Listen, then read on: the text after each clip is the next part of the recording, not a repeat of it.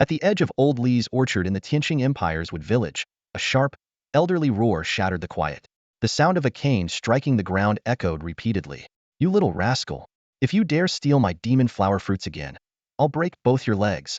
A young figure darted through the orchard. It was none other than a boy named Zhang Xing. Though the demon flower fruit was a low-grade fruit consumed by ordinary folk, worth only a few copper coins on the market, to Zhang Xing, it was a precious source of sustenance. "Oldly, it's just a few worthless fruits. One day when I'm rich, I'll build you a bigger orchard and plant the finest fruits," Zhang Xing shouted back as he ran. Oldly watched the lively figure scamper away and couldn't help but feel a tinge of pity in his heart. This mysterious child, as it turned out, was a transmigrator. In his previous life, he had been a manager at a well-known anime network on Earth.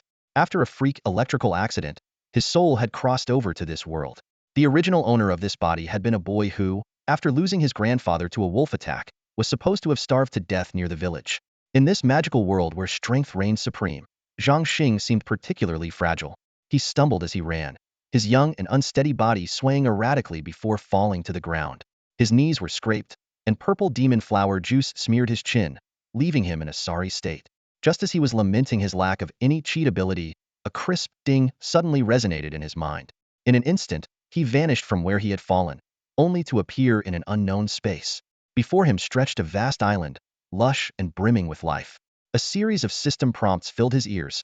"Congratulations on successfully summoning Dragon Island. Congratulations on obtaining the dragon cultivation system." Faced with this unexpected turn of events, Zhang Xing looked utterly bewildered. Raising dragons? For what? The system's response sent his emotions on a roller coaster ride. At first, he was disappointed, thinking he was destined to be some kind of dragon merchant. But when he learned that dragons could help him conquer the world, his mood shifted to exhilaration. As the system issued his first beginner task, Zhang Xing was granted an initial fund of 2,000 gold coins. He tried to pick up the coins with his small hands, but could only grab 5 at a time. It wasn't until the system reminded him to use his mind to transfer them that he finally understood. Soon, he constructed a dragon nest worth 200 gold coins, earning 10 experience points and a reward of 100 gold coins. A glance at his status bar showed, gold coins, 1,900, experience, 020. The system's voice echoed once again, announcing the start of the second novice mission. Zhang Xing needed 300 gold coins to build a castle, a prerequisite structure for the dragon nest. As the system's notification rang out, a beam of white light suddenly descended, transforming the base camp into a majestic castle in an instant. "Congratulations on completing the mission," the system cheerfully announced. "You have earned 20 experience points and 200 gold coins." Moments later, the system added, "Congratulations on leveling up. You are now a beginner warrior." An overwhelming surge of power filled 6-year-old Zhang Xing's small body. Clenching his tiny fists, he could feel the strength coursing through him, filling him with confidence. He estimated that he could probably take down a dozen ordinary people with ease now. Leveling up as a novice is so fast, Zhang Xing thought to himself with satisfaction. Before he could dwell on it further, the system's voice chimed in again. "Novice Mission 3. Construct a level 1 dragon nest. This requires 400 gold coins and is essential for hatching dragon eggs." As soon as the words were spoken, a swamp appeared to the west of the castle, with a rocky cave emerging in its center. This was the dragon nest. "Congratulations on completing the mission," the system continued. "You have earned 30 experience points, 300 gold coins, and now have a remaining balance of 1,700 gold coins. Congratulations on leveling up to intermediate warrior." Zhang Xing exclaimed in excitement. "Wow, the leveling speed is insane. It's like riding a rocket." Feeling the growing strength within him, he thought to himself, "At this rate, I could probably take down a tiger with a single punch." The system wasted no time and immediately announced the next task. Novice Mission 4. Randomly select a dragon egg to hatch. No gold coins required.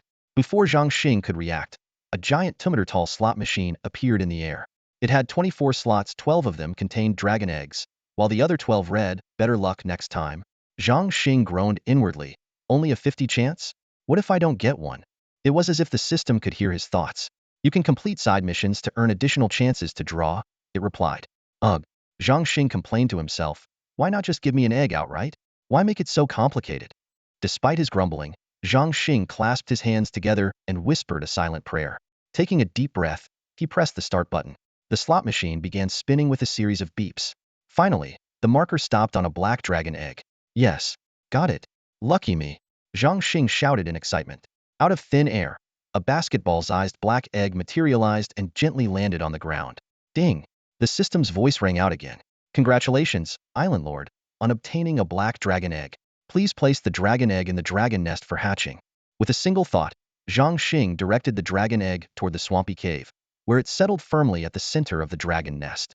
Hey, system. Zhang Xing couldn't help but ask, how long is this going to take to hatch?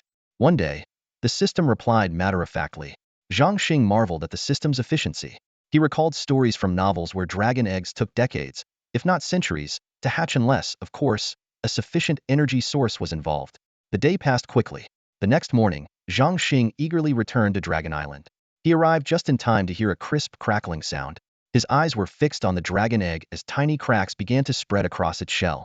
Then, with a sharp crack, the shell shattered, revealing a small, curled-up black figure inside. The dark silhouette quivered a few times, shaking off the sticky residue on its body, and slowly stretched itself out. Ding! The system's voice chimed in. Congratulations on completing the mission. You have earned 40 warrior experience points and 400 gold coins. Huh, why didn't I level up? Zhang Xing wondered aloud. He opened his stats panel and saw that advancing to advanced warrior required 100 experience points. Oh well, no rush. It's still early, he reassured himself. The system continued. Magic talent unlocked. Current rank, Magic Apprentice. Experience, 020. Magic mission unlocked. Feed the young dragon with magic flower fruit. Each fruit provides 1 experience point. The young dragon's experience, 010. Magic flower fruit seeds can be purchased in the system shop. What? Magic flower fruit? Zhang Xing exclaimed, suddenly recalling. Oldly has over 30 of those. Rich people don't care for them, but poor folks treat them like treasures. I'll check later, maybe I can borrow one to try. Excitedly, he thought. Now I've got magic. I'm both a warrior and a magia dual-class powerhouse. This is amazing.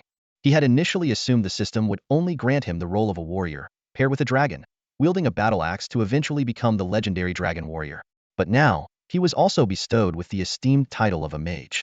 Does that make me a dragon warrior mage? Zhang Xing pondered, amused by the grand-sounding title. He quickly reviewed his current tasks. Upgrading buildings, gaining experience for both his warrior and magic skills, and leveling up the young dragon. It all seemed manageable. Yip! A soft, adorable sound snapped Zhang Xing out of his thoughts. He looked up to see a half-meter-tall, pitch-black child standing before him. Zhang Xing froze, his mind racing in confusion. Wait, where's the dragon?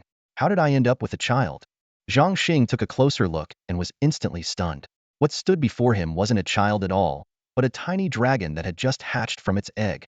The little creature was pitch black, its body covered with a thin layer of shiny, dark scales. Its appearance was so grotesque that it left Zhang Xing speechless. The small dragon frowned, looking utterly miserable. Its eyes filled with an indescribable resentment as it stared directly at Zhang Xing. One big, one small, one yellow, one black. 2 children stood there, eyeing each other curiously. Zhang Xing couldn't help but break the silence. What on earth happened to you to make you look like this? To his shock, the little black dragon retorted with a line that nearly made Zhang Xing choke. And you think you look so great yourself? After delivering this sharp comeback, the little dragon tilted its head arrogantly, nostrils flaring, giving Zhang Xing a disdainful glance before casually picking up a piece of eggshell and crunching on it like a snack.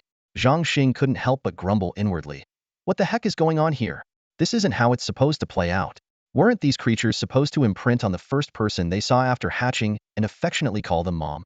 Not only did this little black dragon transform into a humanoid form right after hatching, but it could speak fluently and had the nerve to talk back. Hey, little black dragon, I'm the one who hatched you. This attitude of yours is way out of line. Zhang Xing protested. The little black dragon snorted coldly. You don't look anything like me. Don't think I don't know you're a human and insignificant human. Zhang Xing was secretly amazed. This little creature really was something else. It had clearly inherited the dragon's powerful genetic memory right after birth. No wonder it wasn't easy to fool. Before long, the little black dragon finished munching on its eggshell, stretched lazily, and without another glance at Zhang Xing, crawled into the cave and promptly fell asleep. Well, see who gets the last laugh. Zhang Xing muttered indignantly as he left Dragon Island. That night, a small shadow quietly slipped into Old Lease Orchard. The magic blossom fruit trees, now in their full harvest season after 3 years of growth, were laden with ripe fruit. Zhang Xing leapt effortlessly onto a timber-high tree and, with a few swift movements, picked 20 fruits before sneaking back to Dragon Island. As soon as he returned, Zhang Xing spotted the sulky little black dragon. The creature, having slept all day, was now pacing outside its nest with its tail drooping, clearly hungry and searching for food. When it noticed Zhang Xing approaching, the little dragon immediately raised its head, putting on an air of arrogance. It turned its face away, making it clear it had no interest in acknowledging Zhang Xing. Zhang Xing chuckled to himself. Acting tough? Huh? Let's see how long that lasts. He casually sat down on a smooth rock, pulled out a magic blossom fruit from his pocket, and began eating it with loud, exaggerated bites. Crunch! The sound of eating froze the little black dragon in its tracks, as if it had been hit by a spell. It sniffed the air intently, then whipped its head around. The sight before it made the dragon drop its facade. Its head drooped, and a loud growl from its stomach echoed in the air. Hearing this, Zhang Xing deliberately took an even louder bite of the fruit, savoring it dramatically. Wow, this is delicious. The flavor is incredible, Zhang Xing exclaimed in mock delight, sneaking a glance at the little dragon, who was now hesitantly inching closer, its pride visibly crumbling. Zhang Xing smirked inwardly. Huh. Food is the ultimate weapon against kids. Even a proud dragon child has to bow to its instincts and to me. What are you eating? The little black dragon asked in a soft, childlike voice, its big eyes wide with curiosity as it swallowed hard. Its tone was now completely different from before, and the speed at which its attitude flipped was almost comical. Zhang Xing crossed one leg over the other and replied smugly, Magic blossom fruit. Can I have one? The little dragon asked timidly, licking its lips. Nope. Zhang Xing snapped, deliberately turning his back to the dragon. 2 seconds later, a pitiful voice came from behind him. Brother, I'm hungry. Zhang Xing felt a tug on his sleeve, which was being gently but persistently shaken. Heh, calling me big brother now, are you? Softening up already? Zhang Xing flashed a smug smile, but quickly put on a stern face. However, since I worked so hard to hatch you, you should call me Dad. The little black dragon stubbornly shook his head, his tiny hand still clutching tightly onto Zhang Xing's clothes. You're human. I can't call you Dad. I want to eat a demon flower fruit, he said, his voice tinged with defiance. Zhang Xing raised an eyebrow as an idea suddenly popped into his head. Fine, don't call me that. But how about you turn into a dragon so I can take a look? His tone carried a hint of anticipation. After all, he'd never seen a real dragon before. Hearing this, the little black dragon immediately began wriggling on the spot. He squatted down, clenched his fists tightly, and puffed out his cheeks, giving it his all. Zhang Xing couldn't help but chuckle at the comical sight, thinking to himself how much this posture resembled someone squatting in a restroom. Suddenly, with a soft poof, a small black dragon about half a meter long appeared midair. It had a large head with 2 tiny budding horns, deep-set eye sockets, for big claws, and a body covered in smooth, thin scales. Not bad. Zhang Xing nodded to himself, thinking this little form matched the image of a dragon he'd always imagined. He couldn't help but envision the future riding on the back of a full-grown dragon, soaring through the skies in style. In the blink of an eye, the little black dragon returned to his childlike form. I want to eat a demon flower fruit, he demanded persistently. Zhang Xing pulled a demon flower fruit from his pocket and waved it teasingly in front of the little black dragon.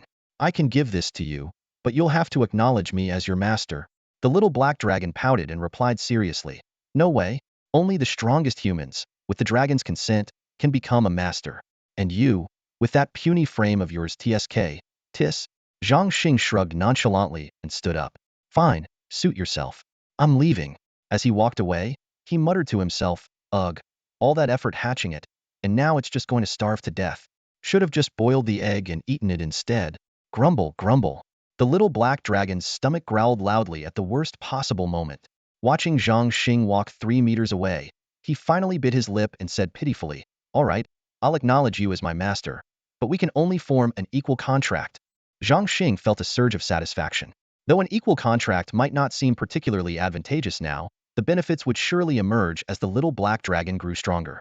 All right, let's sign the contract already, he blurted out, using a phrase from Earth. The little black dragon seemed to understand what Zhang Xing meant and began chanting an obscure, ancient incantation. In an instant, a beam of black light shot skyward, briefly illuminating the skies above Dragon Island. The moment the contract was sealed, Zhang Xing felt a peculiar connection forming between himself and the little black dragon. Deep within his soul, he could faintly sense the dragon's presence. He felt the immense magical power contained within that soul, and, to his surprise, discovered that his ability to absorb magical elements from the air had significantly improved. The little black dragon appeared to be processing the changes within his own soul as well, but after just 2 seconds of contemplation, he shouted loudly, hurry up and give me the demon flower fruit. Zhang Xing shot him a glare. The little black dragon immediately shrank back, retracting his neck and switching to a more ingratiating tone. Master, your little dragon is so hungry. I need the fruit, please. Fifth, Zhang Xing couldn't hold back a laugh as he tossed the demon flower fruit to the little black dragon. Here, take it. From now on, I'll call you Heybao. And when you can fully transform into a human, in front of others, you have to call me Brother Xing, got it? The little black dragon buried its head in the feast, eating with great relish. The sounds of its chewing were indistinct, as if it was both responding and completely absorbed in its meal. As it swallowed the first demon flower fruit, a puff of black mist emerged from its body, and its size grew slightly larger. A timely system notification sounded. Ding! The young dragon requires 9 more fruits to advance to the first tier. Current experience, 110. Ding! Congratulations on completing the feeding task. Reward, 20 magic points and 200 gold coins. Congratulations, you've leveled up. Current level, beginner mage. Next level magic experience, 040. Warrior experience, 40100. Acquired skills, beginner mage meditation, beginner black dragon fire breathing, and bite. Zhang Xing was overjoyed upon hearing this and couldn't wait to try out the meditation technique. However, as soon as he closed his eyes, he was shocked to find that he could sense the magical elements around him without any deliberate effort. The entire world seemed to take on a new brilliance in his eyes, and his mental energy surged like never before. No way, I already mastered meditation just like that? Zhang Xing exclaimed in disbelief. He then decided to test the fire-breathing skill. A scorching flame burst from his mouth, displaying impressive power, though it consumed a considerable amount of his magic energy. Zhang Xing couldn't help but think to himself, if the esteemed Grand Mages found out that a 6-year-old child had become a beginner mage capable of breathing fire, they'd probably be shocked speechless. At that moment, the little black dragon, having finished its first demon flower fruit, was gazing at Zhang Xing with hopeful eyes. It communicated telepathically, Master, that wasn't enough. Can I have more, please? Zhang Xing snapped out of his thoughts and quickly handed over the remaining 19 demon flower fruits to the black dragon. Wow, so many. Thank you, Master. The little dragon wagged its body excitedly and affectionately nuzzled Zhang Xing with its head. It then began devouring the fruits ravenously. In no time, all 19 fruits were gone. Suddenly, the little black dragon's body expanded rapidly, growing to over a meter tall now, taller than Zhang Xing himself. The system chimed again. Ding!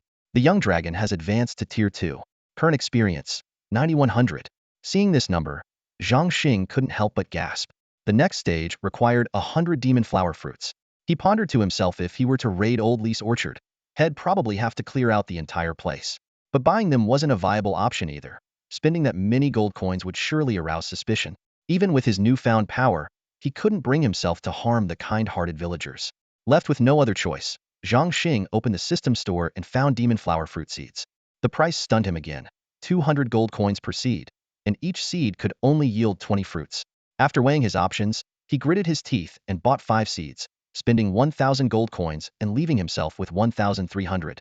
Zhang Xing planted the 5 seeds in the specially designated farmland on Dragon Island, thinking that in a month, they would bear fruit. He noticed that the store only displayed a few items on the first page, with the next page still locked. He wondered what treasures might lie within. For now, though, his remaining gold was far from sufficient, needed to find a way to earn more quickly. As Zhang Xing contemplated his next steps, the system offered no new tasks, signaling that the beginner missions had likely concluded. He exited the system space and returned to the real world beneath the fruit tree. Suddenly, a red glow in the distance caught his attention. Is something on fire in the village?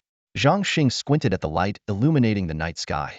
The faint sounds of chaos reached his ears, mingled with deep, guttural howls. Oh no, it's a wolf pack. Zhang Xing broke into a cold sweat. He couldn't understand why a wolf pack would attack the village in the dead of night. Typically, even ordinary wild animals avoided human settlements, let alone low-level magical beasts. Without hesitation, Zhang Xing activated his intermediate warrior skills and sprinted toward the village. Only one thought filled his mind. He had to drive away the wolves and protect the villagers. At the same time, he vowed to avenge the grandfather of the original owner of this body. Quick, light the wood pile. The village chief's urgent voice pierced through the night as he rushed over with a group of a dozen young, robust men. In an instant, 2 towering stacks of firewood, over a meter high, were set ablaze, and the flames illuminated the surroundings in a fiery glow. A few wild wolves hesitated and retreated slightly, fear flickering in their movements. Yet their eyes remained fierce, and they let out low, menacing growls. The village chief frowned and muttered to himself, "Why are there so many wolves here?" It wasn't uncommon for a lone wolf or 2 to sneak into the village to steal livestock, but for 5 or 6 wolves to appear at once was highly unusual.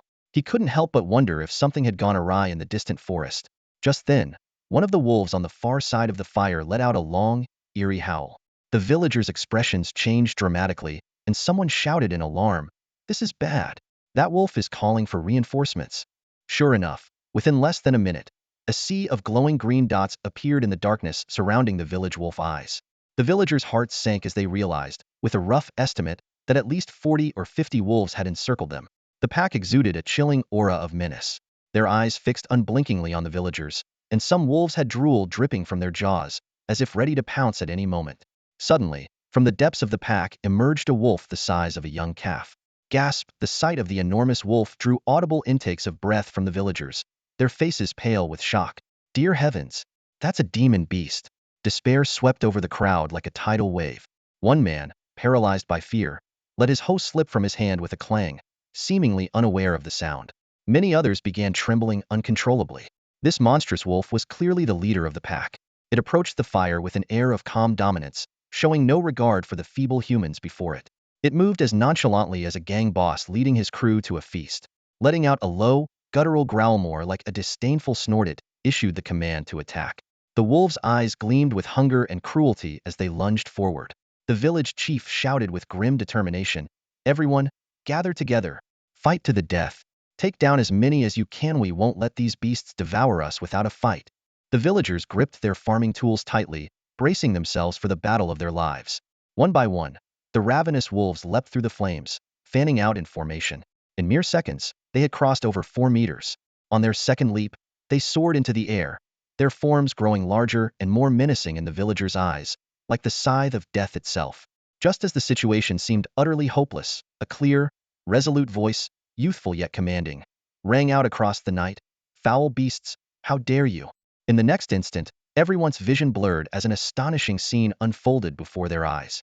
With a loud thud, a gray wolf midleap let out a pained howl as it was struck down. It flew backward faster than it had come and crashed onto the ground on the far side of the fire.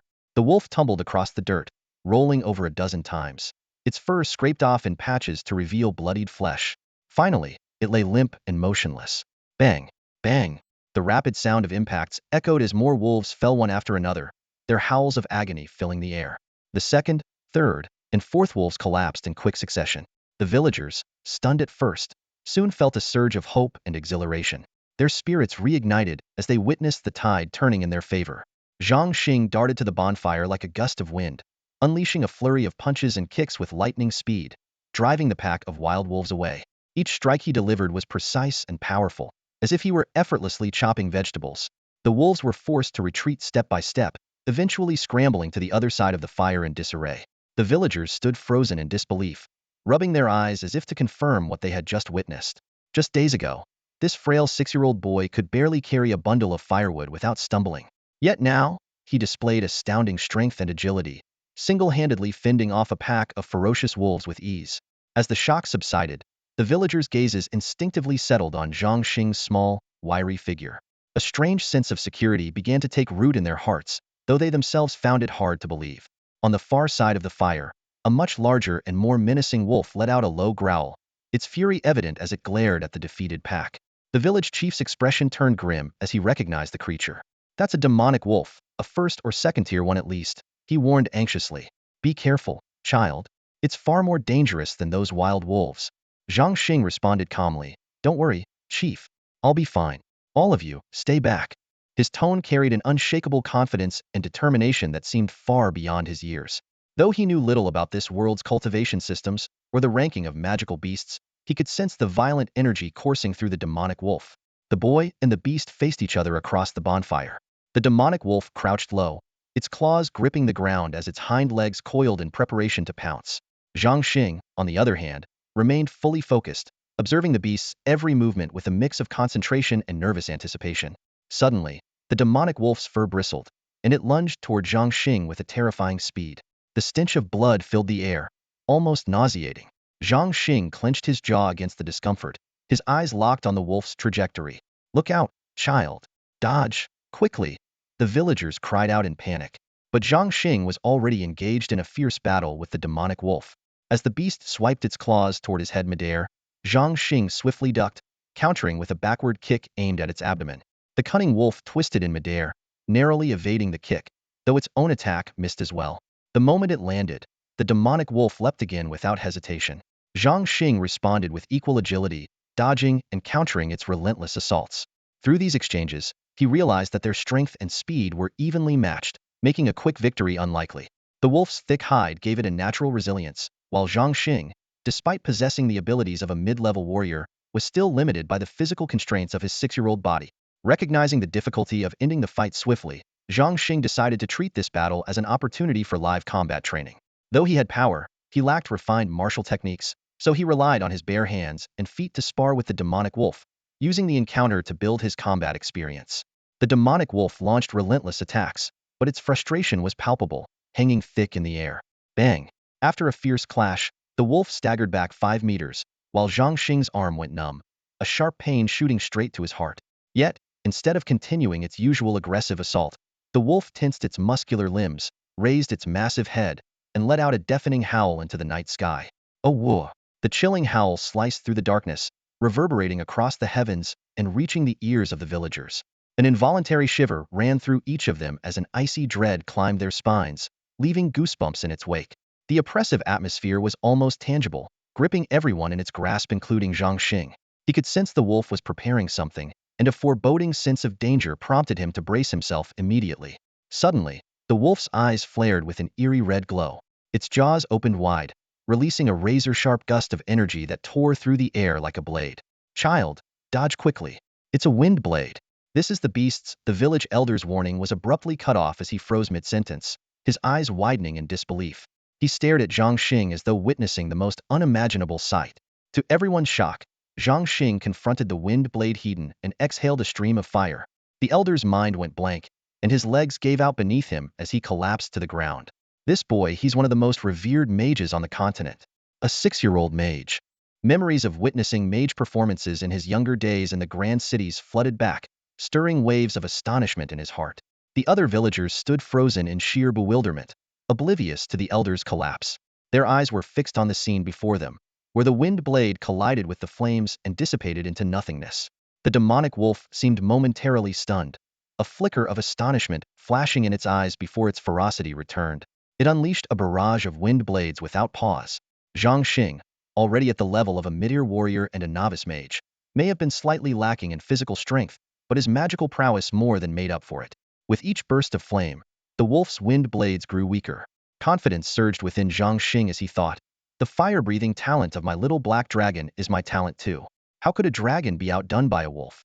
Without deliberate effort, the fire elemental magic in the air surged toward Zhang Xing as he executed his fire-breathing technique. The wolf's momentum waned, its magical reserves depleted, and the signs of defeat became evident. A glint of retreat crossed its eyes. As the wolf turned to flee, Zhang Xing shot forward like an arrow loosed from a bow, his fist aimed straight at the beast. Simultaneously, a flame darted ahead of him, igniting the wolf's massive body in a roaring blaze. A war! The wolf howled in agony, rolling on the ground to extinguish the flames. But Zhang Xing's fist reached it first. Bang! Bang! The wolf's pained howls echoed through the night, its former menace reduced to pitiful desperation. It scrambled to its feet, fleeing like a beaten stray. The magical fire engulfing it burned fiercer, filling the air with the acrid stench of singed fur and a faint, unsettling hint of roasted meat. The villagers' spirits soared, their despair and fear vanishing in an instant. Zhang Xing gave chase, pursuing the wolf relentlessly for several miles into the desolate hills beyond the village. Black treasure, time to stretch your wings.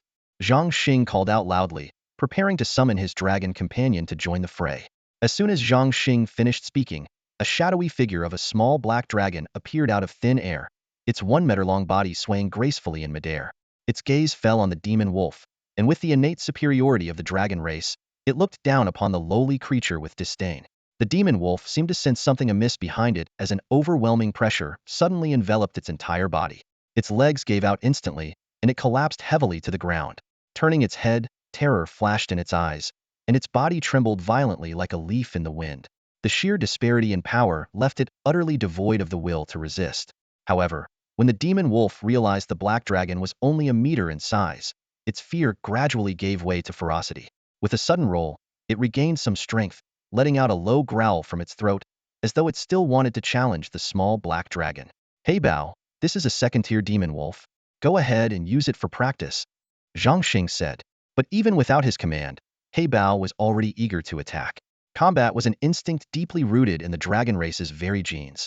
Even though they were both second-tier creatures, this injured demon wolf was no match for Heybao. In a flash, the black dragon darted toward the demon wolf with lightning speed. Under the oppressive force of the dragon's aura, the demon wolf's responses lagged behind its brain's commands. With a sharp swish, a chunk of its flesh was torn away by Heybao's razor-sharp claws. The following moments were filled with the wolf's agonized howls as blood sprayed and its flesh was ripped apart. Within moments, the demon wolf lay limp on the ground, its eyes filled with despair. Finally, the black dragon ended its misery with a decisive bite to the throat, killing it instantly.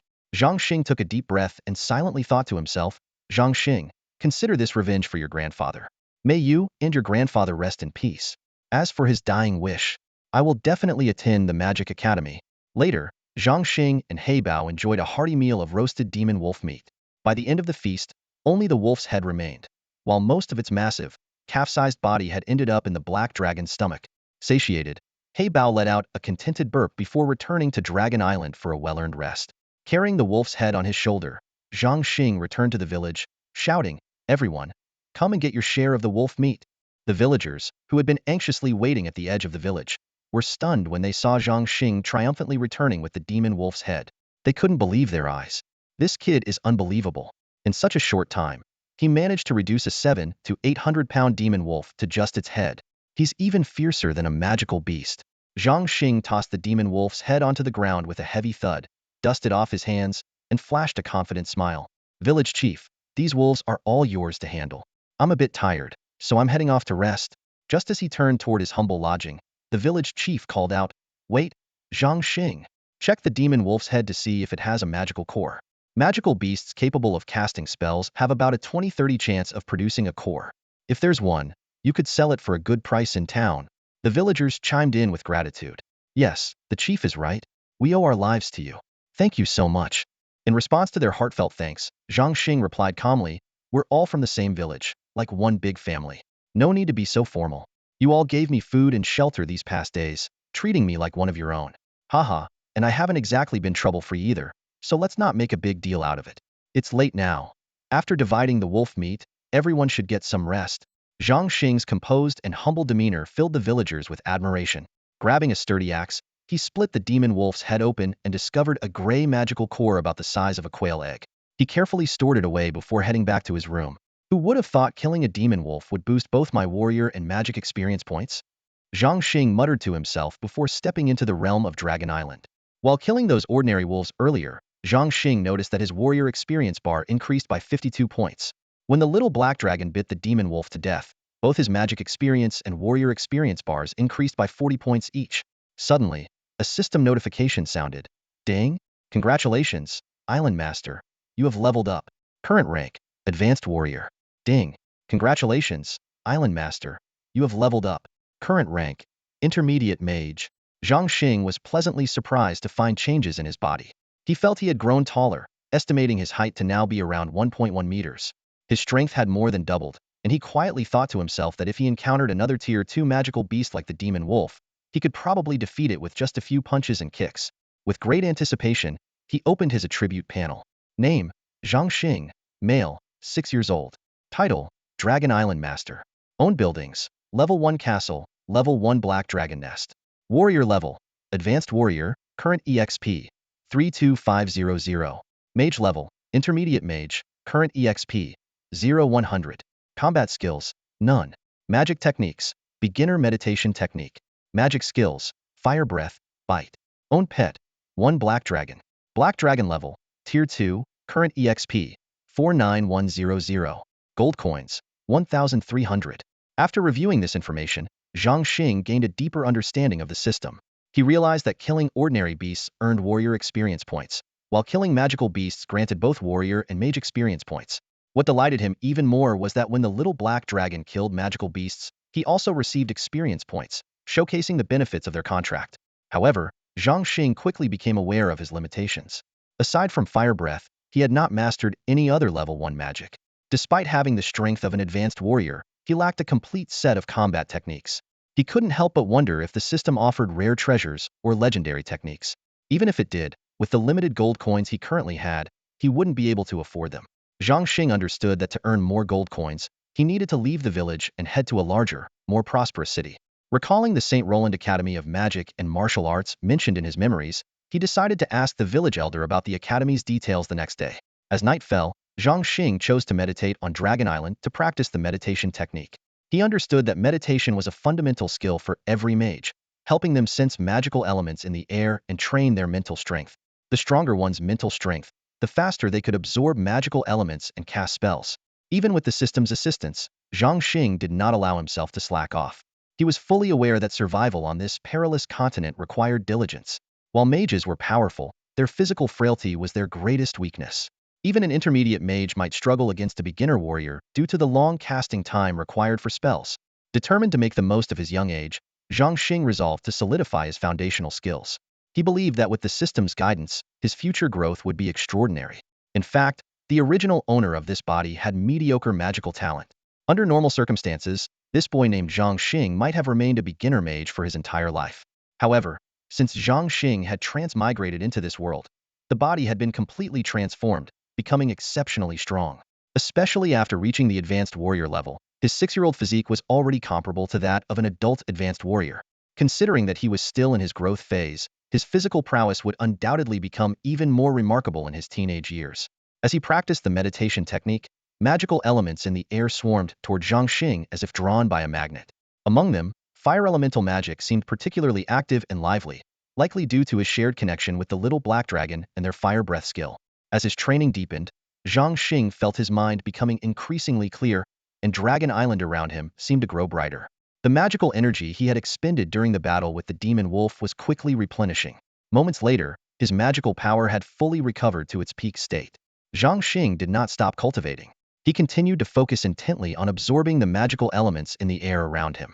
As the magic within him accumulated, the process became increasingly challenging, like trying to force more air into an already overinflated balloon. However, Zhang Xing was not a simple vessel. He was carefully exploring the limits of his magical capacity. Surprisingly, just when he thought he had reached his limit, he discovered he could still absorb more. This realization left Zhang Xing puzzled, but he decided to set aside his doubts for now and concentrate on his training. Time ticked by, and Zhang Xing's body began to show signs of strain. His eyes bulged, his skin swelled as if it might split open at any moment, and faint traces of blood seeped through. Despite the excruciating pain, he gritted his teeth and pressed on. Just as he resolved to endure a little longer, a muffled sound echoed, and Zhang Xing collapsed to the ground, unconscious from the agony. That night, Zhang Xing drifted in and out of consciousness.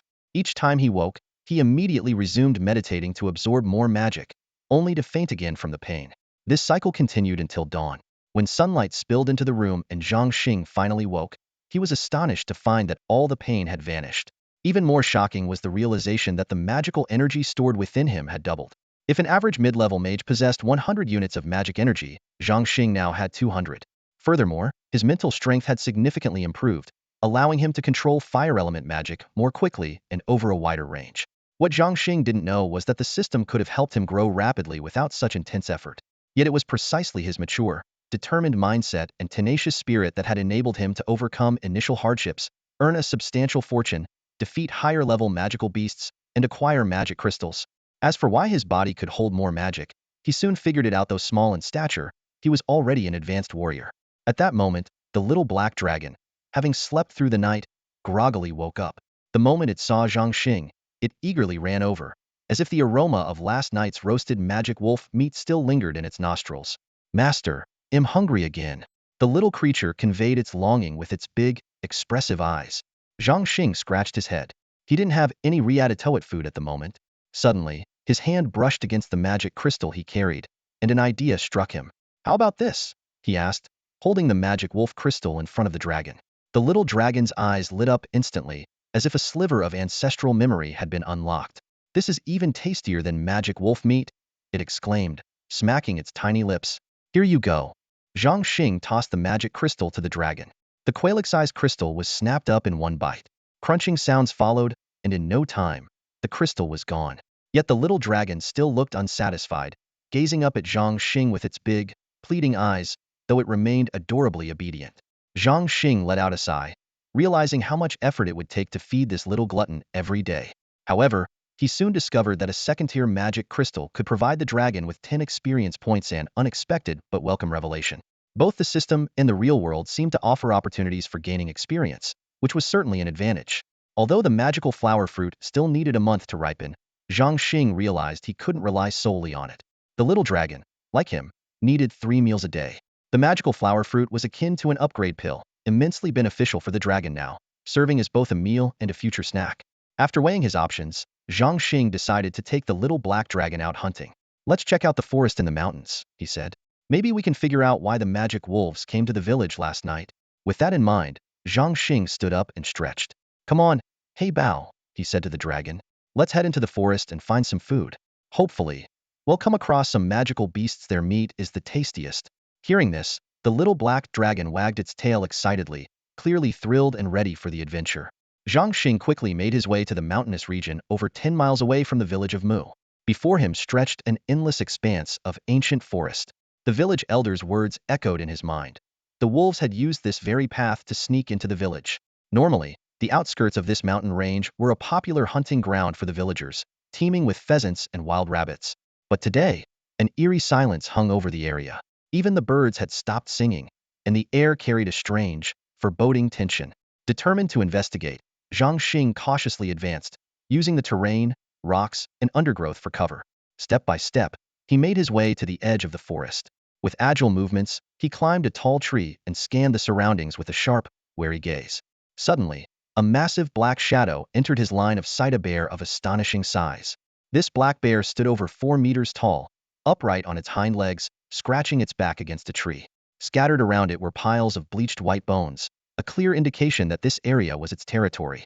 Zhang Xing's heart tightened as he realized this might very well be a Tier 3 magical beast. No wonder the wolves had chosen to abandon the forest and risk entering a human village to find food. Faced with this colossal beast with its thick hide and immense power, Zhang Xing knew his current physical strength was no match. However, he had the advantage of agility, not to mention the aid of magic and heybao. As he considered his next move, the black bear suddenly froze, its nose twitching as it sniffed the air. Its gaze gradually shifted upward. Whoosh! Even from 100 meters away, Zhang Xing could feel the icy chill of those piercing eyes locking onto him. His heart skipped a beat, marveling at the bear's extraordinary sense of smell. "Hey Bao, time for dinner," he called out in his mind.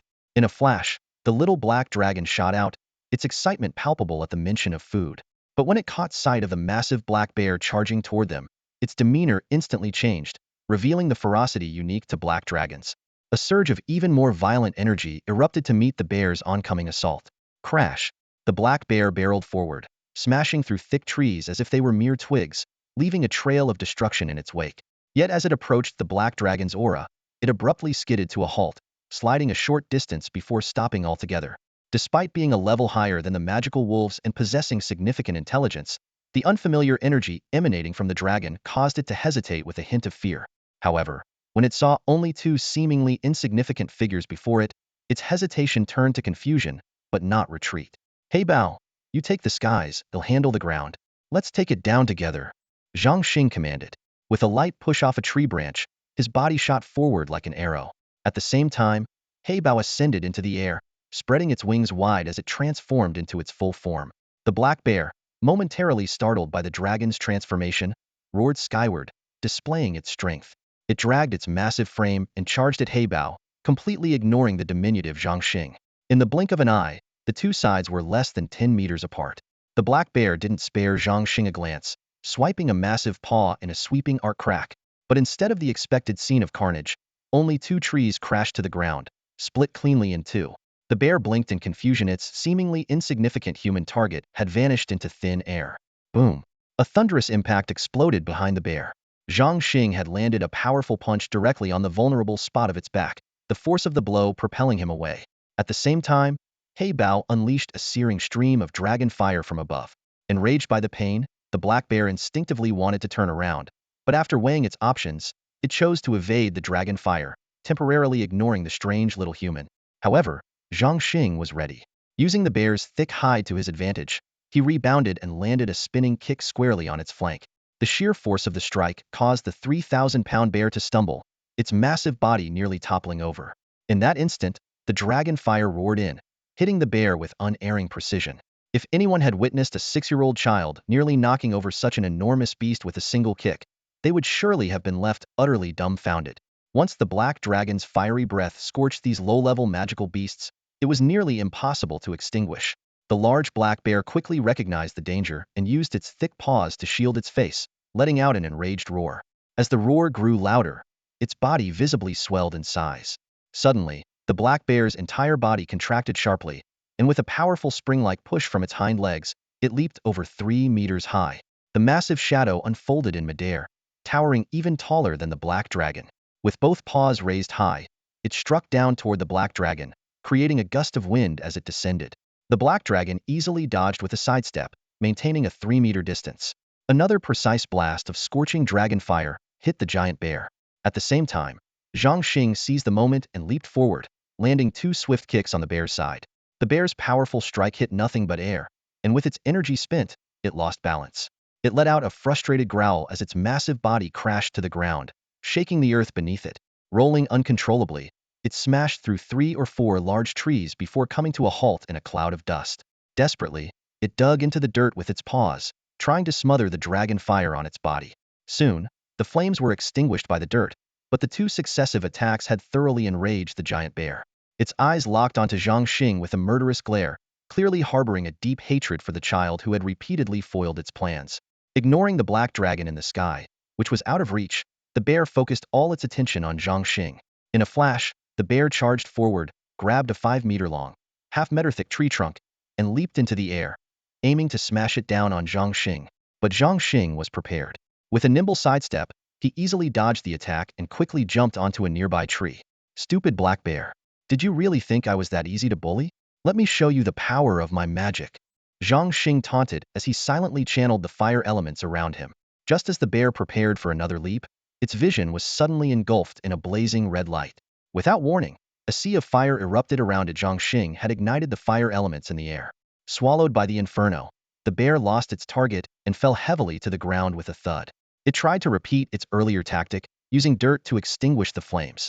However, the black dragon unleashed another blast of fire at just the right moment, adding fuel to the blaze. Heybao, let's roast this magic bear alive. Control the fire careful, I don't burn it to a crisp. Zhang Xing called out as he skillfully controlled the fire elements with his mental power to intensify the flames. Yeah, I can already smell the aroma, it looks delicious. The black dragon in the sky chimed in, adding another fiery breath for good measure. The giant bear thrashed wildly on the ground, roaring in pain as it rolled around, trying to evade the flames while frantically piling dirt onto its burning body. After a fierce struggle, the bear finally realized that these 2 small opponents were far more formidable than it initially thought. A sense of retreat began to take hold. In an instant, the bear sprang to its feet and, without looking back, bolted toward the forest's edge, its body still ablaze. It was clearly aiming to escape to a large river in the nearby mountains. However, its plan was quickly thwarted. The black dragon, ever alert, anticipated the bear's intentions and swiftly flew ahead, cutting off its path with another burst of dragon fire. Zhang Xing followed closely behind, continuously fueling the flames with his magic. The bear, now in excruciating pain, ran even faster than usual. It occasionally glanced back at Zhang Xing, baring its teeth in fury, its eyes filled with a desperate desire to devour the infuriating child. But when it came to the black dragon in the sky, it was completely subdued. Somewhere deep in its instincts, the bear understood the hierarchy of magical creatures and knew that this black dragon was a foe it could not afford to provoke. After this failed attempt to challenge the black dragon's dominance, not only had the bear gained nothing, but it was also left scorched and battered. Finally, fear overtook it. The bear realized that this battle was one it was destined to lose from the very start. The road ahead seemed endless. What usually took just a few steps now felt like an eternity.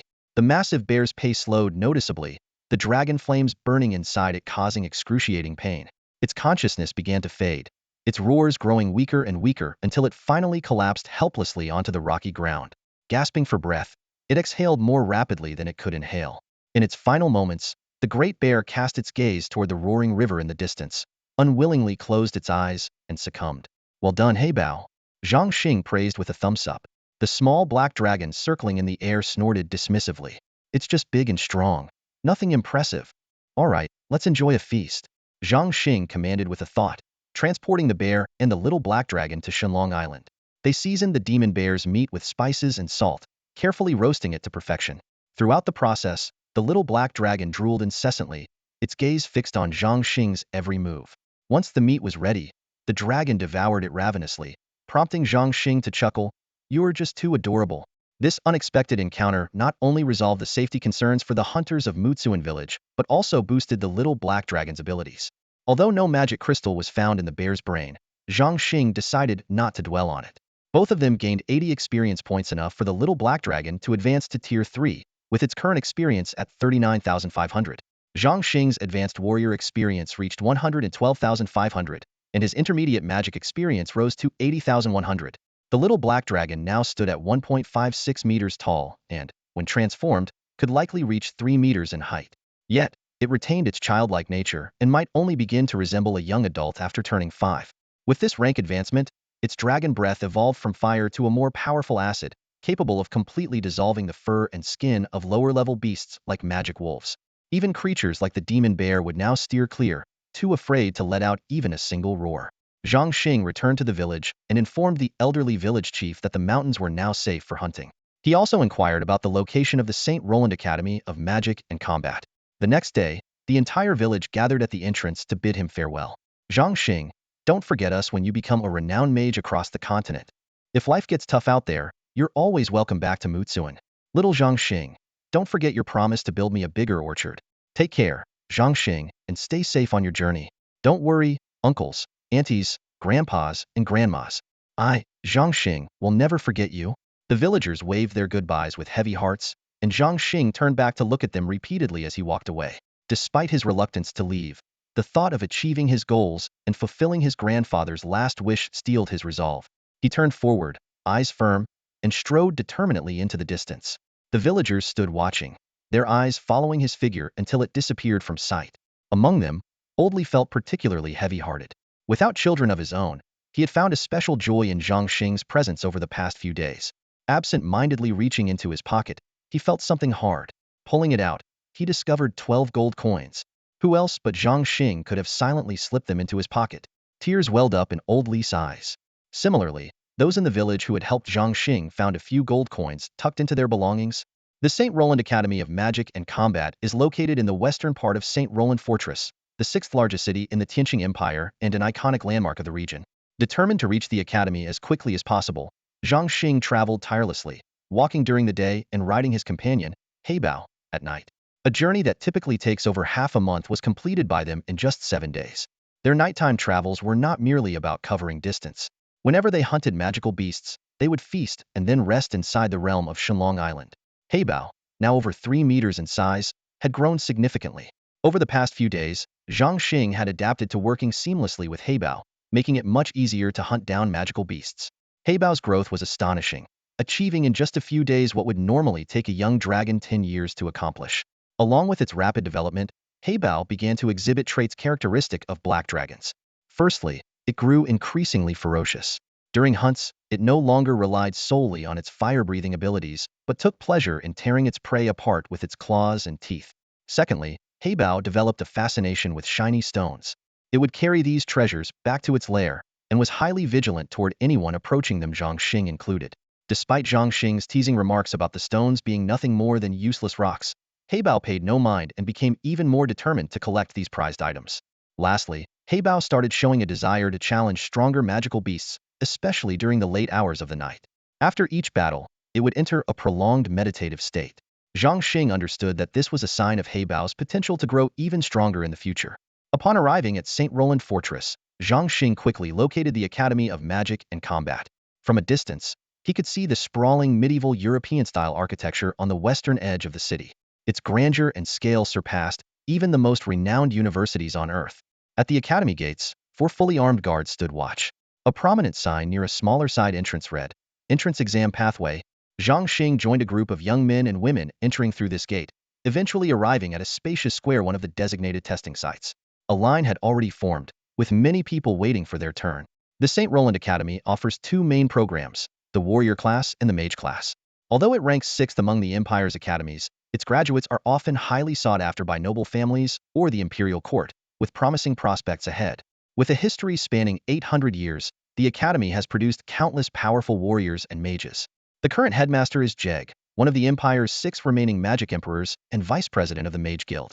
The vice headmaster and head of the Warrior Academy is Slit, one of the 6 warrior emperors and vice president of the Warrior Guild. The testing process was swift. At the front of the square, 5 glowing, multifaceted crystal spheres were mounted on stands. 5 candidates could be tested at a time by simply placing their hands on the spheres. A boy of around 15 or 16, dressed in coarse gray clothing, stepped up for his test. After placing his hand on the crystal sphere, a red aura appeared, indicating he possessed a fire element magic affinity. The boy, overjoyed, pumped his fist in celebration and walked toward the area for successful candidates. For those from impoverished backgrounds, becoming a mage was the best path to rising above their circumstances, as mages were held in higher regard than warriors. Low-ranking warriors often ended up as bodyguards, estate enforcers, or hired muscle. Some joined the military, where survival might eventually lead to a minor leadership position. Zhang Xing noted that most of the people ahead of him were failing the test. Not only did these individuals lose the 8 gold coins required for the test, but they also faced the heavy emotional toll of uncertainty about their future paths in life. A middle-aged man in a gray robe stood before the testing platform, the 3 silver streaks on his cuffs gleaming brightly, a mark of his status as a senior mage. His gaze fell upon Zhang Xing, standing before him, and a flicker of astonishment crossed his eyes. This 6 or 7-year-old boy gave off a unique impression, not just because of his bright, gem-like black eyes or his healthy, sunny demeanor, but because of an indescribable air about him. Zhang Xing calmly handed over 8 gold coins, placing his small hand steadily on the faceted magic orb. The senior mage noticed a glimmer of determination in the boy's eyes, a composure far beyond what one would expect from someone his age. Suddenly, the magic orb lit up, and the surrounding crowd instantly held their breath, craning their necks to see the results. The middle-aged mage's expression grew intrigued. The orb's glow became increasingly intense, quickly surpassing the brightness of anyone tested before. Without warning, the orb began to tremble violently, radiating a dazzling white light. Zhang Xing felt a powerful force pulling at the magic and spiritual energy within him. He had no choice but to release these energies passively, and as the orb absorbed more and more, its brilliance only increased. This level, it's already on par with a beginner mage.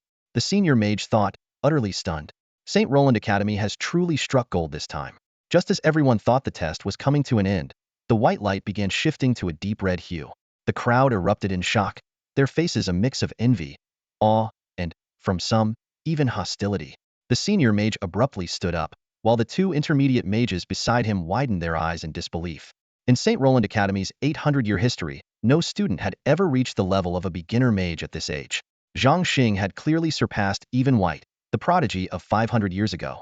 The orb's light continued to transform, shifting from deep red to a lighter shade. This indicated the potential for an intermediate mage. But Zhang Xing wasn't ready to stop. A fierce determination burned within him, as though he was challenging the magic orb itself. He concentrated on absorbing magic elements from the air to replenish his strength while simultaneously striving to prevent the energy within him from dissipating. Intermediate mage potential. The senior mage stammered, overwhelmed with excitement. Boom. The entire crowd erupted in chaos. People stared at the scene in disbelief, as though witnessing the birth of a miracle. Even those who had harbored ill intentions toward Zhang Xing now abandoned their hostility, replacing it with deep reverence. Everyone present realized that, barring any unforeseen events, this boy named Zhang Xing was destined to stand shoulder to shoulder with the 6 great mage emperors, or perhaps even surpass them. Stop! The middle-aged mage's voice thundered through the air, startling Zhang Xing so much that the magical orb in his hand nearly slipped out of his grasp. A flicker of amusement crossed the mage's eyes, but it was overshadowed by a deeper sense of admiration for this persistent young boy. One cannot fault the ignorant, the mage said slowly. This magical orb was crafted by the headmaster himself. Even a group of grand magisters wouldn't be able to make it explode, let alone a mid-level mage like you, young one. He paused for a moment. Zhang Xing, your magical power and mental strength are both exceptional. Stand behind me and wait until the others finish their tests. We'll make arrangements afterward. For a moment, the entire testing ground fell silent.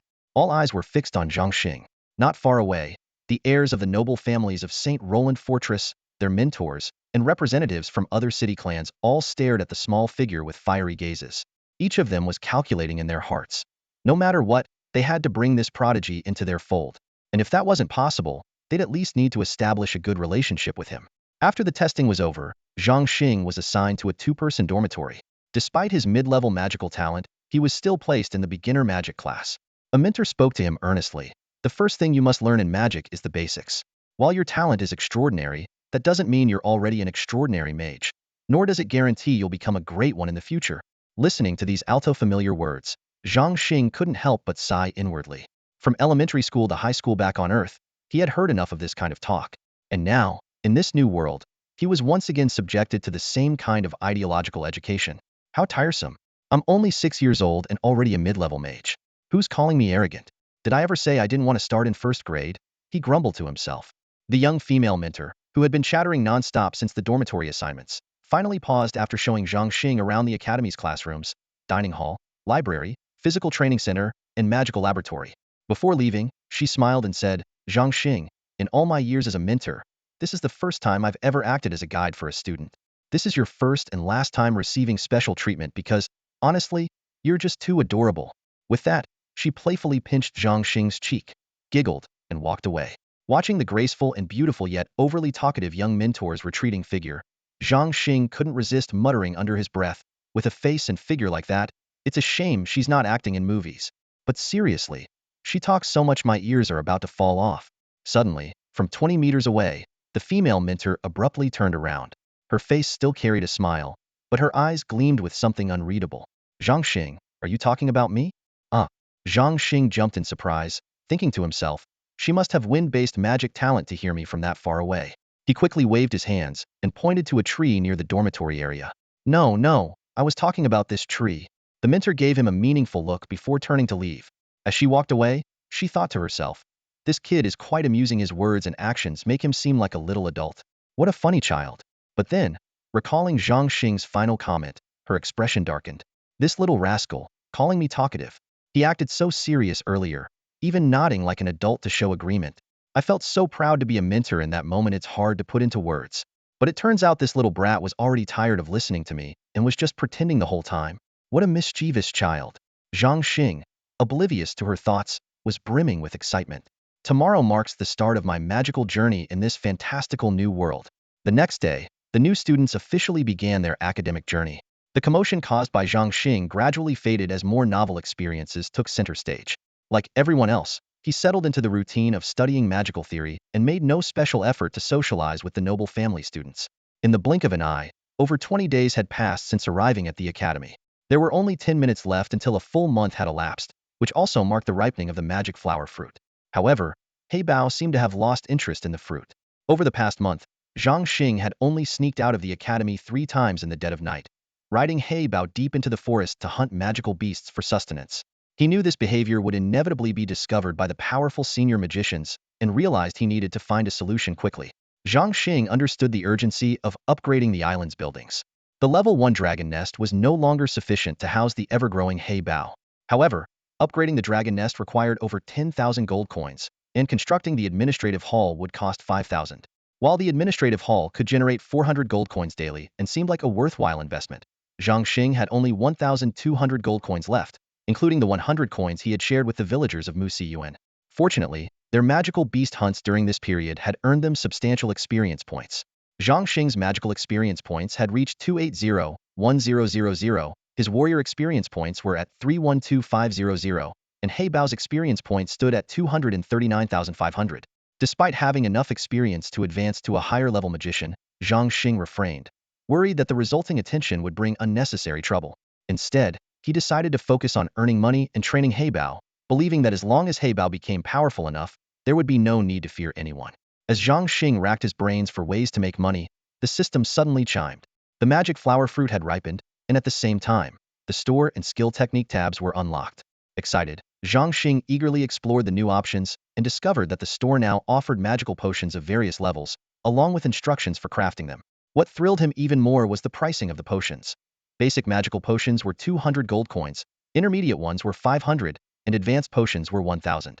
These prices were far cheaper than the market rates, especially for advanced magical potions, which sold for a staggering 12,000 gold coins and had a buyback price of around 8,000. Zhang Xing immediately recognized the enormous business opportunity and couldn't contain his excitement, practically jumping for joy. Heybao curiously leaned in and asked, Master, did you strike it rich? Why are you so happy? Zhang Xing grinned and replied, that's right, Heybao. From now on, we'll never have to worry about money again. Just stick with me, and you'll live the good life. However, After his initial excitement subsided, Zhang Xing began to think rationally. He realized that as a 6-year-old first-year student, openly selling advanced magical potions would undoubtedly attract unwanted attention. Even using a transformation potion wouldn't work, as his height would still give him away. Zhang Xing glanced at heybao, but he quickly dismissed the idea. He understood that no matter how much heybao transformed, sharp-minded individuals would inevitably notice something suspicious. The plan was simply too risky to pursue recklessly. Zhang Xing thought for a moment and quickly came up with a plan. By noon, a peculiar customer appeared at a magic potion shop in the western part of the city. A frail young man dressed in a gray robe, leaning on crutches. This was Zhang Xing in disguise. The shop assistant, seeing the customer's disability, showed less enthusiasm. "How can I help you, sir?" he asked flatly, his tone indifferent and dismissive, not even bothering to step forward to greet him. "I'd like to sell a bottle of high-grade magic spirit potion," Zhang Xing said, deliberately lowering his voice. The assistant's eyes flickered with surprise as he secretly speculated. Could this man be a mage? But there were no insignias on his cuffs, so perhaps he was just an apprentice. A disabled person practicing magic? He suppressed his doubts and stepped forward. After all, profit mattered more than anything else. Taking the potion, the assistant inspected it carefully. He opened the small glass bottle to take a sniff and then dropped a single bead onto a testing reagent. A few seconds later, the results confirmed its authenticity. "Our shop's buying price is 6,000 gold coins," he said, a sly glint in his eyes. Zhang Xing snatched the potion back and turned to leave, his tone icy. "The shop next door is offering 8,500. Wait, the assistant panicked. 8,500? That's impossible. I can give you 6,500 at most. 8,003, or he'll sell it elsewhere. 7,000 at most. 8,002, 7,005, 8,001, 7,008. Zhang Xing pretended to walk away, prompting the assistant to grit his teeth. "Fine, 8,000. Deal." Zhang Xing smirked faintly. As Zhang Xing left, the assistant scoffed under his breath. Almost a mage and still so stingy, what a miser. Finding a secluded spot, Zhang Xing quickly ducked into the shadows. 7,000 gold coins in the bag. He then purchased 8 more bottles of high-grade spirit potions and headed to the largest potion shop in the area. These shops, mostly owned by prominent families of St. Roland Castle, were both competitors and allies. Zhang Xing's departure from the previous shop had already drawn attention from nearby businesses. When he reappeared, suspicion brewed among the onlookers. Could this cripple have more potions to sell? After selling 7 more potions, Zhang Xing was satisfied, feeling as though he was sitting atop a mountain of gold. As he walked, he noticed something unusual behind him. A cold smile tugged at his lips. So, they were planning to rob him? Did they seriously think he was just a helpless cripple, and that the 60,000 gold coins he carried made him an easy target? Indeed, to them, a mysterious, disabled magic apprentice with a large stock of high-grade potions was nothing more than a lamb waiting to be slaughtered. Zhang Xing walked leisurely on his crutches toward the city outskirts, a faint spiritual force trailing closely behind him. Reaching a forest outside the city, he stopped and turned to face 6 individuals who had been following him. Among them were 1 advanced warrior, 2 intermediate warriors, 1 advanced mage, and 2 intermediate mages. This lineup, assembled to deal with a crippled man, seemed excessive even to them. However, the shop owner had been cautious, aiming not only to reclaim the gold coins spent on the 7 potions, but also to gain additional spoils. "Hey kid, why did you stop? Feeling tired? Need a break?" A few men chuckled maliciously, their eyes gleaming with ill intent. Zhang Xing joined in with a sly laugh, thinking to himself, "These 6 gentlemen must have quite a stash of gold coins on them. Rushing over here to hand them to me, huh?" The group froze, exchanging bewildered glances. Was this cripple out of his mind? As they burst into raucous laughter, a sudden wave of heat filled the air. Whoosh, whoosh, whoosh. 3 fiery magic balls streaked through the sky like meteors, hurtling toward the 6 men. The fireballs moved so swiftly that the group barely managed to dodge them, stumbling awkwardly. Their laughter vanished, replaced by expressions of shock and alarm. "Damn it! You little punk dared to make the first move. Grab your weapons," and the warrior's command was cut short as another trio of fireballs whizzed through the air. Instant cast magic. He's no mere magic apprentice, he's at least an advanced mage. One of the mid-level mages exclaimed, cold sweat forming on his forehead. So what if he's an advanced mage? At this close range, with 3 warriors here, speed won't save him. Surround him, the senior warrior sneered, a trace of disdain flashing in his eyes. The 3 warriors quickly drew their weapons, their greatswords and battle axes glinting menacingly under the sunlight. They moved swiftly, forming a triangular encirclement around Zhang Xing. Meanwhile, the 3 mages positioned themselves 3 meters behind the warriors, their magic wands at the ready. "Attack!" In the blink of an eye, the group had completed their assault formation. At the command, the three warriors charged at Zhang Xing like ferocious tigers unleashed from their cage. The advanced mage smirked disdainfully. What a foolish cripple. Facing warriors Hedon and not retreating? Standing there like a complete idiot. Haha, he's a cripple, retreating isn't exactly convenient for him. The mid-level mage sneered mockingly. Then, with a smirk, he added, looks like there's nothing left for us to do. Let's just enjoy the show. At the same time, the senior warrior leaped into the air, his massive battle axe slicing through the air as it aimed for Zhang Xing's head. The other two warriors swung their greatswords in horizontal arcs, aiming for his chest like streaks of silver lightning. TSK. Can't bear to watch. This kid's about to be chopped into. The mid-level mage shook his head, a cruel grin forming on his lips. But in the next instant, his expression froze, his eyes widening in disbelief as he witnessed the scene before him. Zhang Xing suddenly propelled himself upward with his crutches, shooting into the air like an arrow leaving the bowstring. In a flash, he collided with the airborne senior warrior at an astonishing speed. A flicker of surprise crossed the warrior's eyes, quickly replaced by a contemptuous sneer. You, a frail mage, dare to clash with me, Hedon? You're courting death. The warrior's powerful axe swing clearly missed its target, and he used the momentum to launch himself fiercely toward Zhang Xing. Just as they were about to collide, the senior warrior tensed his bulging muscles. Let's see how you handle this. I'll crush every bone in your body and make you a complete cripple. But just as this thought crossed his mind, he saw a small fist emerge from Zhang Xing's gray robe. It was tiny, childlike, no larger than the palm of his hand. Before he could process what he was seeing, his body collided with that little fist. Boom! A dull thud echoed. The senior warrior felt as though he'd slammed into a mountain. A searing pain coursed through his body, and his strength drained away as he hurtled uncontrollably toward the ground. With a thunderous crash, the impact created a massive crater in the earth. His internal organs felt as though they'd been pulverized by a meat grinder. Ugh! He coughed up a mouthful of blood, his face pale with disbelief.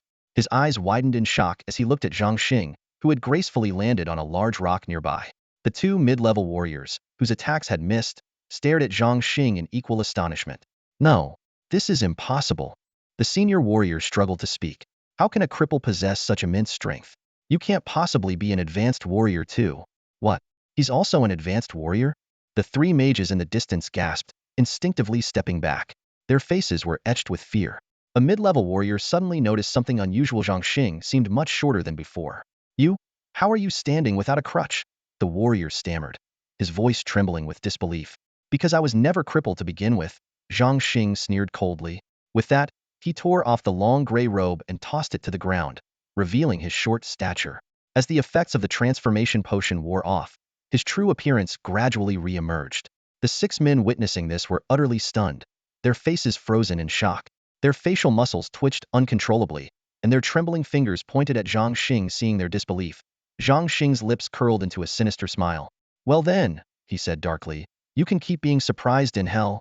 The chilling words, spoken in a voice that still carried the innocence of youth, sent shivers down their spines. The three mages exchanged uneasy glances and instantly understood what the others were thinking. Run. Facing a high-level mage who could cast spells instantly, as well as a high-level warrior, they dared not take any risks, even if their opponent appeared to be just a child. The lifeless body of the elite warrior on the ground was warning enough. Without hesitation, the three mages cast levitation spells and darted 6 or 7 meters away in an instant. Trying to run? Heybao, time to stretch your wings, Zhang Xing commanded with a thought, and Heybao, his dragon companion, eagerly emerged. The remaining 3 warriors, seeing the mages flee, were also tempted to retreat. But just as they were about to act, they witnessed something that made their blood run cold. Third brother, is that a dragon? One of them stammered. Big brother, we're in serious trouble. Warriors with dragons are said to be. The words were cut off by the eldest warrior, who barked sharply, silence. That's forbidden. Don't speak of it. Meanwhile, the fleeing mages were still congratulating themselves. Good thing we ran fast. That kid will probably go after those warriors first. One mage suddenly felt a chill down his spine. He turned his head, and what he saw made him collapse to the ground in terror. A dragon? It's a dragon. Heybao hovered before them, his eyes glinting with mockery. His toothy grin widened. You seem to be in such a hurry. Why stop now? He taunted. The 3 mages fell to their knees, trembling, pleading for their lives. Mighty dragon, please spare us. We have gems, gold coins. We'll give you everything. They shakily offered up a collection of glittering jewels. Heybao's eyes lit up with greed at the sight of the treasures. But before he could act, Zhang Xing arrived, his tone commanding. Heybao, what are you waiting for? Kill them. All of this will be yours anyway. With his master's order, Heybao wasted no time. In an instant, the three mages were torn apart, their cries silenced. Heybao then gathered the scattered gems and gold coins, his satisfaction evident, before returning triumphantly to Shenlong Island. After returning to Dragon Island, Zhang Xing swiftly constructed an administrative hall with a wave of his hand, spending 5,000 gold coins. Immediately afterward, he upgraded the dragon nest to level 2, which cost him another 10,000 gold coins. Heybao excitedly dashed toward the newly upgraded nest. The 5-meter-high cavern, with its sprawling tunnels, was spacious enough to allow his 4-meter-long body to move freely. After thoroughly inspecting the area, he chose the innermost cave to settle down. Just as Heybao was about to spit out the gems he had collected, a sense of caution crept over him. He quietly flew outside, glancing around and listening carefully in the direction of the castle. Once he confirmed that Zhang Xing was indeed inside, he returned to the nest. Carefully, he hid a few gems and a pile of gold coins in a corner, then lay on the heap of coins, admiring the shimmering red and blue gems. Heybao had secretly kept the over 10,000 gold coins taken from the three mages, knowing full well that his master would demand them back if discovered. Meanwhile, Zhang Xing counted his remaining gold coins. Including the loot from the three warriors, he had 55,000 coins left after deducting construction expenses. He noticed that the daily gold production of the parliament was 800 coins, double that of the administrative hall. After some calculations, he decided to construct the parliament, spending 15,000 gold coins. Upon checking his experience points, Zhang Xing realized that these constructions hadn't brought him any additional rewards. However, he didn't mind. Currently, the system had no active quests, and leveling up relied mostly on sporadic monster kills, which sufficed for the time being. The biggest shortcoming at present was his magical skills. Despite spending a month studying theoretical knowledge, he could only cast Fireball in combat, which felt rather inadequate. Zhang Xing opened the magic skills section of the store and began browsing through the available skills. Beginner magic skills 200 coins each, magic arrow, fireball, attack boost, magic shield, slow spell, stone skin, and more. Intermediate magic skills 500 coins each, flame dance, blindness, thunderbolt, chain fireball, flame wall, among others. Advanced magic skills 1,000 coins each, meteor shower, rapid fireballs, landmine placement, magic resistance, earthquake, mind control hypnosis, and more. Additionally, there were skills exclusive to magisters and archmages. The warrior skill section also featured abilities like Skybreaker Punch, Heaven Shattering Punch, and Heaven Destroying Punch, priced at 200, 500, and 1,000 coins respectively. Zhang Xing decided to learn every skill he could. Overcome with excitement, he burst into laughter. Heybao, drawn by the noise, poked his head out curiously, wondering what had brought his master such joy. Suddenly, a brilliant light flashed across Zhang Xing's body. Heybao, startled, was about to retreat when another flash followed. One after another, dazzling lights lit up, making the entire Dragon Island look as though it were hosting a fireworks display. Heybao stared blankly, utterly amazed at how many magic skills his master had just acquired. Zhang Xing knew well how difficult it was to learn these spells at the academy. Without a significant amount of credits, acquiring advanced magic skills was nearly impossible. Some students spent 8 years diligently studying yet still couldn't save enough credits to exchange for advanced skills. Credits were earned through assignments, quests, or even joining clubs to venture into the wild. But Zhang Xing had accomplished in less than 10 minutes what others could only dream of. Spending 11,400 gold coins, he mastered nearly 20 magic skills. If the entire academy students and faculty alike found out about this, they would likely be in utter disbelief, perhaps even moved to tears. Zhang Xing's face was glowing with excitement, his cheeks flushed from the thrill of his recent extravagant spending spree. The new magic skills and warrior techniques he had just mastered filled him with confidence. Now seemed like the perfect moment to advance to the rank of advanced mage. Right on cue, the system's notification chimed. Ding! Congratulations, Island Master, you have leveled up to advanced mage. Current experience, 80500. New task unlocked, evolve the Black Dragon to Tier 4. Current experience, 239500. Build a pond and cultivate aquatic creatures to provide food for the Black Dragon. Zhang Xing frowned thoughtfully. I could just hunt magical beasts outside to feed the Black Dragon and earn experience points. Isn't building all this a bit redundant? The system immediately answered, Dragon Island is like a nation, it needs continuous development to grow stronger. In the future, this island will feature vast forests, wooded lands surrounded by mountains, scorching deserts, roaring oceans, snow-capped peaks, and lava-spewing volcanoes. All of this requires the island master's personal effort to construct. These words struck Zhang Xing deeply. He nodded in understanding, a thoughtful expression on his face. Opening the system's building menu, he selected Build Pond. A dazzling white light flashed in the direction of the orchard, and a 12-kilometer-long river suddenly appeared out of thin air. So that's what the system considers a pond, this entire river. No wonder it cost 10,000 gold coins, Zhang Xing realized with a start. He then opened the store to browse aquatic creatures. The cheapest option was carp, with 100 fish fry costing just 1 gold coin. The most expensive, however, cost 1,000 gold coins per fish, clearly beyond his budget. After careful consideration, Zhang Xing purchased 10,000 carp fry, 10,000 crucian carp fry, 50,000 river shrimp fry, and 30,000 dogfish fry. These dogfish could grow over a meter long and weigh over 100 pounds when fully grown, more than enough to feed his black dragon. As he watched the 100,000 fry happily swim into the river, Zhang Xing couldn't help but feel a sense of pride in his new identity as a fish farming tycoon. With 17,000 gold coins left, he had enough for now, but it was clear that this amount fell far short of what was needed to realize his grand vision of planting forests, carving out mountains, and creating oceans. When Zhang Xing returned to the academy, there were still a few minutes before afternoon classes started. He walked straight into the classroom, where his classmates were chatting and joking in small groups. "Zhang Xing, over here!" shouted Linda Clive, the class monitor. This freckled, pale-skinned 13-year-old was the young master of the Linda family, an influential noble house in the western city. Backed by his family's status, he had gathered a group of lower-ranking nobles and enjoyed lording over the class. He had already tried 3 times this month to recruit Zhang Xing into the Linda family. "Zhang Xing, as long as you join my family, my grandfather promises to give you 3 gold coins every month. Plus, I'll treat you to wolf meat buns every week." Clive began his pitch again.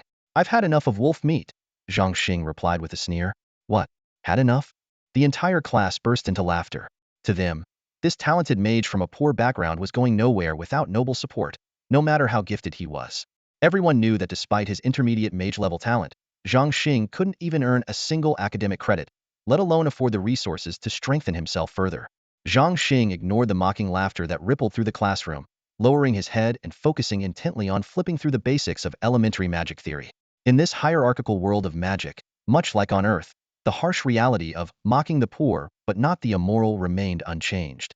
The nobility stood high above, while the fate of the poor was passed down through generations, their value often less than that of a noble's guard dog. However, Zhang Xing understood clearly that as a poor individual with magical aptitude, being admitted to the Magic Academy was his chance to escape the shackles of poverty. Though in the eyes of the nobility, this so-called social ascent was merely a transition from servant to vassal, it was still far better than being trapped forever at the bottom. "Zhang Xing, stop bragging." Clive tilted his chin up, his eyes gleaming with disdain. "Have you ever even seen wolf meat? You probably don't even know what it smells like." As soon as he finished, a few other students from impoverished backgrounds chimed in with mocking laughter.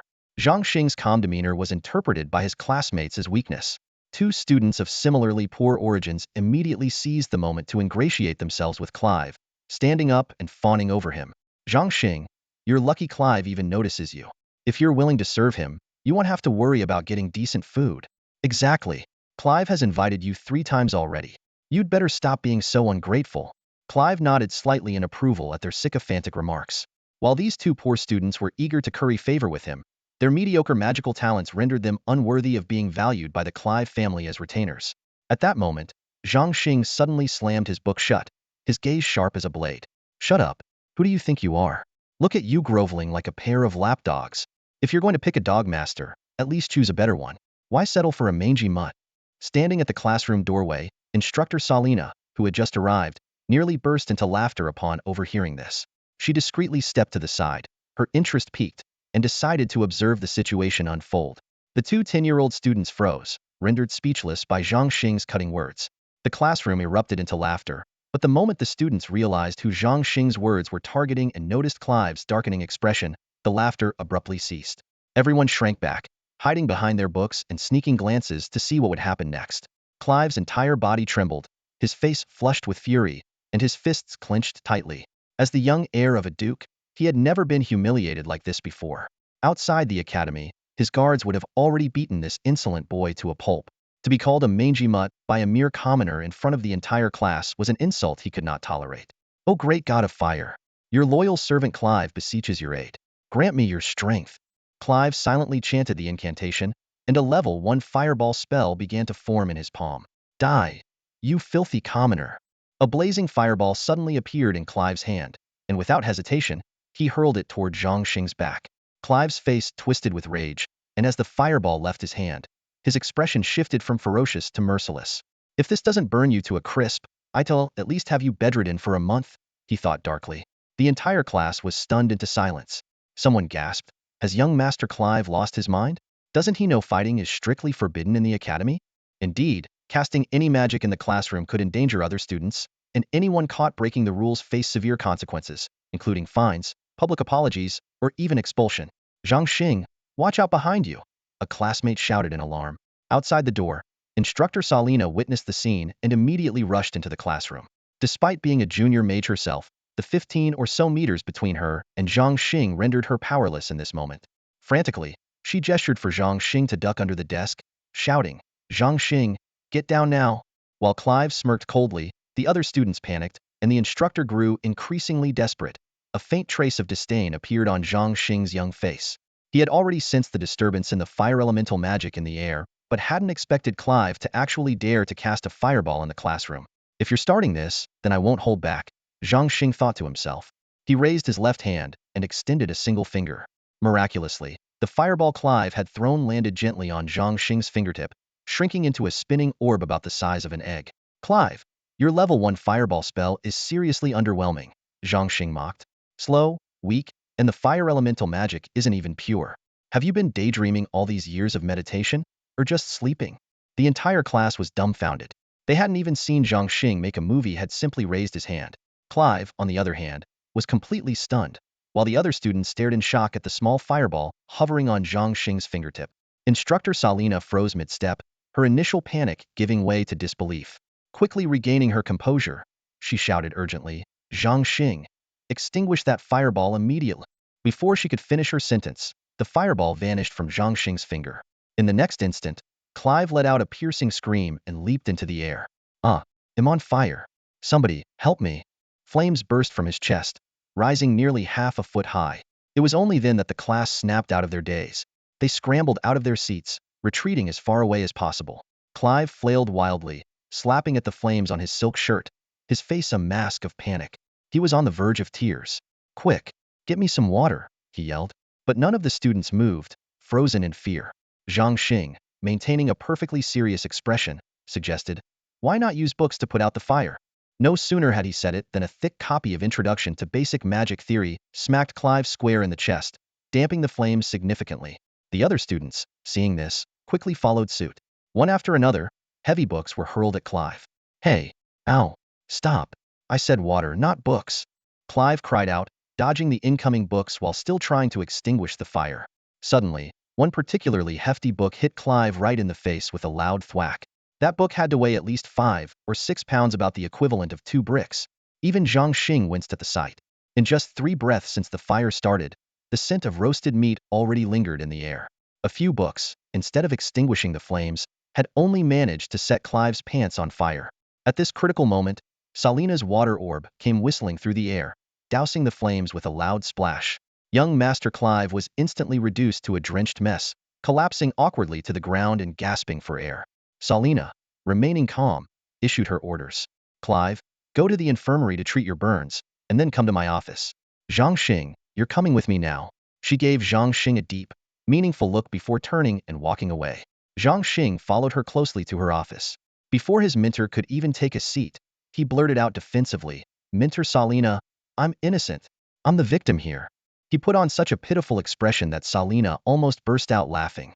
Her mind wandered briefly to the first day of school, when Zhang Xing had naively remarked, what a pity I'm not in one of those movies. This child always had such animated expressions and a head full of peculiar ideas. The movie he had described sounded like a mix of noble clown performances and some profound magic. Salina had to admit that her imagination was nowhere near as vivid as his. After sitting down, Salina composed herself and spoke sternly. Zhang Xing, I know this wasn't your fault. Defending yourself against Clive is understandable, but actions like this will only bring you trouble. You're still young, and don't understand that these noble kids are not people you can afford to provoke. The academy treats all students equally and doesn't discriminate against commoners like you, so you don't need to worry. But from now on, no matter what happens, you must not leave the school grounds alone. If you're in real trouble, come to me. Do you understand? Hearing this, Zhang Xing felt a surge of gratitude welling up in his heart. Pressing his lips together, he nodded earnestly. I understand, Minter Salina. His demeanor was so mature for his age that Salina couldn't help but chuckle softly. Salina thought to herself, this child is exceptionally talented, diligent, and composed. Though a bit mischievous, his control over magical elements is already quite refined. Unfortunately, he never participated in any activities, so he had no credits and couldn't learn basic magical skills. Although she was quite fond of the boy, she couldn't violate academy rules to teach him privately. Suddenly, an idea struck her, and her eyes lit up. Zhangxing, there's a placement test for new students in 3 days. If you make it into the top 10, you'll earn a good amount of credit rewards, which will allow you to start learning basic magical skills. Zhangxing hesitated. Before he could finish, Salina cut him off decisively. It's settled. No more holding back your abilities. Honestly, where did a kid like you learn to keep such a low profile? Don't worry, the academy's instructors all think highly of you. They won't care about your little secrets. As she finished speaking, a subtle, knowing smile played on her lips, as if to say, we already know about that little secret of yours. Zhangxing's mind was in turmoil. Have I been found out already? But outwardly, he remained calm and replied, all right, Minter Salina, I'll do as you say. Salina studied Zhangxing's every-minute expression as he spoke, searching for any trace of unease, but found none. She began to doubt her own suspicions. Finally, she concluded, that's all for now. Take the next couple of days to prepare well, and aim for a high rank in the test 3 days from now. Zhangxing stepped out of the office, only to run into Clive, who was just returning after receiving treatment. The moment Clive saw Zhangxing, his fury erupted. Gritting his teeth, he growled, you lowlife. Just wait for the endless revenge of the Lind family. You little brat, don't let me catch you alone. Before Clive could finish, Zhangxing coldly raised his middle finger, a fireball the size of a head hovering at his fingertip. Clive's words abruptly stopped, and his face turned pale in an instant. At that moment, the icy voice of Minter Salina came from the office. Clive, what are you doing? Get in here now. Clive shot Zhangxing a venomous glare before hastily pushing the office door open and rushing inside. Back in the classroom, Zhangxing ignored the hushed whispers of his classmates and sank into deep thought. Moments later, a flicker of realization crossed his eyes. The secret was safe, and Minter Salina was merely testing him. Wary now, he resolved to remain vigilant toward everyone from now on. As for Clive's threats, Zhangxing didn't think much of them, believing Clive lacked the ability to pose any real danger. As the school day neared its end, Clive finally returned to the classroom. He cast a lofty glance at Zhangxing before sitting down. His lackeys greeted him quietly, and Clive responded with arrogance. Humph! What could possibly happen to me? No one can touch me. He then whispered orders. Spread the word, anyone who beats up Zhangxing gets 100 gold coins. Break an arm, 500. A leg, 1,000. One of his lackeys tried to ask more questions, but was silenced by Clive's impatient glare. Oblivious to the bounty placed on his head, Zhangxing pretended to focus on flipping through his brand new textbook on the basics of magic. His desk mate glanced enviously at Zhangxing's pristine book, then down at their own worn copy, jealousy bubbling in their heart. After school, Zhangxing had his free dinner in the cafeteria before heading back to his dormitory to meditate. His roommates rarely saw him around, which suited him just fine. Late at night, Zhangxing opened his eyes, changed into all-black clothing, and nimbly scaled a 5-meter-high wall, vanishing into the darkness. He didn't notice 2 shadows silently following him. Half an hour later, Zhangxing arrived at the desolate northern mountains behind the academy. The area was littered with abandoned mines, said to have been sealed off due to resource depletion. Just as he was about to summon heybao, an unsettling chill ran down his spine. Acting on instinct, he quickly cast Stone Skin and Divine Shield for protection, while simultaneously using Speed Boost to dodge to the side. Even so, he was a fraction too slow. A powerful force slammed into him, sending him flying over 5 meters before he crashed into a half-meter-tall boulder. Despite the impact, Zhangxing rolled twice and immediately got to his feet. Well, still standing? A deep, mocking voice broke the silence of the night. Another voice followed, laced with amusement. Haha, little brother. You're a mid-level ice mage, and you couldn't kill a kid? What have you been doing these past 40 years? Big brother. Did you see him stack 2 beginner-level defensive spells on himself? His casting speed is incredible. Little brother. He also used a beginner-level speed boost. Impressive, truly impressive. This kid's a rare talent. It'd be a shame to kill him. The voices of the 2 mysterious figures echoed through the night. Zhangxing kept his eyes fixed on the shadows in the darkness, his mind racing to devise a strategy. If Zhangxing hadn't cast his spells in time, his life would likely be hanging by a thread right now. The power of a sneak attack from a mid-level magus is terrifying, even for a warrior of the same level to handle, let alone Zhangxing, who is merely an advanced warrior.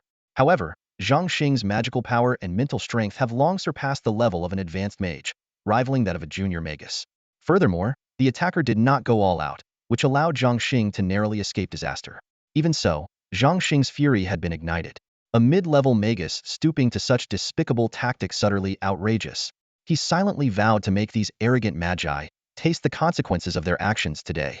With a wave of his hands, Zhang Xing conjured two basic magic arrows that shot through the air, whistling as they flew towards the two magi. However, the two merely sneered in disdain. With a casual wave of their hands, they easily neutralized the seemingly insignificant attack. Such petty tricks, and you dare show them off in front of us? They mocked with contempt. A faint smirk appeared on Zhang Xing's lips. Inwardly, he was pleased. Their arrogance played right into his hands. In the next moment, he swiftly cast two basic support spells, Slow and Blindness, enveloping the two magi instantly. Without hesitation, he followed up with a powerful advanced spell, Thunderbolt Strike, tearing through the air. Caught off guard, the two magi suddenly felt their bodies slow down. Just as they were about to chant a spell, they realized an even greater threat was imminent. Hastily, they attempted to cast protective magic, but darkness consumed their vision, leaving them blind to everything around them.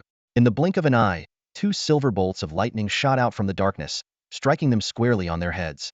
Instantly, their hair was singed, and their robes were left tattered evidence of the severe damage they'd sustained. As the attack subsided, the blindness effect wore off, and they regained their sight. Due to the disparity in strength, the slow spell's duration lasted only a brief 3 seconds. Once their bodies returned to normal, the two magi were seething with rage. "You little brat," all one of them began, only to immediately find his movements slowing once more. The other, who was preparing to counterattack, found his incantation turning into a sluggish drawl. Frustration and regret boiled within them. Never in their wildest dreams did they imagine that the so-called novice mage, who only knows Fireball, described by Master Clive, could be so formidable. This young man's abilities had clearly surpassed those of an advanced mage, and his mastery of spellcasting was so adept that they were caught completely off guard. As countless thoughts raced through their minds, Zhang Xing unleashed another blindness spell. Darkness engulfed them once again, and their flow of magical energy became sluggish. A wave of fear surged through them like a rising tide. Crack, crack. Two more bolts of thunderous lightning descended, this time shattering their protective magic entirely and leaving them significantly injured. Though they still had the strength to fight, Zhang Xing had no intention of giving them a moment to breathe. He continued his relentless cycle of spells, slowing their movements, robbing them of their sight, and striking them with lightning again and again. The two once proud magi were now like helpless wooden stakes, unable to defend themselves and at the mercy of their opponent. Their hearts brimmed with anger, frustration, and humiliation, but their faces, distorted by the relentless lightning strikes, betrayed no readable expression. The most unbearable part was that they couldn't even speak, left only to scream and roar in their minds. Zhang Xing played a rapid sequence on his magical instrument, casting a spell of slowness. A flash of magical light swept across, and the two sorcerers' movements instantly became sluggish. "So, gentlemen, how does it feel?" Zhang Xing asked with a cold smirk. "Not so great, huh? Good, that's exactly what I intended." Without pausing, he swiftly cast a blindness spell. "Tell me, why do you grown-ups always pick on a kid like me? Do you really think I'm an easy target? Let me guess, Clive sent you, didn't he?" Crackling lightning began to form in his hands. "I didn't want to use such extreme methods to deal with you, but you just had to push me, didn't you?" A relentless barrage of magical attacks struck the two sorcerers. By the time Zhang Xing finally stopped, both of them had already taken their last breath. Still, he remained cautious, leaving even the faintest glimmer of life in opponents of this caliber could lead to dire consequences. Only after confirming that they were truly beyond recovery did Zhang Xing withdraw his magic. He quickly looted the sorcerer's magical rings, and then tossed two fireballs to incinerate the scene. Summoning his mount, Heybao, he rode off toward the hunting grounds. With limited time, they only managed to hunt a few second and third-year magic wolves on the outskirts of the forest before quietly returning to the academy. Back in his dormitory, Zhang Xing reviewed his spoils with a gleam of excitement in his eyes. The wealth of these two sorcerers far exceeded his expectations, a haul of over 100,000 gold coins. Combined with his previous savings, his total assets were now approaching 120,000. Suddenly, he noticed a few blue gemstones were missing. Alarmed, Zhang Xing immediately entered Shenlong Island and meticulously counted his loot in the Grand Hall. Sure enough, some gems were gone. He repeatedly called out for Heybao but received no response. Recalling Heybao's sneaky demeanor the last time it transformed into human form, Zhang Xing had an epiphany. He slipped into Heybao's lair, navigating its winding passages until he reached its dwelling.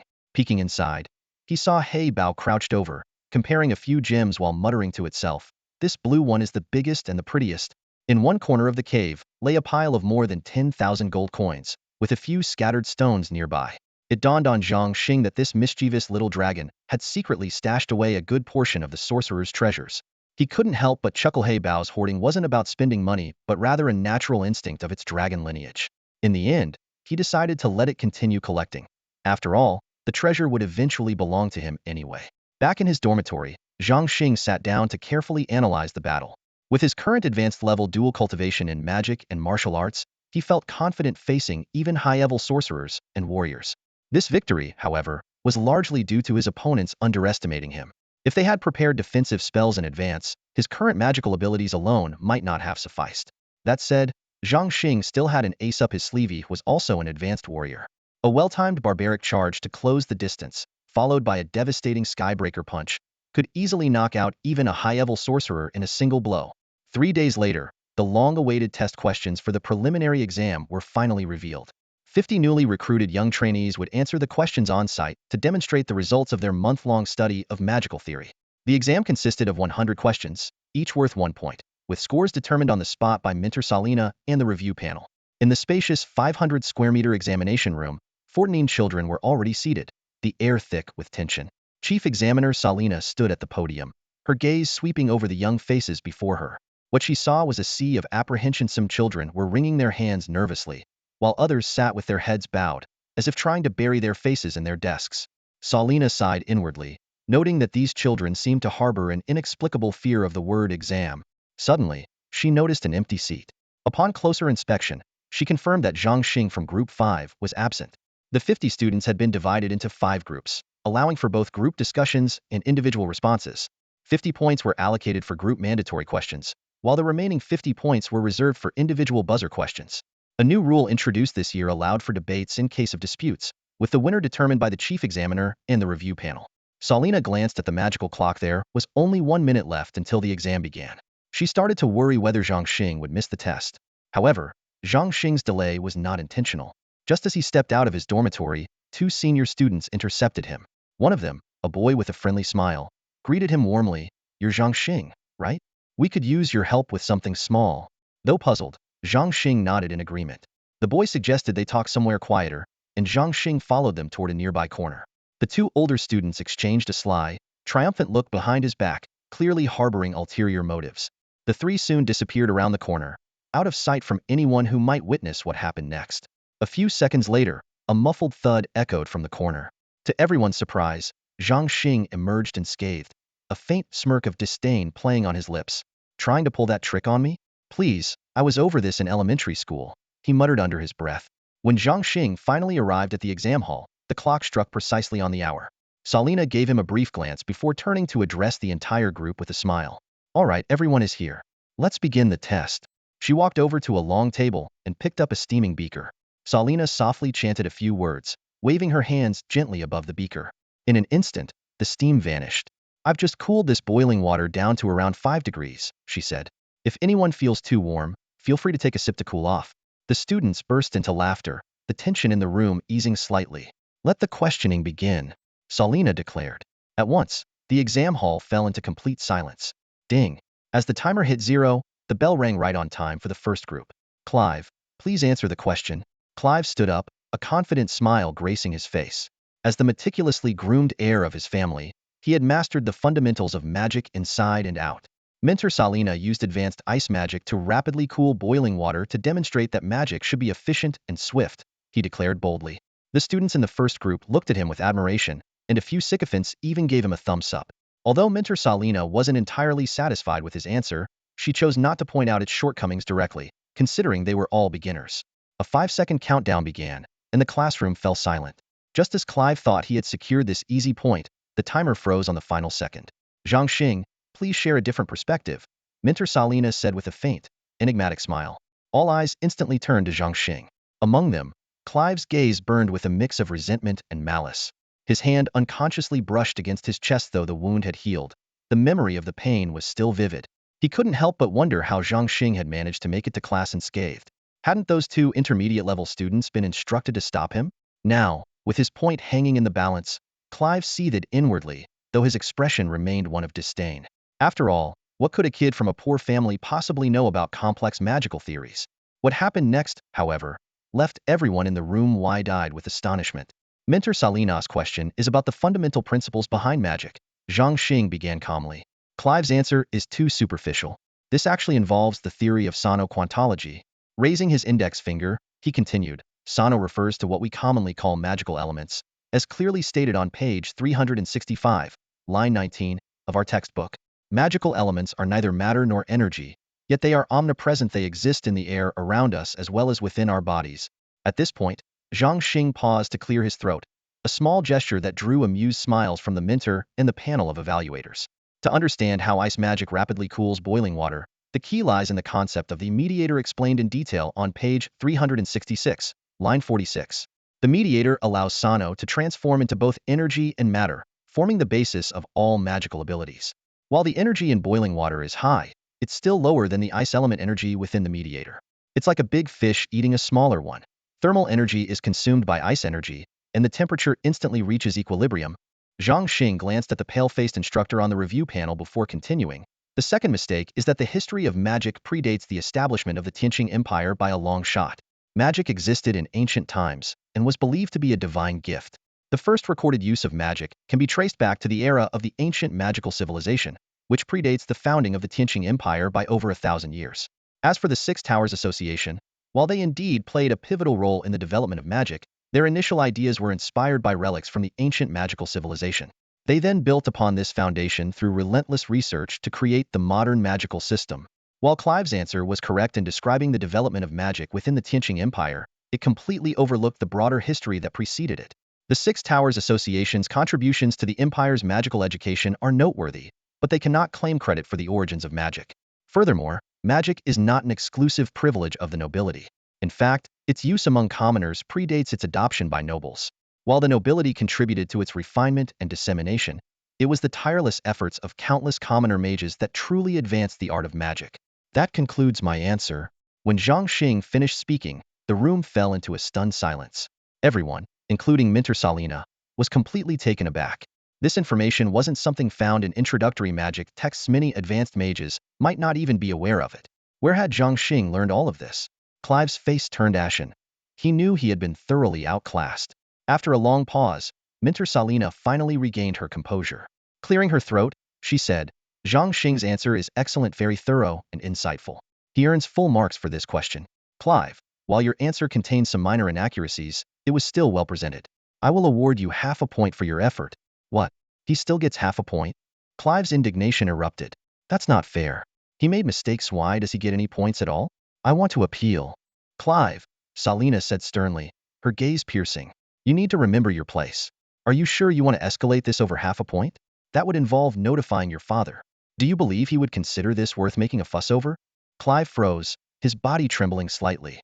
He quickly lowered his head, swallowing his protests. Good.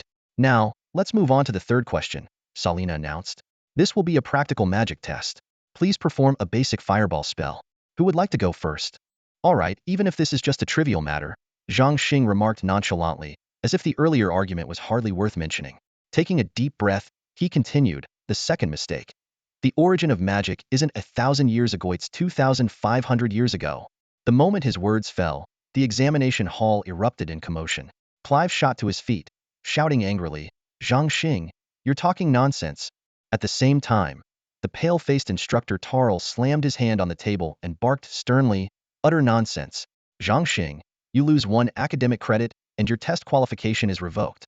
The room buzzed with agitation, whispers flying around.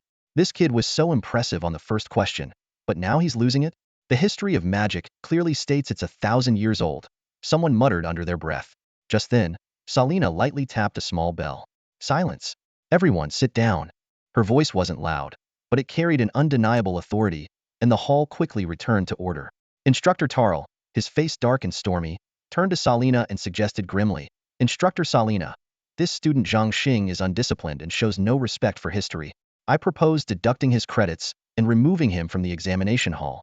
Salina gave Tarl a meaningful glance, her tone calm yet firm. Instructor Tarl, you're overreacting. The purpose of this test is to encourage students to express differing viewpoints. Mistakes should be corrected, and correct insights should be encouraged. That's the rule of this examination. If a slip of the tongue counts as disrespecting history, shouldn't Clive be the first to be removed from the hall? Tarl's face flushed with embarrassment, and he sat back down begrudgingly. Turning to Zhang Xing, Salina offered a warm smile. Zhang Xing, let's set aside the question of the origin timeline for now. Please, continue. At this point, nearly everyone in the room was glaring at Zhang Xing with unfriendly eyes, especially Tarl, whose expression was as if he wanted to devour him whole. Yet Zhang Xing stood there as steady as a mountain, showing no trace of fear. His composure and calmness left Salina quietly impressed, and a hint of admiration flickered in her heart. Zhang Xing surveyed the room, his tone unwavering. Very well, I'll continue. But if anyone interrupts me again, I might as well drop out of this so-called test. Clearing his throat, he went on. Let's return to the topic of the origin of magic. In ancient times, the sages referred to magic as Ling arts, while what we now call magic was known as Fa arts. Ling arts could be cast directly, whereas Fa arts required the construction of a medium to channel the magic. As Zhang Xing spoke, he suddenly sensed a shift in the atmosphere. Salina and the panel of examiners wore peculiar expressions, their gazes toward him now tinged with respect. Their previously straight postures had subtly slouched, and the entire hall became eerily silent, leaving only Zhang Xing's slightly youthful voice echoing in the space. Realizing something was amiss, Zhang Xing subtly cast a spell while continuing his explanation. In his palm, a small copper mirror materialized, and he discreetly used it to glance behind him. He almost gasped aloud. Reflected in the mirror was a dense crowd of figures, at least 50 of them. What's going on? Why are so many instructors here? Zhang Xing wondered, astonished. Adjusting the angle of the mirror carefully, he suddenly spotted a familiar figure. His surprise deepened. It was an old man with a cheerful smile, winking at him. Wait, isn't that the dean? What's he doing here? Feigning composure, Zhang Xing flicked his wrist, making the copper mirror vanish instantly. Steadying himself, he resumed. However, not just anyone with magical talent could master Ling arts. To address this challenge, a group of sages came together and formed the Orito organization. This organization became the precursor to what we now know as the Magic Guild. They combined Ling arts with Fa arts, creating a new form of magical practice. His voice grew increasingly powerful, resonating through the hall. This new form of magic was more mysterious and potent than anything before it, so much so that it remains unparalleled to this day. Later generations came to call it the Orito magic system, a unique and unrivaled system of magic. Zhang Xing paused for a moment, realizing that Clive had already covered most of the points, leaving little room for further elaboration. He noticed that the audience seemed to know very little about the magical history of his continent. Their understanding was confined to the Tianqing Empire, oblivious to the fact that it was merely a tiny speck on the vast Shenglong continent. Inwardly, Zhang Xing judged them as narrow-minded and self-satisfied, like frogs at the bottom of a well. He slowly sat down and declared, "That concludes my speech." The next 5 seconds were filled with an eerie silence. No applause, no response at all. The students appeared as though they had just listened to a fantastical tale, still trying to process it. The panel of judges exchanged puzzled glances, seemingly unsure how to evaluate the authenticity of his statements. One of the judges hesitated before speaking. What Zhang Xing mentioned seems to be folklore, lacking credible evidence. Let's proceed with Clive. He shot a quick glance toward the door, confirming that the dean showed no reaction, then continued, for the second question, due to significant disagreements, the judges and the examiners voted. The result is Clive with 9 votes and Zhang Xing with 2. Clive earns 1 point, while Zhang Xing neither gains nor loses points. Zhang Xing sat in silence, unable to suppress a flicker of disappointment. He thought to himself, what can I possibly learn in an environment like this, surrounded by sycophantic instructors? That mentor named Tal is clearly a lackey of the Lin Clive family. To go to such lengths to curry favor over a simple test, it's utterly disgraceful. Clive shot Zhang Xing a smug glance and muttered under his breath, ignorant fool, spouting nonsense. Salina gave Zhang Xing a helpless smile, as if to say she wished she could do something but was powerless. She vaguely remembered some of the things Zhang Xing had mentioned, but back then, as a child, she had found those dry texts too dull to take an interest. She had intended to support Zhang Xing, but ultimately held back. The test continued. Salina announced, now for the third question. Based on the incantation I will provide, you must complete the magic spell within 1 minute and identify its type and historical origin. With a wave of her hand, a sequence of characters appeared on the magical boards in front of each group. Zhang Xing glanced at the question and immediately found it far too simple. Determined not to give Clive any opportunity, He buzzed in without hesitation. The sharp ding of the bell startled everyone. Some students hadn't even had time to fully read the question. Zhang Xing, please proceed with your answer, Salina called out. Zhang Xing stepped to the open space in front of the groups. With an exaggerated flourish, he began muttering in Mandarin, "Oh God, please save me. I'm getting old, and I don't even have a partner yet, Amin. Grant me your strength." Salina frowned, utterly baffled by the strange syllables, wondering if such gibberish could possibly result in casting a spell. After estimating the timing, Zhang Xing spread his arms and looked skyward. In an instant, a silver-white protective barrier enveloped him. Wow, did he really cast it that fast? What a genius. I barely finished reading half the question. I read the whole thing but couldn't memorize it. Oomph. He must have already known this spell beforehand. A mix of astonishment and skepticism rippled through the crowd. Ignoring the murmurs, Zhang Xing calmly explained. This is a basic support-type spell, shielding spell. It is a defensive magic shared across all 5 elemental schools. Its origins trace back to ancient times, and it remains one of the few widely used spells that has been passed down from antiquity. It belongs to the Vossesberg magic system, which followed the Orido magic system. That concludes my answer. Clive stood up, a look of disdain on his face. He called out loudly, "O great god of magic, your loyal servant Clive humbly seeks your protection. Grant me your power." As soon as the words left his mouth, a beam of white light descended suddenly, enveloping him. However, the radiance lasted for only 3 brief seconds before vanishing completely. In stark contrast, Zhang Xing's shield remained as sturdy as ever. Clive quickly added, "The question didn't specify a duration, completion suffices." Besides, Zhang Xing's answer is utterly nonsensical. Everyone knows that the shield spell originates from the Six Towers Association. That concludes my response. The 10 judges on the panel displayed a variety of expressions, but a shared question arose in their minds. Why does Zhang Xing always base his answers on obscure and unverifiable folklore? The textbooks of the Tianqing Empire, especially the foundations of basic magic theory, cover these topics in great detail. By all accounts, Zhang Xing should have already studied them. They soon reached a conclusion. Zhang Xing likely only memorized the content of the first question, which led to his subsequent bizarre responses. After a brief, hushed discussion, one of the judges spoke up.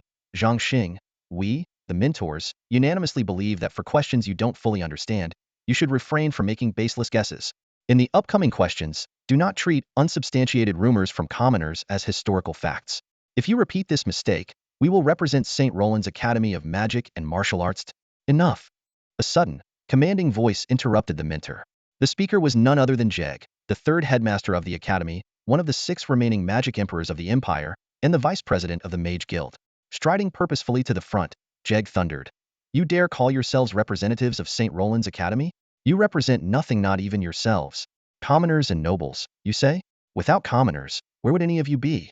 If we trace back far enough, 300 years ago, your ancestors were nothing more than savages.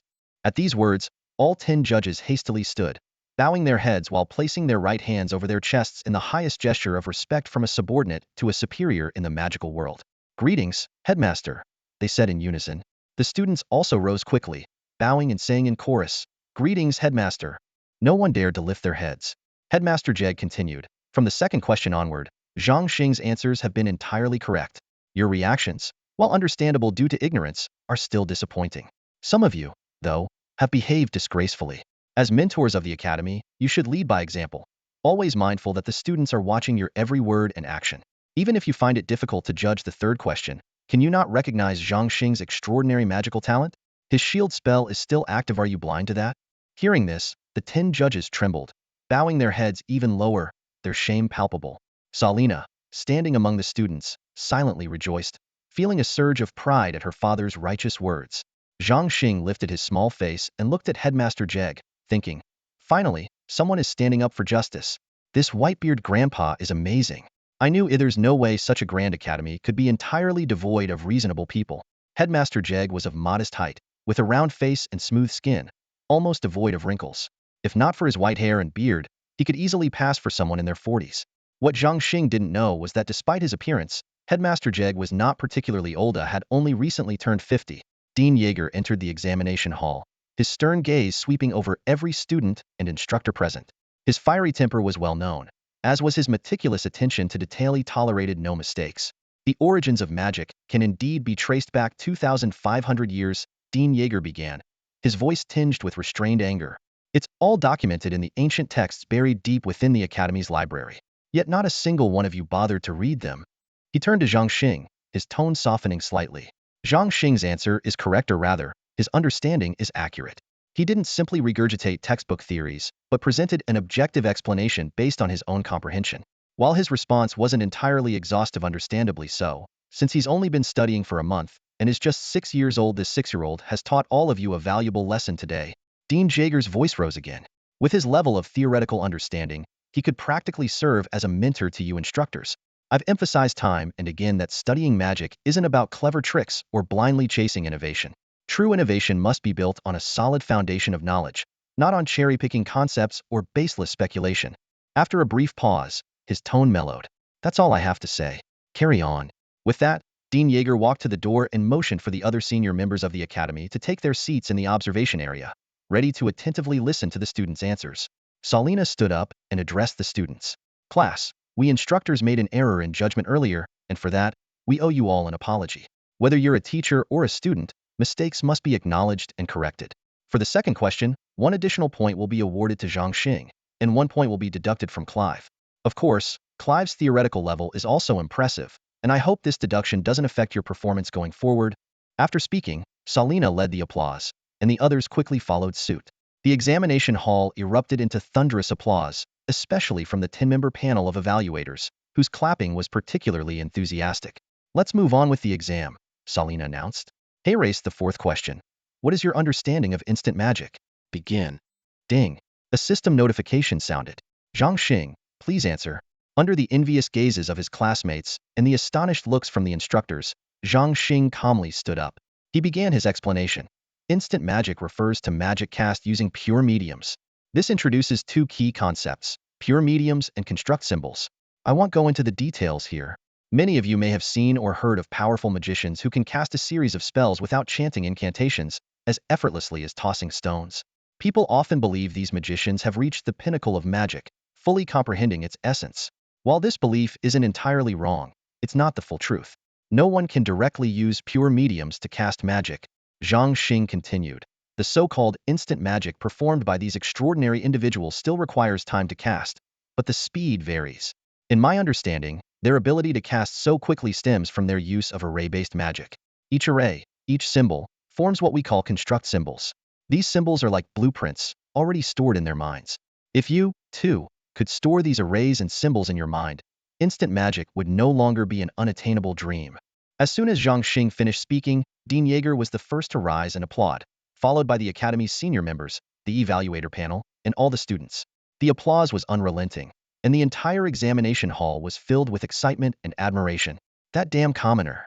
How does he know so much? Clive's heart burned with anger as he reluctantly clapped his hands. A deep sense of frustration washed over him, leaving his spirit deflated. Zhang Xing's answer was absolutely perfect. 1 extra credit, announced Salina, elegantly brushing back her golden locks. Her sapphire blue eyes remained fixed on Zhang Xing. Don't be discouraged, everyone. This is just the beginning. There are plenty of opportunities ahead. As the applause gradually subsided, the test continued. Next is the 5th question. The examiner cleared his throat. Please state how many foundational theories of magic exist and explain their contents. Begin. Buzz. The response buzzer sounded. Zhang Xing, please answer. Zhang Xing immediately began. There are 2. The Winchester Doctrine and the Gorgard Theorem. Winchester, a renowned magic scholar during the Gagata dynasty, proposed that all things in the world contain a medium of induction. Later, in the post-magic era, year 573, the famous spell theory scholar Gorgard introduced the idea that all spells during their casting process must involve mediums of energy and state. He developed the foundational rune structure formula and the Gorgard constant, allowing spell formulas to calculate the magical energy or runes required for a spell. This theory later became known as the Gorgard Theorem. That concludes my answer. The room erupted into thunderous applause, celebrating Zhang Xing's fluent and rapid response. Now for the 6th question, the examiner continued. Please state the universal mage ranking standard issued by the 6 Tower Association. Begin. Buzz. An apprentice mage must be able to cast at least 1 entry-level spell. A junior mage must be able to. An intermediate mage. Arg. I'm so furious. It's Zhang Xing again. Clive was nearly beside himself. Next time, he'll beat him to it. However, in the next 44 individual buzzer questions, Zhang Xing claimed every single one without suspense, securing an undeniable victory. Clive tried to nitpick, but his limited knowledge left him unable to find any flaws.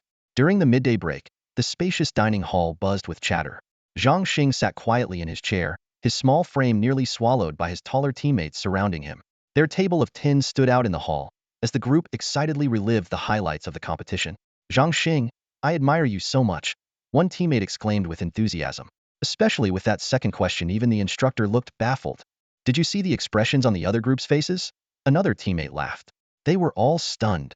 Zhang Xing, we're counting on you for the group exam this afternoon, someone said earnestly. Our knowledge is pretty limited compared to yours.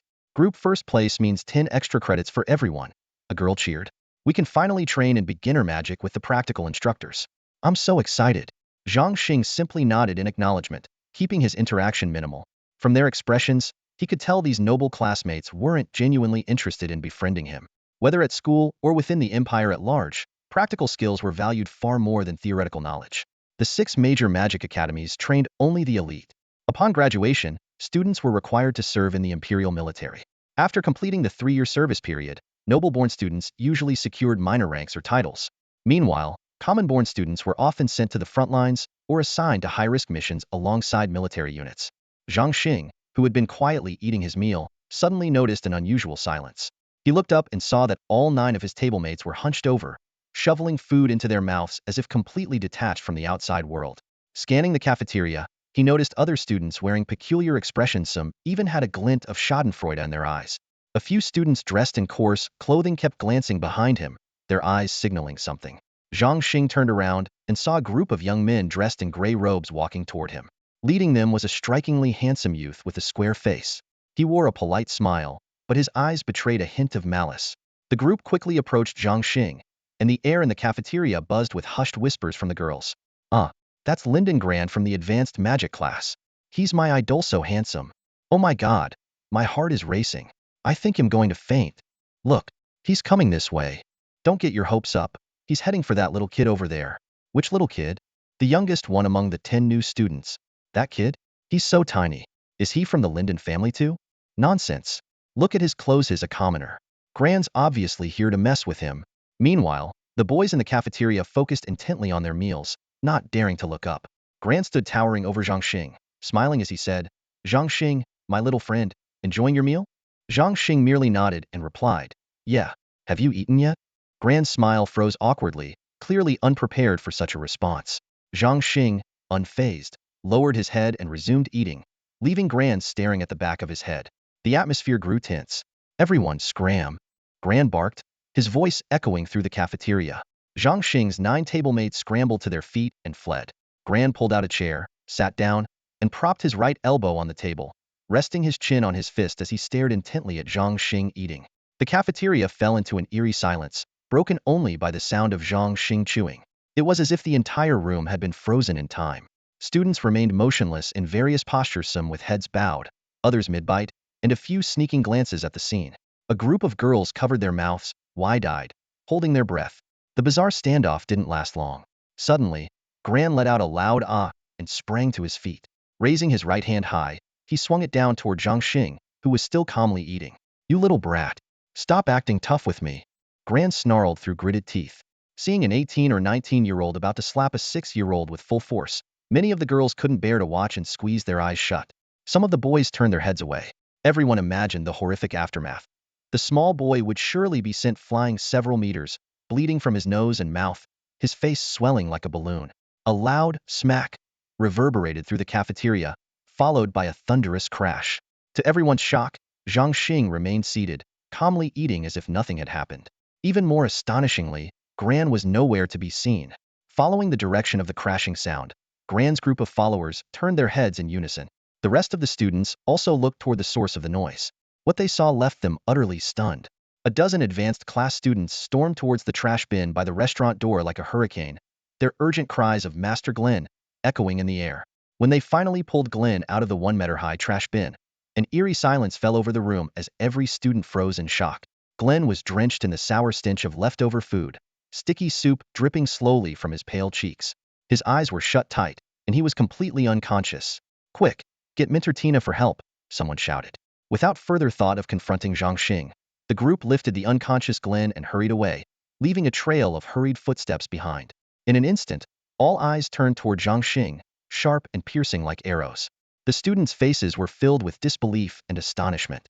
Although no one had seen exactly how it happened, it was undeniable that it was this small figure who had sent Glenn flying. Low murmurs rippled through the cafeteria like waves. How could that little guy possibly do it?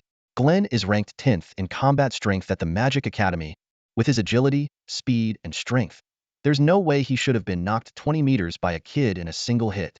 Amid the shock, curiosity began to take hold, and the students started asking around about the mysterious boy. After some inquiries, both intermediate and advanced class students finally learned his name, Zhang Xing.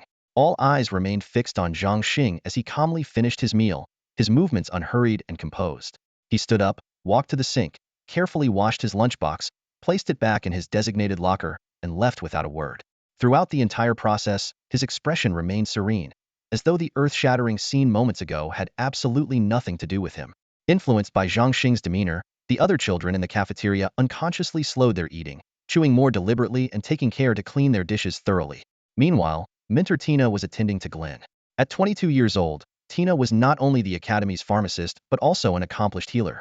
With her flawless figure, dark red shoulder-length hair, and delicate, refined features, she was as beautiful as a painting. Alongside Serena, she was regarded as one of the most stunning mentors at the academy. The two frequently traveled to impoverished areas to provide free medical care and deliver essential supplies. Their compassion extended not only to ordinary citizens, but also to fallen nobles.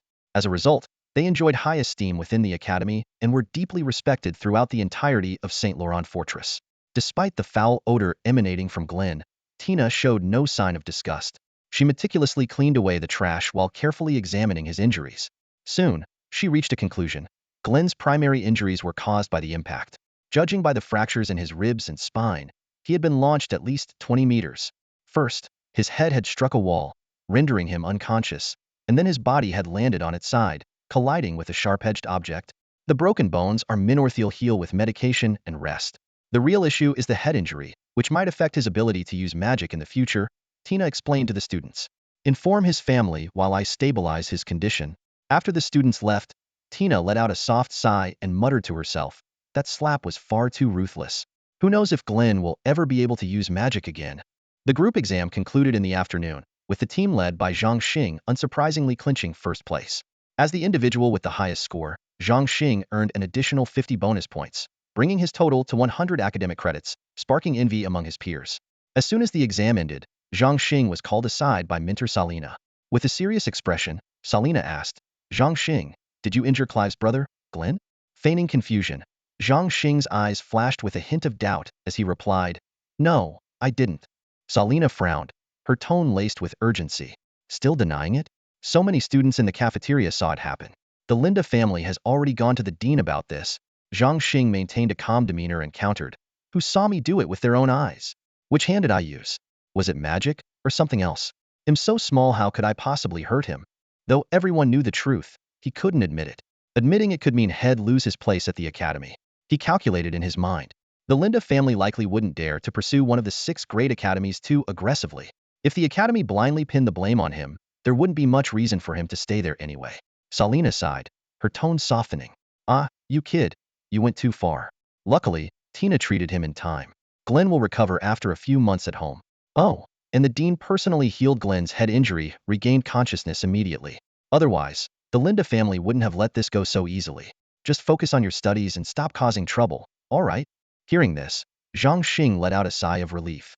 The image of the Deanna silver-haired, white-bearded elder dressed in a plain gray robe with no mage insignia on the cuffs flashed in his mind. He silently congratulated himself for not misjudging the man. Just the dean's impassioned speech earlier that morning to clear his name had shown Zhang Xing that the dean was a just and principled person. Feeling a surge of gratitude, Zhang Xing said sincerely, thank you, Dean, thank you, Mentor Salina.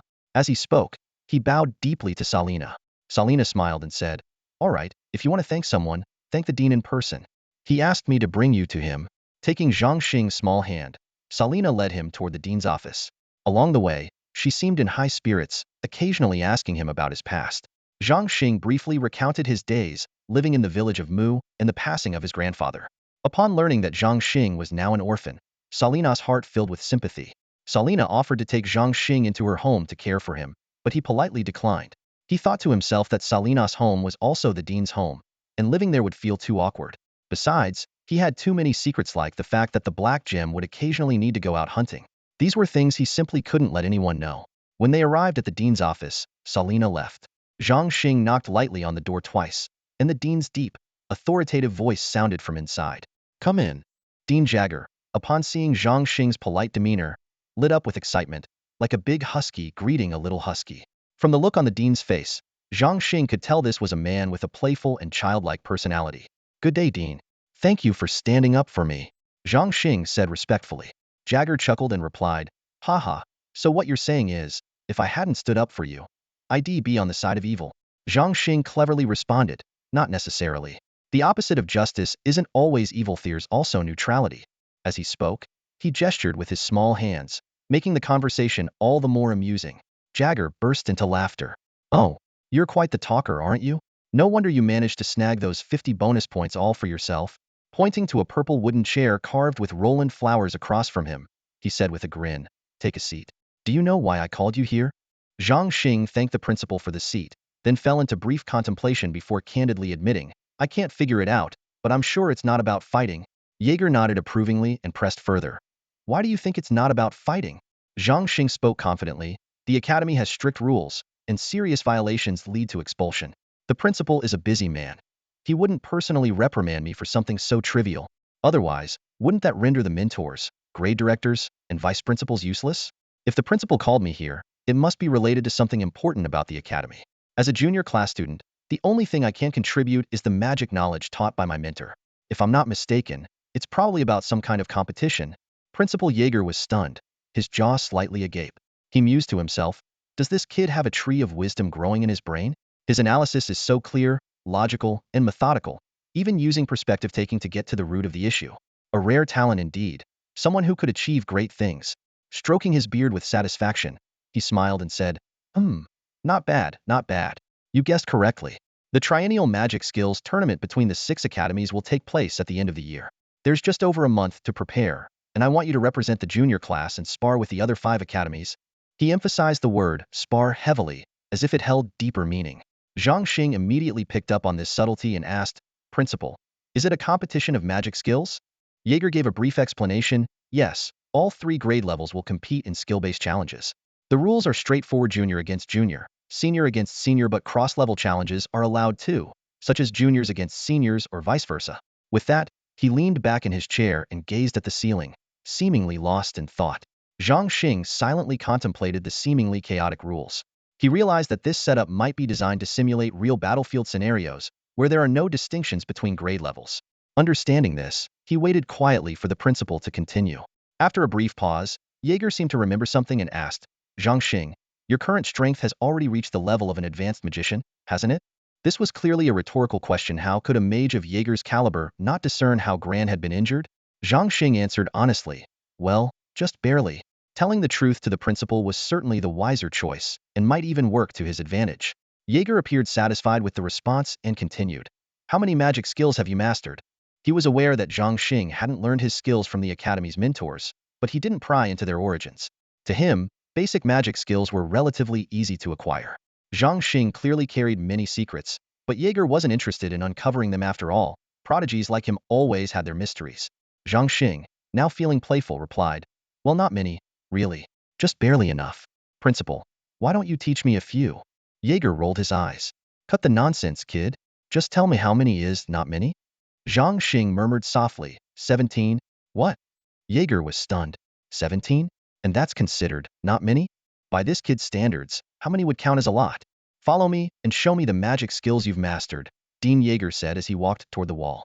With a subtle wave of his hand, the surface shimmered, rippling like water as a translucent barrier emerged. Zhang Xing curiously studied the magical barrier. When he reached out to touch it, his fingertips met a cool, damp sensation, as if it truly were flowing water. Tentatively, he leaned half his body through the barrier, his mind racing with analysis. This must be some kind of illusionary magic formation, likely triggered by a precise arrangement of metals, gemstones, and other materials. At his current level, such advanced formations were far beyond his grasp. "Stop analyzing and get in here already," the dean's voice called impatiently from the other side. Stepping through the barrier, Zhang Xing found himself in a corridor lined with spacious stone chambers, at least a dozen of them. They entered one of the rooms, which was over 100 square meters in size, perfect for practicing magic. Dean Yeager waved his hand again, conjuring a shimmering water element barrier to encase the room. All right, let's see what you've got, the dean prompted. Zhang Xing nodded and began casting. Oh, divine power, aid those who suffer, he intoned theatrically, weaving his fingers through the air. With a playful Bayou, Bayou, Bayou, he launched 3 rapid magic arrows. They zipped forward, disappearing harmlessly into the water barrier. He followed up with a few more offensive spells before stopping. Dean, this is pretty much it, he admitted. I don't know many attack spells. Yeager gave a small, approving nod. Your magical energy is impressive, far beyond what's typical for someone at your level. Your casting speed and power are commendable. But even as he spoke, the dean's mind was already calculating. Zhang Xing's raw talent was undeniable. If he performed like this in the upcoming competition, he could likely place in the top 50. However, his lack of real combat experience was a glaring weakness. Against seasoned opponents, his power might falter. The priority now was to cultivate his composure under pressure. A mage's role in battle is very different from that of a warrior, Yeager began to explain. Mages often hold the rear lines, forming magical armies to suppress and overwhelm the enemy. But this makes them prime targets. Both sides will send strike units to disrupt the mage formations. If the mages fall into chaos, the battle is half lost. And then there are times when mages must fight alongside the warriors on the front line, an even riskier position. Only the Academy's elite are expected to endure such trials. Turning to Zhang Xing, Yeager instructed, now, unleash those attack spells again, as fast as you can. Keep going without pause until I tell you to stop. Zhang Xing steadied his breathing, focusing deeply. He channeled more power into his spells, raising his output from 60 to 100%, though he still held back slightly. He knew the dean wouldn't push him to total exhaustion after all. A mage drained of magic was as good as defenseless. Magic arrows streaked through the air in a near-continuous stream, their speed rivaling that of an advanced mage. Fireballs detonated against the barrier in rapid succession, their bursts lighting up the chamber. Seconds turned to minutes. The sand in an enchanted hourglass fell steadily, marking the passage of time. Yet Zhang Xing's breathing remained steady, his attacks relentless. Yeager stroked his beard, observing in silence.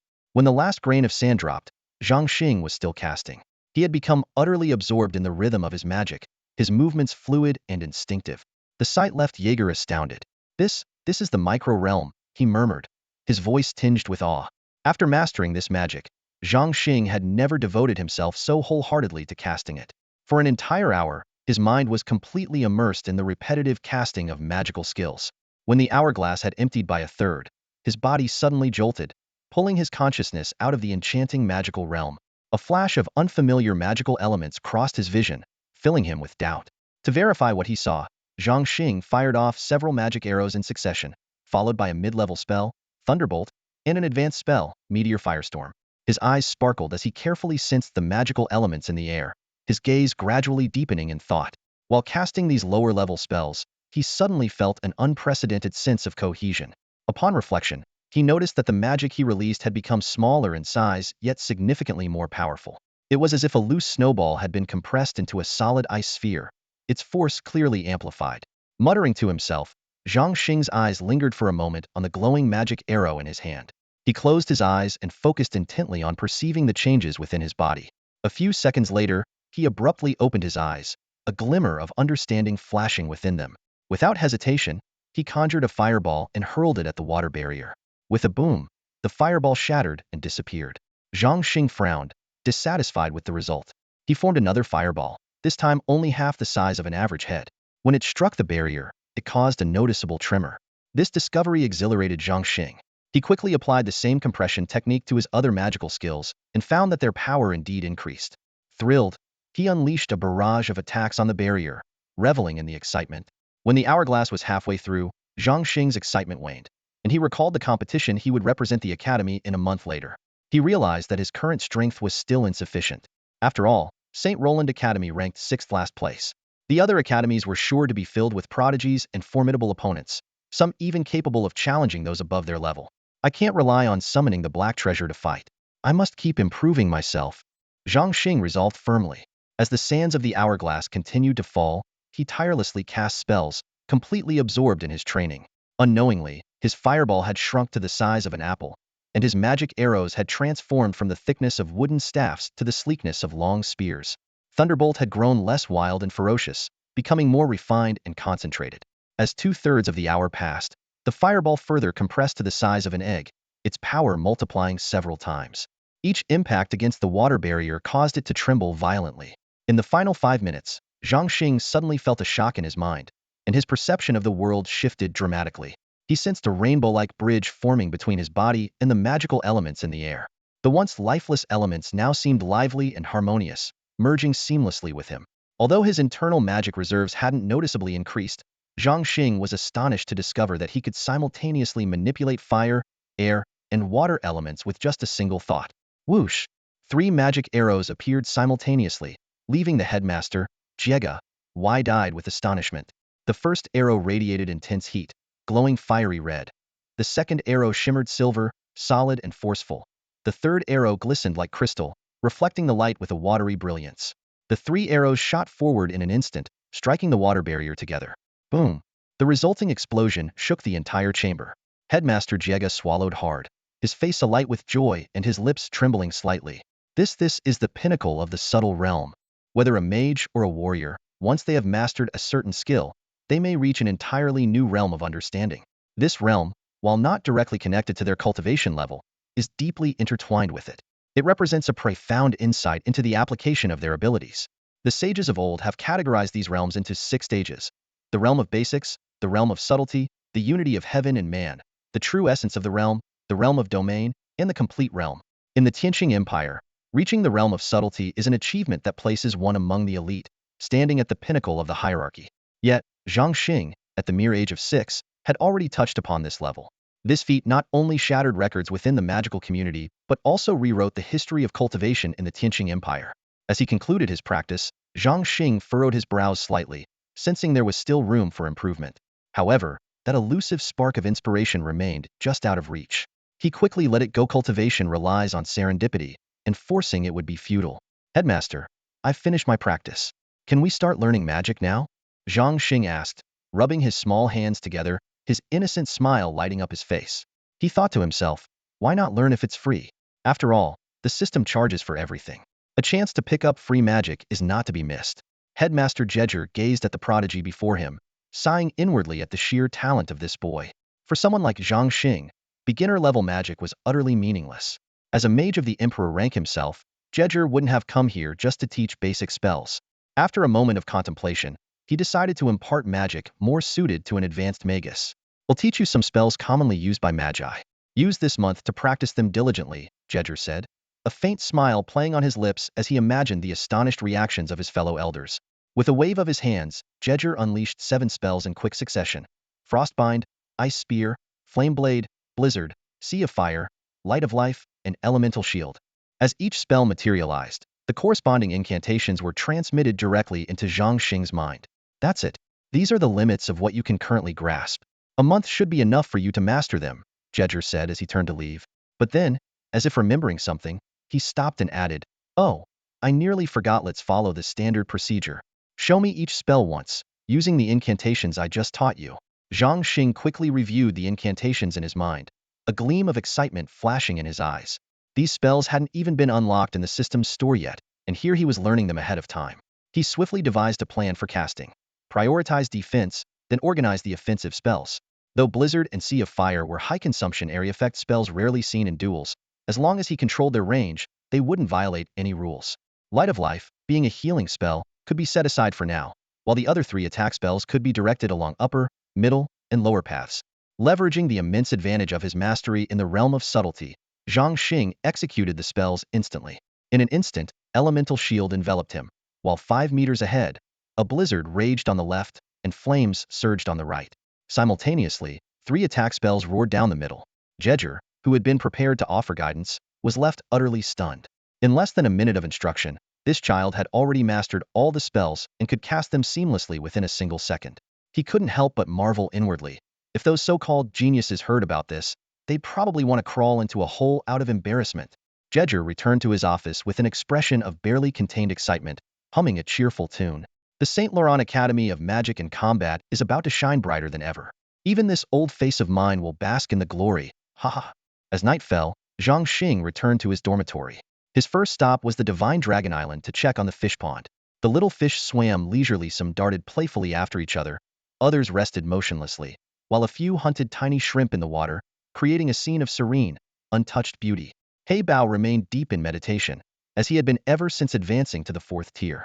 Since unlocking the door to his inheritance, he had focused entirely on digesting the wealth of knowledge that came with it.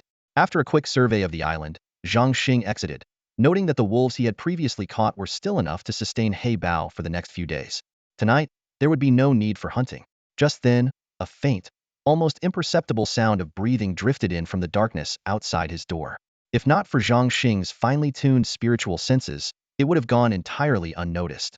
The dormitory's magical lock was standard issue throughout the academy, supposedly unbreachable by anyone other than the occupant or the administrators. Yet, at this moment, the narrow gap of the door began to widen ever so slightly. Zhang Xing's instincts sharpened immediately. The eerie scene unfolding in the dead of night sent a chill down his spine. He feigned deep sleep, letting out soft snores, all the while heightening his spiritual awareness to its peak. A few seconds later, the gap widened further, and a masked figure slipped silently into the room. Though the moonless night obscured most details, it was still possible to discern that the intruder was a middle-aged man. The shadowy figure crept closer to the bed, a sinister smile of satisfaction forming beneath his mask. "You little brat," he thought. "Did you really think you'd be safe hiding in the academy? After laying hands on second young Master Gulen, you want to escape unscathed. Tonight, they'll cripple your cultivation. Let's see if the academy will still protect you then. Once you're expelled, the second young master and the little young master can deal with you however they please. No one will care." He reached out toward Zhang Xing's head, preparing to cast a spell of mental disruption, a cruel magic designed to turn even the most brilliant mind into that of a fool. He intended to stage it as an accident, a case of someone losing control during training. But just as the magic began to take form, the intruder's expression shifted to one of horror. His movements slowed dramatically, as though he were wading through an invisible mire. The final inch separating his hand from Zhang Xing's head felt like an insurmountable chasm, and the spell he was casting began to unravel. It dawned on him, too late, that he had fallen victim to a slowing spell. His panic surged as his eyes darted to the bed only to find it empty. The realization struck like a thunderclap. Frantically, the intruder began channeling his inner magic, silently chanting a dispelling incantation. Meanwhile, Zhang Xing, unfazed, walked calmly to the window. He pushed it open and glanced down. The dormitory, built in a grand castle-like style, was at least as high as a modern 2.5-story concrete building. A fall from this height would almost certainly result in serious injuries, if not worse. Hearing Zhang Xing muttering to himself, the panic of the man in black grew even more intense. At that moment, a surge of newfound magical energy erupted from Zhang Xing's body, instantly dispelling the slow spell. "You little brat, I didn't expect you to have some tricks up your sleeve," the man in black snarled through gritted teeth. "I let my guard down, but now you're going to—" Before he could finish the word die, a sharp whoosh echoed, and his vision went pitch black. His hand, which was reaching for Zhang Xing, froze midair, and he exclaimed in shock, "A blindness spell." Zhang Xing let out a cold chuckle. "Oh, I was wondering who it could be. Turns out it's Minter Tal. Visiting so late at night, what's the occasion?" He immediately recognized the voice. It was none other than Tal, the same Minter who had repeatedly tried to expel him from the theoretical tests. Tal curled his lips into a sly smile. "Binding spell. I may not be able to see you, but I can still hear you. Let's see where you can run now, you little rascal." With a sharp swish, Tal's body stiffened, and his spell missed its target. "What a cunning little brat," he cursed under his breath. Tal didn't dare to use any powerful magic, fearing the academy's dean would punish him if his actions were discovered. Although the dean seemed to hold Zhang Xing in high regard, the boy's association with the Lind family meant Tal had no choice but to obey orders from above. This operation was the result of meticulous planning, even requiring him to collude with the dormitory manager. He had assumed the task would be easy, but this kid was proving to be a thorn in his side. Tal perked up his ears, trying to locate Zhang Xing, but to no avail. He began to suspect the boy might have used some kind of magical array or talisman to hide himself, likely something given to him by the dean. Internally, he cursed, wondering what kind of ridiculous luck this lowly boy must have had to earn the dean's favor. Meanwhile, Zhang Xing was hesitating. His initial thought was to throw this guy out the window and be done with it. Even if the academy found out, he could claim he had eliminated an intruder, and no one would fault him. But the situation was complicated. Tal was a mentor at the academy. Killing him here would bring severe consequences. No one would believe a student's accusation against a mentor. Even if the dean trusted him, the other higher-ups wouldn't let it slide. Suddenly, An idea struck Zhang. Since killing him wasn't an option, why not teach him a painful lesson instead?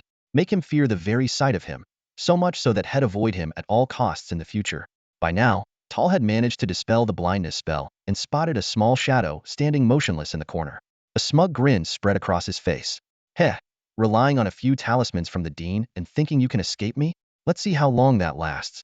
He assumed Zhang was cowering in fear, unaware that a storm was about to descend upon him. Feigning blindness, Tal fumbled around in place while silently chanting, binding spell. Let's see where you'll run now. But just as he was about to cast his spell, a sudden whoosh echoed, and a preemptive strike of magic hit him 0.1 seconds earlier. Tal's body froze, his spell interrupted yet again. A wave of indescribable discomfort swept over him, akin to being forcibly stopped at the most critical moment. It was agonizing. Zhang approached him unhurriedly, casually waving a small fist in front of his face. The next second, with a resounding thud, Zhang delivered a full-force punch to Tal's stomach. Tal instantly experienced a whirlwind of sensations: bitterness, sweetness, sourness all at once, tears and snot streaming uncontrollably. Still unsatisfied, Zhang quickly yanked Tal's black robe over his head and grabbed a soft pillow to smother his face. Then, raising his fists, he unleashed a relentless barrage of punches. The next morning, students from all grades, dressed neatly, began heading to their respective classrooms. The calm atmosphere was suddenly shattered by a piercing scream. A female student let out a shriek as she was throwing a milk bottle into the trash can. Her face turned pale in an instant, and she pointed at the bin with a trembling hand. Her voice quivering, "There's a bloody pig's head in there." Her scream immediately grabbed the attention of nearby students. A few brave male students were the first to approach, peering cautiously into the trash can. "It really is a pig's head," one of them exclaimed, motioning for others to come closer. "Guys, come check this out." In no time, a crowd of curious students had gathered around the trash can, craning their necks to get a better look. The chatter grew louder. "That's horrifying. Why would the cafeteria dump a pig's head here? What a waste. Pig ears and cheeks are so delicious." Suddenly, one of the boys noticed something odd. "Wait, this pig's head. It looks like it's moving." He picked up a clod of dirt and hurled it at the head. With a soft thud, the head indeed shifted slightly. "Oh my god, it's alive. Could it be a pig demon?" The crowd erupted into chaos, with students scrambling back several meters in fear. Yet, their curiosity kept them rooted at a safe distance, watching the situation unfold. The pig's head in the trash can slowly began to rise. It was only then that the students realized it wasn't some pig demon but a disheveled human being. The person's face was so swollen and distorted that they were unrecognizable. From afar, Tina noticed the commotion and hurried over to investigate. When she saw the person climbing out of the trash can, she froze for a moment. Quickly regaining her composure, she began casting a healing spell. Her hands moved swiftly, forming intricate seals, and a divine light enveloped her body. A gentle, pure orb of light emerged from her hands and floated toward the person, covering their head and gradually seeping into their skin. Under the watchful eyes of the crowd, the swelling on the person's face began to subside visibly. Within seconds, a familiar face emerged. It was none other than Minter Tal. The surrounding students recognized him and began whispering among themselves. Some couldn't help but stifle giggles. Clive, standing among the crowd, wore a much graver expression. He had been anxious for the past 2 days about the disappearance of the 2 mage bodyguards sent by his family. Seeing Tal in such a state, combined with the recent incident involving his brother being attacked, filled him with an ominous sense of foreboding. He resolved to find an opportunity to question Tal privately about what had happened. Tal finally regained full consciousness. At first, his eyes were filled with confusion, but as his memories returned, his expression twisted with rage. Gritting his teeth, he spat out 2 words, "Zhang." Zhang stood amidst the crowd. A look of feigned surprise plastered on his small face, while inwardly, he was beaming with delight. This was only the beginning of his revenge. The real spectacle of making Tal look foolish was yet to come. Tal quickly became aware of his predicament. Seeing the peculiar expressions of suppressed laughter on the faces of the surrounding students, his vision darkened, and he nearly stumbled back into the trash bin. Fighting through the pain coursing through his body, he struggled to climb out of the bin and, with his head hung low, made his way toward the office. To avoid the awkwardness, Tina had already left by the time he regained consciousness. The other instructors also deliberately avoided him. Some tilted their heads to gaze at the sky, while others pretended to be lost in thought, tapping their foreheads, doing anything to avoid meeting his eyes. After taking a few steps, Tal felt an uncomfortable friction inside his robe. He gave the black robe a vigorous shake, and several items fell to the ground with a series of soft thuds. He instinctively glanced down, intending to keep walking, but suddenly froze, his expression one of utter disbelief. Slowly, his gaze shifted to the ground on his right. When he confirmed what he was seeing, his entire body stiffened. The instructors, who had been pretending to look elsewhere, also noticed the items on the ground and were left speechless, their mouths agape. The surrounding students were even more shocked. Rendered completely silent, scattered on the ground were women's underwear. It's not me. I don't know how this happened. It's really not me, Tal stammered, spreading his hands in panic as he looked around helplessly. Instructor Delcy, you know me, this isn't something I would do. Instructor Delcy averted his gaze from Tal's face and hurriedly walked away, pretending not to hear. The other instructors, seeing this, also turned and left in a rush. What are you all staring at? Don't you have classes to attend? Do you still want to graduate and get a decent job? One of the instructors barked at the students as they strode off. Within moments, the crowd of students scattered like startled birds. In the now deserted academy courtyard, Tal stood there alone, frozen in place. After a moment, his arms dropped limply to his sides, and he looked as though all the energy had been drained from his body. How could this happen? Who's framing me? Who would be so cruel? Suddenly, his body stiffened. Zhang Xing, it must be that wretched Zhang Xing. Why would he do this to me? Before the morning was over, news of Instructor Tal's shocking behavior had spread throughout the entire Magic and Martial Academy. No one cared about why he was in such a miserable state. Instead, everyone was gossiping about the theft. Soon, a version of the story claiming he had been beaten up for stealing began circulating around campus. Meanwhile, the mastermind behind it all, Zhang Xing, sat in the classroom with a serious expression, diligently focusing on the lecture. Zhang Xing, can you tell us about the drawbacks of spell materials? Instructor Salina asked with a smile. The materials we commonly refer to in spells are those used in semi-material incantations or semi-material array-based spells. Excellent, a very thorough answer. Please take your seat. Class, Zhang Xing is an exemplary student, both in character and academics. You should all strive to learn from him. If you have any questions, don't hesitate to ask him for help. After praising Zhang Xing, Instructor Salina announced the end of class. The students surged out of the classroom like a flood. In the western district of St. Roland Fortress, the Lind family's conference hall was packed to capacity. Count Lind Edra sat at the head of the table, his sharp gaze sweeping across the room as he listened attentively to reports from the heads of various departments. At 55 years old, this senior Grand Magus held considerable prestige within St. Roland Fortress. He nodded in satisfaction. Revenues had seen a slight increase compared to the previous month. Though the growth was modest, it was commendable given the current circumstances. Suddenly, the butler entered hastily, announcing that Tal sought an audience. Edra's brows furrowed slightly as a wave of doubt crossed his mind. Shouldn't that boy be in class? With a wave of his hand, he signaled for Tal to enter. Tal walked into the conference hall with heavy steps, his face clouded with frustration. His report caused Edra's expression to darken. Recalling his youngest son's words from the previous night, a surge of anger welled up within him. In a cold tone, he said, "Since the headmaster told you to rest at home, then do so. I'll call for you if needed." After Tal left, Edra turned to his subordinates and instructed, "Keep an eye on that Zhang Xing kid. Don't get too close to the academy, just observe for now. That's all." With that, he stood and exited the hall. Around midday, Zhang Xing was passing by the dining hall when he noticed a group of students excitedly gathered at the entrance.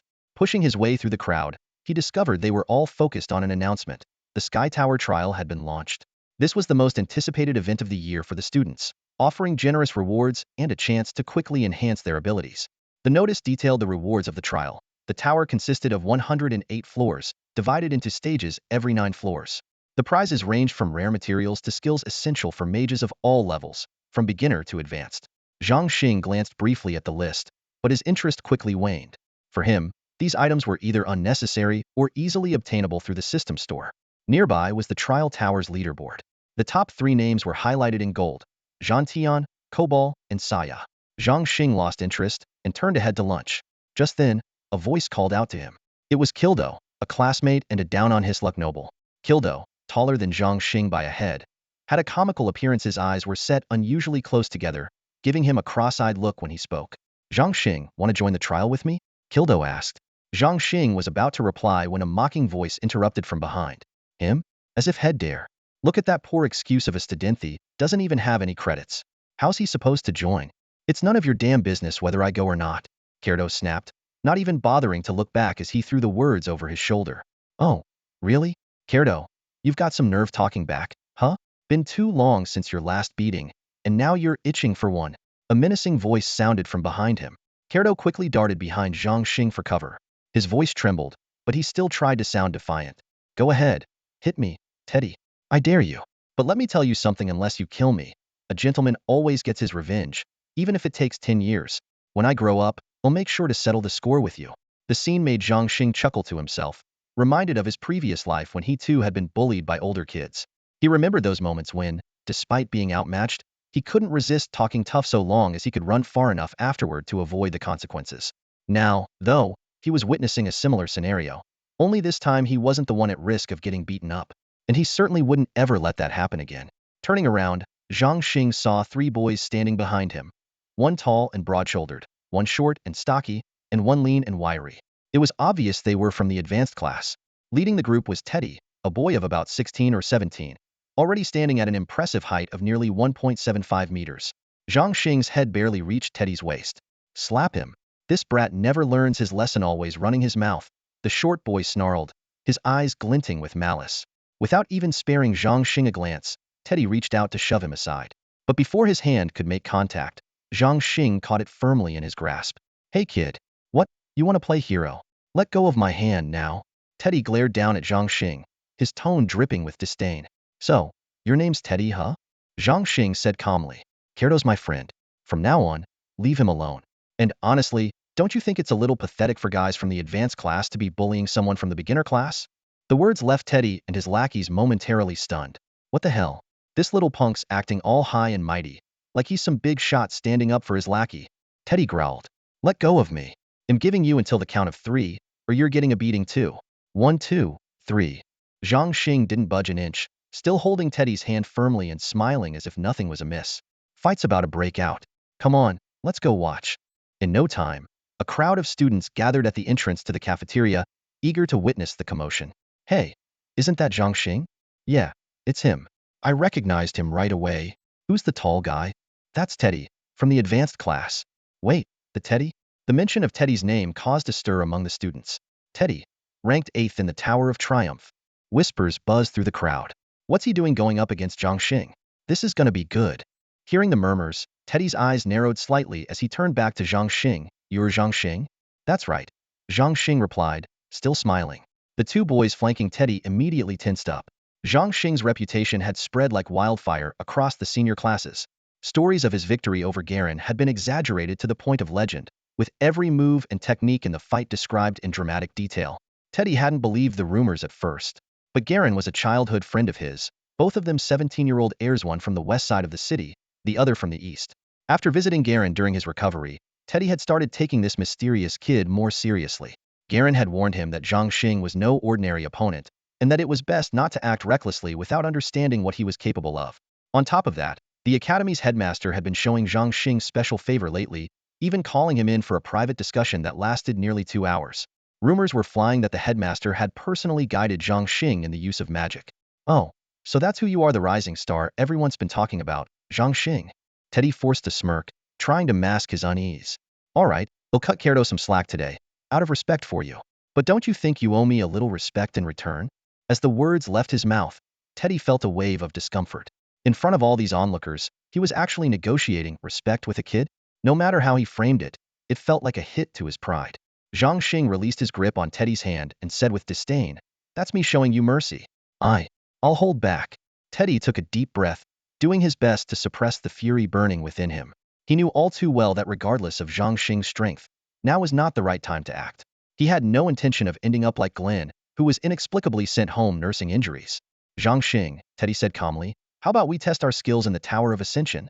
Zhang Xing raised an eyebrow, his face still carrying that composed, confident smile. Are you challenging me? That's right, Teddy replied, locking eyes with Zhang Xing. Word has it you're the self-proclaimed leader of the beginners class, enjoying quite the spotlight lately. A lot of your classmates have grievances, saying you're overly domineering. He paused for a moment, then continued. I have no interest in bullying someone weaker. Besides, petty squabbles are for kids.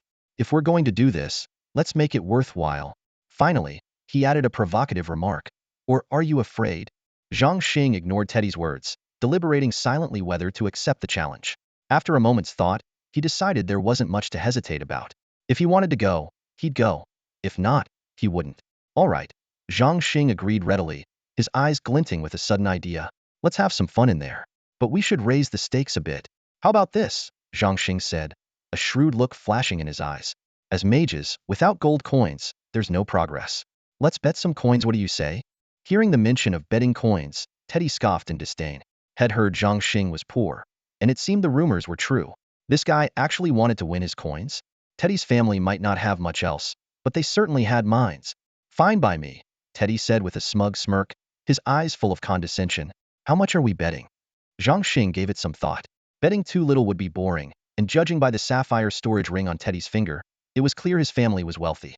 Zhang Xing carefully counted the coins in his own space, just over 120,000. He decided not to put everything on the line. I'm not as rich as you noble heirs, Zhang Xing said, feigning modesty. Let's keep it small, how about 100,000? Thud. Teddy nearly lost his footing and stumbled. What? How much? Did you just say 100,000? Teddy asked, repeating the question 3 times, convinced he must have misheard. Zhang Xing looked puzzled. 100,000? Why? Is that too little? Realizing Zhang Xing was serious, Teddy's expression froze. His mouth twitched uncontrollably as he swallowed hard. No, it's not. Not too little. Teddy stammered, forcing the words out. Inside, Teddy was in turmoil. I only get 1,000 coins a month from my family. Between trading credits for magical materials and covering daily expenses, I'm left with 500 or 600 coins at most. I've never saved up 100,000 coins in my entire life. And this so-called pauper casually throws out 100,000 like it's nothing, acting as if he's even embarrassed about it. What's going on? Does he think that's not enough? Who's the real poor one here? Zhang Xing, on the other hand, had an entirely different perspective. To him, the wealthy heirs on Earth could casually pull out stacks of high-tier credit cards, VP cards, VIP cards, gold cards, diamond cards, even globally limited Supreme King cards, reserved for those worth over $1 billion. In his mind, Teddy's wealth must far surpass that of Earth's rich kids. After all, in this world, people used gold coins for even the most trivial of things. How could they compare to Earth's second-generation elites? Zhang Xing's assumptions were wildly off the mark. If Teddy knew what Zhang Xing was thinking, he'd probably be so furious he'd dive straight into the nearest toilet. The students watching the scene unfold were equally dumbfounded. One student holding a lunch tray had been inching closer to get a better look. When he heard Zhang Xing casually bet 100,000 coins, his hands shook violently. With a loud crash, the tray fell to the ground, scattering food everywhere. Teddy froze for a moment, realizing something was off. Narrowing his eyes, alarm bells went off in his mind. Himself couldn't come up with that many gold coins. How could Zhang Xing possibly have them? This kid must be playing some kind of con, trying to pull a fast one. Hold on a second. Teddy spread his arms wide, turning to address the surrounding classmates, his voice rising dramatically. Everyone, I have serious doubts about Zhang Xing's character. A small bet is one thing, but jumping straight to 10,000 gold coins? Isn't it obvious he's trying to scam us? Hey, Teddy. Zhang Xing interrupted coldly, cutting off his impassioned speech. Stop stirring up trouble and badmouthing me. Do you think you can ruin my reputation with just words? If you're so confident, take a look at this. With that, Zhang Xing began pulling gold coins out of his spatial storage device. The clinking sound of coins filled the air as he stacked bag after bag onto the ground. 1,000 coins per bag, this is 10,000. He then casually pulled out another 10 bags. Hey, race 20,000. Want to check if the coins are real? As the 20 large bags were opened, the dazzling golden gleam of the coins lit up the room, leaving everyone stunned. The male students were slack-jawed, while the female students' eyes practically sparkled with admiration. Even Teddy, who prided himself on being a wealthy aristocrat, stood there dumbfounded. What are you waiting for? Your turn to bring out the money, Zhang Xing urged, a smirk tugging at the corners of his mouth. He was secretly amused at how miserly this so-called noble young master was turning out to be. Sweat began to bead on Teddy's forehead as he reluctantly fumbled with his storage ring, slowly producing small pouches of coins one by one. He hesitated with every movement, placing the bags on the ground as if it pained him. Meanwhile, Zhang Xing, with a flourish, tossed another 20 bags of gold onto the pile. Seeing Teddy stop, he pressed him again. Come on, hurry up. At this rate, the food will be cold before you're done. I don't have any more, Teddy finally admitted in a low voice. What? Seriously? You're that broke? Zhang Xing exclaimed, widening his eyes in exaggerated disbelief. He picked up one of the bags, shaking his head while slowly collecting the rest of his coins. His gaze swept over Teddy repeatedly, full of mockery and disdain. Zhang Xing had seen through Teddy from the very beginning, knew the arrogant noble had no way of producing such a large sum. This was the perfect opportunity to humiliate him. These so-called noble young masters, always flaunting their supposed sophistication and looking down on commoners, deserved to experience the sting of disgrace for once. Teddy's face flushed red as his uneasy gaze flickered toward the two classmates beside him. The two of them helplessly patted their empty pockets and spread their hands. 10,000 gold coins was no small amount. Who could possibly carry that much with them? How about we bet this? I have about 3,000. Teddy's voice trailed off, growing fainter under the watchful eyes of his classmates. The mounting embarrassment and shame nearly rendered him speechless. Suddenly, a thought flashed through his mind. Wait a second, my family is rich, and I'm ranked 8th in the Tower of Trials. I challenge it every year, and have loads of experience. What does a mere freshman like him know? With that realization, Teddy's eyes lit up, and a surge of confidence filled him. Fine, just wait here, I'll go home and get the money. With those words, he bolted off without looking back, leaving his two classmates staring at each other in bewilderment. Zhang Xing watched Teddy's retreating figure and smirked to himself. Heh, another one bringing me free money. It's hard not to get rich like this. Right after lunch, Teddy appeared at the cafeteria entrance, brimming with excitement. I've got the money, 10,000 gold coins, he declared triumphantly. He glanced around at the stunned faces of his peers, his smugness reaching new heights. Let's go, Zhang Xing. We're settling this now. A crowd of students abandoned their trays and eagerly followed them toward the Tower of Trials. On the way, Keldo explained, the Tower of Trials is a mysterious relic brought back by Dean Jagger from an ancient site. It originally had 108 floors, corresponding to the levels of magic cultivation in this world.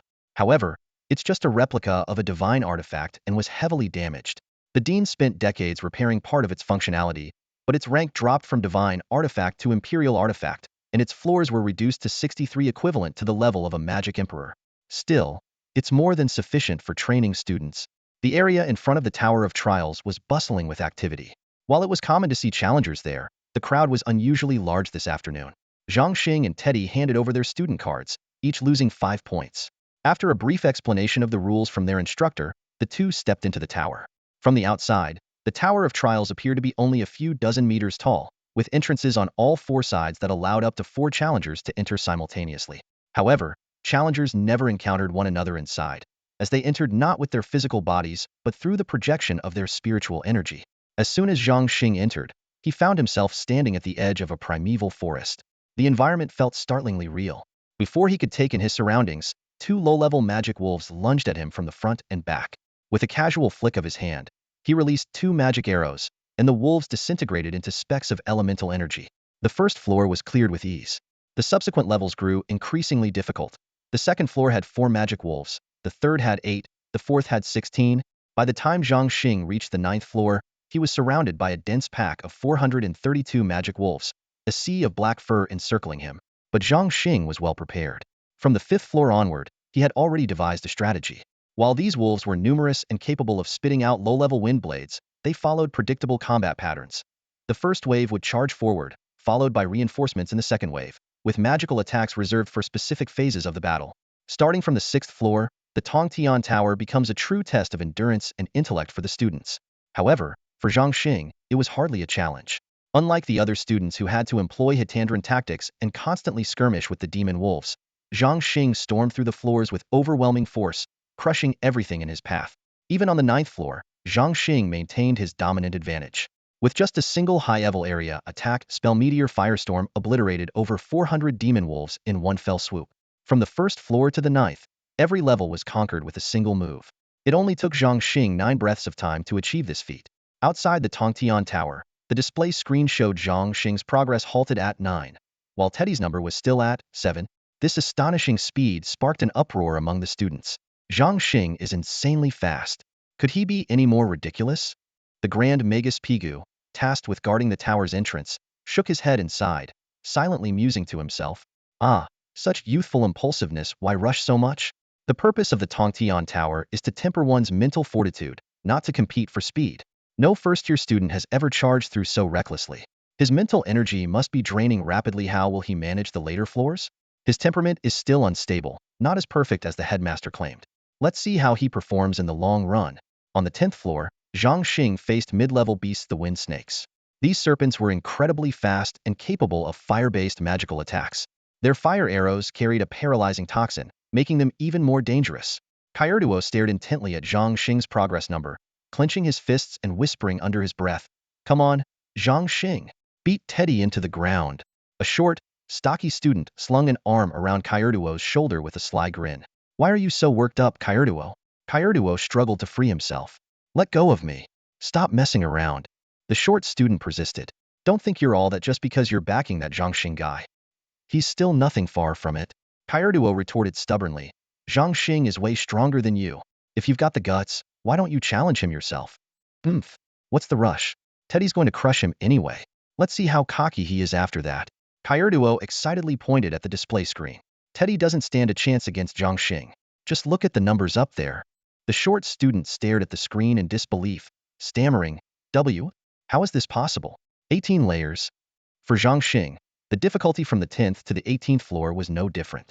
The number of wind snakes doubled with each level, but they posed no significant threat. Meanwhile, Teddy had just cleared the 9th floor and was using the allotted rest time to recover his energy. A few minutes later, Teddy stood up, feeling rejuvenated and wearing a satisfied expression. I was faster this time, and my energy consumption was lower too. Zhangxing, no matter how monstrous your talent is, they'll beat you today. You must still be struggling on the 9th floor, right? Huh. For 100 demon wolves charging at you relentlessly, that's a battle you've never faced before. Sure, you might be stronger in single combat, but in a group assault, you'll meet a miserable end. However, reality painted a very different picture.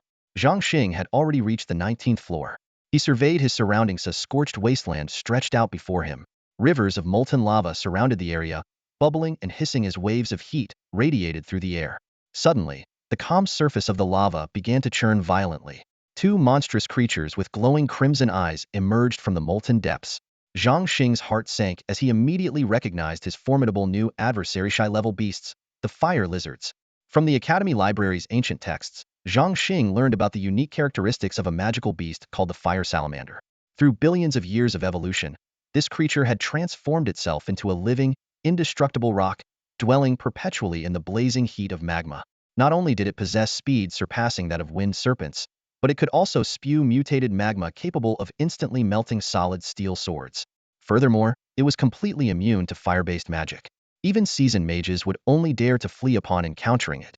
On the Tower of Trials leaderboard, the top-ranked fighter, Zhan Tian, had only managed to reach the 25th floor. The second-ranked Cobalt and third-ranked Saya had also failed to surpass this stage, though their times of survival varied. This clearly demonstrated that this level was a true test of a student's strength. At this point, Zhangxing had already mastered fire magic to a near-perfect level, but here it was utterly useless. His proficiency in ice magic, however, was far inferior. To make matters worse, defeating the previous magical beasts had not yielded any experience points, indicating that only defeating the real beasts would lead to growth. Two fire salamanders slowly crawled toward him. Their spindle-shaped bodies were over a meter long, slender at both ends and thick in the middle. Each step of their glowing claws crushed rocks effortlessly. Their deep red, glassy eyes radiated a chilling, menacing light. Zhangxing steadied his mind, focusing on how to defeat these living rocks. He first attempted ice magic, launching two ice spears taught by the Academy's headmaster. However, the spears dissipated instantly upon striking the fire salamanders' backs, leaving no effect. The beast's small eyes seemed to flash with a mocking glint. Suddenly, both salamanders opened their jaws simultaneously, spewing streams of magma streaked with black, hurtling toward Zhangxing from both sides with lightning speed. Dodging seemed nearly impossible. Before this, Zhangxing had repeatedly cast slow and blindness spells, but all attempts failed, as a mysterious power nullified them. This was highly unusual, as aside from the elven race, these spells had a success rate exceeding 90% on other creatures. After narrowly avoiding the magma attack, Zhangxing did not give up. He cast slow 10 more times, and on the final attempt, the spell finally worked. Only a 10% success rate? This spell is practically useless, Zhangxing thought to himself. At this point, he had lost all his advantages and was feeling increasingly cornered. He couldn't help but question why the Whitebeard Headmaster had set up such a difficult challenge. Even a magus would struggle to overcome this. Still, Zhangxing refused to despair. There must be a weakness in these fire salamanders, he told himself firmly, observing their movements from every angle. After some time, he noticed that no matter how the salamanders moved, their bellies remained pressed against the ground, even when they turned around. Could their weakness be on their undersides? Zhangxing decided to test his theory by casting a high-level spell, Earthquake Tremor. With a deafening rumble, the surrounding rocks tumbled, and the ground shook violently. The two fire salamanders were thrown into the air, flipping over several times. At that moment, Zhangxing spotted a small, coin-sized gray mark in the center of each salamander's belly nearly imperceptible without close observation. He cast Earthquake Tremor once more. As the salamanders lost their balance again, he swiftly launched 2 ice spears. With a faint cracking sound, the fire salamanders froze in place, their bodies disintegrating into the air moments later. Upon discovering the fire lizard's weakness, Zhang Xing felt a surge of excitement. His eyes sparkled with the light of victory, and a faint smile tugged at the corners of his lips. I knew it, he thought to himself. No matter if it's a human or a magical beast, everything has a weakness. He pondered further. Those top 5 ranked fighters must have already known about this weakness, but they kept it to themselves. Otherwise, Kelder would have told me by now. In the ensuing battle, Zhang Xing moved as though he were unstoppable. Each time he unleashed his ice spear, the ground trembled violently, and fire lizards fell one after another.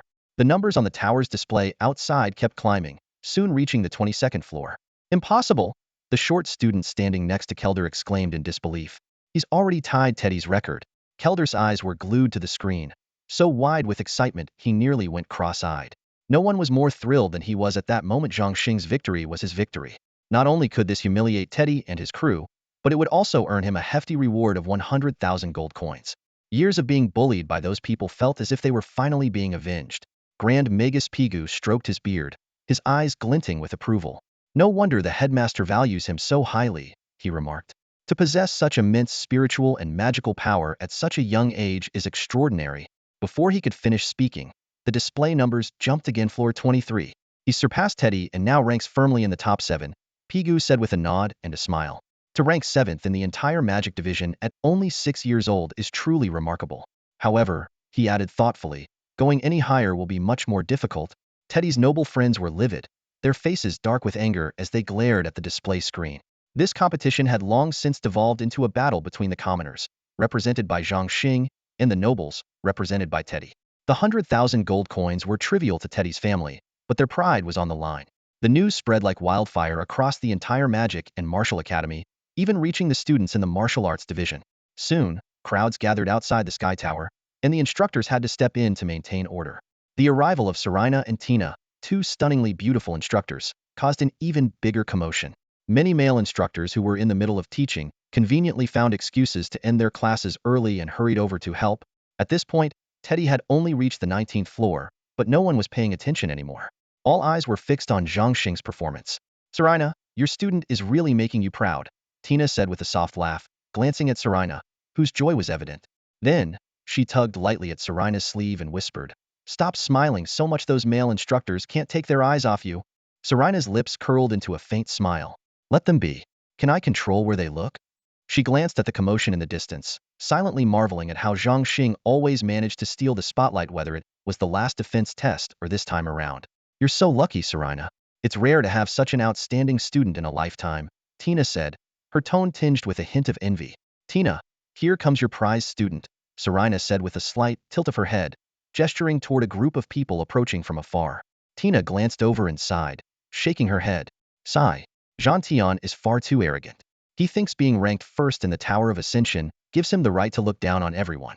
Even I, his mentor, can't rein him in anymore. What's worse is his petty nature. He never forgives or forgets, and can't tolerate anyone surpassing him. Young people go through phases like this, Serena offered comfort. Besides, he's the youngest son of Sleet, the dean of the Martial Academy. Growing up pampered, it's no surprise he turned out this way. Tina waved her delicate hand dismissively. Spare me the sympathy. His behavior is a carbon copy of his father, overbearing and aggressive in everything he says and does. Look at him now, strutting around with an entourage bigger than the dean's. As they spoke, Jean Tian approached the crowd. He wore a sleek black mage's robe, the cuffs adorned with 3 silver fleur-de-lis insignias, a mark of a certified senior mage, far beyond the status of an ordinary academy student. This privilege was reserved for the top 3 ranked students in the Tower of Ascension. While other students might claim to be junior, intermediate, or senior mages, they wouldn't officially earn such recognition until certified by the Mage Guild upon graduation. As Jean Tian walked closer, the crowd instinctively parted to make way for him. Students who thought they had any chance of catching his attention eagerly stepped forward to flatter him, as if exchanging just one word with him would elevate their own prestige. Those who managed to greet him cast smug glances at the others, brimming with self-satisfaction. Jean Tian strode forward with an air of indifference, not even bothering to acknowledge the surrounding instructors. His gaze briefly flickered toward the numbers displayed on Zhang Xing's side, and he let out a cold scoff. Suddenly, an excited gasp erupted from the crowd. Look, Zhang Xing just cleared the 23rd floor and is now on the 24th. All eyes immediately turned to the updated numbers on the tower. Haha. Kyoto's cheer rang out especially loud. I doubt he'll get much further. Breaking into the top 3 is out of the question, but 4th place seems secure enough, Zhang Tian sneered, his voice low but calculated loud enough for everyone to hear. Before his words could settle, the number on the tower screen jumped to 25. For a moment, the entire crowd fell into stunned silence. Everyone stared in disbelief at the glowing red number, too shocked to utter a single word. Zhang Tian's face darkened instantly. A fierce battle spirit ignited in his eyes as he realized he had misjudged the situation. That kid named Zhang Xing had also reached the 25th floor, standing on the same starting line as him. The feeling of his authority being challenged unsettled Zhang Tian, like a beast king whose territory had been invaded by a younger rival. Clenching his teeth, Zhang Tian had only one thought in his mind: fight, conquer, destroy. Forcing himself to calm down, Zhang Tian began to think rationally. The 25th floor housed 108 fire lizards, creatures not so easily defeated. He had already exhausted all his mental strength and magic power to kill 100 of them. Only 8 remained, and with unshakable confidence, he was determined to clear this level in one fell swoop. Time ticked by, but the numbers on the Tower of Ascension remained unchanged. Zhang Xing neither reappeared nor caused the numbers to shift. Everyone watching was baffled. By now, Zhang Xing should have either slain all the fire lizards, causing the numbers to update, or been defeated and ejected from the tower. Yet, there was no movement. What on earth was happening? Inside the tower, Zhang Xing had already slain over 1,600 magical beasts. As he struck down the last fire lizard on the 25th floor, he suddenly grasped an elusive realization he'd been chasing ever since entering the micro-level state. After casting numerous ice spears, he began to distinctly sense the connection between his mental energy and the magical elements in the air. If controlling magical elements during the micro-level state could be likened to weaving fine threads of mental energy, these threads would form a dazzling rainbow bridge. On the surface, the required magical elements surged forward eagerly, but in truth, many still drifted outside the threads. This caused tiny inconsistencies in the magic, not enough to disrupt the spell but noticeable if magnified 1,000 or 10,000 times. Zhang Xing stopped using Earthquake and instead directly struck the fire lizards' backs with ice spears. 100 attacks, 1,000 attacks, 1,500 attacks. He gradually noticed a phenomenon. No matter how much mental energy he used to control the magical elements, even if the attack appeared indestructible, there was always a slight vulnerability. This weak point was like a martial artist's vital spot once struck. It would collapse instantly. If he could pinpoint this weak spot, even the strongest magic could be evaded or destroyed. Next, Zhang Xing began casting ice spears with his left hand and flame blades with his right, testing each spell's vulnerabilities against the other. Meanwhile, the last fire lizard continued circling him, occasionally spewing molten lava. Zhang Xing casually shattered the lava with an ice spear and charged at the fire lizard, but the flame blade trailing the ice spear collided with it, and both spells dissipated. After hundreds of experiments, in one sudden attack, the flame blade struck a specific point on the ice spear, causing it to disintegrate instantly. The flame blade continued forward and hit the fire lizard. Zhang Xing's eyes lit up, had found it. That point was the weakest spot in the formation of magic. Through countless trials, Zhang Xing's accuracy in identifying the weak points of both the flame blade and ice spear improved dramatically, reaching a success rate of 90. Yet, he did not stop there. Completely immersed in the process, Zhang Xing devoted himself entirely to this exploration, losing himself in the thrill of discovery. Zhang Xing's magical prowess advanced rapidly, no longer confined to a single skill. He had mastered various offensive spells such as magic arrows, thunderbolts, and chain fireballs with absolute precision, achieving a 100 success rate.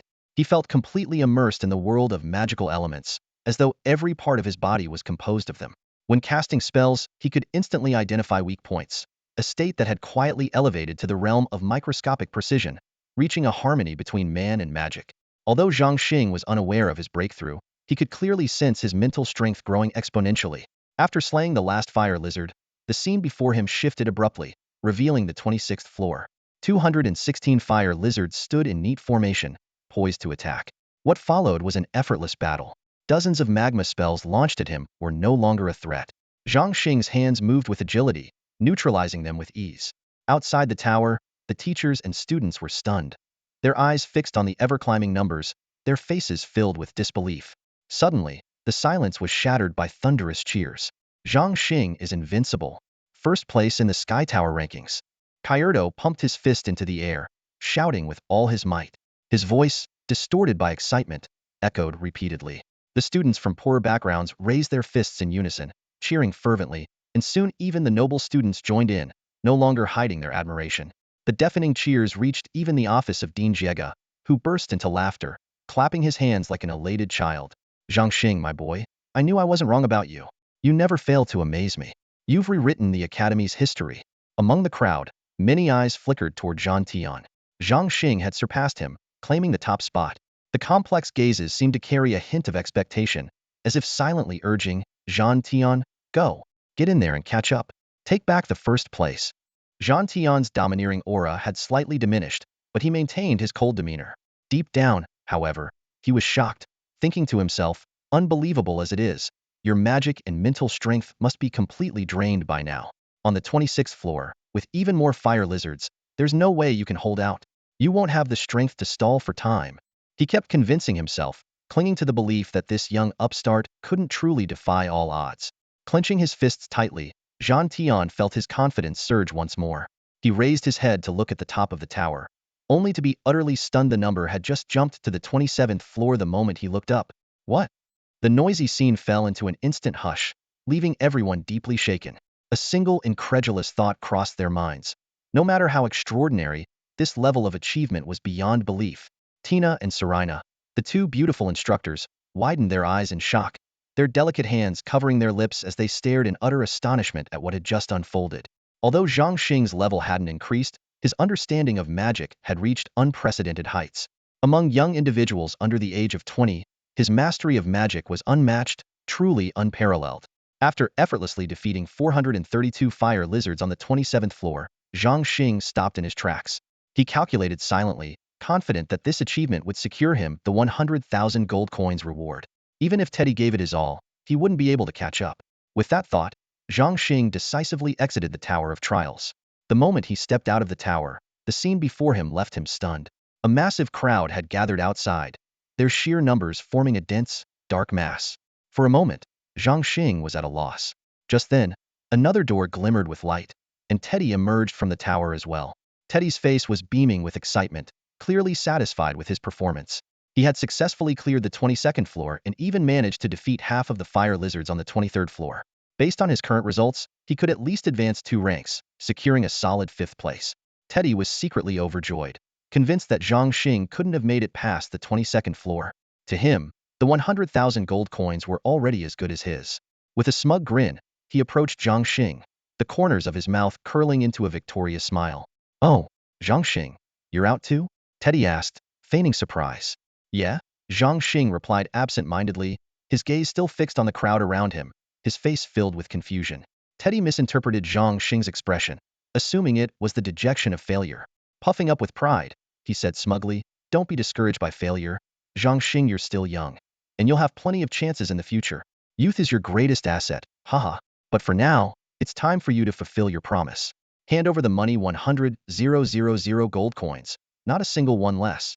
Hearing their exchange, the surrounding students and teachers exchanged peculiar glances, their eyes collectively turning to Teddy with an odd mix of amusement and pity. Zhangxing finally snapped back to reality, a wide grin spreading across his face. Rubbing his hands together, he said, oh, right? I almost forgot about that. Senior Teddy, are you sure you're thinking straight? Our bet was that the loser pays the winner. Teddy immediately retorted, you must be the one not thinking straight. Of course, the loser pays. That's the rule of the game. I've never heard of a winner paying instead. Isn't that right, everyone? Seeing the mocking expressions on the faces of those around him, Teddy grew even more confident. In a condescending tone, he continued, Zhangxing, are you trying to weasel out of this in front of so many people? What's the matter? Can't handle losing? You were the one who proposed the bet. Stop stalling and hand over the money. Zhangxing couldn't help but roll his eyes. Pointing directly at Teddy, he said, are you an idiot? Open your eyes and take a good look behind you. Where did you dig up the confidence to act so cocky? Teddy followed Zhangxing's finger and looked back toward the Tower of Trials. In an instant, he froze as if struck by lightning. His eyes widened, and his lips quivered, unable to form words. This can't be real. It's fake. After a few seconds, Teddy erupted in a roar. He turned to the crowd, shouting desperately, everyone, tell me the numbers on the tower are fake. It's a prank, right? Minter Salina, this isn't real, is it? Minter Tina, Even if he's some kind of prodigy, there's no way a kid could achieve this. You're all in on this joke, aren't you? The students, seeing Teddy acting like a madman, took a few steps back, unwilling to engage. Even Teddy didn't dare grab the arms of the mentors to demand answers. From their expressions, he could see a mix of pity, disdain, and a hint of disgust. No, this can't be, Teddy mumbled to himself, still unable to accept the reality before him. He scanned the crowd again, hoping someone would step forward, laughing, and tell him, Teddy, we're just messing with you. But the miracle he longed for never came. At this moment, Teddy could only endure the crushing blow of failure under the complex gazes of the onlookers. Hand over the money. Zhang Xing impatiently interrupted Teddy's daydream, his voice dripping with the arrogance of a victor. Teddy snapped back to reality, his body trembling as he shakily pulled a storage ring from his pocket. Forcing down the bitterness in his heart, he spoke with a hoarse voice. There's 100,000 gold coins inside. Take them, but return the ring to me afterward. His eyes betrayed a deep pain, as though each coin was carved from his own flesh. At that moment, Teddy recalled the scene of asking his father for money. He had confidently assured his father that he had a 100 chance of winning 100,000 gold coins from Zhang Xing. His father, without saying much, silently handed over the money. In his father's eyes, this beloved son had performed satisfactorily in day-to-day life, and besides, 100,000 gold coins were a drop in the bucket for their family. The old man believed that for young people, competitiveness was natural, and winning or losing wasn't the issue, the experience mattered more. But Teddy didn't see it that way. To him, this loss felt like the sky was falling. Concepts like personal dignity, noble pride, and individual honor flooded his mind, inflating the significance of this competition to colossal proportions. In reality, he was overthinking it. None of the surrounding students or teachers cared about the outcome of the match, let alone felt sorry for the loss of his 100,000 gold coins. To them, Teddy's family might as well own a gold mine. At this moment, all eyes were on Zhang Xing. This 6-year-old boy had not only shattered the Academy's long-standing trial records, but had also far surpassed Zhang Tian. Under everyone's gaze, Zhang Tian took a deep breath and turned to leave. He couldn't afford to lose again, at least not now, not against Zhang Xing. Inwardly, Zhang Tian made a silent vow. Zhang Xing, don't get too comfortable. I will surpass you. Mark my words. From this day forward, there's only one path for me: training, relentless training. Next year, I'll make sure to put you beneath my feet. Though his walking posture remained noble, his retreating figure lacked the arrogance he once carried. The #1 spot on the Tongtian Tower combat rankings now bore Zhang Xing's name in bold, glowing characters. His name had once again echoed throughout the academy, and even the Martial Arts Academy had heard of this 6-year-old prodigy. Unbeknownst to Zhang Xing, who had become the center of attention, he was already on the move. He rushed to exchange his newly earned Tongtian Tower points for a large supply of materials used for setting up magic arrays. Array studies were a required course for all mages, and the best way to learn was through hands-on practice. Without materials, one could only stare blankly. In real combat, others could effortlessly deploy a few formation talismans, and no matter how high your level was, you'd struggle to catch up to a fleeing opponent. Formation talismans were particularly practical on the battlefield. With their greatest advantage being efficiency, they required almost no magic power or energy to use. After gathering his materials, Zhang Xing headed straight back to his dorm, refusing to meet with any of the noble students trying to curry favor or recruit him.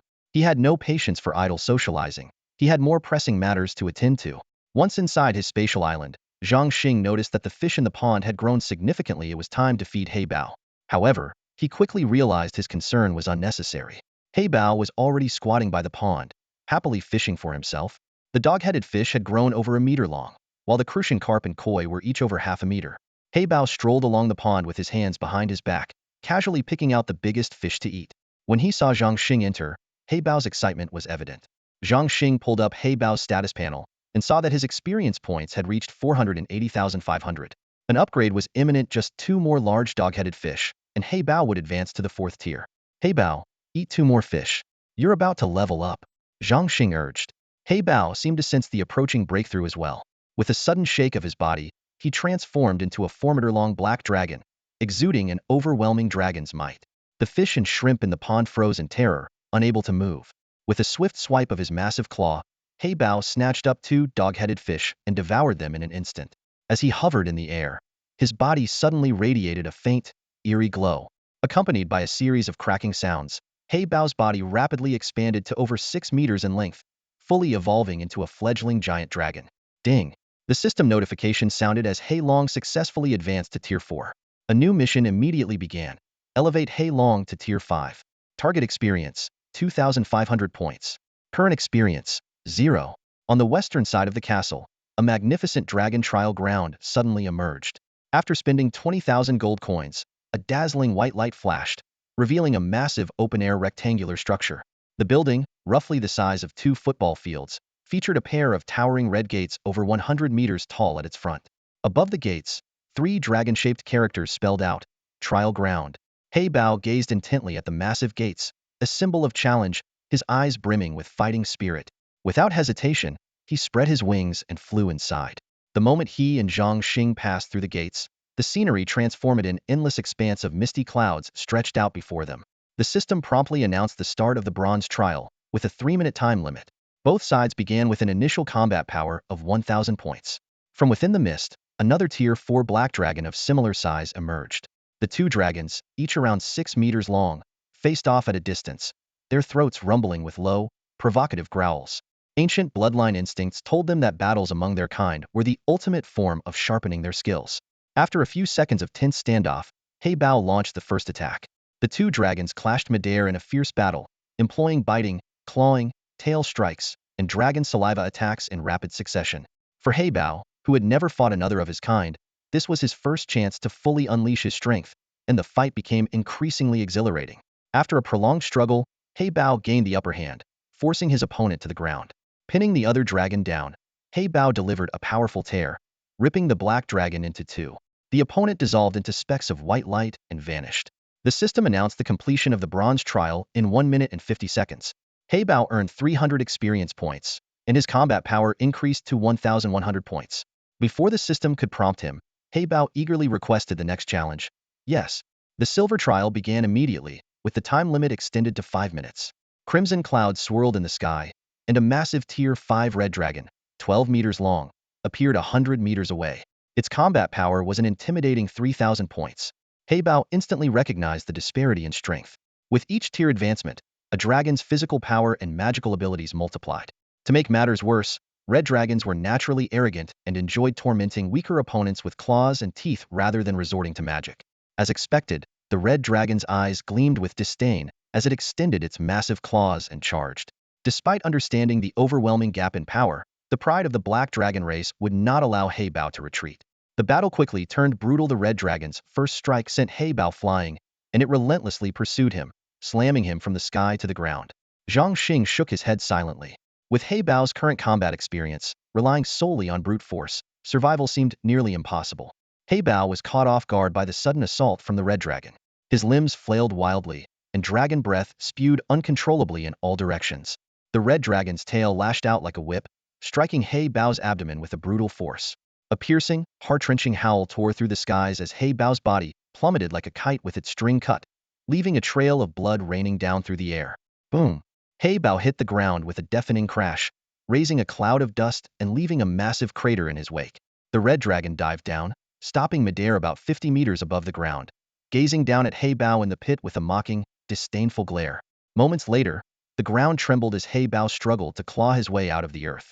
His body was battered and bruised, with scales hanging loose or completely torn away. The once majestic dragon now looked utterly ragged, his snout and nostrils smeared with a mixture of blood and dirt. Despite his wretched state, the fighting spirit in Heibao's eyes remained undiminished. Time was running out, and victory was all but impossible. Yet Heybao was determined to fight to his last breath. He raised his head to the sky and let out an earth-shaking roar, unleashing a blast of dragon breath aimed directly at the red dragon above. Without hesitation, he leaped into the air, charging forward once more. The red dragon scoffed and retaliated with a burst of flames, instantly evaporating Heibao's dragon breath. While Heibao's fire abilities were formidable, his true trump card was his corrosive acid. Unfortunately, the red dragon, with its innate mastery of fire and a higher tier of power, effortlessly neutralized Heibao's attacks. Boom, boom, boom. Heybao was sent flying repeatedly, yet each time he rose and charged again. Even knowing it was futile, he continued attacking relentlessly, determined to fight to the bitter end. The red dragon hovered in midair, seemingly savoring the one-sided battle and its overwhelming dominance.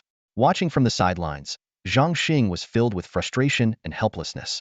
The system's rules restricted his actions, leaving him unable to intervene. All he could do was watch as Heybao was mercilessly beaten. Though the red dragon was merely a virtual opponent, its haughty and ruthless personality was vividly displayed.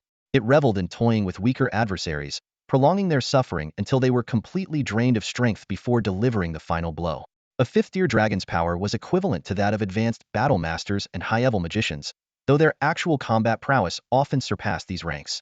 According to the hierarchy, magicians advanced through 3 levels, followed by magus, grand magus, archmage, and mage emperor. Warriors, on the other hand, progressed through battle master, battle spirit, battle king, and battle emperor. A 5th-tier red dragon's strength was on par with a grand magus or battle spirit, making it nearly impossible for Zhang Xing and Heybao to prevail, even if they fought together. Finally, the 5-minute trial period came to an end. The system notification chimed. Ding! Trial failed. Please keep trying. The red dragon's figure dissipated into the clouds, and the trial arena returned to its original state. Heybao reverted to his human form, collapsing onto the ground, utterly exhausted and motionless. Zhang Xing rushed to his side, barely recognizing him.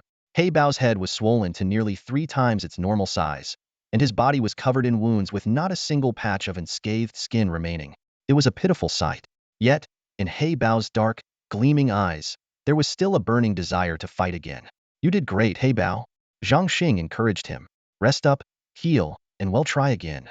He quickly accessed the system shop and purchased a sacred elixir to heal Heibao's injuries. After consuming the medicine, Heibao's formidable regenerative abilities kicked in, and he was soon back on his feet, ready to face the next challenge. The next day, Heybao continued his journey of battles. Although each fight ended in defeat, his combat experience steadily grew. Starting with a power level of 1,100, he had increased it to 1,500. However, over the following days, his progress slowed significantly, gaining only 100 points and eventually plateauing at 1,600. At this point, there were only 15 days left until the end of the year. Dean Jiega led the top 10 students from each grade, along with their mentors, on a journey to the imperial capital, Tianqing City, to participate in the triennial magic tournament. Vice Dean Silite also accompanied 30 other students. After several teleportations and flights on magical mounts, they finally reached the capital of Tianqing Kingdom on the morning of the 14th day. Exhausted from the journey, everyone retreated to their assigned accommodations to rest and prepare for the competition the next day. That evening, Zhang Xing once again entered the virtual island to observe Heibao's battles. Before leaving the academy, he had already realized that Heibao's stagnation at 1,600 points was due to a bottleneck.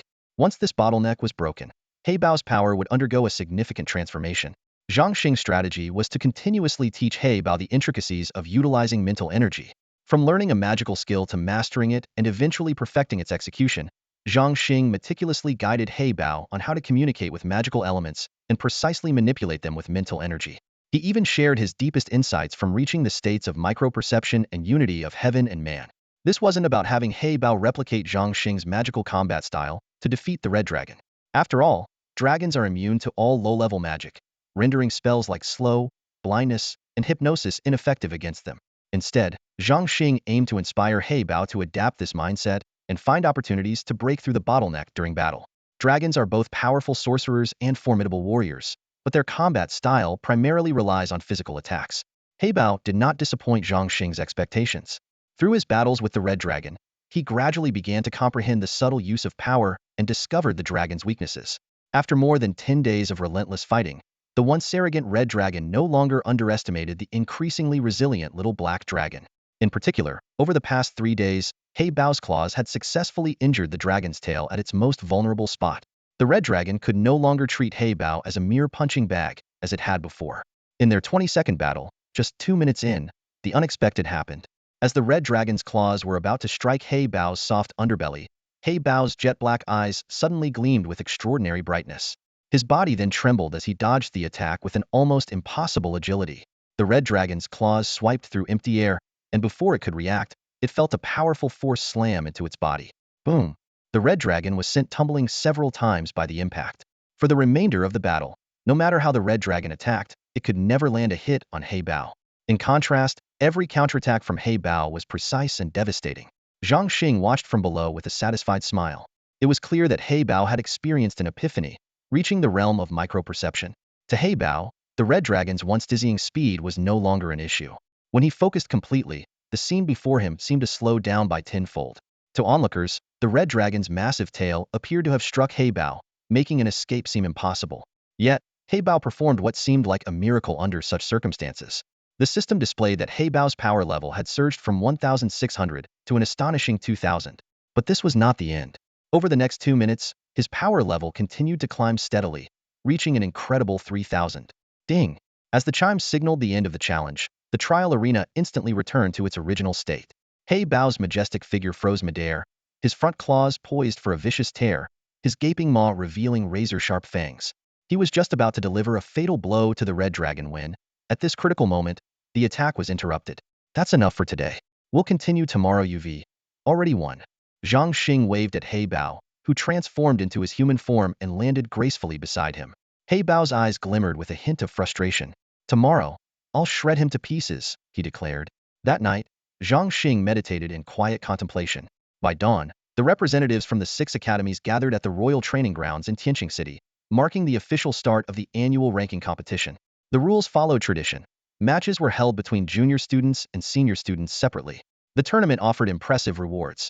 In the individual competition, the champion would receive 1 million gold coins and a high-grade offensive magic artifact, while the runner-up and third place would earn 500,000 and 300,000 gold coins respectively. In the team competition, each team of 10 would vie for the championship prize of 1 million gold coins, distributed equally among the members. The rewards for second and third places mirrored those of the individual competition. The most anticipated event, however, was the unrestricted individual challenge, open to all regardless of level or specialization in magic or combat.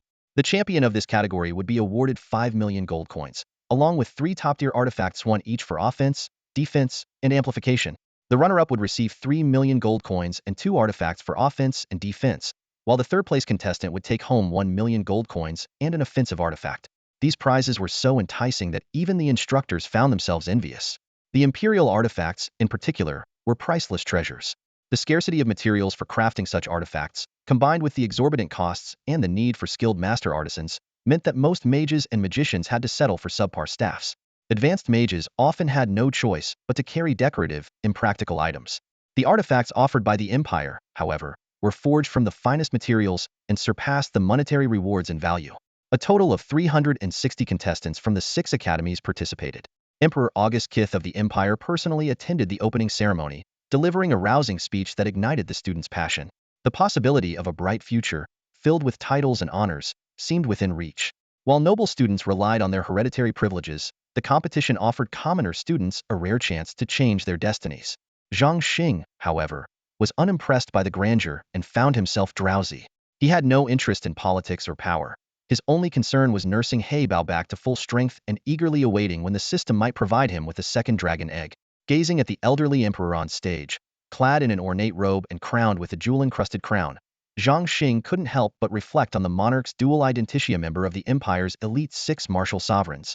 It was said that Emperor Kith had demonstrated extraordinary magical talent in his youth, achieving the rank of magician at just 15.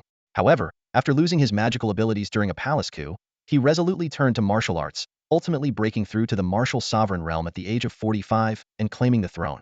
After Emperor Kith's passionate and inspiring speech, the grand competition officially commenced. 60 elite students from the 6 academies' junior magic classes stepped forward one by one to draw lots, setting the order for their intense face-offs. The tournament followed a progressive elimination format.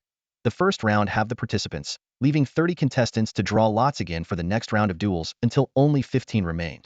From there, 7 finalists were determined, 1 received a bye, while the remaining 6 competed for the top 3 spots.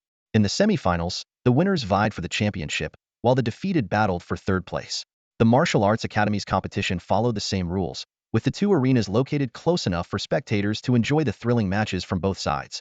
Zhang Xing breezed through the early rounds, but it wasn't until he advanced to the top 7 that his exceptional performance began to draw attention from the other academies. When the leadership of the academies and the Emperor of the Empire reviewed his profile, they were stunned to discover that this freshman from St. Roland Magic Academy was only 6 years old and had been enrolled for just 2 months. The 5 academy deans cast scrutinizing gazes at Dean Jiega, who wore a self-satisfied expression. Dean Nelson of the Golden Peak Magic and Martial Academy couldn't hold back his admiration, though it was tinged with envy and jealousy. Dean Jiega, this child has remarkable talent. To be so composed and battle-experienced at such a young age is truly a rare gem. Which family cultivated him? Zhang Xing is an orphan, with quite a pitiful background, Jiega replied succinctly. Nelson acknowledged the response, but refrained from further inquiry, though a glint of calculation flashed in his eyes. Clearly, he was already scheming. The other deans, upon hearing this, also began to quietly plot how they might poach this prodigy from Jiega. Meanwhile, the competition carried on, and the top 3 contestants were soon decided. Zhang Xing faced off against a freshman from the Blazing Flame Magic and Martial Academy. Despite their impressive strength, they were defeated by Zhang Xing in a single move. The other finalist, refusing to be outdone, launched an advanced spell, Chain Fireballs, right at the start. Yet they failed to even graze Zhang Xing's cloak and ultimately conceded after exhausting their magical energy. When the court archmage announced, the first place in the individual competition goes to Zhang Xing from St. Roland Magic and Martial Academy's junior class. All eyes were on him. Zhang Xing, overjoyed, returned to his team, where his peers looked at him with envy. After all, the prize of 1 million gold coins and a magical artifact was enough to make anyone green with jealousy. Teddy, impressed by Zhang Xing's combat prowess, believed he was ready to join the advanced class outright. However, Dean Jiega stood firm in his stance. The study of magic must be methodical, starting with the basics. Skipping grades purely based on combat strength is against the rules. If he wants to move up, he'll need to pass rigorous examinations. Well discussed this after the competition. In truth, Dean Jiega had a different plan in mind. He wasn't considering promoting Zhang Xing to the advanced class. Instead, he intended for him to take the graduation exam directly. However, Zhang Xing's young age posed a challenge. Upon graduating, he wouldn't be eligible to serve in the military. Jija's ultimate goal was to send Zhang Xing to a higher-level institution to further his education, not only in magic but also in military strategy and governance. The Star Empire had only one top-tier military academy, the Royal Military Academy. Graduates from this elite institution either became high-ranking military officers or entered the imperial court as officials. Yet Jija's ambitious plan faced a harsh reality. The Royal Military Academy only admitted noble children of Viscount rank or higher. Since Emperor August Keith's ascension to the throne, the authority to grant noble titles had been tightly controlled by the emperor alone. While the dukes and lords often grumbled about this, any dissenters risked facing fatal consequences under August Keith's autocratic rule. Zhang Xing patiently waited for an entire hour as the competitions for other grades finally came to an end. He wasn't interested in who claimed the first place. What he did know was that Zhang Tian from the advanced class managed to secure a spot in the top 10, while a student from the intermediate class also made it, although their rankings were low and neither reached the top 5. Next up was the event. Zhang Xing had been eagerly anticipating the individual challenge tournament. The massive prize of 5 million gold coins seemed to beckon him. Such a fortune could bring about a rapid transformation on Dragon Island, potentially leading to the hatching of not just a second dragon egg, but even a third or fourth in a short span of time. At the thought of this, Zhang Xing rubbed his hands together, his eyes gleaming with excitement, as if he could already see the mountains of gold piling up before him. Only the top 10 students from each grade were eligible to participate in the challenge, amounting to 30 contestants from the advanced, intermediate, and beginner classes combined. These students were recognized as the strongest in the 6 academies, with past champions almost always hailing from the advanced class. The Emperor of the Empire actively encouraged younger students to challenge their seniors, emphasizing that even in defeat, such attempts were honorable. "I want a challenge," Zhang Xing declared without hesitation, drawing the attention of everyone in the crowd. Many nodded in approval, admiring the courage of the small-framed boy. The challenge followed 2 possible formats, choosing an opponent directly or drawing lots. Zhang Xing recalled the headmaster once mentioning that students usually opted for the random draw, as directly naming an opponent often implied personal grudges. However, Zhang Xing wasn't concerned about such matters. He only cared about the opportunity to participate. 29 bamboo sticks were placed into a bamboo tube, and Zhang Xing casually drew one. An imperial official announced in a loud voice, "Golden Cauldron Academy, beginner class, Bill." As soon as the words left his mouth, Bill quickly stepped forward and conceded. It was clear that the beginner class students from the 6 academies all knew they were no match for Zhang Xing. "Draw again." Zhang Xing reached out once more and pulled out another stick. "Golden Cauldron Academy, advanced class, Tian." The official held up the bamboo stick for everyone to see. "Tian accepts the challenge," a rough voice boomed. Both contestants stepped forward. Tian was ranked 6th in the advanced class, and his appearance was more akin to that of a warrior than a mage. The two stepped into the center of the arena and exchanged respectful bows according to the customs of magicians. Tian glanced at Zhang Xing's short stature, and a trace of disdain flickered in his eyes. "Junior Zhang Xing, I'll let you make the first move.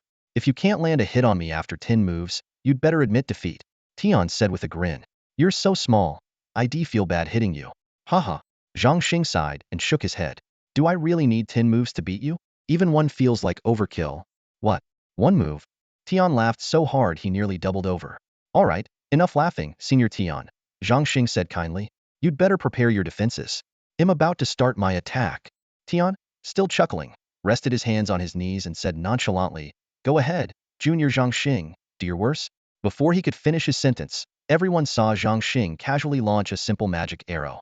In the next instant, Tian was sent flying backward as if struck by a massive tree trunk, landing with a heavy thud. 10 seconds passed, and Tian remained motionless on the ground. An Imperial Archmage stepped forward to inspect him, then promptly declared Zhang Xing the winner. It wasn't until then that Tian regained consciousness, looking around in confusion, seemingly still trying to locate Zhang Xing.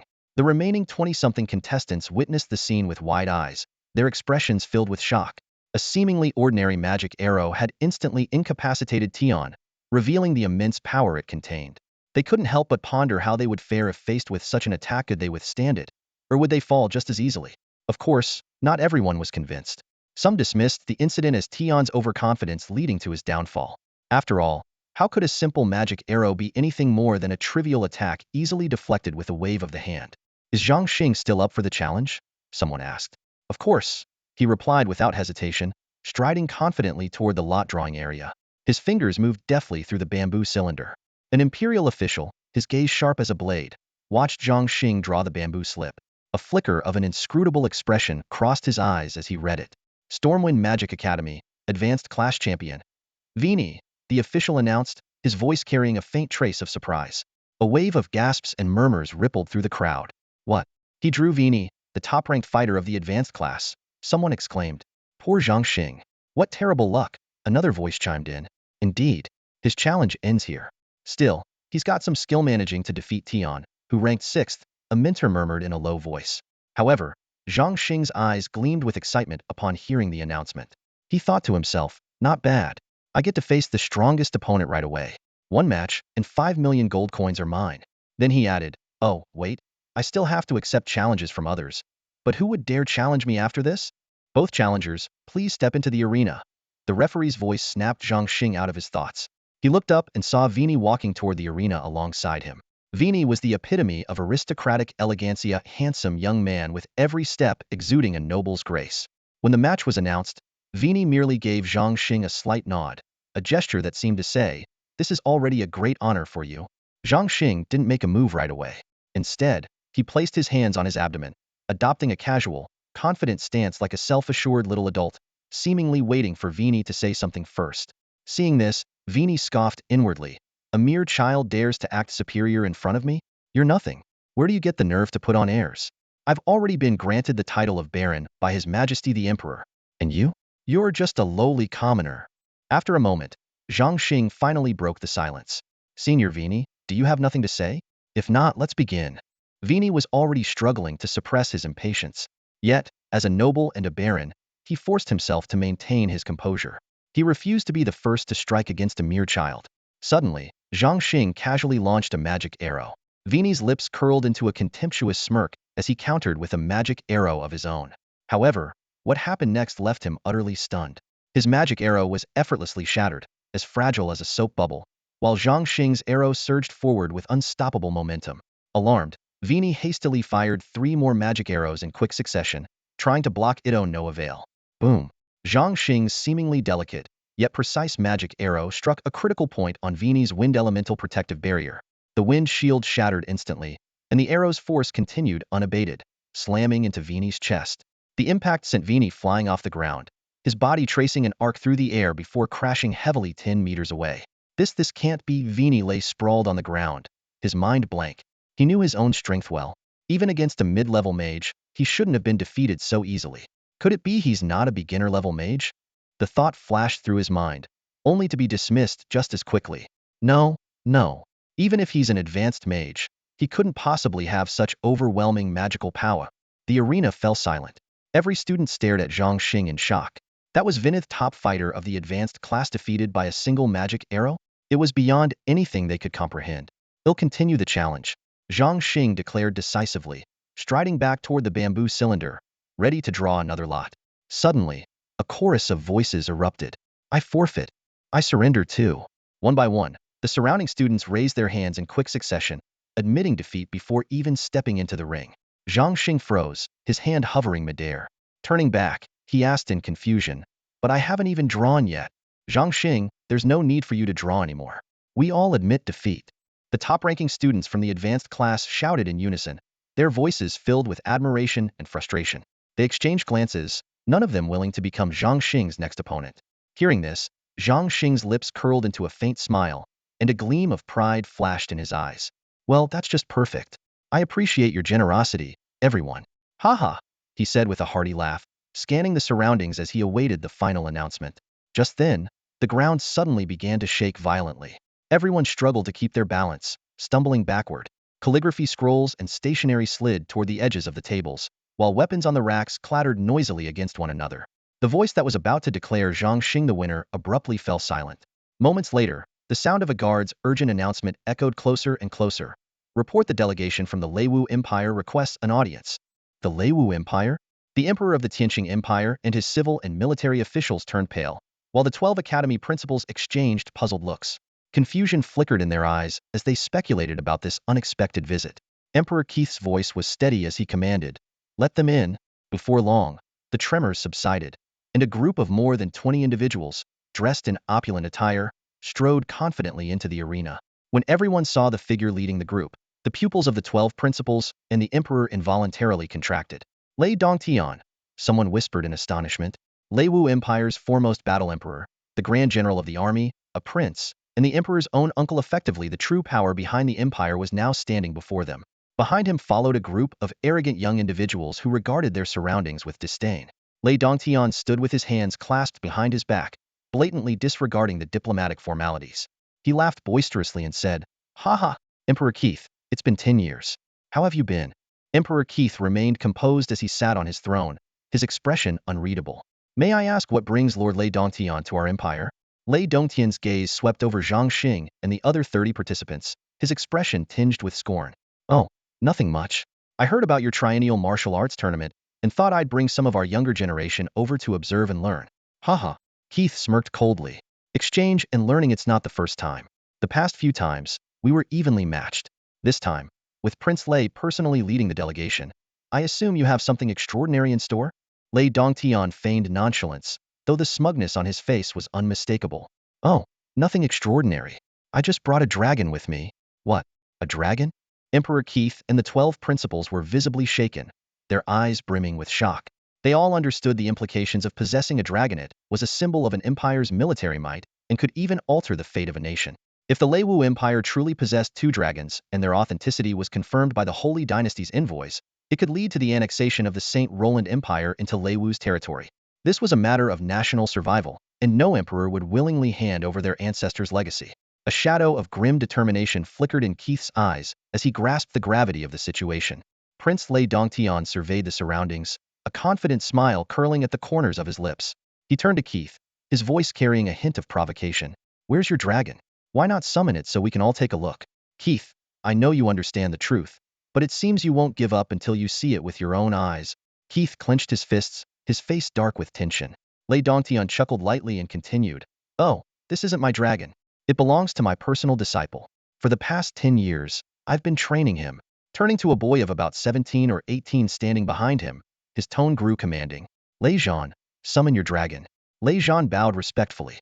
"As you command, master." With that, he turned and quickly strode out of the arena.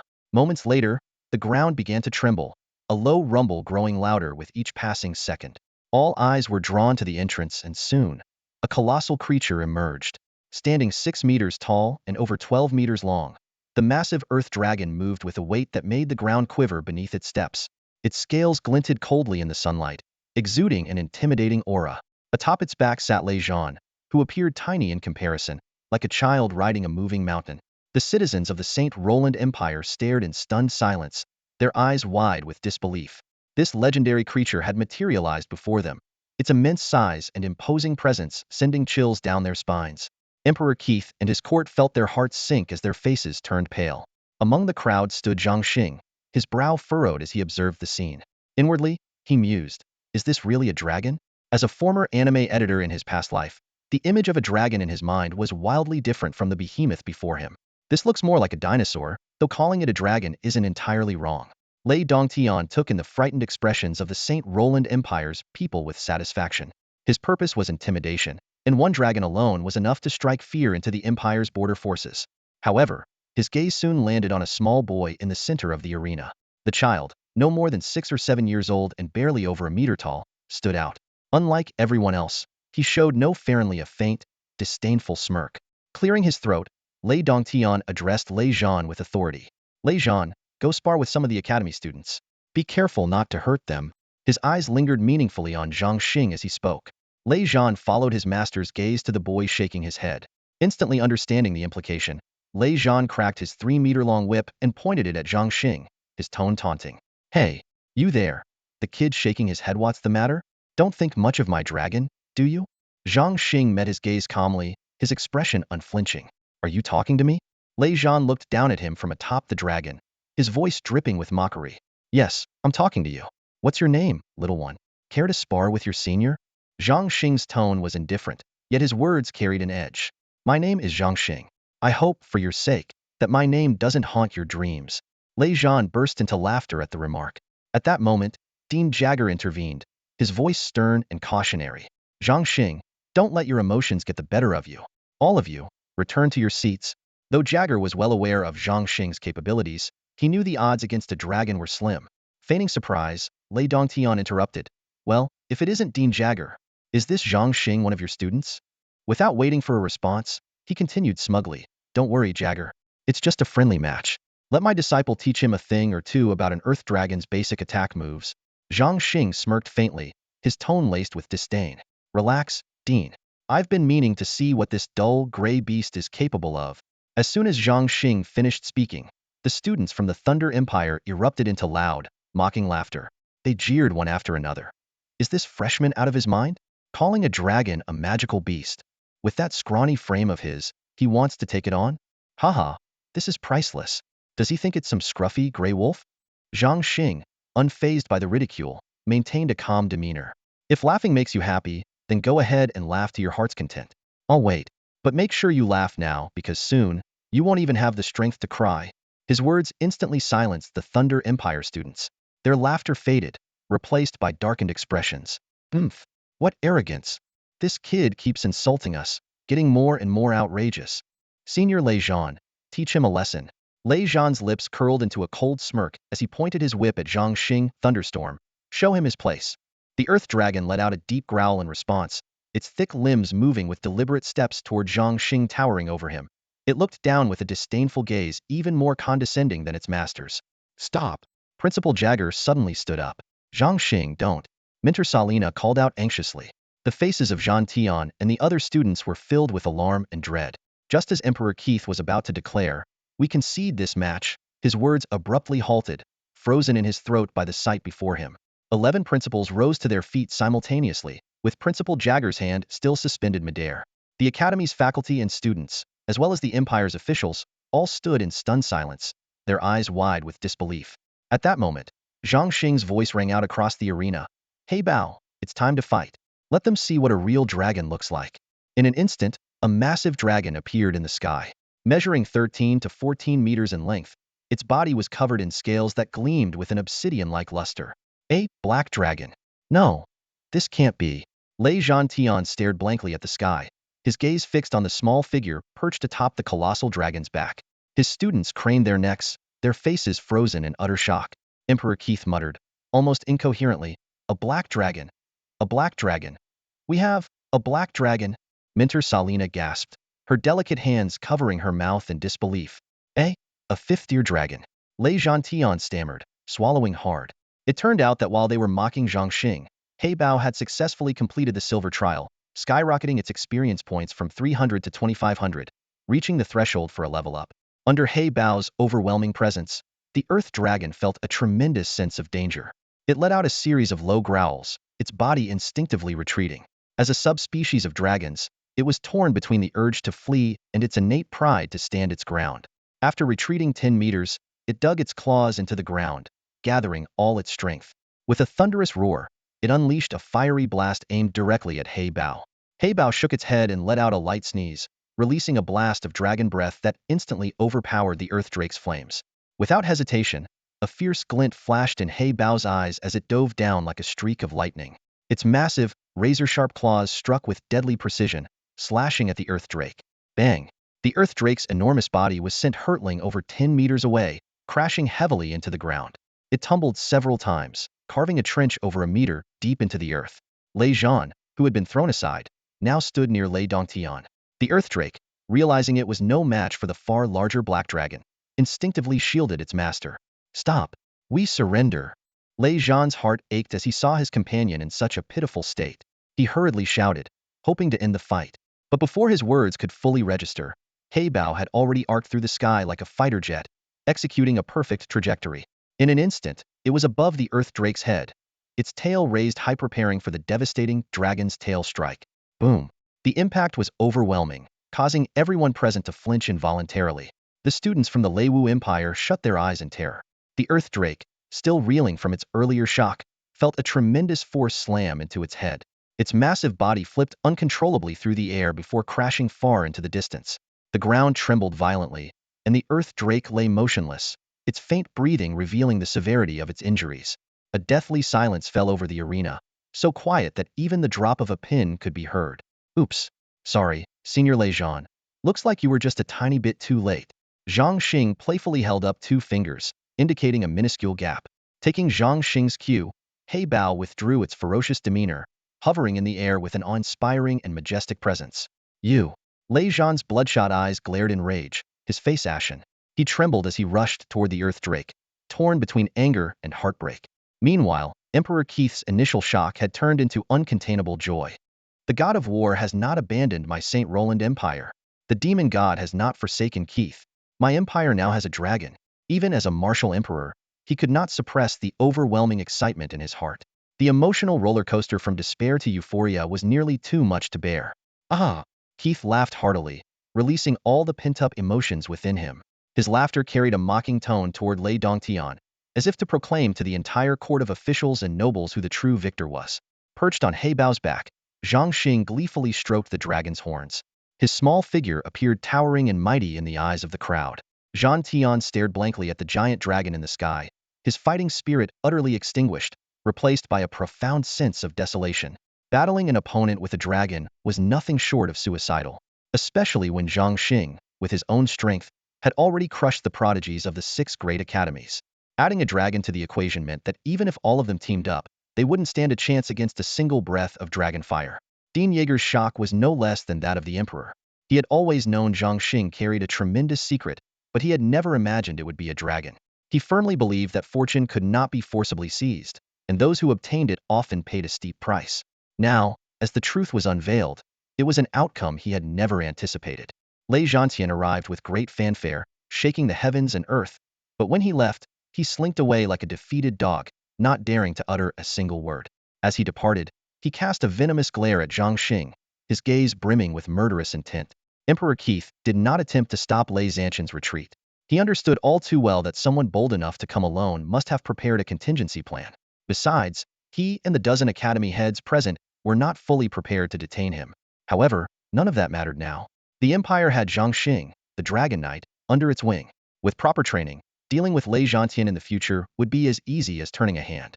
Zhang Xing, step forward to receive your title. Emperor Keith's commanding voice echoed throughout the grand hall. In his more than 80 years of life, not even the moment of ascending to the throne had made him this excited. In an instant, all eyes turned to Zhang Xing. Everyone understood that the emperor was about to bestow a monumental reward. Envy, jealousy, and resentment flickered in their gazes, while some appeared lost in thought, plotting their own schemes. It was the same kind of reaction one would see on the streets when a child was spotted carrying a bag of gold coins. But Emperor Keith's choice was clear, intended to bring this child into his palace and use his gold coins to expand the empire. Zhang Xing stepped forward with the grace and respect of a magician, waiting patiently for the emperor's decree. Zhang Xing, for claiming first place in the 6 Academy Beginner Magic Tournament, you are awarded 1 million gold coins and the title of Viscount. For winning first place in the 6 Academy Challenge, you are awarded 5 million gold coins and the title of Baron. Emperor Keith paused briefly, his gaze lowering as if in thought. Then, with a resolute glint in his eyes, he continued, and for leading the Black Dragon to defeat the Earth Dragons of the Leu Empire, bringing unparalleled glory to the Tianqing Kingdom, I hereby bestow upon you the title of First-Class Earl. The hall erupted in astonishment. A reward of 6 million gold coins was already an astronomical sum, but the leap in nobility was even more shocking. Going from a commoner to an earl, bypassing the ranks of baron and marquis, was unprecedented in the history of the kingdom. Emperor Keith's actions left no doubt intended to secure Zhang Xing's absolute loyalty. Zhang Xing silently calculated in his heart. He had read The Deer and the Cauldron, where Wei Xiaobao was granted the title of first-class Duke of Looting at a young age, though it was little more than an empty honor. Zhang Xing preferred more tangible benefits: gold coins, tax-free territories, or better yet, properties that generated monthly rent without requiring his management. As if hearing his thoughts, Emperor Keith continued, the city of Zijing is hereby granted to Zhang Xing as his territory, with a 10-year exemption from tax payments. Furthermore, Headmaster Jagger, arrange for Zhang Xing's graduation certificate immediately, so he may begin advanced studies at the Royal Academy of Magic. The cascade of rewards left everyone in the hall dumbfounded. Headmaster Jagger, who had been considering requesting a noble title for Zhang Xing, was stunned by the magnitude of the emperor's generosity. Zijing City was not only wealthy but also a gateway to the imperial capital. Situated near the border with the Leu Empire, it boasted a crucial seaport and served as a hub for international trade. Emperor Keith's decision was both strategic and generous, tasking Zhang Xing with guarding the empire's gateway while granting him substantial personal benefits. Zhang Xing, being young, wouldn't need to personally oversee the territory for now, but with the prestige of a dragon knight behind him, who would dare encroach on his land? After the ennoblement ceremony, Dean Jiega called Zhang Xing over. His expression was stern, and his tone low as he cautioned. Once you're at the Royal Academy of Magic, you must keep a low profile and build good relationships with your classmates. Every student there is either royalty or from a prestigious family. The academy gathers the brightest minds of the Tianqing Kingdom. There was a hint of warning in the dean's voice. If you offend them all, even His Majesty Keith won't be able to protect you. Sure, you have a dragon, and they wouldn't dare confront you heathen, but their underhanded tactics are boundless. You can't even begin to imagine what they're capable of. He paused for a moment before adding, besides, your black dragon hasn't matured yet. It's not strong enough to intimidate the high-level mages and warriors among the nobles. Zhang Xing listened intently, his heart filled with gratitude. He bowed deeply, expressing his commitment to remember and heed the dean's advice. Upon arriving at the Royal Academy of Magic, Zhang Xing was assigned a private dormitory. When he opened the door, he couldn't help but marvel at what he saw. A spacious room, exquisite furniture, and a full array of magical facilities. This wasn't a dorm, it was more like a suite in a five-star hotel. It truly lived up to its reputation as the Empire's most prestigious academy, radiating luxury and grandeur in every detail. After a day of rest, Zhang Xing officially became a transfer student. That evening, he eagerly entered the system space to check his new missions. The first task was to raise heybao to the 6th tier. Aside from the brutal trials, he could also level up by feeding it various magical beasts. The second task, which he had long been anticipating, was to hatch the dragon egg. Taking a deep breath, Zhang Xing accepted the missions. With a mix of excitement and anxiety, he pressed the start button on the slot machine-like interface. Beep, beep, beep. The pointer wavered around the screen like a drunken wanderer before landing on a white dragon egg, only to skip past it and stop at the words, "Thank you for participating." The system's notification chimed. Unfortunately, you didn't win. Complete a side quest to earn another spin. Seriously? My luck is this bad? Zhang Xing muttered, clearly disappointed. Immediately, the details of the side quest appeared. Learn beginner herbalism, purchase dragon spirit grass, ground fire flower, and ancestral dragon blood from the system shop, and refine 5 bloodline pills to feed heybao, enhancing the purity of its ancient bloodline. Seeing the task, Zhang Xing felt slightly relieved. Improving heybao's bloodline was no trivial matter, and this task seemed manageable. He sprang into action, spending 100 gold coins to purchase beginner herbalism from the system shop. A flash of white light later, the knowledge from the book was instantly embedded in his mind. He then spent another 150 gold coins on 5 sets of ingredients and 1,000 gold coins on an alchemy furnace. Sitting in front of the furnace, Zhang Xing began refining the bloodline pills step by step. Swish, swish, swish. In less than a minute, the process was complete, though he only succeeded in creating 2 pills. Still, this marked the awakening of his alchemy talent. Checking his attribute panel, he saw that his current alchemy talent points were 2,100. It seemed that each successful refinement added 1 point. Zhang Xing's eyes lit up with excitement.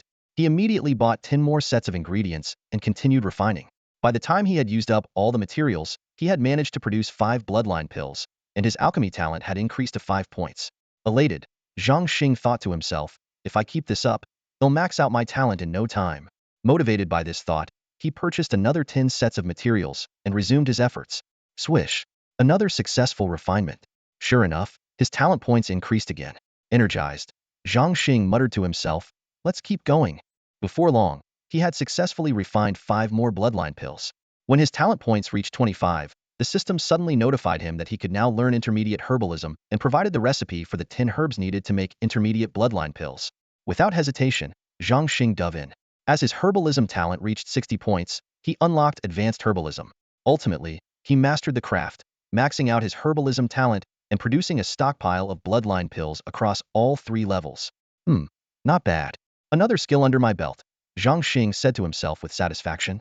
According to the system, Heybao could only consume 5 bloodline pills per day. Zhang Xing decided to test their effects right away. Heybao, come here. Time for some candy, he called out. Hearing the summons, Heybao trotted over, blissfully unaware of the transformation that was about to take place. The 5th-tier Heybao had grown into a towering figure, a robust man standing at 1.85 meters, his body brimming with bulging muscles and skin so dark it gleamed. His perpetually stern and wrathful expression remained unchanged, as if an eternal fire of anger burned within him. Yet Zhang Xing knew that behind this fearsome exterior, Heibao's heart remained as pure and childlike as ever. The moment Heybao heard there was food, he appeared instantly. When his eyes landed on the 5 bloodline pills, he couldn't stop his drool from dripping. He sniffed the pills' enticing aroma with all his might, his eyes glinting with greed. Although he didn't know what they were, the very sight and scent of them caused the blood in his veins to surge. He instinctively realized that these 5 pills in his master's hand were far more precious than any beast meat. Initially, he intended to bite into them as he would a bone, but the pills dissolved the moment they touched his tongue. After swallowing all 5, his attribute panel reflected the change. Level 1 bloodline points, 5100. Feeling the stirring of his bloodline within, Heybao rushed back to his lair to begin refining the energy. Congratulations, you've completed a side quest and earned 1 lucky draw chance. The system notification chimed. Zhang Xing silently made a wish and clicked the activation button. This time, his luck did not disappoint. The pointer stopped on a white egg. Congratulations, you've obtained a white dragon egg. Build a level 1 white dragon lair to incubate the egg. Opening the construction menu, Zhang Xing selected the option to build. A beam of white light descended on the northern part of Dragon Island, and a towering, snow-covered mountain materialized out of nowhere. At the mountain's base, a sloping tunnel led deep underground. This was the white dragon's lair. He carefully placed the dragon egg in the depths of the cave before exiting Dragon Island, eagerly anticipating the moment the little white dragon would hatch the following night. The next morning, Zhang Xing was assigned to the Magus class of the Royal Magic Academy. The class instructor, a male junior Grand Magus named Vitas, didn't hold back his praise, showering Zhang Xing with compliments. He called him the pride of the Empire and the hope of the future, delivering a speech so exaggerated it drew quiet resentment from the audience. Amid scattered applause, Zhang Xing quietly made his way to the corner seat in the back row, ready to attend the lecture. It was clear that both the teachers and students were deliberately keeping their distance from him, if not outright ostracizing him. Zhang Xing, however, showed no signs of dissatisfaction. He was here to learn, not to compete with the noble heirs for status. Unfortunately, others didn't see it that way. At his young age, Zhang Xing had already been granted a noble title and land by the emperor, not to mention owning a massive black dragon. This posed a serious threat to the ruling class. Some sought to recruit him, others aimed to suppress him, and a few harbored ill intentions. But before taking any action, the noble factions typically liked to flex their strength first, just to show who was really in charge. Of course, no one approached him on the first day. Everyone was simply waiting for the right opportunity. Zhang Xing spent his day quietly attending lectures, eating, and returning to his dormitory, living out an uneventful first day. In truth, he barely understood the Magus theory being taught. He pretended to listen attentively, but his mind was elsewhere, eagerly anticipating the end of the day, so he could check on the white dragon's progress in his spatial realm. That evening, with nothing else to do, he arrived early at Dragon Island to await the white dragon's hatching. An hour later, the dragon egg finally showed signs of movement. In the frigid depths of the icy cave, the egg trembled lightly before rolling down the smooth, sloped tunnel. Crack! The egg struck the icy cave wall, and its shell shattered. Moments later, a tiny dragonling emerged, a piece of eggshell still perched on its head, staring up at Zhang Xing. Yeah! A tender, childlike cry instantly melted Zhang Xing's heart. The little white dragon that had just hatched from its egg resembled an adorable pet, small and endearing. Compared to Heybao when it was born, this little one was slightly smaller, standing less than a meter tall. Its soft, plump body was faintly covered with a thin layer of shimmering scales, and it had a short, stubby tail trailing behind. To Zhang Xing's pleasant surprise, the little white dragon didn't exhibit the prideful demeanor Heybao had shown. Instead, it gave him a warm, affectionate smile. This sight instantly put Zhang Xing's mind at ease. He had been worrying about how to tame this little dragon. Gently picking up the eggshell from the top of the white dragon's head, Zhang Xing held it out to the creature and said softly, "Here, eat up, little dragon." The little white dragon let out a playful chirp and nuzzled Zhang Xing's hand with its soft cheek before slowly beginning its first meal. Before long, after finishing the eggshell, its eyelids began to droop, letting out a quiet yawn. It curled up on the cold, crystalline ice and fell into a deep sleep. Leaving the underground ice cavern, Zhang Xing opened the system shop and located a quest item, the ice dragon fruit. He knew that white dragons lived their entire lives in the icy depths of underground caves, feeding exclusively on frigid substances. Even when they hunted magical beasts, they would first breathe icy frost to freeze their prey solid before consuming it. At the entrance of the cave, Zhang Xing planted 5 ice dragon fruit trees, intending to let them mature overnight, so they would bear fruit for the little white dragon to eat when it woke up. After a night of meditation, Zhang Xing opened his eyes to find that the 5 ice dragon fruit trees had already produced 100 crystal-clear, frost-covered, pear-shaped fruits. From a distance, the trees looked like exquisite sculptures, radiating a mesmerizing beauty. At that moment, the now-awake little white dragon instinctively emerged from the cave in search of food. Before it even reached the entrance, it caught Zhang Xing's scent and excitedly dashed out. Hearing the commotion, Zhang Xing turned around to see the little white dragon beaming at him again as it affectionately ran to his side. "Since you love to smile so much, how about I name you Xiaolong, or Little Bai for short?" Zhang Xing suggested with a grin. The little white dragon blinked its large eyes, seemingly pondering the name for a moment before letting out a delighted chirp. It appeared quite pleased with the choice. "Yeah, I have a name now," Xiaolong exclaimed, shaking its big head happily. Suddenly, a low rumbling sound broke the moment. Zhang Xing glanced in the direction of the noise and saw Xiao Bai clutching its belly, looking up at him with a longing expression. "Yeah, big brother, I'm hungry." Xiao Bai's eyes seemed to plead. Zhang Xing chuckled and replied, "Don't worry, I've already prepared some ice dragon fruit for you. Look." With a wave of his hand, a basic magic spell, Vine Ensnarement, swept all 100 ice dragon fruits into the air and brought them over. "Eat up, little one," he said, gently stroking the 2 small horns on Xiao Bai's head. "Wow." Xiao Bai's eyes lit up at the sight of the feast and immediately pounced on the fruits, devouring them with gusto. By the time it had eaten its 10th fruit, a flash of white light suddenly enveloped its body. A system notification echoed in Zhang Xing's mind. "Congratulations! The white dragon has advanced to Tier 1. Current experience points, 020. Innate abilities unlocked. Frost Breath, Bite." Xiao Bai continued eating ravenously, and soon, 2 more notifications followed in quick succession. "Congratulations! The white dragon has advanced to Tier 2. Current experience points, 0100. Congratulations! The white dragon has advanced to Tier 3. Current experience points, 0500. Watching the little white dragon ascend 3 tiers in such a short time, Zhang Xing couldn't help but feel elated. Raising this dragon was progressing at lightning speed. The early stages, which were supposed to be the toughest, had been made effortless all thanks to a handful of fruits. He began calculating in his mind, determined to nurture Xiaobai to Tier 5 as quickly as possible. He was eager to find out what kind of dragon would come next. Just then, Zhang Xing noticed a faint rustling sound nearby. Turning his head, he spotted Heybao lurking in the shadows, secretly watching the scene unfold. "Heybao, come over here. Let me introduce you to a new friend," Zhang Xing called out, waving his hand.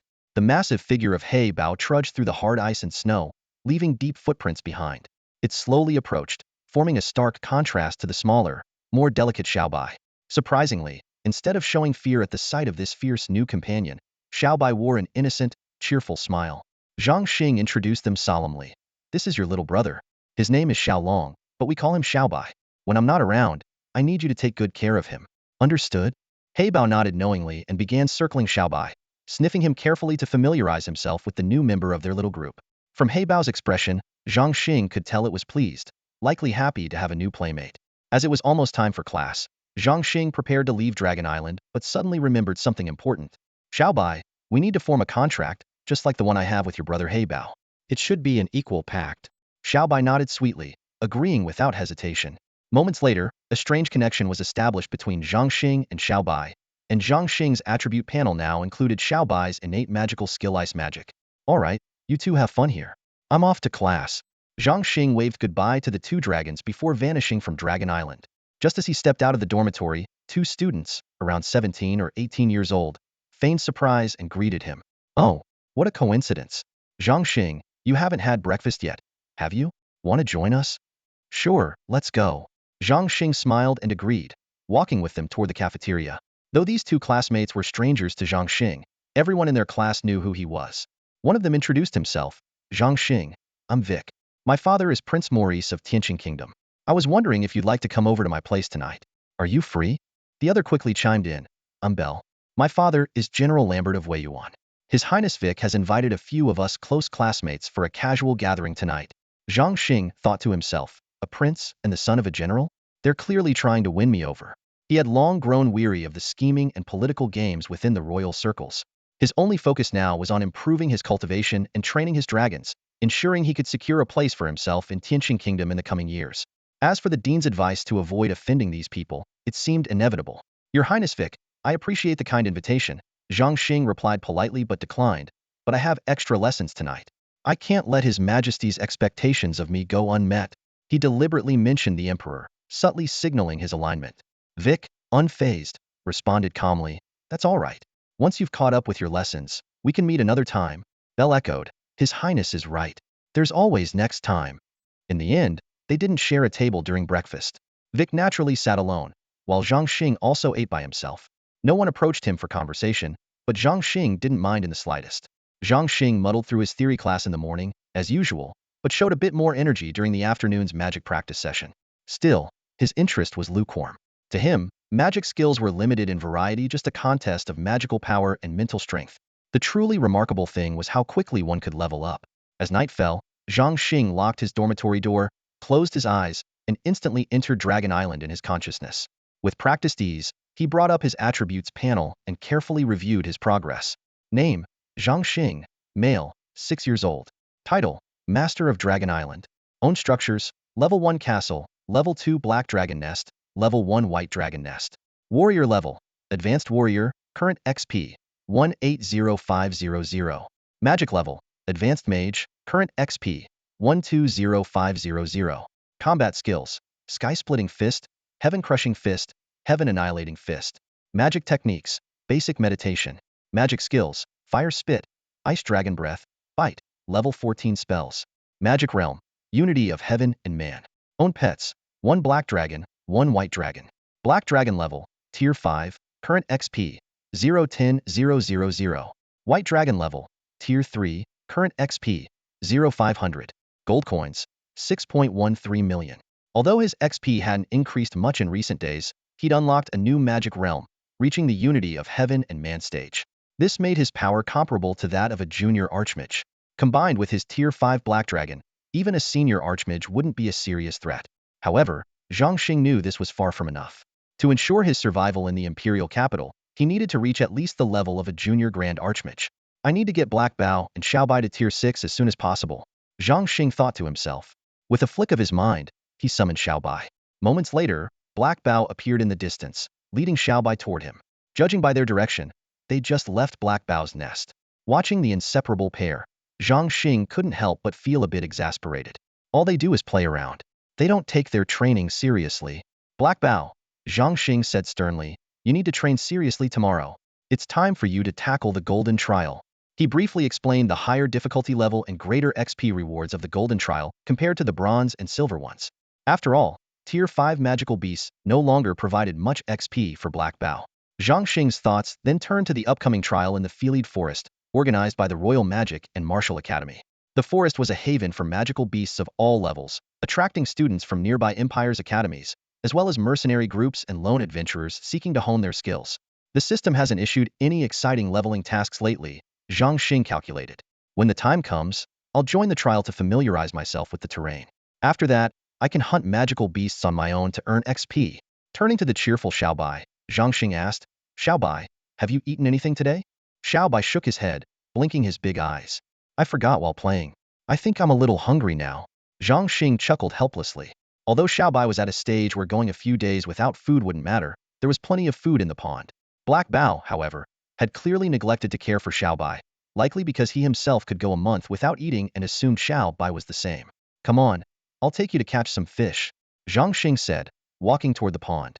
Black Bao and Xiaobai followed behind, playfully roughhousing as they went. Black Bao even acted like a mentor, teaching Xiaobai how to attack and bite properly.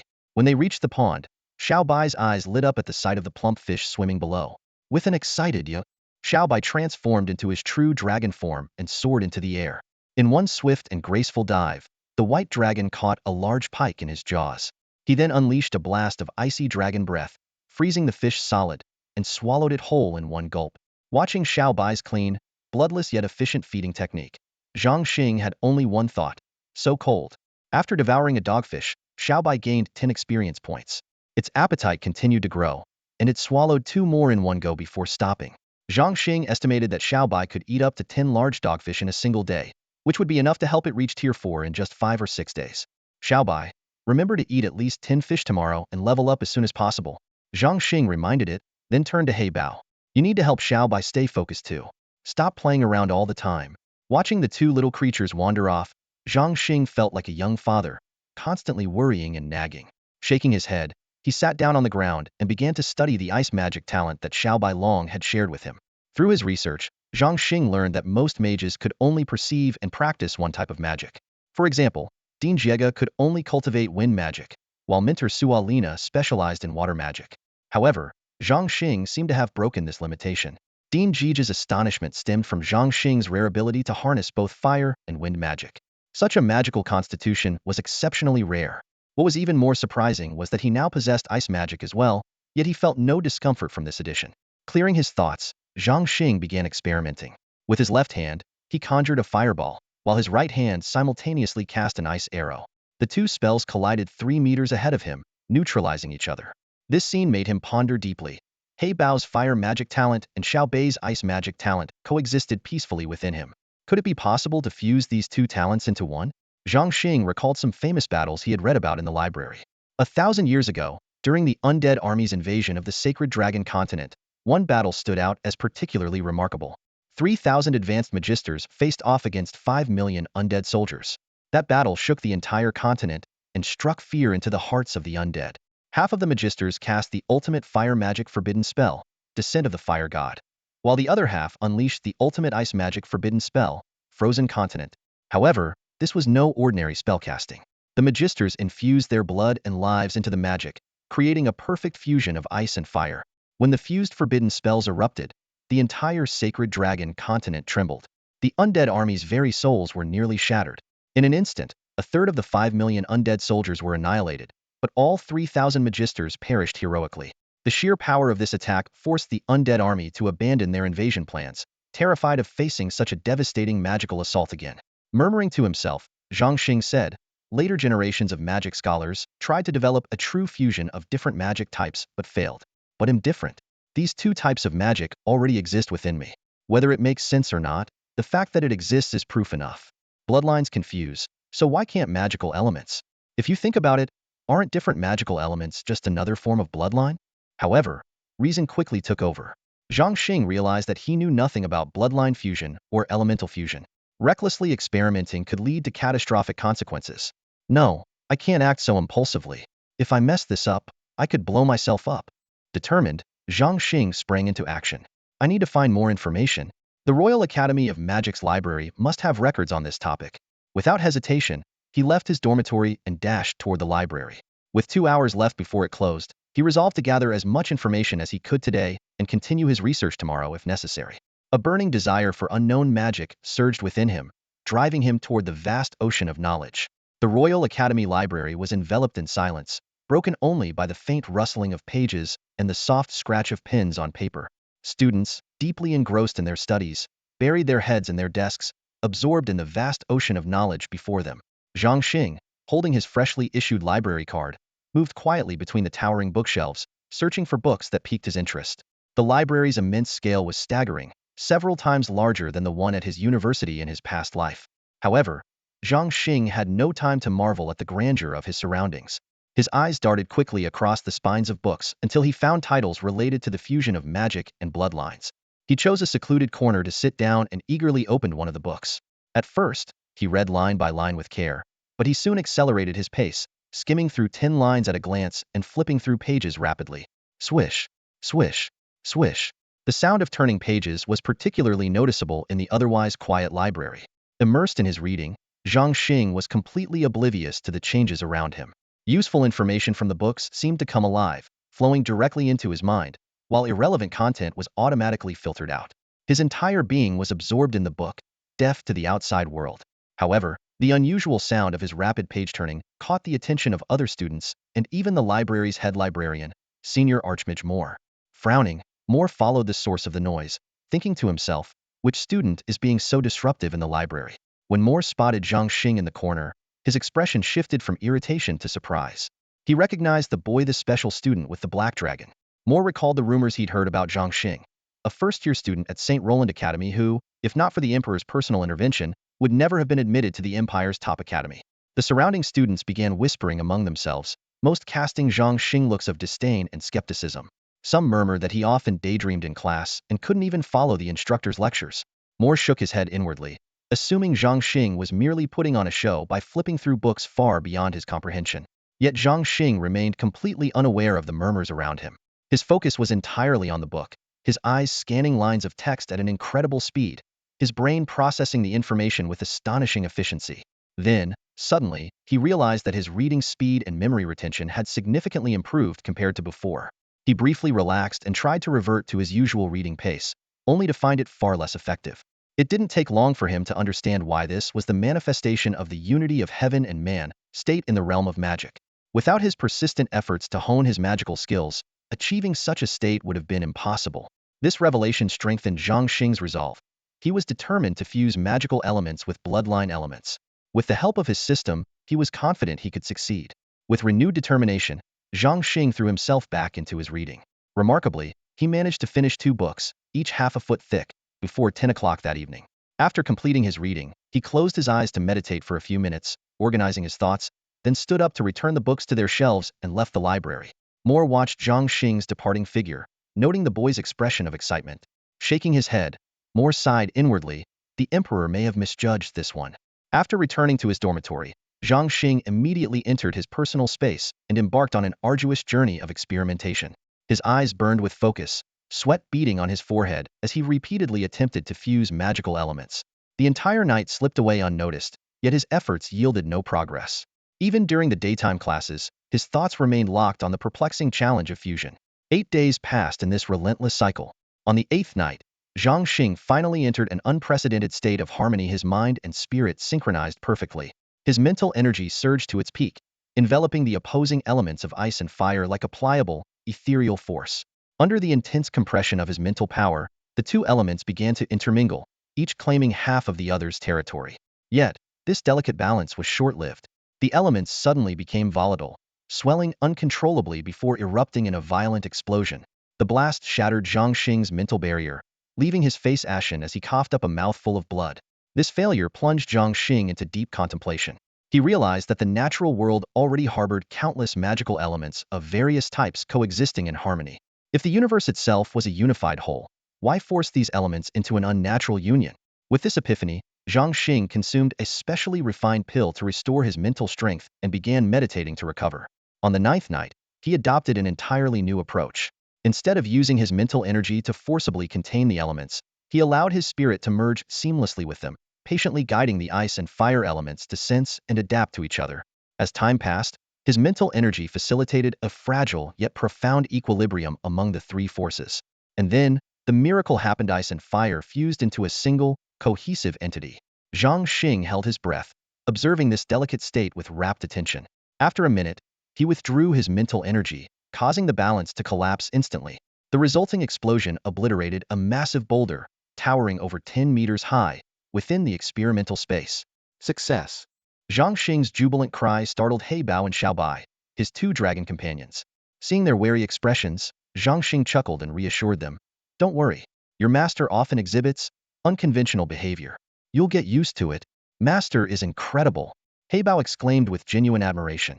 A month later, on February 2nd, 3880 in the sacred dragon calendar day known as Dragon Raising Its Head, which also coincided with Zhang Xing's 7th birthday, had made remarkable progress. Over the past month, he had split his efforts between refining his fusion magic and training Xiaobai. Though Xiaobai's playful nature delayed his advancement to the 4th tier by 2 extra days, Zhang Xing wasn't bothered. After all, the young dragon was still a child, and he wasn't one to impose overly strict expectations. Under Heybao's guidance and the rigorous trials of the training grounds, Xiaobai had grown into a 5th-tier dragon, all while retaining his cheerful demeanor. That evening, Zhang Xing entered the harmonious state once more, ready to tackle an even greater challenge, internal fusion. Unlike his earlier experiments, which relied on an external mental bridge to momentarily fuse elements, this time he aimed to merge them entirely within his own body. Drawing on countless prior attempts, he had finally mastered the technique of transitioning from external to internal fusion. He transformed his body into a conduit, carefully maneuvering the inherently opposing forces of ice and fire closer together. Thanks to his experience with external fusion, this process came more smoothly. As long as the elements remained within his body, they fused flawlessly. Outside his body, however, they would erupt into devastating magical explosions. At last, Zhang Xing had achieved mastery in both external and internal fusion, reaching the pinnacle of dual cultivation in magic and martial arts. Over the past month, Zhang Xing has devoted himself to the study of magic with extraordinary determination. The intensity of his training would be enough to exhaust an ordinary mage to the point of collapse, but thanks to his background as an advanced warrior, he not only endured it but also, through pushing the limits of his mental strength, faintly touched the threshold of the oneness with the heavens realm. This was undoubtedly the most precious gift he could give himself for his 7th birthday. On February 3rd, the long-anticipated hunting event in the Phyllade Forest, organized by the Royal Academy of Magic, was about to begin. Early in the morning, crowds gathered outside the gates of the imperial capital. Members of noble families were busy giving their children last-minute reminders. Take care of yourself, stay safe, stick with the group, and don't wander off alone.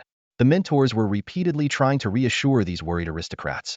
Zhang Xing's team was originally supposed to consist of 12 members, 6 warriors, and 6 mages, as per standard configuration. However, because he owned a black dragon, numerous royal relatives of Emperor Keith vied to have their children join his team. In the end, the team expanded to 20 members, 14 mages, and 6 warriors. After 3 days of travel, involving multiple teleportations and the use of flying mounts, the group finally arrived at the edge of the Phyllade Forest. Coincidentally, over 300 students and faculty from the Royal Academy of the Leu Empire had also set up camp in the same area. Though both sides exchanged polite greetings, they were well aware that this was an annual competition. Beyond dealing with magical beasts, they had to be on guard against ambushes from the other side. Life and death were left to fate. There were no rules between these rival factions. The next morning, all participants were ready to set off. Zhang Xing had intended to act alone but was compelled to join a group with Weika, Belle, and others. The team also included 4 pampered princesses and 6 warriors wielding broadswords. As they entered the graded magical beast zone, Weika reminded everyone that they were about to step into the territory of the fire cloud leopard. At that moment, Princess Dalini arrogantly spoke up. Zhang Xing, summon your black dragon and let us see it. Princess Irsha chimed in. Exactly. The students from the 6 academies have all seen it. Yet we at the Royal Academy haven't had the chance. Dressed in a custom black mage robe, Zhang Xing casually kept his hands tucked into his wide sleeves and replied lazily, Apologies, Your Highness, but my black dragon is resting. He has quite a temper, and disturbing him might make him angry. Who knows? He might even eat you all. Hearing this, the 2 princesses' expressions changed dramatically. Sleeping in broad daylight? Are you trying to scare us? Zhang Xing, how dare you defy an order? Kneel and apologize at once. Zhang Xing observed the scene before him with a cold gaze, a faint sneer curling at the corner of his lips. Acting all high and mighty like a princess in front of me? Other noble sons might bend over backward for you, eager to grovel at your feet, but not me. You don't have the qualifications to make me kneel. Even in front of His Majesty Keith, I don't kneel. So who do you think you are? The 4 princesses' daughters of Emperor Keith's concubines had been pampered and domineering since birth. Upon hearing Zhang Xing's audacious words, everyone's expression in the room turned grim. You think just because father favors you, you can look down on everyone? That having one dragon means you can ignore all orders. Princess Dalini shrieked, her face contorted with rage. You low-born peasant from the countryside. Without my father, you'd be nothing. You ungrateful litter. Smack. A shadow flickered past, and Zhang Xing appeared in front of Dalini in an instant. His hand shot out from his sleeve, delivering a resounding slap to the princess's face. The sharp sound of the slap echoed through the air. Dalini let out a scream, instinctively clutching her cheek, which now bore a vivid red handprint. She stared at Zhang Xing in stunned disbelief. The crowd around them froze, and everyone held their breath. The mere boy had dared to strike a princess. Wake, Belle, Gary, Hill. Dalini screeched hysterically. Tie him up. I want this little wretch beaten to death. Smack. Another crisp slap rang out. Zhang Xing's voice was icy as he said, Every time you insult me, you get a slap. If you're into that sort of thing, they'll gladly accommodate. Dalini immediately fell silent, trembling in anger and fear. Zhang Xing, don't go too far. The senior warrior Gary shouted. drawing his broadsword and glaring at Zhang Xing with hostility. The princess is His Majesty's daughter. Your actions are nothing short of treason. The other warriors followed suit, unsheathing their weapons, and the air grew tense with the threat of violence. What's this? You plan to fight me? Zhang Xing calmly tucked his hand back into his sleeve. The warriors involuntarily took a step back. Though their hands gripped their weapons tightly, none dared to make the first move. You're too arrogant, Zhang Xing. Bell bellowed furiously, though a glint of schadenfreude flickered in his eyes. Striking His Majesty's daughter makes it clear you have no respect for him. That alone is enough to cost you your head. Meanwhile, Wake stood with his hands clasped behind his back, watching the scene unfold with an air of amusement. Though Dalini was his half-sister, they were not allies. This slap could be a trivial matter or a colossal scandal. If anyone else were involved, it would be a grave offense. But with Zhang Xing? If he insisted on escalating the matter, it could indeed spiral out of control. Of course, this minor incident wouldn't be enough to truly ruin Zhang Xing, though it might result in a demotion. However, from then on, Zhang Xing would undoubtedly become a target of hatred for all the imperial family and nobility. His chances of thriving in the capital would likely be extinguished. A group of burly men, armed with weapons, had a child completely surrounded. Despite their numerical advantage, not one of them dared to make the first move. Zhang Xing sneered disdainfully, tilting his chin upward as he pointed at the senior warriors among them. Beheading? Go ahead. Who's first? You? Or you? Each time he singled someone out, that person would instinctively take a step back. Logically speaking, warriors facing off against a Magi specially at such close range shouldn't be this hesitant. After all, casting spells takes time, and a warrior's sword could easily end it with one strike. Even with a dragon protecting Zhang Xing, their reaction seemed excessively fearful. Zhang Xing keenly noticed that the warrior's eyes kept flicking toward Wick, standing off to the side. Uninterested in getting to the bottom of their hesitation, he seized the opportunity to make his exit. I'm leaving. With a casual wave of his small hand, he turned and walked away. The crowd behind him froze in disbelief. Just left like that? Wick's eyes flickered, but he made no effort to stop him. While the others harbored resentment toward Zhang Xing, none of them found the words to stop him either. The four princesses immediately panicked. Without the dragon's protection, it's too dangerous. Princess Darini gritted her teeth. Let him go. Hopefully, he gets eaten by the beasts in the deeper forest. What's there to be afraid of? There's so many of us. Haven't we made it through this every year? Are we going to die just because he's not here? One warrior bellowed. Enough. Let's focus on the hunt, Wick said, though he couldn't quite shake his confusion about Zhang Xing's actions. The stillness of the outer edges of the beast forest was shattered as flocks of birds took flight, heading deeper into the valleys. Zhang Xing hadn't gone far before encountering a few low-level magical beasts. Mistaking him for easy prey, they lunged at the lone child with ferocity, only to be struck down by a few ordinary magic arrows, their lifeless bodies falling to the ground. The beast forest stretched endlessly, its vast expanse marked by rolling mountains and mist-shrouded peaks. Compared to this, the woods near the village of Mu seemed like nothing more than a grove. According to the senior archmage leading the group, even a war emperor like His Majesty Keith couldn't penetrate the depths of this forest. Zhang Xing's goal wasn't the forest's heart. He only intended to reach an area where 4th or 5th tier magical beasts roamed. Traveling on foot would take a month, so he was just about to summon heybao when the sound of hurried footsteps reached his ears. He paused, retracting his summoning spell, and waited quietly. A few seconds later, 4 disheveled figures came running toward him. Upon spotting a lone child standing there, their faces filled with confusion. But there was no time for questions. The ground behind them seemed to writhe as a swarm of snakes poured out from the underbrush, tree trunks, and branches. The sight made Zhang Xing's scalp tingle. Run, kid, run. The snakes are coming, a man and a woman shouted simultaneously. The 4 of them looked like mercenaries in their 20s, with 3 men wielding broadswords, and the woman dressed in a black robe adorned with 4 magical flower emblems at her cuffs. Seeing Zhang Xing seemingly frozen in place, the female mage rushed forward, intending to scoop him up. But the next moment, she froze mid-motion, her gaze locked on something behind Zhang Xing. The other 3 men looked equally horrified. The Snake King, they exclaimed in unison. Why is there a Snake King here? It's a 3rd-tier magical beast. The female mage conjured 2 ice spheres, each the size of a dragon's egg, in her hands, ready to strike at any moment. Just as they rushed over, Zhang Xing had already sensed the commotion behind him. The sudden appearance of a tier 3 magical beast on the outskirts of the forest left him startled. 4 strangers quickly surrounded him, forming a protective circle. Brother Desi, hurry and sprinkle the snake repellent potion, the female mage Meili urged anxiously. The burly Desi immediately pulled out a small vial from his pouch, his hands trembling as he poured a light blue liquid in a circle around the group. Melee, we're surrounded. Is there any way to break through?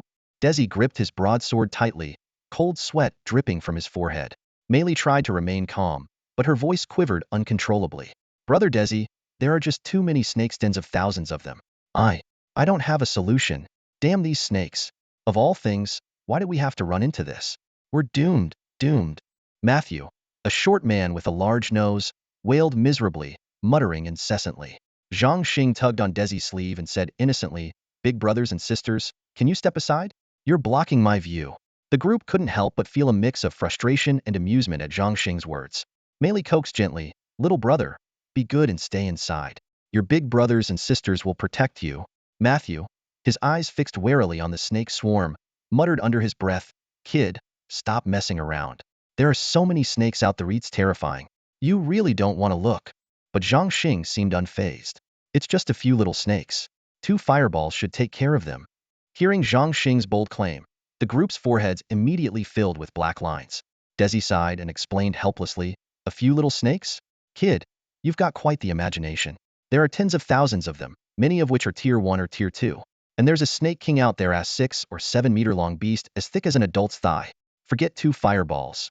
Even 100 might not be enough to hit it.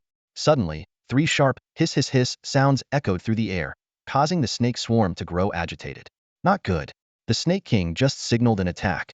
The group instantly broke into a cold sweat, their backs drenched. From all directions, hundreds of snakes shot toward them like arrows loosed from a bow. Ignoring the scent of the snake repellent potion on the ground, they opened their gaping jaws, exposing sharp venomous fangs as they lunged ferociously. Stay alert and conserve your strength, Desi shouted, swinging his broadsword with such force that it seemed like a gust of wind. Snakes were sliced into pieces, their bodies still twitching on the ground. The others fought valiantly as well, cutting down wave after wave of venomous snakes. But more and more snakes kept coming, relentless and unending. Minutes later, the ground was piled high with snake corpses. The thick stench of blood hung heavy in the air, making it hard for them to breathe. We need to break through quickly, or the smell of blood will attract even more magical beasts, Desi said gravely after slaying a few airborne tier 2 venomous snakes. The group nodded solemnly, their eyes scanning the still-surging snake swarm. Meili suddenly remembered the young Zhang Xing behind her. She reached back to check on him, but her hand grasped nothing but air. Alarmed, she quickly turned around. The boy is gone. Meili cried out in shock. I'm over here. Zhang Xing's voice called out from a short distance away. The group turned swiftly, only to see Zhang Xing standing right in front of the Snake King, staring at the massive creature with wide, unflinching eyes. Little brother, come back. The Snake King loves eating children. Meili yelled in panic. Don't worry, it can't eat me. Zhang Xing replied calmly, standing face-to-face with the Snake King and muttering to himself. It's even uglier than heybao. To the surprise of Desi and his group, the Serpent King did not immediately devour Zhang Xing. There was no time to dwell on the matter, as they had to fend off the attacking swarm of snakes with their weapons while retreating, hoping to get close enough to Zhang Xing to assist him. The third-tier Serpent King, possessing a certain level of intelligence, flicked its crimson tongue repeatedly, seemingly sensing something unusual. At the same time, the massive creature began to retreat slowly, keeping its distance from Zhang Xing. Strange, why isn't this giant snake attacking? Zhang Xing wondered to himself. He recalled hearing that magical beasts have an extraordinary sense of perception. However, he had already concealed his presence to appear no different from an ordinary person. Suddenly, a thought struck him. Could it be the aura of heybao? With this realization, Zhang Xing became increasingly certain of his theory. Spending every day with heybao and xiaobai, and having signed a contract with them, it was only natural that their scent lingered on him. A third-tier magical beast is a valuable source of experience points, for Mei can't let it escape. Zhang Xing resolved firmly. As if sensing Zhang Xing's intent, the Serpent King turned abruptly before he could act. It hissed twice and prepared to flee. The swarm of snakes, which had been attacking Desi's group, immediately withdrew like a receding tide upon receiving the command. What's going on? The 4 were bewildered, exchanging confused glances. When they turned their gaze back to Zhang Xing, they were utterly stunned. Not only was Zhang Xing completely unscathed, but the Serpent King itself was now in danger.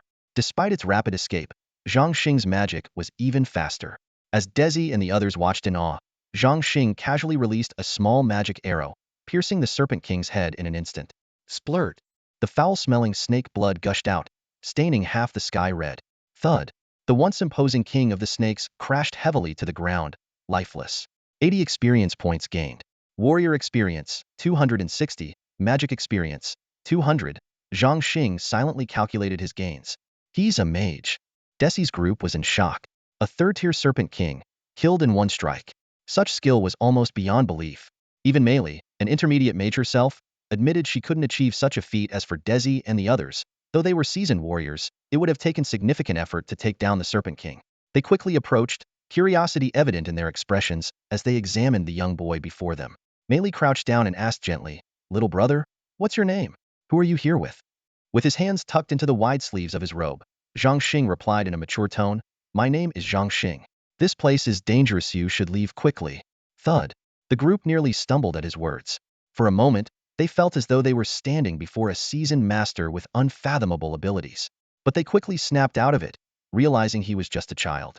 Being dismissed by a kid left them speechless. Meili was about to explain their purpose for being here when Zhang Xing interrupted her. "Shh. Listen." He raised a hand, focusing intently on his surroundings. The others also held their breath, straining to hear. Desi immediately lay on the ground, pressing his ear to the surface. After a few seconds, he heard something unusual. "This is bad. A large number of magical beasts are heading this way, and it sounds like more than one type. We need to leave now," he said urgently. Matthew speculated. It must be the scent of the snake's blood attracting them. Lete shook his head. "No, it's worse than that. Something major must have happened in the forest today. Otherwise, so many magical beasts wouldn't suddenly appear in the outskirts. And even second and third-tier beasts are showing up. Enough talk. Let's move," Meili urged. Zhang Xing scanned their surroundings and said calmly, "It's too late. You're surrounded again." Matthew shot Zhang Xing a sideways glance and grumbled. "What do you mean you're surrounded again? Doesn't that include you too?" Internally, he thought, "Why does this kid talk so strangely? Of course, that doesn't include me. I can leave whenever I want. These beasts are no match for me," Zhang Xing said with a faint smile, his tone dripping with disdain. "Wow, whose kid is this? Bragging without even blinking," someone muttered. But before the words had fully settled, a commotion erupted from the jungle. Out of nowhere, 600 or 700 ferocious boars with tusks, nearly a foot long, charged in from all directions. "This is bad. It's the Razorfang demon boar's third-tier magical beasts," Desi shouted in alarm, his voice still hanging in the air when more beasts surged forth from the forest.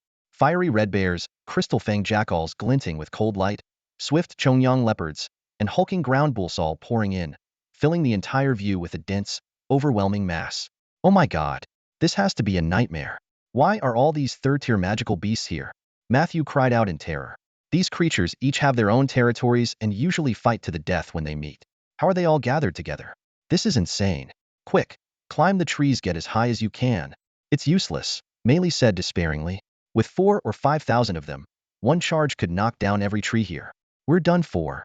Desi brandished his broadsword, roaring at the oncoming horde. "Fight them. Take one down and it's worth it. Take two and you're ahead. Come on, bring it on, you bastards." Suddenly, the usually silent Les spoke up. "No, something's not right. These beasts are being controlled." "What? Controlled? Are you saying?" Desi asked, his disbelief evident. Le nodded firmly. "If my guess is correct, there's a beast tamer behind this. Not far from here." "A beast tamer? Controlling this many creatures? That's impossible." Matthew shook his head in denial. "What if," Le continued, his voice dropping ominously, "the beast tamer is also a necromancer?" Those 4 words sent a chill through everyone present. "A necromancer?" Matthew, usually quick with his words, stammered in shock. "But weren't they wiped out from St. Dragon Continent ages ago?" Le, gripping his broadsword tightly and ready to strike at any moment, explained, "That's just a legend. Dark magic hasn't disappeared. Even though it's forbidden, there are always those who dare to study it. Look at the eyes of these beasts." Meili gasped. "Their eyes, they're all glowing green." Le continued calmly, "The earlier snakes we encountered were likely driven here by the aura of these third-tier beasts. The stronger the necromancer, the higher the tier of beasts they can control. Judging by this, I'd say the necromancer isn't that powerful, probably around level 4 or 5, similar to us." Matthew sighed heavily. "Looks like we're not the only unlucky ones. The other students from the Empire's royal academies are probably in just as much trouble." Meili turned to Zhang Xing. "Zhang Xing, are you a student at a magic academy?" Zhang Xing's response was unexpected.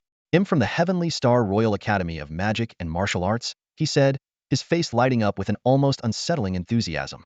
Meili couldn't help but feel puzzled. While everyone else was terrified, This kid looked like Head just spotted the most delicious prey. She wondered to herself, are all students from the Heavenly Star Kingdom this bold? Still, his magical prowess was undeniable. At least they wouldn't have to worry about protecting him in battle. This is perfect. Zhang Xing suddenly burst into laughter.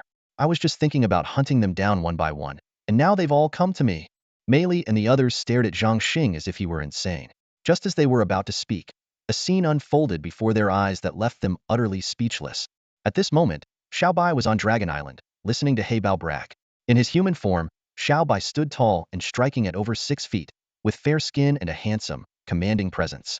Sitting cross-legged by the pond, he listened to heybao describe the deliciousness of magical beasts, unconsciously drooling as his eyes sparkled with longing. Heybao gestured dramatically as he spoke. Back when I was a kid hunting with my master, we came across a third-ear magic bear. That thing was massive. Just one swipe of its paw could knock down a whole row of sturdy trees. I was only this big back then, but I wasn't scared at all. I charged right at it and gave it a good beating. And then what happened? Xiao Bai asked, his wide eyes full of fascination. That magic bear got down on its knees, begging for mercy, bawling its eyes out. Heybao said smugly. I don't even bother with third-tier magical beasts anymore. Master said he's taking us to the magical beast forest in a couple of days to hunt 4th and 5th-tier ones. And let me tell you, Master's grilling skills are unmatched, crispy on the outside, tender on the inside, and perfectly seasoned. Grilling magical beasts? Can you even eat that? Xiao Bai tilted his head thoughtfully. I prefer them frozen. He dreamed of freezing a magic wolf and swallowing it whole. What a delight that would be. Xiao Bai, come eat. Zhang Xing's call echoed in the distance. Master's calling me for a feast. Xiao Bai muttered excitedly. In a flash, he transformed back into his dragon form and vanished from Dragon Island. What's the rush? The magical beasts aren't going anywhere. You've got no sense of adventure. Heybao scoffed disdainfully. Zhang Xing's voice followed shortly after. Heybao, don't worry. Let Xiao Bai gain some experience first. When we encounter 4th or 5th-tier magical beasts, that's when he'll need you. Hearing this, Heybao felt appeased. A streak of white light flashed across the sky above the magical beast forest. Is that a dragon? Oh my god, it's a white dragon. Mei Li and her companions stared up at the massive creature, over 10 meters long, in stunned silence. Roar! Xiao Bai let out an excited bellow as he spotted thousands of third-tier magical beasts surrounding him. Xiao Bai, the hunt begins. Let's see who takes down more. Zhang Xing called out, eager to start. Hovering in the air, Xiao Bai shot him a playful glance. All right, let's compete. He'll definitely outdo you, master. Don't be so sure. Zhang Xing replied, casting attack speed and double shield spells on himself before charging forward. The magical beasts instinctively recoiled at the sight of Xiao Bai. Though controlled by necromancer's potions, their primal instincts were not entirely overridden, leaving them uneasy but unable to resist the potion's command. Suddenly, a strange, eerie wailing sound filled the air, like wind whistling through a hollow space. The retreating beasts grew more agitated, their eyes glowing an even more intense green. In an instant, the horde split into 2 groups, one targeting Xiao Bai in the sky with spells, the other launching an assault on the humans below. Zhang Xing, get out of there. You're a mage. Not a. Mei Li's words caught in her throat as she and her companions stared in disbelief. Zhang Xing had charged straight into the magical beast horde, fighting with impossible skill. Stunned, Mei Li murmured, This can't be real. Is he a mage or a warrior? On the battlefield, Zhang Xing moved like a whirlwind, cutting through the horde of magical beasts. Each of his strikes was precise and deadly. One powerful punch sent a fire bear flying. A single kick ended the life of a crystal hound. A lightning spell instantly felled a charging autumn leopard, and a volley of fireballs precisely struck down 2 crouching bulls. Xiao Bai, your dragon breath is pretty impressive. Zhang Xing praised the little white dragon as it froze over a dozen magical beasts in one breath. Then, with a confident grin, he added, but this is just my warm-up. Wait till you see my ultimate move. Watching from the sidelines, Matthew, Desi, and the others were left dumbfounded. Matthew swallowed hard and asked in confusion, Desi, I can't even tell who's the magical beast anymore. I think the kid is the magical beast, Mary said, her eyes wide with astonishment. No, Desi muttered, his expression dazed. That kid isn't a magical beast. He's a divine beast. Do you think Zhang Xing might actually be a dragon? Wright speculated, his tone incredulous. Maybe, Desi mused, deep in thought. But honestly, he reminds me more of a little Tyrannosaurus. As the group wildly speculated, Zhang Xing's warm-up came to an end. Suddenly, his body began to radiate a dazzling light, and the system notifications started flooding in. Ding! Congratulations, you've leveled up to Junior Battlemaster. Current EXP 02500. Ding. Congratulations, you've leveled up to Junior Mage. Current EXP 02500. The experience points kept rising rapidly. Though each magical beast now only provided 20 EXP down from 80, the numbers continued to climb at an astonishing pace. 20, 120, 190, until they hit 1800, then 2500. His magic experience points mirrored the same growth. This feels amazing, Zhang Xing exclaimed as yet another notification chimed in. Ding. Congratulations, you've leveled up to Intermediate Battlemaster. Current EXP 010000. Ding. Congratulations, you've leveled up to Intermediate Mage. Current EXP 010000. Though these third-tier magical beasts no longer yielded experience after this point, Zhang Xing could feel the power coursing through his body, surging endlessly. It was time to unleash a technique taught by the system Heaven-Shattering Fist. Boom! With one explosive punch, an overwhelming wave of combat energy swept across the battlefield. Is that combat energy? Desi's group stared in disbelief, their broadswords unknowingly slipping from their hands. They were utterly shaken. There's no way he's a dragon. Dragons don't use combat energy. This kid isn't even 10 years old, and yet his strength is leagues beyond ours. Even if the four of us teamed up, we wouldn't stand a chance. What kind of absurd day is this? Magical beast chaos, necromancers, a white dragon, and now this monstrous kid. Matthew, overcome with excitement, shouted, I'm going to swear loyalty to him as my big brother. No, wait, I'll beg him to be my master. Unbeknownst to them, Zhang Xing had long been cultivating magic, spiritual energy, and combat energy simultaneously. To be precise, what flowed within him was dragon energy, fundamentally different from the combat energy wielded by warriors on the Holy Dragon continent. Ever since the system had taught him the three Dragon Fist techniques, Heaven-Shattering Fist, Sky-Splitting Fist, and World-Destroying Fist, his body had been accumulating an immense reserve of dragon energy. This recent level up finally allowed him to perfectly execute the first form of the Heaven-Shattering Fist. In the aftermath of his punch, the Autumn Leopard pack ahead was obliterated, their bodies flung into the air like ragdolls. Matthew gawked at the carnage and asked, Desi, how many beasts can you take out with a single punch? 3 or 4, maybe, Desi stammered, his voice shaky. And this kid just took out how many? Matthew pressed. Probably over 20, Desi replied, still in shock. Hearing this, Matthew threw himself into Desi's arms and began wailing, Wah! I can only take out one beast with my punch, and his combat energy is over 20 times stronger than mine's even, or 8 times stronger than yours. Wah! I don't want to live anymore. Although Desi appeared calm and composed, he knew deep down that his true strength lay not in his fists, but in his swordsmanship. If he were to wield his sword with full force, he could seamlessly slay 3 or 4 massive beasts, each about 7 to 8 meters long, in one strike. By comparison, managing to kill 2 beasts with his fists in a single blow was already a commendable feat. Meanwhile, Little White Dragon was having the time of his life. After initially unleashing a few bursts of dragon breath, he began to conserve his magical energy, no longer wasting it recklessly. Instead, he resorted to his innate skill biting. Despite the beast's limited use of magic, their sheer numbers made them formidable. Among their attacks were sprays of pungent, poisonous liquid that made Little White Dragon wrinkle his nose in distaste. He deftly maneuvered through the air, dodging when possible and countering with his dragon breath when evasion wasn't an option. With razor-sharp claws that could rival blades, Little White Dragon shredded beast after beast into pieces.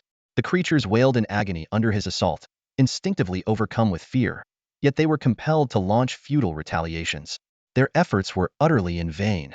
With a single sweep of his tail, Little White Dragon cleared an entire swath of enemies, leaving a vast area devoid of life. Amidst the thousands of beasts, he moved with ease, like a fish in water. Each dive claimed the lives of a string of creatures. In no time, the horde of over 4,000 beasts had been reduced by half. Just then, an eerie wailing sound echoed across the battlefield. It seemed to signal a reprieve, as the beasts scattered in all directions, fleeing in disarray. Zhang Xing, who was in the heat of battle, was far from ready to let them go. He was eager to outshine Little White Dragon. With a wave of his hands, he cast slow. Instantly, 6 consecutive slow spells immobilized hundreds of beasts at the rear. Without hesitation, he followed up with Blizzard. 3 Tier 4 Blizzard spells roared into existence, freezing those hundreds of beasts into lifeless ice sculptures. Witnessing this display, Matthew was moved to tears. He flung himself into Desi's arms, sobbing, Brother Desi, I don't want to live anymore. Compared to this kid, My 20-something years have been a complete waste. Desi let out a heavy sigh. I know what you mean. Casting tier 4 spells as if it's child's play. If he were just a year or two younger than us, it'd still be acceptable. But, not to be outdone, Little White Dragon sprang into action upon seeing Zhang Xing's impressive performance. With a thunderous roar that shook the heavens, his body shrank rapidly midair before he dove like an arrow loosed from its bow. A thick torrent of icy breath erupted from his mouth, freezing everything in its path. Not only were the beasts turned into blocks of ice, but even the nearby trees, each with trunks as thick as a foot in diameter, were coated in a shimmering layer of frost. Haha, Little White, I admit defeat. My dragon breath isn't nearly as long as yours. Zhang Xing cheerfully conceded, waving his hand to signal for Little White Dragon to come down. Little White Dragon, full of pride, transformed back into his human form, his face beaming with the joy of victory. Master, that was exhilarating. Let me bring some of these beasts back for heybao to eat, Little White Dragon suggested enthusiastically. Go ahead. Zhang Xing nodded in approval. Without hesitation, Little White Dragon gathered up a dozen or so beasts and vanished, returning to Dragon Island. Landing swiftly, he couldn't wait to shout, Heybao, Heybao, I brought you some food. Heybao perked up at the mention of food and flew over immediately, though he quickly feigned indifference. Oh, just a few tier 3 beasts? Not exactly my favorite. For once, Little White Dragon couldn't resist boasting. There's plenty more outside. Master, and I just took down over 2,000 of them. What? 2,000? And you only brought back a handful? Heybao exclaimed in disbelief. Come on, Little White, couldn't you have brought more? These won't even fill a tooth gap. If you leave them out there, Master is just going to discard them, and other beasts will eat them. That won't do. They'll bring all of them back and store them in your place. Then we can eat them whenever we want. Little White Dragon declared decisively. Heybao immediately reached out to Zhang Xing for confirmation. Once granted permission, he disappeared to retrieve the remaining spoils. Heybao greedily stared at the field littered with magical beast corpses, his eyes gleaming with hunger. Zhang Xing sighed helplessly, shaking his head, thinking to himself that this creature just couldn't break his old habit of eyeing food wherever he went. Suddenly, Heybao's figure materialized right next to Zhang Xing. His ugly, dark face was twisted with anger, and his booming, thunderous voice erupted, Master, I'm here to get food. The abrupt appearance startled Desi and the others, who gasped in shock, momentarily fearing someone was about to harm Zhang Xing. Just as Heybao was about to claim the spoils of the battle, a series of hurried footsteps echoed from outside the forest. Moments later, an excited voice rang out, My goodness, Prince Lake, we've hit the jackpot. Look at all these magical beast corpses.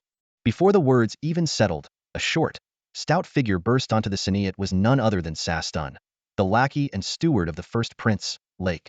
Panting heavily, he ran straight up to Heybao, tilting his head back and shouting, Hey, big guy, are you deaf? I said stop. Every word Sastun spat out was accompanied by a sharp nod of his head, his finger jabbing repeatedly at Heybao's forehead. Are you deaf or blind? Or did a donkey kick you in the head? His tone dripped with disdain and provocation. Heybao's eyes burned with fury, almost as if flames were about to burst forth, but he held back, adhering to his agreement with Zhang Xing not to attack humans. Desi and the others watched the scene unfold, their emotions a mix of anger and anticipation. They secretly hoped Heybao would teach this obnoxious man a lesson. But Sastun wasn't done. He continued his taunts. I'm talking to you, big guy. Say something, will you? What are you mute now? In this tense moment, memories of Sastun's past bullying flooded Desi and his companions' minds. They recalled how this greedy man had once detained their captain over a 5th-tier magic crystal, forcing them to pay ransom in gold coins. It was because of him that they were compelled to take on dangerous hunts to gather money. Now, seeing Sastun walk straight into danger himself, they couldn't help but silently cheer. Bite him! Bite him! The eldest prince of the Leu Empire, Lei, was 25 years old, a senior battlemaster, and deeply trusted by the emperor. His steward, Sastun, was always scheming to amass wealth for him, often employing unscrupulous methods. This time was no exception.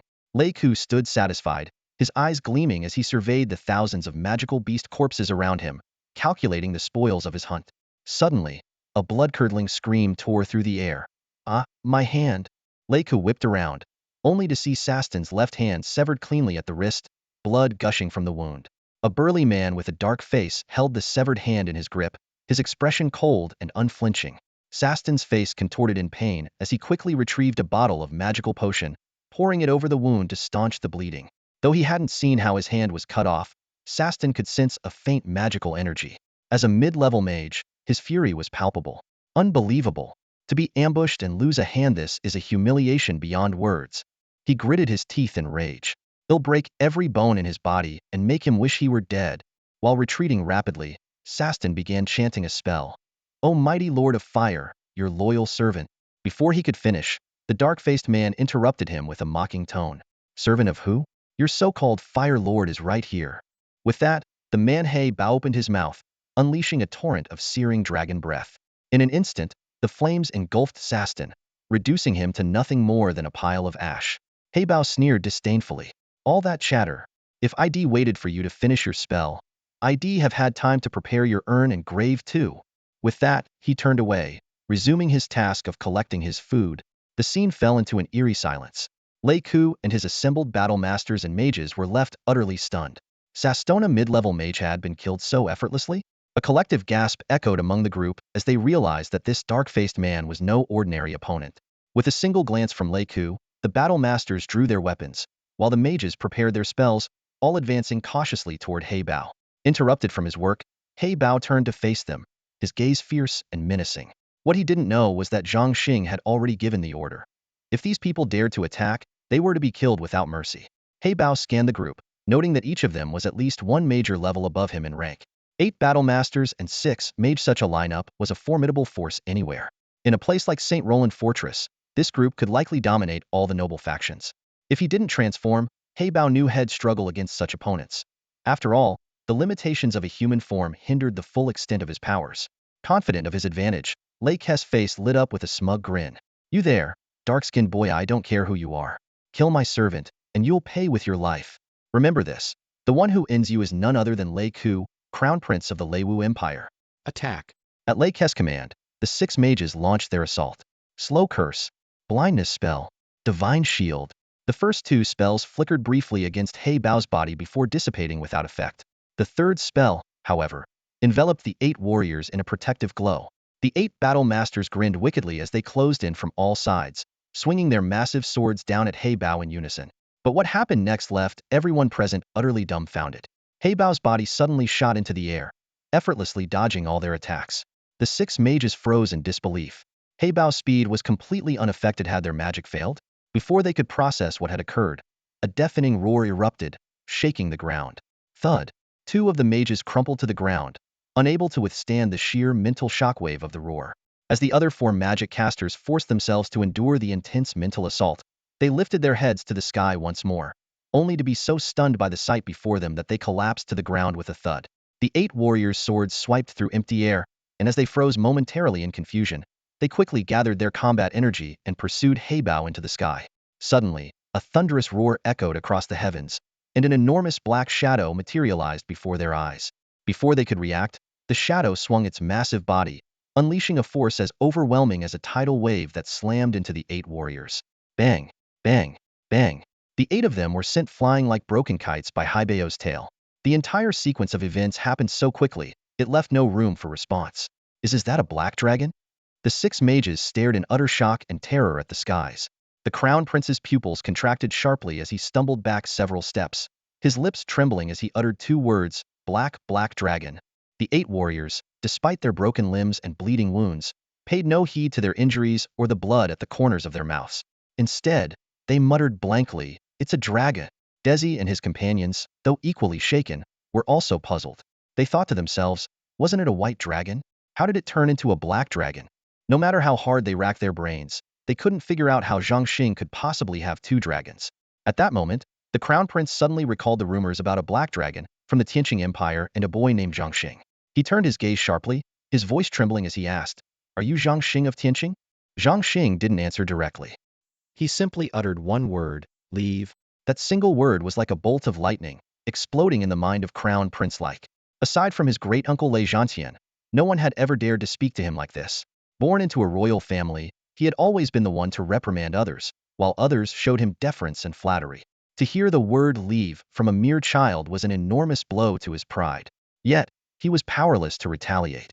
He wanted to hurl threats, but didn't dare to. The terrifying black dragon in the sky was glaring down at him with eyes full of disdain, arrogance, and ferocity, causing his legs to tremble uncontrollably. He understood all too well that he stood no chance against a black dragon.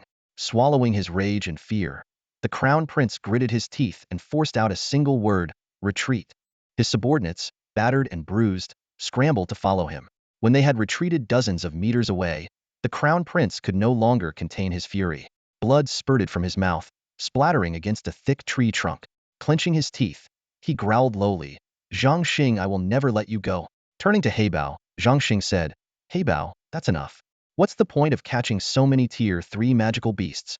Let's head inside and take a look later." Heybao seemed to have an epiphany. "You're right. Why didn't I think of that?" But its actions didn't slow down in the slightest, and in the blink of an eye, it had swept dozens more magical beasts into its spatial storage. Zhang Xing turned to Desi and the others and said, "Desi, big brother, Sister Meili, they'll leave these remaining 1,000 or so magical beasts to you. I've got other matters to attend to, so we'll take my leave." He left behind this bounty of magical beasts as a gesture of gratitude for their earlier act of selflessness. In such a dangerous situation, their willingness to protect a child they didn't even know spoke volumes about their kind hearts. "Zhang Xing, little no, younger brother, how can we accept this? These magical beasts were defeated by you and Heybao. We can't possibly take them." Desi and the others tried to decline, speaking from a distance and not daring to approach. That towering, black, and muscular man was clearly a dragon. If it weren't for their relatively good rapport with Zhang Xing, they would have fled long ago. "Exactly, Lord Zhang Xing. These magical beasts are worth a fortune. Many of them will have valuable magic crystals in their cores." They continued to politely refuse, their expressions a mix of awe and gratitude. Matthew, after a fierce inner struggle, finally mustered the courage to approach Zhang Xing. He took a deep breath, bent his knees, and with a loud thud, knelt down. Zhang Xing froze, staring at Matthew, who was suddenly on his knees, utterly puzzled. "Master Zhang Xing, please accept me as your disciple." Matthew's voice trembled with a mixture of determination and hope. Zhang Xing almost burst out laughing upon hearing this. Suppressing his amusement, he replied, "Brother Matthew, you must be joking. Besides, I'm only 7 years old. My abilities are quite limited." But Matthew was undeterred. He resorted to the classic plea for a mentor. "Master Zhang Xing, if you don't accept me, I'll stay kneeling here and won't get up." Zhang Xing chuckled softly, a sly glint flashing in his eyes. "Then stay right there," he said with a mischievous grin. With that, he leapt onto his black dragon and vanished from sight in an instant. Matthew remained kneeling for a moment, then finally stood up, dejected. "Ah, I missed my chance to follow the dragon," he muttered to himself. "But I won't give up. Even if I have to traverse the entire sacred dragon continent, I'll make sure to follow him." Desi and the others shook their heads helplessly. Matthew had a reputation not only for being talkative, but also for his remarkable persistence, or, as some might say, his thick skin. "All right, enough wasting time," Desi interrupted Matthew's self-pity. "Let's focus on finding the magic crystals and take the most valuable parts with us." "Desi's right," Mary chimed in. "Otherwise, someone else might come along and snatch them." With that, she started searching for the crystals. Soon, the group was bustling with activity, searching fervently. "I found one. There's another here. Haha, we're going to be rich." Excited voices echoed one after another. "When we gather enough for 200,000 gold coins, we'll use it to get the captain back," someone suggested. "But Sastin is already dead. Who do we even negotiate with?" another person asked. "We can't get close to the crown prince. What should we do?" "Let's focus on collecting the crystals for now. We'll figure it out when we get to the imperial capital," Desi said decisively. The group quickened their pace, carefully searching each magical beast's head. Suddenly, Mary paused, her ears perked up in alertness. "I think I hear footsteps nearby," she said cautiously. "I hear it too," others added, sensing the disturbance. Sure enough, within seconds, 4 different groups arrived in the area. Among them were Wick, Belle, and the 4th princess of the Tianqing Empire, along with some students from the Royal Magic and Martial Academy. From the Thunder Empire, the Earth Dragon rider Lei Zhan and his team had also appeared. Additionally, 2 mercenary groups with fierce and intimidating appearances joined the scene. "Haha, Desi, enjoying all this bounty by yourselves, are you? Didn't even think to invite us," a rough voice called out. Desi snorted coldly. "Prin, the noses of your Golden Lion mercenary group are as sharp as ever. You always manage to show up." He stopped what he was doing and stood up, while the others in his group warily moved closer to him. Another voice chimed in, "Desi, you've already collected enough. Why don't you step aside now?" Desi turned toward the speaker. "Harvey, your Purple Wolf mercenary group sure likes to meddle. How about we settle this with a fight?" Desi had long been at odds with both the Golden Lion and Purple Wolf mercenary groups. However, the 2 groups didn't get along either, often swinging between collaboration and rivalry for their own interests. "Step aside? Not so fast," Lei Zhan interjected arrogantly as he stepped forward. Leave the magic crystals behind, and maybe we'll consider letting you go. Prince squinted at Lei Zhan, sizing him up. And who are you? You've got quite the attitude. Do you even know who I am? Prin, in his mid-30s, was a towering man and a beginner-level battle spirit. He was well known in the Thunder Empire's mercenary circles for his ruthless and brutal nature. Lei Zhan sneered dismissively. I know you're the leader of the Golden Lion mercenary group, but do you know who I am? Prin curled his lip in disdain. Aren't you just one of those spoiled young nobles from the Royal Magic and Martial Academy? You might throw your weight around at school, but out here? Huh. Lei Zhan shook his head with a smirk. So, you look down on us students? That's right. What about it? Prin mocked. If it were those senior students who've returned from the battlefield, I might be concerned. But you lot? Barely out of childhood? His face was filled with scorn, clearly not taking the group of young people seriously. Since that's the case, I have nothing more to say. Remember my name, Lei Zhan. That way, when you die, you can rest in peace, Lei Zhan said nonchalantly, a hint of disdain flickering in his eyes. The moment Prin heard the name, his face froze. Lei Zhan? The Dragon Knight Lei Zhan, he blurted out involuntarily. Everyone present, except for those from the Tianqing Kingdom, displayed the same shock as Prin.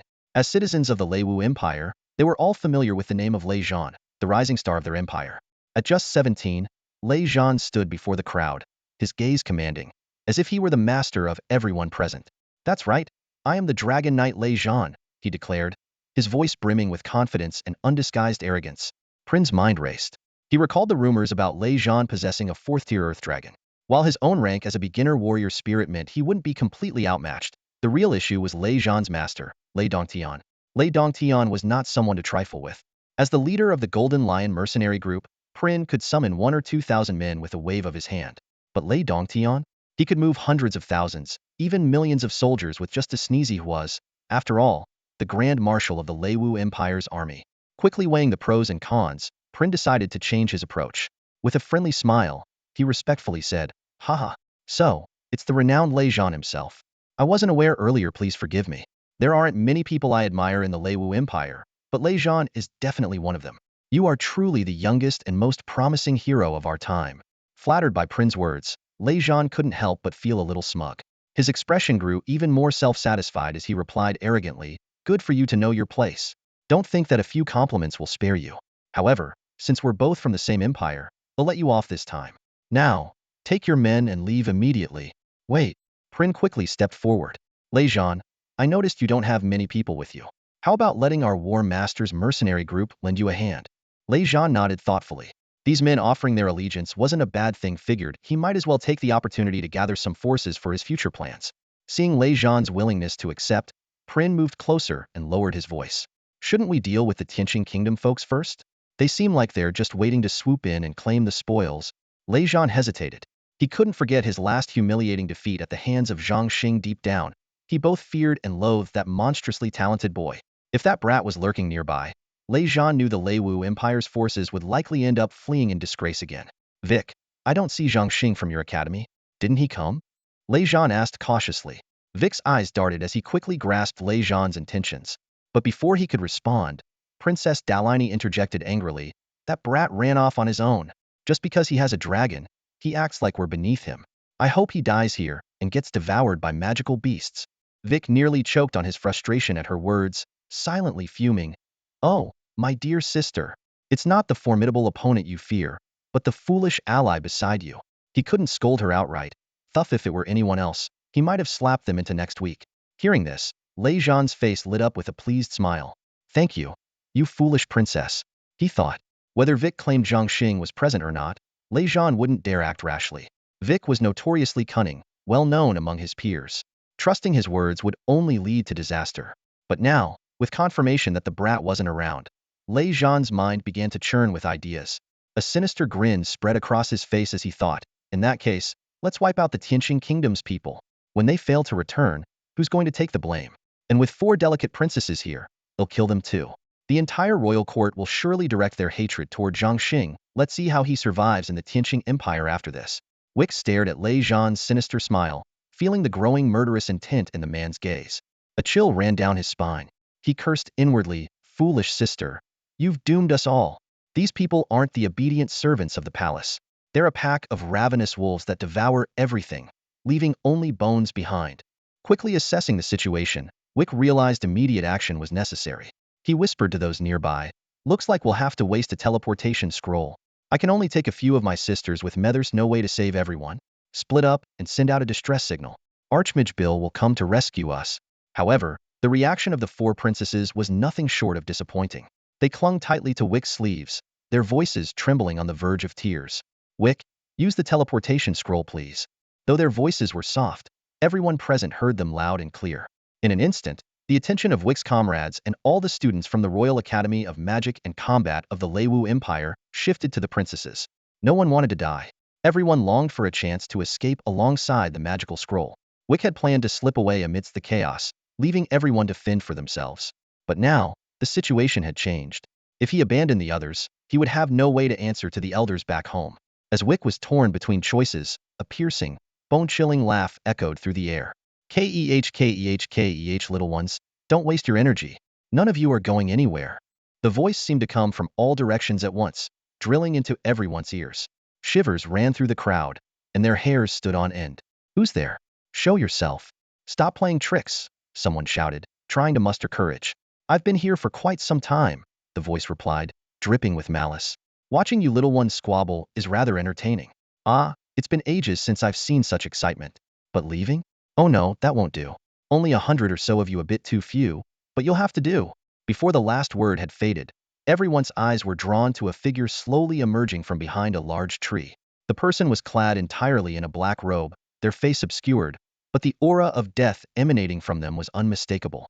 In their right hand, they held a sinister staff adorned with a black skull the size of a fist at its tip. The skull radiated an ominous and terrifying energy.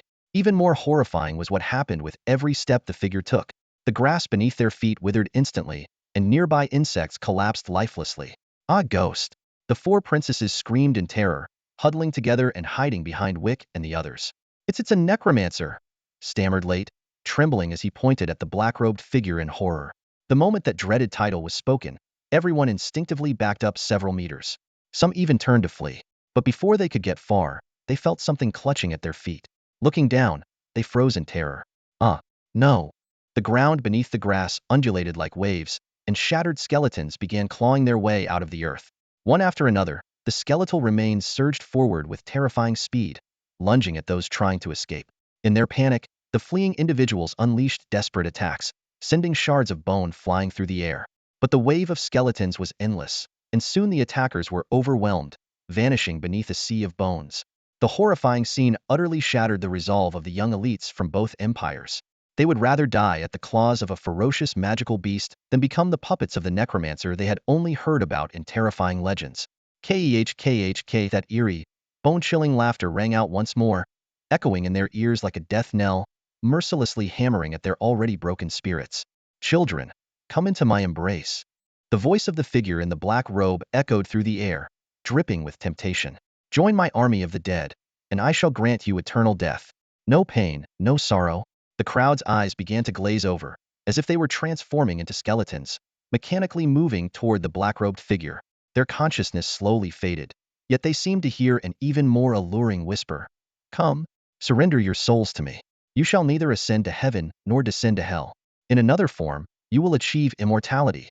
At the tip of the skeletal staff in the black-robed man's hand, a green, ghostly light suddenly flickered. All eyes were irresistibly drawn to the eerie glow, as if they saw an endless void of twisting tunnels spinning within the hollow eye sockets of the skull. "Offer your souls. Surrender everything you possess, and you shall rest eternally in the realm of the undead." The black-robed figure chanted in a low voice, excitement barely concealed in his tone. The ritual was nearing completion. These would be the first undead servants under his command upon his return to the sacred dragon continent. Memories surged through his mind like a tidal wave. Centuries ago, he had been betrayed, poisoned, and left for dead, only to be granted the favor of the god of darkness at the brink of death. He inherited ancient necromancy from 1,000 years past. After 100 years of cultivation, he exacted revenge on his enemies, reveling in the intoxicating power of controlling others' fates. But his triumph was short-lived. Pursued by the holy mages of justice and light, he was forced to flee into the forest of beasts, where another century passed. Just as the black-robed man was overcome with glee, and the others were about to lose their souls, the skies suddenly opened, and a torrential rain poured down. The green ghost fire in the skull's eye sockets was instantly extinguished. Ah! The necromancer in black let out a furious roar. So close. Damn heavens, why rain now of all times? However, he quickly noticed something strange. There was an odd smell to the rain, pungent and overpowering. He stuck out his tongue to taste it and confirmed, no doubt about it, this tastes like urine. How peculiar. Isn't rainwater supposed to be sweet and refreshing? Meanwhile, the students and members of the mercenary group, startled awake by the rain, found themselves inexplicably gathered in this place. Panic-stricken, they began to retreat. The necromancer noticed another oddity. About 10 meters away, no rain was falling at all. He looked up and saw a small black cloud hovering directly above him. Unbelievable, he muttered, stepping to the side. Yet the rain continued to pour on him. He changed direction, but the rain followed. He looked up again. Dumbfounded, the black cloud was moving with him. The others were equally baffled, but they had no time to dwell on this bizarre phenomenon. They only wanted to escape, but the area was surrounded by an endless army of skeletons. To stay meant being enslaved as soulless puppets. To flee meant facing the skeletal horde, dilemma with no easy solution. At that moment, a student pointed to the sky and shouted, "Look, the black cloud is coming down." Everyone looked up in disbelief. The black cloud was indeed descending, stopping about 20 meters above the ground. As the cloud dispersed, a familiar figure emerged. Ah, it's Zhang Xing, the Black Dragon. Cries of joy erupted from the crowd. He's back to save us. Those who knew Zhang Xing wept with joy, while the four princesses were overwhelmed with tears streaming down their faces. Those unfamiliar with him stared at the sky in astonishment, murmuring, "The dragon god has not abandoned his people." When evil descends, the dragon god's messenger arrives to banish the darkness and save the world. In reality, Zhang Xing hadn't gone far. Heybao quietly informed him from the air that it had detected a foul and sinister presence deep within the forest. They decided to feign departure to lure the unknown entity into revealing itself. Sure enough, it wasn't long before the figure of a black-robed mage appeared among the trees. As the mage began casting a spell, Heybao recognized him from ancient memories as a vile necromancer. A clever plan suddenly came to Heybao's mind to disrupt the necromancer's casting using dragon urine. Zhang Xing burst out laughing midair and shouted, "O mighty necromancer, how does dragon urine taste?" "What? Dragon urine? Ugh, disgusting." The necromancer retched and clawed at his throat, his fury far greater than the revulsion of drinking dragon urine. Ma Xiao and his companions couldn't hold back their laughter, while others stared at the disheveled black-robed mage with bewildered expressions. After a moment to compose himself, the necromancer roared, "You little brat, come down here." But Zhang Xing was unyielding. "Old ghost, why don't you come up here?" He dared not descend recklessly, sensing that this necromancer was no ordinary foe. After all, why else would his name alone invoke fear in so many? As it turned out, the black-robed mage was indeed a high-ranking archmage, just one step away from becoming a magic emperor. Though not the most powerful among the empires, the sheer number of undead he could command was formidable. Initially, he had planned to wait for Zhang Xing and the Black Dragon to leave before taking control of the group of students and turning them into necromancers as his first batch of subordinates. Unfortunately for him, he underestimated Zhang Xing and Heybao's cunning. Frustration, rage, and reluctance filled the necromancer's heart. Yet he found himself utterly helpless against Zhang Xing, or more precisely, against the Black Dragon. With Heybao's immunity to magic below level 5, the archmage had no choice but to retreat. "You little brat, I'll let you live today," the necromancer snarled through gritted teeth. He knew he couldn't afford to linger any longer.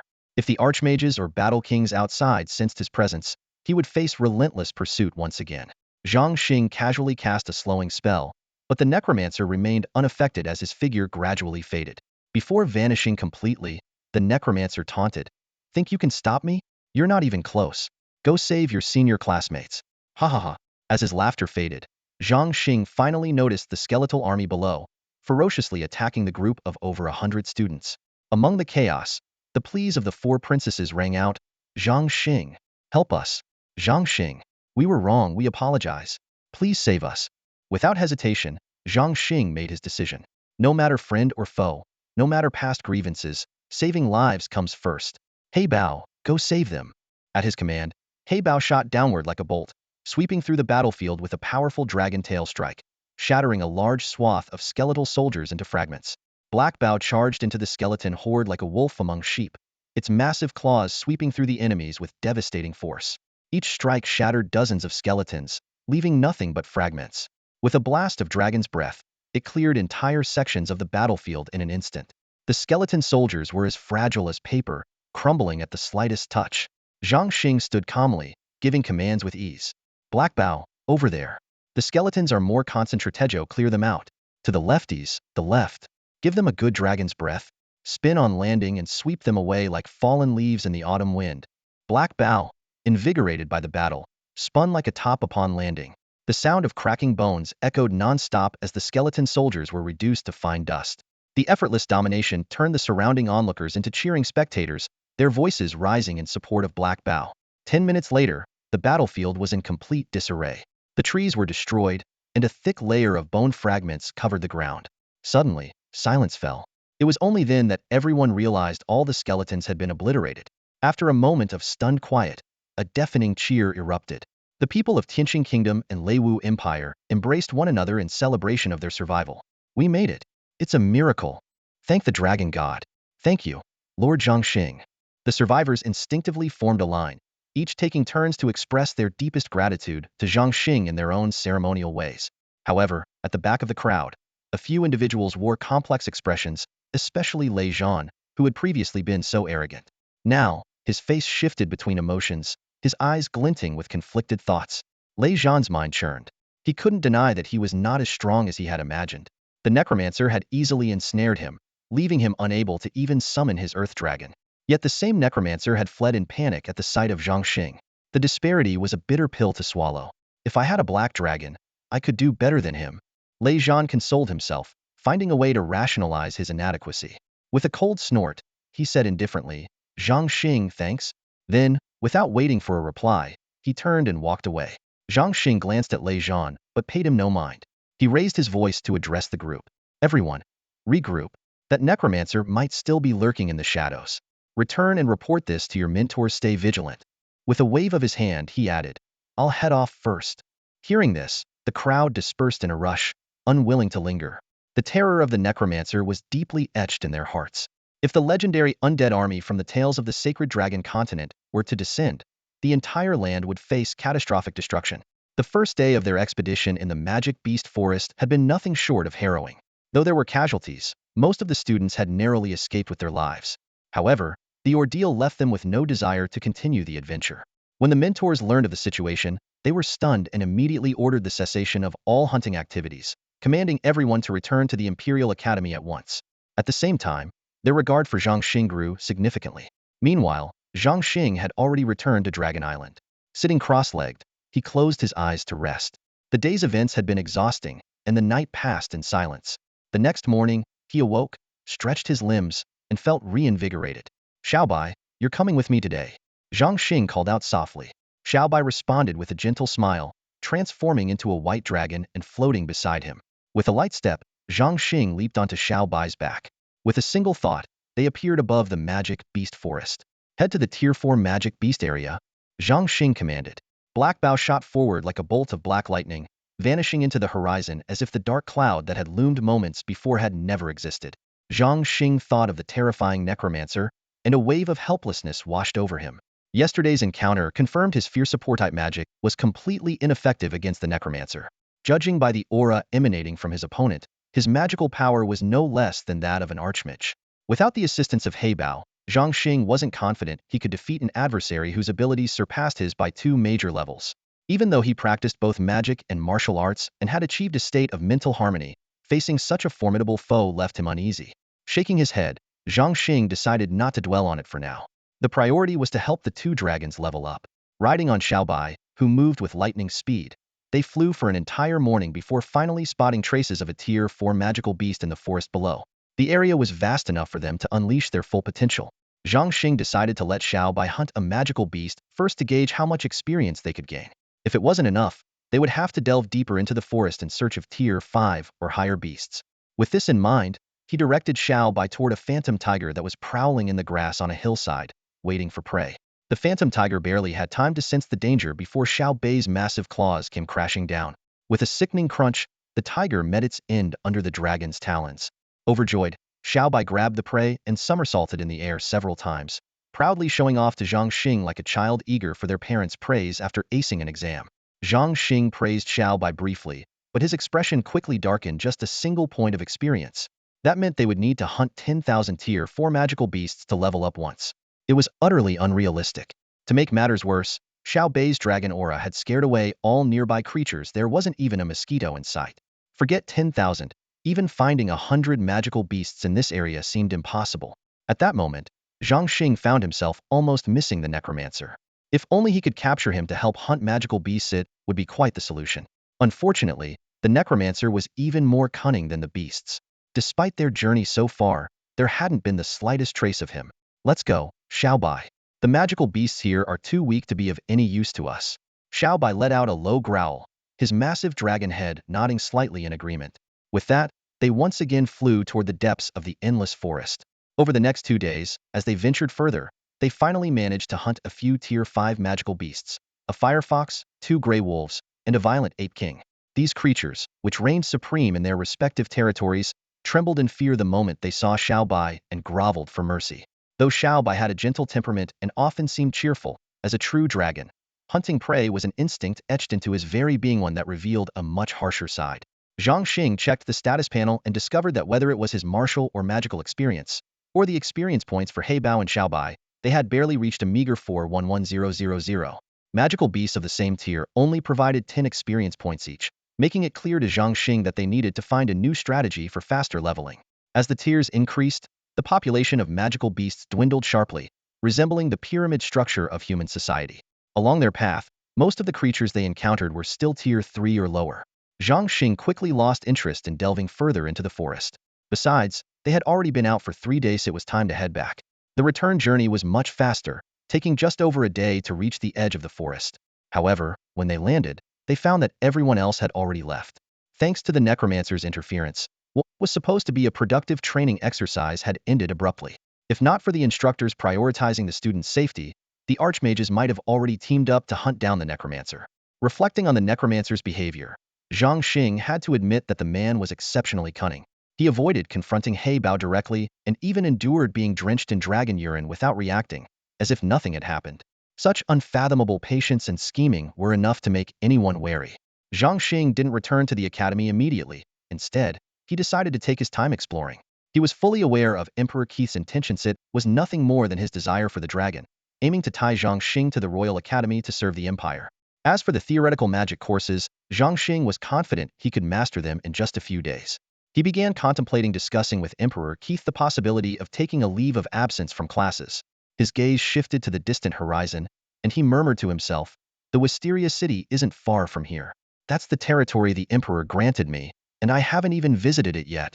With that, he turned and started walking in the direction opposite to the Imperial capital. Meanwhile, within the Royal Magic Academy in the Imperial capital, Emperor Keith was furiously reprimanding several senior magisters who had led the teams. Seated on an ordinary chair, his face was dark and stormy, his sharp gaze sweeping back and forth over the instructors. "It's been 4 days. Where is Zhang Xing? Didn't you say he'd return first? Get out there and find him," Emperor Keith commanded in a thunderous voice. One of the magisters straightened up, leaning forward slightly. With his right hand pressed over his chest, he respectfully reported, "Your Majesty." The moment Zhang Xing saw the necromancers appear, he fled on his dragon. "We fought a bloody battle and lost several students before we managed to escape. He's truly despicable, even snatched other students' magical beasts before." Impatiently, Emperor Keith waved his hand to cut him off. "Enough. I don't want to hear any more of this. Just send someone to find him." After dismissing the magisters, he adjusted his posture into a more comfortable one and fell into deep thought. "Ah, Zhang Xing," he muttered to himself, a trace of disappointment flashing in his eyes. Maybe he's just young and hasn't seen something so terrifying before. Running away is understandable. It seems I'll have to guide him more strictly in the future. I can't let him act recklessly. Initially, Emperor Keith didn't believe the magisters' accounts. He recalled Zhang Xing's valiant performance during the 6 Academies tournament, the resolute expression on his face, and the determination in his deep eyes. Zhang Xing didn't strike him as a coward. However, after further questioning, his 4 daughters and all the other students corroborated the story, forcing him to believe it, at least partially. As time passed and Zhang Xing still didn't return, Emperor Keith's irritation grew stronger. Just as Zhang Xing set off for Wisteria City, the Emperor finally ordered a search. Shaking his head with a sigh, Emperor Keith attempted to push these troublesome thoughts aside.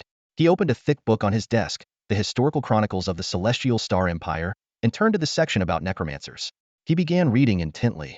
Necromancers, Also known as death mages or spirit callers, they summon and enslave the souls of the dead, turning them into undead creatures. 1200 years ago, malevolent necromancers invaded the sacred dragon continent after a century of war. These necromancers, who gained immense power by selling their souls, were completely eradicated. The fallen warriors and mages of all nations became their servants, transformed into demons. As the war escalated, humanity was on the brink of extinction. Just then, a young man with short black hair and dark eyes appeared. Riding his deep blue sacred dragon, he saved humanity. In gratitude, people renamed the continent to Sacred Dragon Continent. Zhang Xing stood before the majestic gates of the Purple City, nodding in satisfaction. The bustling streets and the towering pavilions all spoke volumes of the city's prosperity. Emperor Keith truly has an extraordinary vision, he marveled to himself. Since I'm here, I might as well take a closer look at the lives of the people. Passing through the main city gate, he noticed two young soldiers staring intently at the women passing by, completely ignoring Zhang Xing's presence. He chuckled softly, tucking his hands into his sleeves and strolling down the lively streets like an ordinary boy. Not far ahead, a broad street caught his eye. As he approached, he realized it was a street lined with taverns and restaurants. Three-story establishments stood shoulder to shoulder, and the waiters at the doors were shouting enthusiastically, "Welcome, esteemed guests. Please, the second floor." "Ah, young Master Warren. Right this way to the third floor." The mouth-watering aroma of food filled the air, stirring Zhang Xing's appetite. Just as he was about to step forward, he paused. Eating alone is no fun. I might as well bring those two gluttonous dragons along. Turning toward the back of the taverns, he made sure no one was around before softly calling out. In an instant, two young men, one dressed in black and the other in white, appeared by his side. "Heybao, Xiaobai, let's grab some food," Zhang Xing announced. "But when we're outside, don't call me master or anything like that. Just call me boss." The two followed him, muttering boss as they walked, debating whether the title sounded more impressive than master. They soon arrived at the largest tavern on the street and were led to a table on the first floor by a waiter. Zhang Xing casually flipped through the menu, then ordered with bold confidence: steamed bear paw, steamed venison tail, roasted duck, roasted quail, roasted goose, baked pork, baked duck, marinated chicken, cured meat, pine flour sausage, spiced pork belly, smoked meats, assorted crispy platters, smoked chicken, and steamed 8 treasure pig. One of each, and if it's not enough, well, order more. The waiter froze, momentarily stunned. The entire first floor fell silent as everyone turned to look at the boy who had just ordered a table full of meat dishes. Esteemed guests, are you sure you can eat all that?" the waiter asked hesitantly. Zhang Xing slammed his hand on the table, his tone commanding. "Of course we can. Just bring it all out as I said." After double-checking the order, the waiter hurried to the kitchen to get everything prepared. Meanwhile, the diners on the first floor continued whispering among themselves, speculating whether these three were here to feast or packing a grand meal for some noble young lord. The onlookers nearby were enjoying their food and drinks while whispering among themselves. Amid the buzzing chatter of the tavern, a few clearer voices occasionally broke through. "Something seems off here. Could it be that these three are planning to dine and dash? No way, no way. Who would dare to dine and dash here?" Everyone in Zijing City knows this place is run by Lord Holly's mistress. Even if they had the guts of 2 lions, they wouldn't dare to eat for free. Last time, a few rogue soldiers tried to pull something like that, but, hearing this, Zhang Xing couldn't help but sigh. So even in another world, things like this happen. Before long, for steaming hot dishes were brought to the table. The waiter, stretching out his words, quickly placed the dishes down. "Enjoy your meal, dear guests." Just as he was about to turn and leave, he saw the burly man with the dark face grab a bear paw. With a loud slurp, he watched in shock as the entire paw belonging to a first-tier magic bear and weighing over 10 pounds was devoured in one gulp. Then his gaze shifted to the pale, refined young man. With a sudden whoosh, a burst of icy air shot from the boy's mouth onto the roasted duck, instantly freezing it solid. The steaming dish transformed into an ice-cold duck in mere seconds. Crunch, crunch. The boy began leisurely chewing on the frozen meat and bones, savoring each bite. Finally, the waiter turned his attention to the little child. Letting out a sigh of relief, he thought. At least one of them seems normal. Otherwise, I might have really thought they were 3 demon beasts. Not bad, not bad. Tastes great, the child exclaimed in delight. Of the 4 dishes, Heybao devoured 2 in single bites. Glaring at the waiter, he barked. "What are you looking at? Hurry up and bring more food." Snapped out of his daze, the waiter turned and bolted, muttering to himself, "Goodness gracious, if Tianqing Nation ever held a food-eating contest, this big guy would definitely take first place." A short while later, 6 more dishes were brought out. To the astonishment of everyone watching, Heybao picked up the plates and shoveled 5 of the dishes into his stomach as if they were bowls of rice. Zhang Xing and Bai Xiao paid him no mind, turning their faces away as if they didn't know him at all. Ah, so satisfying. Delicious. Heybao smacked his lips, looking far from finished. Hey waiter, what's with the slow service? Go hurry them up. As he glanced around casually, Heybao noticed the people nearby. They weren't eating. They were staring at him with wide eyes, their faces full of disbelief. Feeling a bit smug, Heybao thought to himself, wherever your dragon bro goes, he's the center of attention. Even a simple meal becomes a spectacle. The surrounding diners, intimidated by the dark-faced man's imposing demeanor, quickly lowered their heads. Some resumed eating, others drinking. One man lifted his small wine cup and took a cautious sip with a soft slurp. That sound seemed to trigger something in Heybao's memory. Wine. Waiter. Waiter. Bring me some wine, he hollered. The waiter rushed over in a fluster. What kind of wine would you like, sir? Heybao's eyes scanned the first floor. That one. Bring me 2 jars to start. The waiter returned with a jar of wine, but before he could even wipe the sweat from his brow, Heybao and Bai Xiao had drained it in one go. Not bad, not bad. Heybao smacked his lips. Waiter, this wine is good. Bring us 10 more jars. The waiter nodded mechanically, hauling over 10 more jars of wine. By this time, the remaining dishes had all been served. Zhang Xing and Bai Xiao quickly grabbed the plates of food they liked and pulled them closer.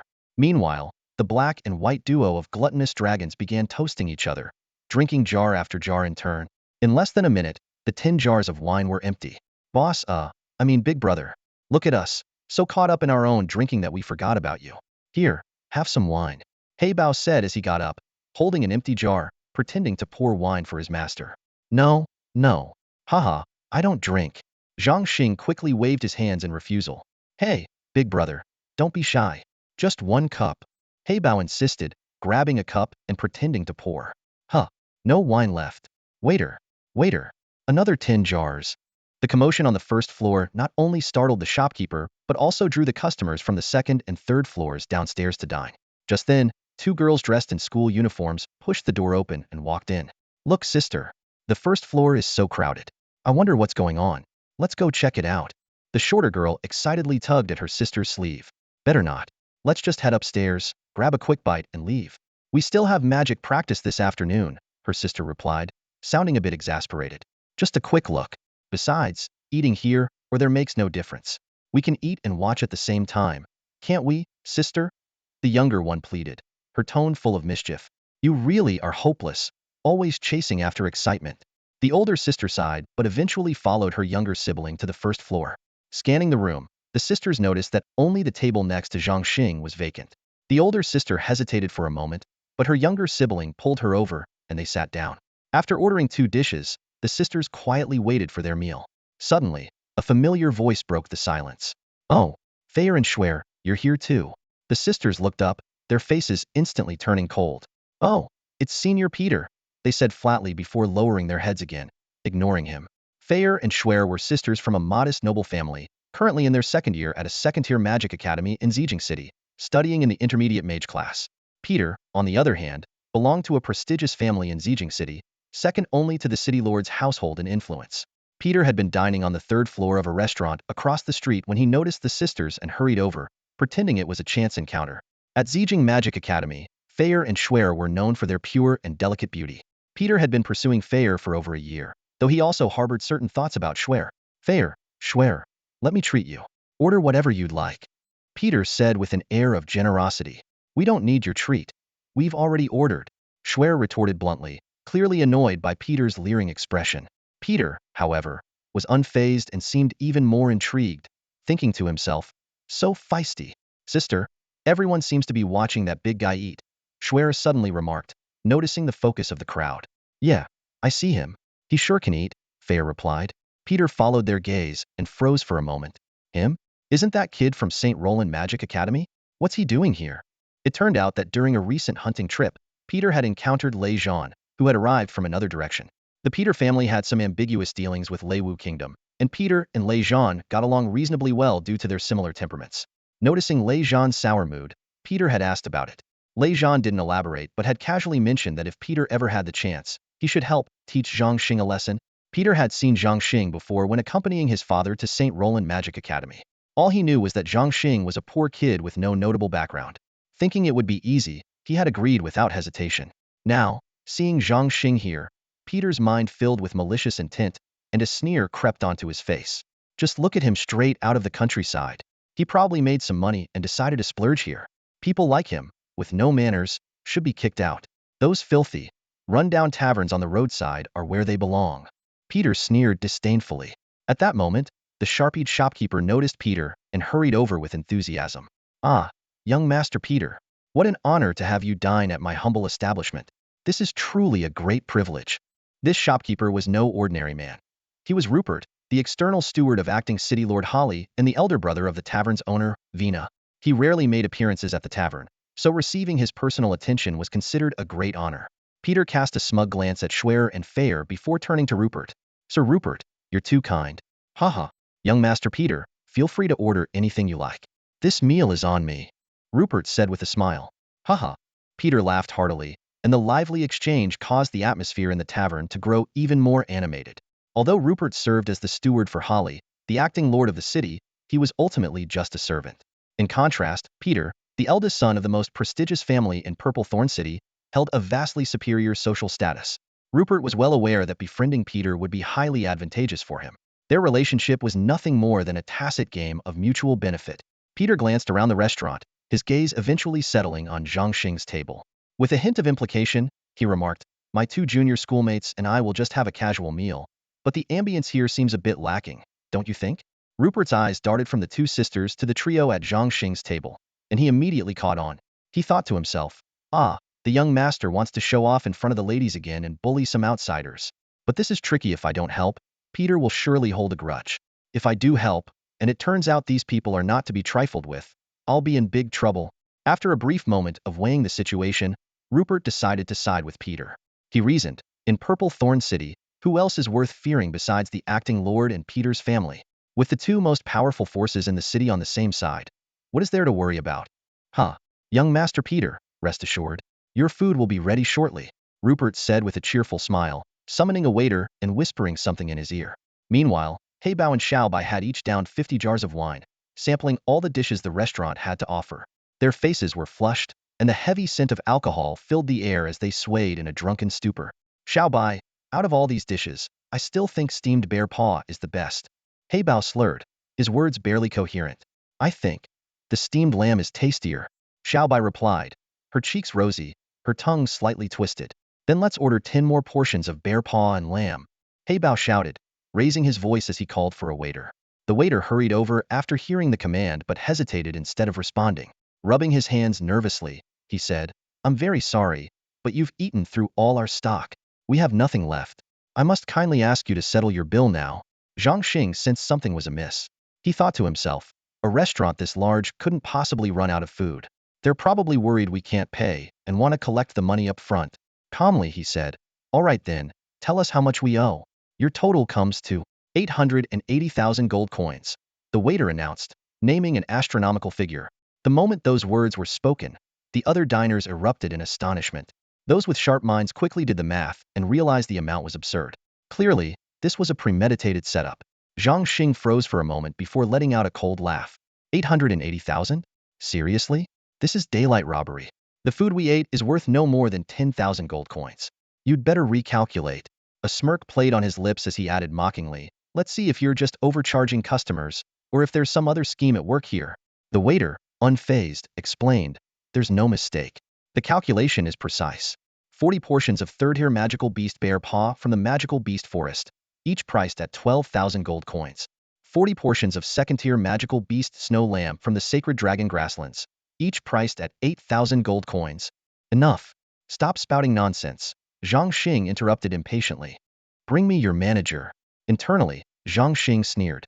He had eaten magical beast meat before and wasn't so easily fooled. These so-called third-tier magical beast dishes probably didn't even qualify as first-tier. Even if it were genuine third-tier bear paw, one portion would cost at most 5,000 gold coins, a high price, but far from the absurd amount they were quoting. I am the owner of this establishment. Rupert approached with a forced smile, his eyes betraying a hint of disdain. Though his voice was calm, his tone carried an unmistakable air of condescension toward the customer. Zhang Xing responded coldly, I know you're the owner. I said, call your boss here.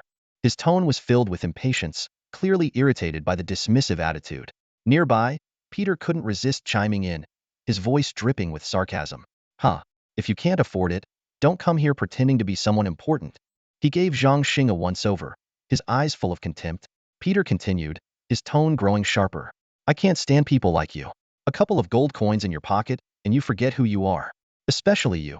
Kiddo, you even realize how hard your family works to make money? And here you are, blowing it all on one meal like it's nothing. Zhang Xing's patience reached its limit. He snapped, cutting Peter off mid-sentence. Enough. Who do you think you are to lecture me? His gaze swept between Rupert and Peter, his tone laced with menace. I don't care what shady dealings you have going on here, but it's obvious this price is extortion. He had no interest in further arguments or figuring out Peter's motives for interfering. Deciding to make an example of the restaurant, Zhang Xing spoke with icy determination. If I don't teach you a lesson, how am I supposed to collect taxes in the future? If all your customers get scammed like this, they'll stop coming. And remember, you work for me. The less you earn, the less I collect. At that moment, a crisp female voice broke the tension. This restaurant is taking advantage of people. That bear paw and lamb are just regular animals raised at the ranch outside the city, not some tier 3 magical beasts. All eyes turned to the speaker petite, adorable young girl. The customers silently admired her courage. While they all knew the dishes on the first floor were made from ordinary animals, no one dared to voice it. Schwer, don't speak out of turn. Her older sister, Fair, whispered urgently, tugging at her sleeve. But Schwer stubbornly raised her voice. They're clearly in the wrong, and he'll say it. Look at that poor young man there bullying him. Rupert's face darkened instantly as he threatened her. Little girl, watch your words. If you damage our restaurant's reputation, I'll have you arrested. He emphasized the establishment's status. Our restaurant has been running for over a decade, with fair prices and honest dealings. That's why we're the biggest and most renowned in the entire Zijing city. If you don't want to eat here, then leave. He shot Peter a meaningful look. Peter quickly chimed in, pushing the dishes on the table forward. Schwer, stay out of this, it's got nothing to do with us. Just eat your food. Fair clung tightly to her sister, pleading softly. Schwer, please, don't make trouble. I'm begging you. Our family can't afford any more of your outbursts. Schwer's anger slowly subsided, replaced by a reluctant expression. Meanwhile, Heybao and Xiaobai, though not well-versed in human interactions, understood Schwer's words. Heybao muttered to Xiaobai, they're trying to scam the boss. Xiaobai nodded in agreement. Yeah? Using regular animal ingredients and passing them off as tier 3 magical beasts to swindle the boss gold. Heybao growled in frustration. Looks like they're asking for it. Let's burn this place down and tear everyone here to shreds. Xiaobai grinned mischievously and added, you burn half, they'll freeze the other half. Let's make sure they suffer. Crash. The surrounding customers were startled by their ominous exchange. One patron couldn't help but speak up. You two sure talk big, threatening to burn the place down and kill everyone. You must be from some reckless mercenary group. Do you even know whose restaurant this is? Another customer shook his head with a sigh. You're doomed. You could have just paid up and walked away quietly. But now? You're not getting out of here so easily. Rupert chuckled instead of getting angry, taunting. Go ahead. Burn it. They'll stand right here and won't move. Tear it up. Let me see you try. Zhang Xing secretly transmitted his voice to Heybao. Scare them a bit, but don't actually burn it. This is all my property. Heybao understood and theatrically let out a drunken belch. Suddenly, a fierce flame erupted from his mouth, and the scorching fire surged forward in an instant. What the? You're really burning it? Rupert's face changed dramatically as he sprang 3 meters back with agility, barely avoiding the flames. The tavern descended into chaos. The diners panicked, scrambling toward the door and gathering at a safe distance to watch the scene unfold. Exclamations rose from the crowd. That black-faced guy really set it on fire without hesitation. He's got some nerve. Peter hid among the onlookers, laughing to himself with schadenfreude. Rupert shouted furiously, call the city guards.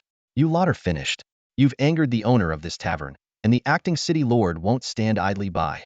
Even your academy's headmaster won't be able to save you. He immediately ordered a waiter to notify the city guards. Just then, a sharp, commanding voice came from outside. What's going on here? Why is everyone gathered around? Hearing the familiar voice, the crowd parted like a wave, respectfully making way. Lady Vina. Greetings, Lady Vina. The onlookers greeted in unison. The newcomer was none other than Vina, the mistress of acting city lord Holly and the owner of this tavern. Her alluring features and noble demeanor left no doubt about her status in the city of Zijingon of its renowned 3 flowers.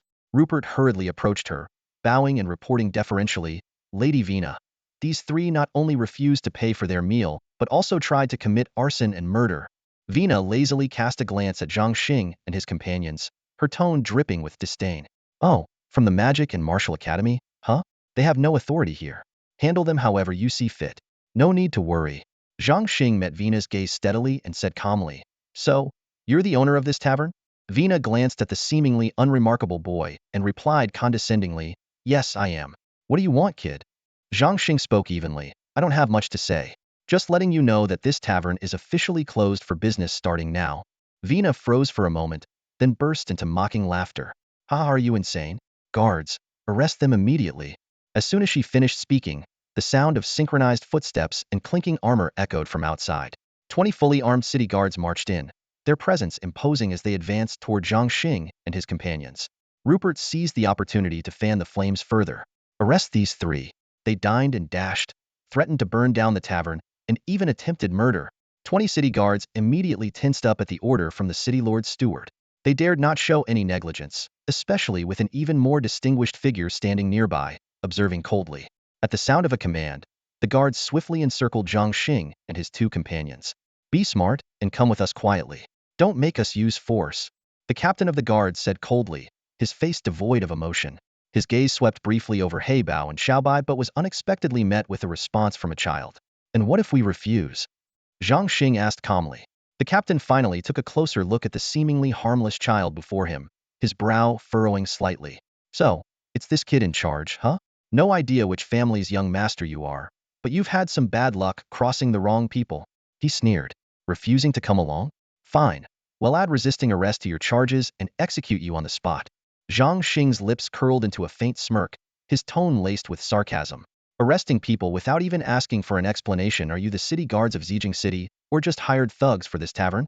Stop wasting time with them. Take them away now, I've got business to run. Vina, who had been standing nearby, interjected impatiently. Yes, Lady Vina. The captain responded quickly. Suddenly, Zhang Xing slammed his small hand on the table with a sharp, resounding crack. Let's see who dares. He turned to the two towering men beside him. Heybao, Xiaobai, if anyone tries, throw them out. Got it, boss. Piece of cake, boss. Heybao and Xiaobai staggered to their feet, their drunken swaying failing to mask the glint of battle readiness in their eyes. A fight, huh? We love a good fight, especially after a drink or two. The two burly men stood beside Zhang Xing, and coupled with the commanding aura emanating from the child, the onlookers couldn't help but feel that he truly carried the air of a leader. Though they might not fully grasp the term boss, they could sense its meaning. The guards unsheathed their swords in unison, cautiously advancing toward Zhang Xing and his companions. Attack! The captain barked, and in an instant, the space above the table was filled with glinting blades. However, before anyone could react, a blur of motion and a deafening clash of metal filled the air. When the dust settled, all 20 guards had been flung out the nearby windows. The gathered crowd gasped in shock. Incredible! They even dared to take on the city guards. They're fearless. They must have a death wish. The city lord's forces include powerful figure shy-level war spirits, novice grand magi, and even junior warlords. These two young men wouldn't stand a chance against them. You're doomed. You've gone too far. Rupert, the steward, growled, his face darkening as a sharp glint flashed in his eyes. Suddenly, he made his move. Few knew that this seemingly ordinary steward and innkeeper was actually a mid-level mage, a full rank above Zhang Xing. Vine bind, Rupert muttered, releasing a fourth tier with spell. This magic, designed to ensnare and paralyze, was often used to subdue criminals. In an instant, countless vines sprang up around Zhang Xing and his companions, slithering like serpents to entangle them. Rupert smirked inwardly. Just because you sent a few guards flying doesn't mean you can act so arrogantly. I didn't want to dirty my hands, but you forced me. Yet his confidence was short-lived. His expression froze in disbelief the next second. Impossible. Rupert stared in shock at the scene before him. The two seemingly young men, who appeared no older than 17 or 18, had effortlessly broken free of his fourth-tier spell.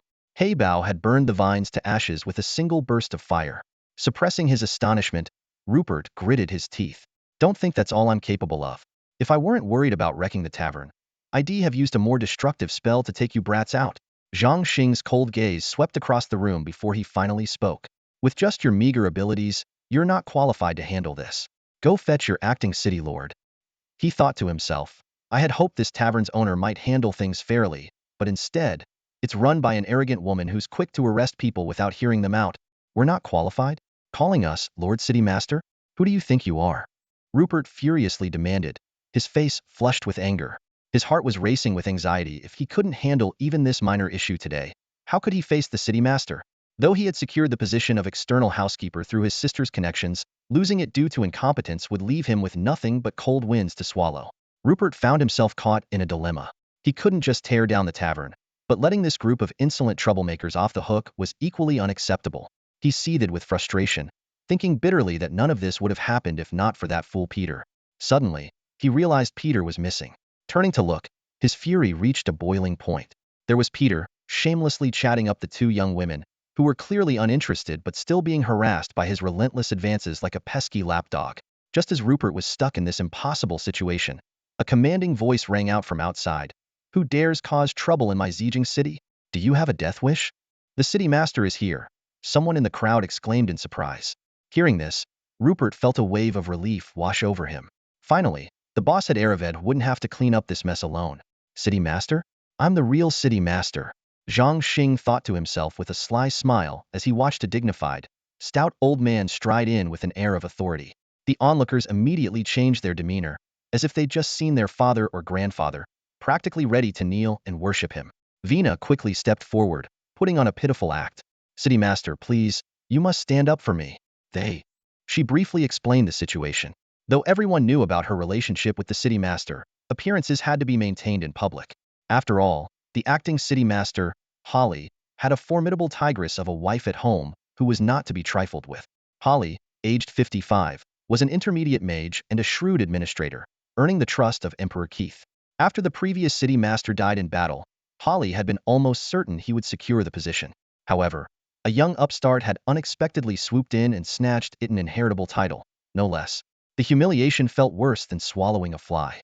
Still, Emperor Keith had appointed him as acting city master of Zijing City for 10 years, sweetening the deal with additional perks, such as exemption from taxes during this period.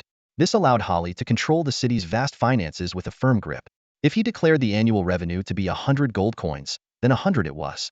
What could that immature brat of a city master possibly know? Zhang Xing found it odd how quickly the acting city master had arrived. His eyes flicked over to Vina, and a thoughtful smile played on his lips.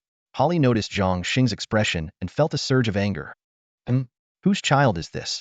Not only does he fail to bow upon seeing me, but he also sits there so brazenly, daring to mock me? Holly had already felt it beneath his dignity to personally handle such a trivial matter. He had intended to make a brief appearance, intimidate the troublemakers, and leave. But now, these three were clearly showing him no respect. This was no longer a minor issue, it was about his authority. If he didn't make these three beg for mercy today, his reputation as city master would be thoroughly tarnished. Guards! Summon the knight captain! Holly barked sharply. Of course, he wouldn't dirty his own hands. What was the point of having subordinates otherwise? The knights. The Zijing Knights. The legendary Zijing Cyclone Knights who struck fear into the hearts of Leu's armies on the battlefield. These three are done for. The knights will torture them mercilessly. What a pity. The crowd murmured among themselves, shaking their heads in dismay at the trio's seemingly doomed fate. Zhang Xing remained calm and unmoving, while Heybao and Xiaobai behind him restrained their auras, awaiting their master's command. He was curious to see whether everyone in Zijing City top to bottom was the same, incapable of discerning right from wrong, with no one daring to speak a word of justice. As he had expected, in this aristocracy-dominated empire, no one would dare challenge Holly's authority. 3 minutes later, the ground suddenly began to tremble. Pedestrians on the streets were terrified, scrambling to the sides of the road for safety.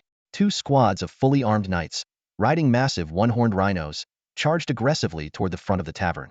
The windows of every tavern on the street flew open in an instant, and people eagerly leaned out to watch. Come on, grab a drink and enjoy the show. This is better than any meal, someone shouted excitedly. Fight. Go all out. Smash that tavern to pieces, another voice chimed in. Sure. Are you crazy?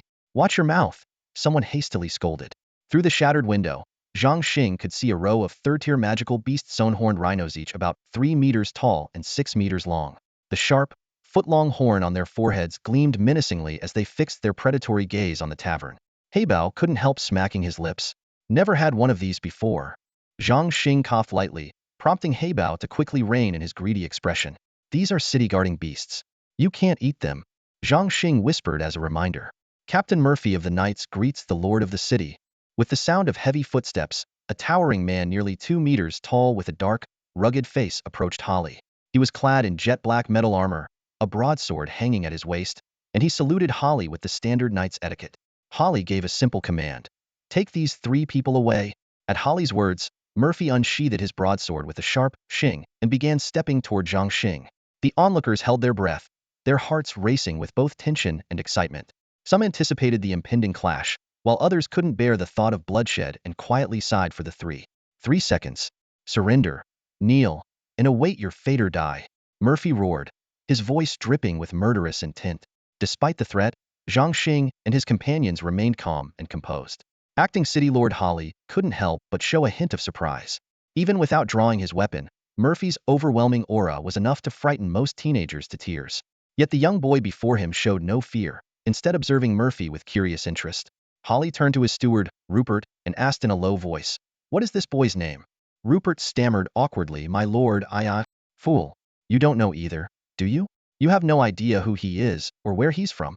Holly's tone grew harsher. Sweating profusely, Rupert stuttered, "My lord. Peter said he's a student from the St. Roland Academy of Magic and Martial Arts." Holly nodded slightly, thinking perhaps he had overthought the situation. By the time Murphy was just 2 meters away from Zhang Xing, his countdown had ended. Seeing no reaction from his targets, Murphy didn't hesitate. He swung his broadsword straight at their heads. As the crowd erupted in screams, a crisp clang suddenly rang out, halting the chaos. Everyone was stunned. The 4-foot-long, palm-wide broadsword had been effortlessly caught between the young boy's 2 fingers. Even more astonishing, with a casual twist of his fingers, a sharp snap echoed as Murphy's prized steel sword shattered into pieces. This can't be real," gasped someone in the crowd, their voice full of disbelief. Before anyone could recover from the shock, a little girl, no older than 5 or 6, suddenly emerged from the crowd. Pointing at Zhang Xing with her tiny finger, she exclaimed in her sweet, childish voice, "Your brother Zhang Xing. I know you. I saw your black dragon when Grandpa took me to the imperial capital." Her words landed like a bomb, plunging the entire scene into a dead silence. Zhang Xing? Who's Zhang Xing? This sudden mention of an unfamiliar name stirred a ripple of confusion among the crowd. Aside from the young girl who blurted it out, everyone else exchanged puzzled glances, clearly having no recollection of such a name. However, for a select few like Holly, the name struck a chord. While they had heard of Zhang Xing's reputation, none had ever met him in person. The tale of Zhang Xing snapping a broadsword in half with just 2 fingers was indeed remarkable, but in a world teeming with extraordinary individuals, it wasn't an earth-shattering feat after all. Shin iron was hardly a rare treasure. There were many forging materials far superior. Peter furrowed his brows in confusion. He vaguely recalled Lei Zhan offhandedly mentioning this name once, but he hadn't given it much thought at the time. After all, who would bother remembering the name of some impoverished kid? Yet, as the name resurfaced, Hollis' reaction was peculiar. His expression changed drastically, as if something had exploded in his mind. Murphy, holding a broken sword, asked in a voice tinged with shock, "You're Zhang Xing?" Rupert, Vina, and even Holly all perked up their ears in unison, their eyes widening as they held their breath, waiting for the child's answer. Rupert and Vina, in particular, were so tense that their palms were drenched in sweat. Zhang Xing casually twirled the broken sword in his hand, his demeanor calm and composed. "That's right, I am." Murphy's Adam's apple bobbed as his voice quivered. "Zhang Xing from the Imperial Royal Academy of Magic and Combat? The Dragon Knight Zhang Xing? The first-class earl personally appointed by His Majesty the Emperor, and the Lord of Zijing City?" "Yes, that's me," Zhang Xing replied, pulling out a purple gold identification token from his pocket. The token bore an intricately carved emblem of a Zijing flower. With a clatter, Murphy's broken sword slipped from his grasp and fell to the ground. Moments later, he dropped to his knees with a loud thud. Murphy, captain of the Lingxi Knights of Zijing City, pays his respects to the lord of the city. Murphy's kneeling set off a domino effect.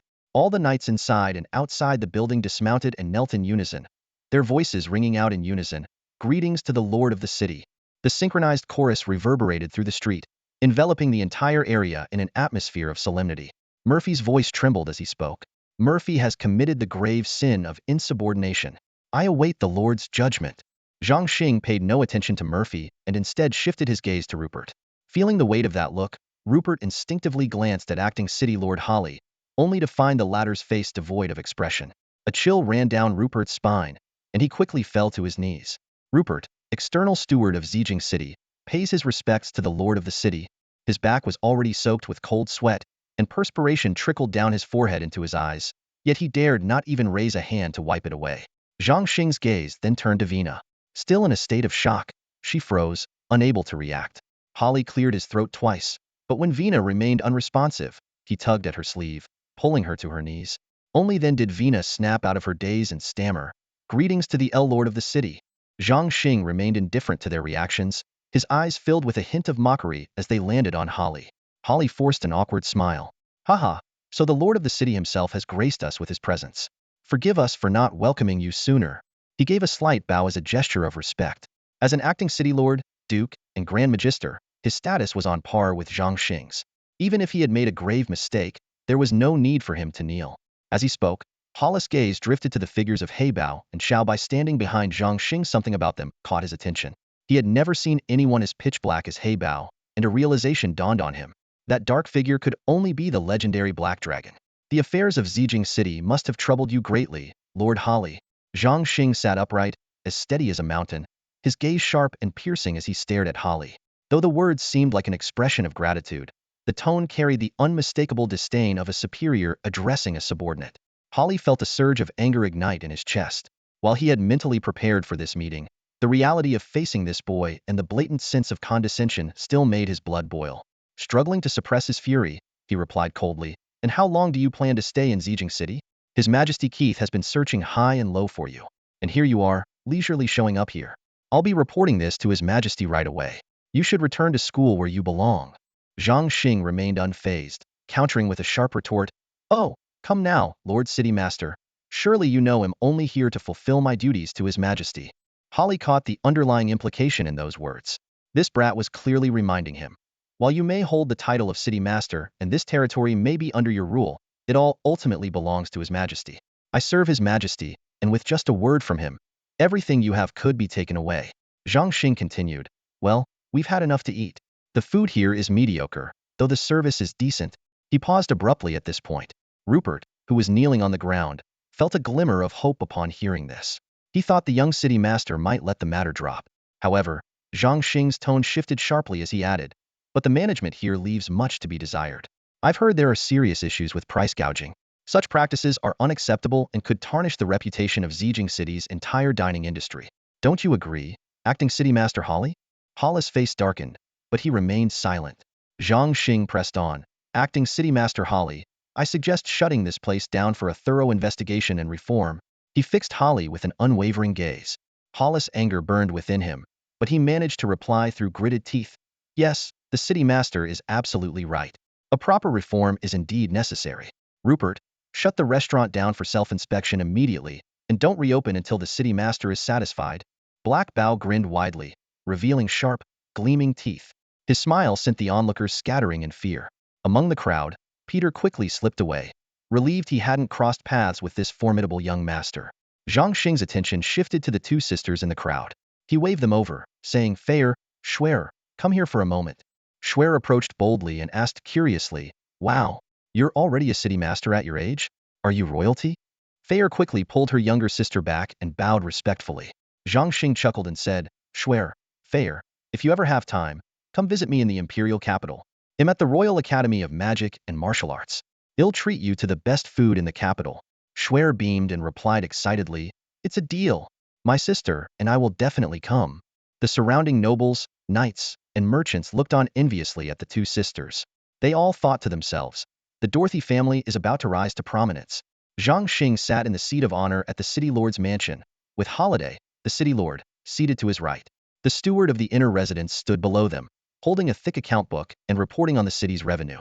Zhang Xing listened in a daze, only catching the key point that the monthly income was 100,000 gold coins, which added up to 1.5 million gold coins annually. In his heart, he thought, who are they trying to fool? But outwardly, he waved his hand in a show of generosity and said, "No need. I trust all of you." Holiday watched Zhang Xing silently from the side, his thoughts unreadable. The next morning, Zhang Xing used the teleportation array to leave Zijing City.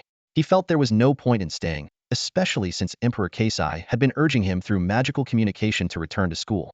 These past experiences made Zhang Xing realize that being a city lord was far from the simple, carefree role he had imagined. He had thought that becoming a city lord meant being the ultimate boss with full autonomy, but it turned out to be far more complicated. Reflecting on the things Emperor Keisai had bestowed upon him, Zhang Xing found them to be nothing but empty titles, with no tangible benefits. What frustrated him even more was the suspicion that the people in Zijing City were embezzling his gold coins. The second largest city in Tianqing Kingdom, yet it only generated just over $1 million in revenue per year? He couldn't believe it. However, there was no time to settle accounts with them now. With 6 million gold coins in hand, he had enough to get by for a while. The priority now was to improve his strength. A few days later, Zhang Xing returned to the academy. Emperor Keisai offered him a few brief words of encouragement, but didn't say much else. During the day, Zhang Xing attended classes as usual. At night, once he returned to his dormitory, he locked the door and entered his personal space. Inside, Xiaobai and Heybao were tirelessly challenging the Golden Trials. Their opponent was a 6th-tier Golden Dragon with a combat power of 12,000. In comparison, Heybao had only managed to increase his combat power from 3,000 to 4,900, while Xiaobai was at 4,300. The gap was still significant, and it was clear they had a long way to go. Zhang Xing opened the skill and technique menu but found no change. She had already learned everything available. The shop offered nothing that could boost his experience points either. However, when he opened the building menu, he noticed a new option. He guessed it might have been unlocked when Xiaobai reached the 5th tier. Zhang Xing decided to start constructing. He purchased seeds for evergreen flowers, purple roses, and green vines from the shop and initiated the building process. Instantly, neat flower beds appeared along the streets and alleys of his castle. He then clicked on the planting option, and in the blink of an eye, the flowers bloomed, filling the air with their fragrance. Green vines climbed up the castle walls, giving the entire place a vibrant and lively atmosphere. Suddenly, the system notification chimed. Ding! Greening the castle has triggered a side quest. Zhang Xing's heart leapt with excitement, hoping for an easy task that would allow him to earn a reward. However, the system's mission made him freeze in disbelief. Ding! Side quest activated. Successfully complete the 5th-tier dragon trial. A 5th-tier dragon? That was equivalent to a silver trial. Zhang Xing vividly recalled the time Heybao had been utterly defeated by a 5th-tier red dragon. To make matters worse, these dragons were immune to magic. Without any weapons, he would have to rely on his fists alone. Dragon fist technique. 3 forms. Though he could choose to delay the challenge until he was stronger, Zhang Xing quickly dismissed the thought. He realized that ever since arriving on Shenglong continent, his life had been one challenge after another. He had never backed down from any difficulty before, so why start now? This challenge was no exception. It was simply not in his nature to retreat. Let's do this, he declared. As Zhang Xing raised his head to look at the 3 imposing characters, trial grounds, coiled like a celestial dragon above him, he hesitated not for a moment. With a firm chest and determined stride, he stepped forward. A crisp ding echoed, followed by the system's prompt. Do you want to begin the challenge? Yes. Zhang Xing replied decisively, instantly initiating the high-difficulty trial. With a thunderous rumble, the mist ahead of the trial grounds began to part, revealing a massive, 15-meter-long Tier 5 Ridgeback dragon. This colossal beast was covered entirely in black scales, with a pair of bronze-colored horns atop its head glinting coldly. Its most striking feature, however, was the black ridge running down its spine, extending all the way to the tip of its nearly 3-meter-long tail. Though it lacked wings, its enormous head bore 2 eyes the size of lanterns, gleaming with a fierce light. Beneath its thick lips, rows of sharp teeth, yellowed with streaks of black, gleamed menacingly. The Ridgeback dragon wasted no time. The moment it spotted the tiny figure before it, it let out an earth-shaking roar and charged forward like an out-of-control heavy tank. Zhang Xing, undaunted, immediately summoned the dragon battle energy within him, assuming a stance of unyielding determination. But just as the two were about to collide in a split second, Zhang Xing's body flickered in midair in a way that defied logic. The Ridgeback dragon missed its target, barreling forward another dozen meters before coming to a screeching halt. It then whipped around sharply, frantically searching for the little ant that had eluded its grasp. You've got to be kidding me.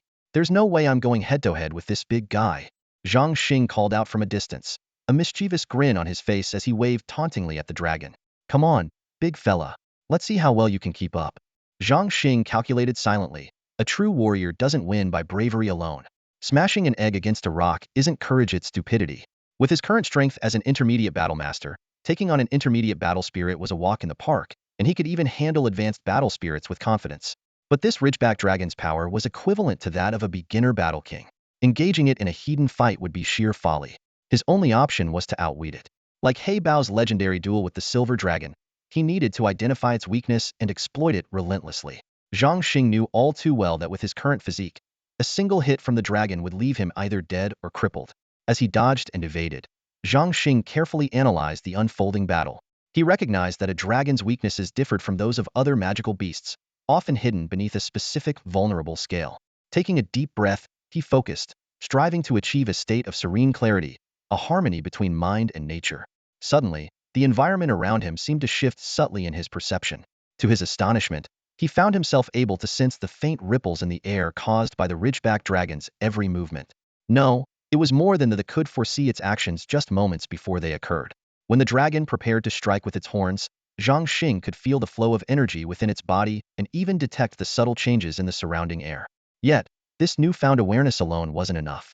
Zhang Xing knew that unless he inflicted significant damage on the ridgeback dragon, these minor evasive maneuvers would be meaningless. He resolved to bide his time, patiently waiting for the perfect opportunity to strike. The ridgeback dragon charged back and forth over a dozen times, yet failed to even graze Zhang Xing. Enraged, it began to drip thick saliva from its razor-sharp teeth, its eyes blazing with fury. It seemed to summon every ounce of its strength, its speed doubling as it launched another ferocious assault on Zhang Xing. Zhang Xing continued to skillfully taunt the dragon while using the opportunity to study its physical structure from every angle. However, after 8 thorough observations, he still found no discernible weak points. This left him puzzled. Could this land-dwelling king truly have no vulnerabilities? Then, a bold idea streaked through Zhang Xing's mind like lightning. Could the dragon's weakness possibly be there? Fixating on the ridgeback dragon's tail, Zhang Xing decided to test his theory. He deliberately ventured into the range of its tail and landed 2 punches near it. To his surprise, the ridgeback dragon did not retaliate with its tail. Instead, it dragged its tail tightly along the ground, as if desperately guarding something. Zhang Xing's eyes lit up as he keenly noticed the spinal dragon's reaction. Magical beasts rarely expose their weaknesses, yet this one, despite having the chance to seriously injure him earlier, merely turned back to bite. Perhaps it had underestimated this seemingly frail opponent. Regardless, Zhang Xing decided to seize the opportunity. He quickly devised a plan. Enrage the spinal dragon to the point of losing its composure, then deliver a decisive blow. With that in mind, Zhang Xing wasted no time and began casting various spells. Immune to support magic, huh? Let's see how you handle this. Zhang Xing shouted as he unleashed magic arrows and bolts of lightning. Although the attacks inflicted minimal damage, the relentless harassment was enough to agitate the beast. The sky roared with thunder as countless lightning strikes rained down on the spinal dragon. The tactic worked. The massive creature bellowed in fury, its eyes flashing with dangerous intent. Slowly, it began to approach Zhang Xing, preparing for a sudden assault. But Zhang Xing had already seen through its ploy. Just as the spinal dragon lunged, he vanished from his spot in an instant. This game of cat and mouse repeated several times, each time further stoking the beast's uncontrollable rage, leaving it with no outlet for its fury. Sensing that the moment was ripe, Zhang Xing intensified his assault. Rapid fireballs, he yelled, summoning a barrage of fireballs that engulfed the spinal dragon. No matter where it tried to flee, the fireballs pursued relentlessly. The trial grounds echoed with the beast's enraged roars and Zhang Xing's triumphant laughter. Without missing a beat, Zhang Xing followed up with an ice spell, freezing the ground and turning the area into a slippery ice field. While it wasn't enough to completely destabilize the spinal dragon, it significantly hindered its movements. Trapped in this new environment, the spinal dragon began frantically smashing the ground. Before long, the ice was shattered into jagged fragments. The massive beast turned its gaze toward Zhang Xing, a glimmer of cunning flashing in its eyes. Seriously? This thing's smarter than I thought. Zhang Xing muttered, a bit surprised. But he quickly regained his composure. Still, your destruction speed can't match my casting speed. With that, Zhang Xing soared into the air and waved his hands, casting a 4th-tier spell blizzard. In an instant, snow poured down across a 100-meter radius, reducing visibility to less than a meter. Using the cover of the raging snowstorm, Zhang Xing quietly approached the spinal dragon, which was now blindly lashing out in the blizzard. As he neared the beast's tail, he suddenly activated Mirror Image, conjuring an illusionary double of himself nearby. This newly learned 4th-tier spell could only attack once, but it was more than enough to divert the spinal dragon's attention. Holding his breath, Zhang Xing prepared to deliver the final blow. The Spinosaurus suddenly sensed that the little grasshopper ahead had appeared once again. This time, it didn't recklessly pounce but opted for a more intimidating method of attack. Its tail rose high, its massive jaws opened wide, and a surge of scorching dragon breath erupted forth. This was the Spinosaurus's ultimate move, reserved only for moments of extreme anger or danger. Whoosh! The fiery blast instantly consumed the illusion in front of it, and toxic dragon saliva dripped along with the flames, corroding the ground into pits of varying sizes. At that moment, a flicker of intense fear flashed in the Spinosaurus' eyes. It was just about to swing its tail and use the momentum of its massive body to sweep behind when, thud, the sky-splitting fist struck precisely. The Spinosaurus's enormous body froze abruptly, its facial muscles twisting in agony as its eyes, as large as bronze bells, squeezed together involuntarily, forming a comical cross-eyed expression. Then came two more sharp thuds. The 15-meter-long behemoth began to sway violently, the light in its eyes quickly fading. 2 seconds later, with a deafening crash, the Spinosaurus collapsed to the ground. In its final moments, it struggled to turn its head toward Zhangxing, who was approaching slowly. Its eyes were filled with confusion and unwillingness. Being a highly intelligent dragon, it simply couldn't comprehend how it had fallen to a mere child. Heh, 3 punches did the trick. I knew its weak spot was just beneath the tail, Zhangxing said casually. A system notification immediately sounded. Ding. Congratulations on defeating the Tier 5 Spinosaurus. You've earned 150 experience points. You've gained 1 chance to spin the prize wheel. Ignoring the meager 150 experience points, Zhangxing quickly exited the trial arena and opened the prize wheel system. Please, no empty spins, he muttered, staring intently at the spinning cursor. Beep, beep, beep. The cursor finally stopped on the tiniest, rainbow-colored dragon egg. Way to go, system, Zhangxing shouted excitedly. This is my 3rd dragon egg, the system chimed in. Congratulations. You've obtained a gemstone dragon egg. Zhangxing opened the construction menu and selected the option to build a level 1 gemstone dragon nest. A radiant rainbow light streaked across the southern sky of Dragon Island, and a towering mountain emerged out of nowhere. Midway up the mountain, mist swirled, and at the peak, a massive rock resembling a dragon's head jutted out, marking the entrance to the nest. He quickly entered the nest, carefully placed the dragon egg, and planted 5 emerald fruit trees at the mountain's base to prepare food for the Sunahatch dragonling. Meanwhile, Black Treasure and Little White, his 2 dragon companions, were curiously observing the newly built nest from not far away. Master's giving us a new little brother, Little White exclaimed excitedly. It's hatching, not giving birth, Black Treasure corrected. Stop nitpicking. It's the same thing. Haha, we're getting another playmate. More like another dragon to play with. Seeing Zhangxing approaching, the 2 dragons enthusiastically ran up to greet him. Zhangxing patted their now much sturdier bodies with satisfaction. If it weren't for the system's help, these 2 would still be little dragonlings in their infancy. Finally, Zhangxing waved goodbye to his dragon companions and departed from Dragon Island. The next day, the classroom was just as dull and uninspiring. Zhangxing sat in the corner, propping his right hand under his chin while rhythmically flipping through the pages of a book with his left hand. He thought to himself, instead of listening to content I can't understand, I might as well take this chance to memorize the textbook. After all, the instructor is just reading directly from it. Though Zhangxing's movements were subtle and slow, they still caught the attention of those around him. A few classmates who had lied about him earlier, feeling guilty, had been avoiding him for days. Now, seeing his actions, they didn't dare make a sound. The other students, however, were indifferent. After all, they hadn't witnessed the battle in the magical beast forest and didn't hold much respect or fear for Zhangxing. The instructor glanced at Zhangxing and sighed inwardly. This boy's attitude toward learning is so passive. I fear he won't achieve much in the future. Even if he becomes a city lord, it will be thanks to Emperor Keith's protection. Without the Emperor's support, he wouldn't even be able to hold onto the title of Lord of Zijing City. He really lacks any foundation. At that moment, a mischievous student quietly picked up a small stone and aimed it at Zhangxing before tossing it. The instructor noticed but chose not to intervene, thinking it might serve as a reminder for Zhangxing to pay attention in class. However, to everyone's surprise, the stone abruptly changed direction midair and zipped back toward its sender. With a dull thud, the stone struck the mischievous student squarely on the forehead. He yelped in pain, clutching his head. All eyes in the classroom turned to him as a noticeable bump began to swell on his forehead, his expression a mix of confusion and agony. The instructor's face darkened at the sight, and his impression of Zhangxing worsened. He thought, it was just a harmless joke between classmates. Was there any need to retaliate so harshly? How disrespectful. He clearly doesn't take me, his instructor, seriously. Zhangxing. Zhangxing. The instructor called out sharply. But Zhangxing acted as if he hadn't heard a thing, continuing to flip through his book at the same leisurely pace. The instructor's anger flared. He grabbed his teaching ruler and marched over to Zhangxing's desk, rapping it 3 times with a loud bang, bang, bang. Zhangxing, stand up, the instructor barked. Only then did Zhangxing rise, unhurriedly, but he still didn't bother to look at the instructor. The instructor continued to scold him. You're not paying attention in class, and on top of that, you used magic to injure your classmate. My class doesn't welcome students like you. Leave immediately. Zhangxing smirked inwardly, thinking. How cunning of him to pin all the blame on me without a second thought. But he stayed silent, turned, and walked toward the door. From start to finish, he never once looked at the instructor, his attitude speaking volumes. The instructor was momentarily stunned. He had expected Zhang Xing to apologize, giving him the opportunity to deliver a stern lecture and assert his authority. But instead, the boy left without a word, so stubborn and defiant. Still, the instructor consoled himself. It's better this way. Out of sight, out of mind.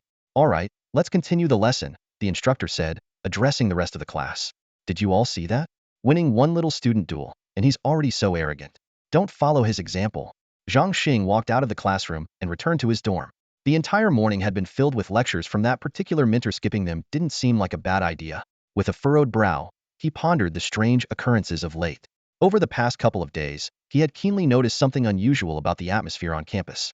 The teachers seemed evasive, their gazes flickering, and his classmates had grown distant, as if overnight. The once warm and friendly campus had turned cold and indifferent. Leaning against the headboard of his dorm bed, Zhang Xing recalled his heroic deeds in the forest of magical beasts. By all accounts, saving so many classmates should have earned him some recognition upon his return to the academy. Yet, not even a word of praise had been uttered. Even Dean Keith, who was usually kind and approachable, had become noticeably aloof. What went wrong? Zhang Xing muttered to himself, unable to figure it out. Feeling helpless, he decided to retreat to Dragon Island to meditate, temporarily escaping the troubles that weighed on his mind. During the afternoon's practical lesson, a Grand Magus was explaining the methods for concocting various potions. Zhang Xing found the topic intriguing and took detailed notes. He knew all too well that becoming an exceptional mage required a vast array of knowledge. Herbalism, mining, alchemy, enchanting, formation magic, jewel crafting, every subject was essential, and none could be neglected.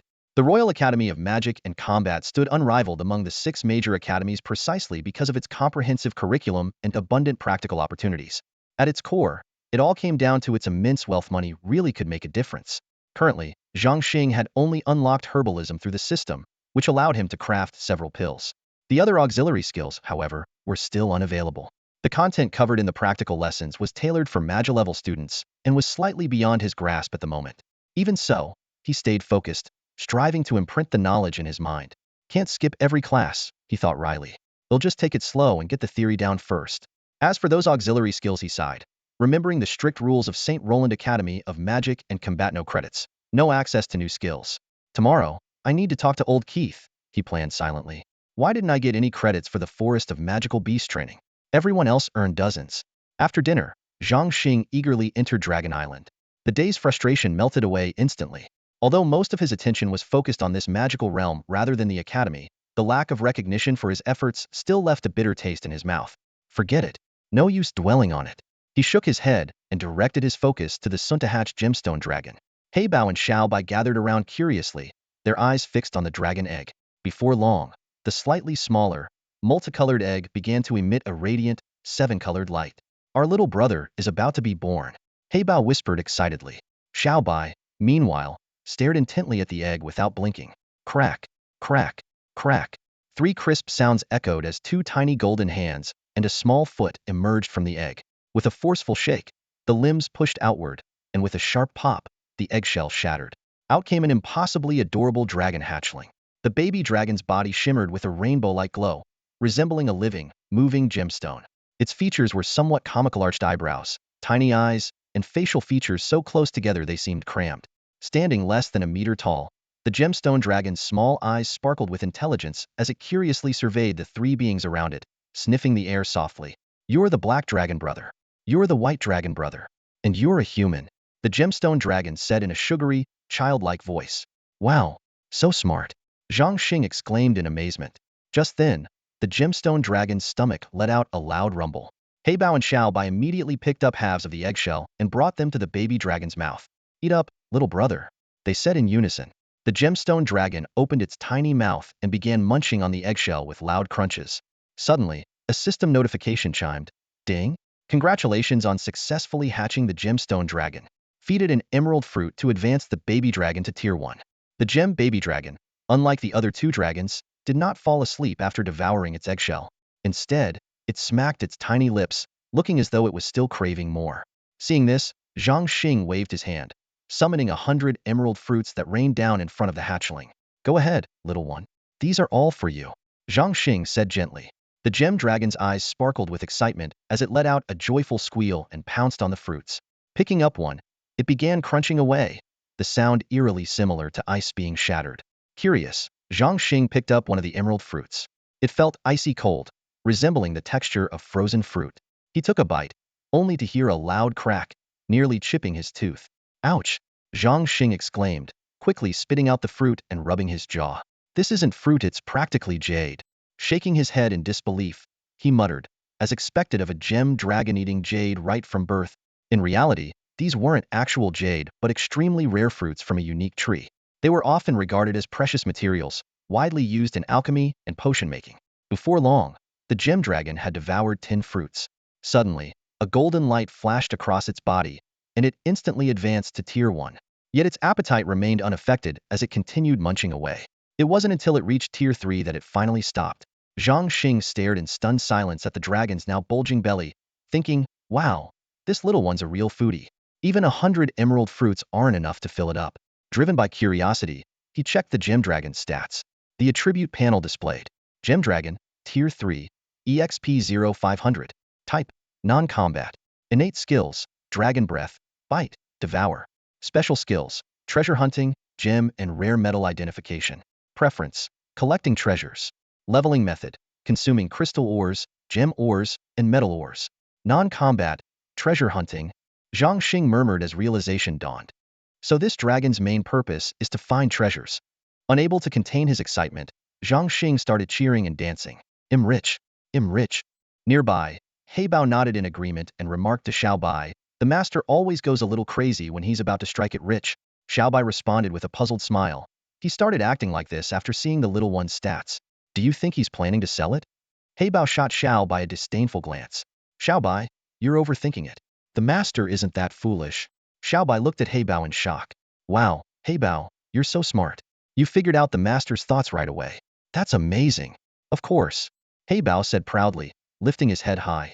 I was the first to hatch, so I know the master best. Xiaobai turned away, chuckling quietly, and gave Heybao a playful pat on the back, enjoying their banter. Despite reaching Tier 3, the gem dragon was still small, standing less than a meter tall and not even reaching Zhang Xing's height. Now full and content, it began to doze off, its eyelids drooping heavily. Zhang Xing sighed. Well, I have to admit, eating 100 emerald fruits right after hatching is quite the feat. Dragons truly are extraordinary. Before the dragon fell asleep, Zhang Xing quickly formed an equal contract with it and named it Jin Bao. The gem dragon accepted the name happily before curling up in its nest and falling into a deep slumber. Watching the adorable sleeping Jin Bao, Zhang Xing noticed how much it had changed since hatching. Its colorful scales had completely receded beneath its skin, leaving it looking almost human except for its appearance. Zhang Xing couldn't help but think, honestly, I'd be embarrassed to take it out in public. With that little nose, tiny eyes, and pointy ears, it looks just like a fox. And those eyes, even in its sleep, they keep darting around. He imagined the scene. If this were on a bus back on Earth, it'd definitely be the one everyone keeps an eye on. Reflecting on his 3 dragons, Zhang Xing concluded that Xiaobai was the only one that resembled a human. While Jin Bao wasn't built for combat, its thick scales hinted at impressive defensive capabilities. Deep in thought, Zhang Xing mused, heaven gave it the gift of treasure hunting. Even though it lacks fighting power, it must have other compensating strengths. The following morning, Zhang Xing arrived at the dean's office, determined to reclaim the academic credits he deserved. Standing in front of the door, he took a deep breath and raised his hand to knock. Knock, knock, knock. There was no response from inside. Frowning, Zhang Xing was about to knock again when a cold voice came from behind him. Don't bother knocking. The dean isn't here. Zhang Xing turned around to see the vice dean, Jason Statham, standing in the hallway, his piercing gaze fixed on him. Jason's appearance was eerily identical to that of the famous action star from Earth, exuding a rugged and commanding presence. If you have something to discuss, you can talk to me, Jason said flatly. The dean only comes once a month. My office is downstairs. Before he left, the dean instructed that you could come to me directly with any issues. Jason had already seen Zhang Xing enter through the window and figured he must have something important to discuss. Without waiting for a response, he turned and headed downstairs, with Zhang Xing quickly following after him. As they entered Jason's luxurious office, Zhang Xing paid no attention to the lavish decor. He got straight to the point. Vice Dean Jason, why didn't I receive any credits for the hunt in the Magic Beast Forest? Jason's expression remained neutral. That. You might not be familiar with the Academy's rules. Credits are distributed based on group participation. Not only did you act alone, but you also returned late. The dean was already being lenient with you, otherwise you would have faced disciplinary action. Hearing this, Zhang Xing was furious. What? How could I not know about such a rule? The supervising instructor never mentioned it, he said heatedly. Before the hunt, everyone was given a handbook outlining the rules for rewards and penalties, as well as safety guidelines. Nowhere in there was it stated that acting alone or being late would result in punishment. Plus, multiple instructors went over the safety rules with us beforehand, and none of them mentioned this. Punishment? Without me, do you have any idea how many people would have died out there? Zhang Xing stood firmly in front of Jason's desk, and Jason made no effort to offer him a seat. The tension in the room grew thick. There's definitely something fishy going on here, Zhang Xing said sharply. I'm not leaving until I get this sorted out. Jason remained silent for a moment before speaking slowly. This was a special case. After careful consideration by the vice deans, and with the dean's approval, the decision was made. And what exactly was so special about this case? Zhang Xing pressed, his tone growing more confrontational. Jason was visibly angered by Zhang Xing's attitude. So, the rumors are true. You're an arrogant, insubordinate brat, he said coldly. You abandoned your teammates in the middle of the hunt and have the audacity to come here demanding credits? The dean and the instructors didn't make this public because they wanted to save you some face. Or rather, they were saving face for the dean himself after all. He's the emperor of Tianqing Kingdom and personally appointed you. As his subject, how can you act so shamelessly? Do you really want this to escalate and disrupt the entire academy? How do you think the emperor would feel about that? Jason's voice grew louder, his anger boiling over. Zhang Xing, watch your tone. Who do you think you are, talking to me like this? Get out. In this entire academy, apart from the dean, no one dares to speak to me in such a disrespectful manner. You are just a 7-year-old kid barging into my office, yelling at me. Who gave you the nerve? At that moment, a knock on the door cut through the heated exchange. Come in. Jason barked. His personal assistant entered, reminding him, Vice Dean Jason, it's time for the meeting. Jason nodded curtly, his expression dark. Without so much as a glance at Zhang Xing, he stood up and left the office. Zhang Xing clenched his fists, his fury barely contained. Fine, very well. Everyone's playing games with me now. Let's see if I can't uncover the truth behind all this, he vowed silently. Damn it, if there's an issue, say it outright. First it's one rule, then it's another decisiondo. They think I'm just a clueless kid they can fool? After school, Zhang Xing raised his hand, and Heybao appeared silently beside him like a ghost. Boss, what do you need? Heybao asked in a low voice. A flicker of coldness flashed in Zhang Xing's eyes. Come with me. We're going to teach someone a lesson. Hearing the word fight, a gleam of excitement burst into Heibao's eyes. The two of them followed two students ahead quietly, keeping a 1-meter distance. These two students were part of the group Zhang Xing had helped before. Sensing Zhang Xing's cold gaze and the intimidating presence of the burly man in black behind them, the two students felt a wave of unease. They realized Zhang Xing had come to settle the score. Thinking back to when they were coerced by several instructors to lie, regret filled their hearts. But now, it was far too late for regrets. The two students quickened their pace, and Zhang Xing matched them step for step. When they stopped, Zhang Xing stopped. This bizarre game of pursuit finally broke their nerves. They turned around and pleaded, Zhang Xing, please stop following us. We don't know anything, we swear. The other student, his face full of despair, chimed in, Zhang Xing, we're truly grateful to you. But some things are out of our control. Zhang Xing let out a cold snort, his eyes flashing with mockery. Don't know? Out of your control? He turned to Heybao. Let's show them what happens to ungrateful people. If others can make decisions for them, so can I.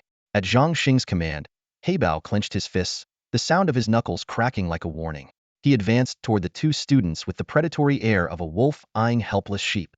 One of the students panicked and shouted, Zhang Xing, don't do anything crazy. My dad is. Zhang Xing cut him off coldly. I don't care who your dad is. Heybao, hit him.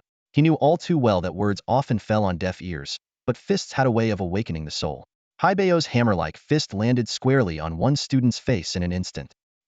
The student's scream echoed as his face swelled into a panda-look blackened eyes, a flattened nose, and lips puffed up like sausages. Blood flowed from his nose, and 2 front teeth were knocked out. Although Heybao had only used a fraction of his strength, the student felt as if his world had collapsed. He crouched on the ground, clutching his nose, overwhelmed by the most excruciating pain he had ever experienced. Heybao flexed his fists, his gaze shifting to the other student. The thrill of dominance lit up his facete was a feeling Head never experienced in his inherited memories. He let out a sinister laugh, ready to strike again. But before he could, the second student suddenly dropped to his knees with a thud, pleading desperately, "Master Hey Black Dragon, please don't hit me. I was wrong. I shouldn't have lied, it's all my fault. Please spare me." Heybao raised an eyebrow in surprise, mimicking his master's tone. "Oh, you know me?" The kneeling student stammered in panic. "Yes, yes. Everyone knows your name, Black Dragon. Your reputation echoes across the entire Tianqing Empire.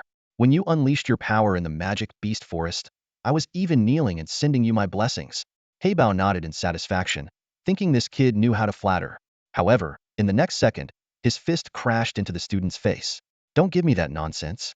If you knew how powerful I am and still dared to lie, it just proves you weren't sincere." Xiao Bei's words were the real deal.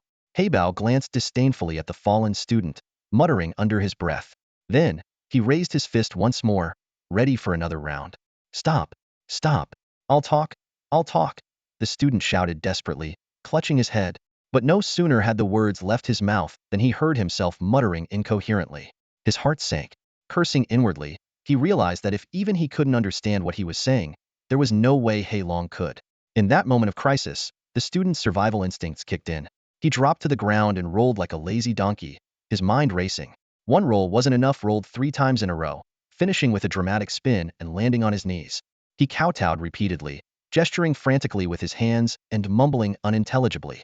Zhang Xing watched the scene unfold in astonishment, but quickly pieced things together. "All right, hey Bao, this kid's ready to confess," he said, walking over and tossing the student a small bottle of healing potion issued by the academy. After a short while, the student finally managed to speak. He recounted the entire sequence of events in detail. Zhang Xing listened carefully, but instead of getting angry, he sent the 2 students away and fell into deep thought. He realized that people from different circles were destined to clash. They would go to great lengths to undermine you, even accusing you of being a necromancer. This wasn't paranoia. If they had the audacity to band together to deceive and defy authority, what wouldn't they dare to do? Zhang Xing wandered aimlessly, pondering his next move. Should he confront Emperor Keith? No. Even if the Emperor learned the truth, he wouldn't dispense justice. How many royal children or noble heirs ever truly received fair treatment? More importantly, this matter couldn't be exposed, that it mustn't reach the ears of the ministers or generals. While the truth might come to light, Zhang Xing couldn't just let this go. He resolved to find an opportunity to settle the score with interest. Meanwhile, on Dragon Island, Heybao stood atop a towering rock, his burly figure exuding power. Below him, Xiaobai and Jin Bao sat on smaller rocks, listening intently as Heybao told a story. With one punch, crack, that kid's whole set of front teeth shattered. Heybao narrated vividly, swinging his fist for emphasis. Jin Bao looked puzzled. "Front teeth? What kind of magical beast is that?" Xiaobai explained seriously. "It's a special type of human. If they lie and deceive a lot as kids, they'll grow a set of front teeth." Heybao nodded approvingly. Xiao Bei's got it right. Jin Bao's eyes darted mischievously, though he said nothing. Inwardly, he thought, Heybao and Xiao Bei still treat me like a kid. Who'd believe that nonsense? After the storytelling session ended, the dragons returned to their respective homes for their daily meditation. As Heybao walked, he muttered to himself, "Being the big brother is great, teaching the younger ones every day. I should read more books to expand my knowledge." Back in his lair, Heybao suddenly felt something was off. He paced around the cave before his gaze settled on his treasure hoard. "Let's see, sapphire, 1, 2 black diamond, 1, 2, 3 ruby emerald." As he counted, his eyelids grew heavy, and eventually, he dozed off on the pile of gold and jewels. Meanwhile, Jin Bao sneaked out from the shadows, looking around slyly. Once back at his own cliffside lair, he confidently took out a ruby. Lying on his side, he bit into it with satisfaction. Not bad." Jin Bao muttered to himself. "Heibao's such a fool with more wealth than sense. He'll never notice if I take a little." With that, he pulled out a sapphire and continued munching happily. Hehehe. Zhang Xing pondered for a long time before finally sorting out his thoughts. Unknowingly, he had wandered onto the bustling gambling street in the imperial capital. As night fell, the street remained crowded and lively. This place not only attracted young nobles, but also people from all walks of life, all hoping to strike it rich overnight. Zhang Xing decided to stroll around casually, treating it as an opportunity to broaden his horizons. He walked along the street, his ears perked up, catching snippets of conversations around him. "Did you hear? The Steele family made a massive purchase of raw stones from overseas. It took 6 days just to transport them here. Who doesn't know about that? The line of people gambling on stones grows longer every day. Some poor kid from the countryside bet 100 gold coins and ended up with a jade worth 100,000 coins. What incredible luck." Exactly. But there are also young nobles who spent 1 million and got nothing in return. Serves them right. At first, Zhang Xing paid little attention to these idle remarks. But suddenly, a name caught his ear: the Steel family. He recalled that the classmate who had been bullied by Heybao had also mentioned this family. Wasn't the mastermind behind it all a mentor named Steelhorton? And the acting lord of Zijing City was also named Steel, going by the name Holly. A sudden realization struck him, and Zhang Xing's gaze landed on a tall storefront ahead. Excitement flickered in his eyes. Revenge was within reach. He silently vowed to make those who had undermined his achievements pay dearly. Finding a secluded corner, Zhang Xing summoned 3 dragons. "Hey Bao, Jin Bao, and Xiaobai, we're going to cause some trouble," he murmured. "Jin Bao, you're in charge of finding valuable gems. The other 2, you're my bodyguards." Heybao wagged his tail excitedly, while Xiaobai's grin grew even wider. Finally, an opportunity to have some fun. Jin Bao's small eyes darted around shrewdly, clearly calculating something. The 4 of them, appearing as refined young noblemen, stepped into the Steel family's store. Above the entrance, a striking sign carved from natural red jade read Kai Pin Gu Bao in bold characters. A shop attendant hurried forward with enthusiasm. "Young masters, our store has just received a new shipment of premium raw stones. I'm sure you'll be satisfied." Zhang Xing lightly fanned himself with a bamboo fan, exuding the demeanor of an aristocratic gentleman. "Lead the way," he said coolly. The 3 dragons, clad in gold thread robes and each holding a small fan, carried themselves with an air of innate nobility. As they stepped into the inner hall, the space opened up dramatically. This was no ordinary shop, it was a luxurious garden spanning over 1,000 square meters. The wealth of the Steel family was evident at a glance. "Feel free to browse, young masters. All prices are clearly marked, and no returns are allowed," the attendant said respectfully. Zhang Xing discreetly signaled to Jin Bao, whose eyes immediately gleamed with a mysterious light. "Master, numbers 8 and 98 contain high-quality red rubies. The rest are low-grade junk." Jin Bao communicated telepathically. "Cut those 2 stones for me," Zhang Xing ordered decisively, handing over 2,000 gold coins. The attendant skillfully operated the stone-cutting machine, quickly slicing through the 2 raw stones, each over a meter tall. "Ah, there's something inside. High-quality red rubies." Gasps of astonishment erupted from the onlookers, their envy plain to see. A faint smile played on Zhang Xing's lips. He thought to himself, the real show is just beginning. Zhang Xing pretended to carefully inspect each raw stone, pausing dramatically before shaking his head and sighing. "None of these have any value. Buying them would be a guaranteed loss. Let's head to garden number 2, he decisively declared. The surrounding crowd, whether seasoned stone gamblers or curious onlookers, observed the confident young boy with amused expressions, clearly doubting his judgment. Upon arriving at garden number 2, Zhang Xing wasted no time and immediately selected 3 raw stones.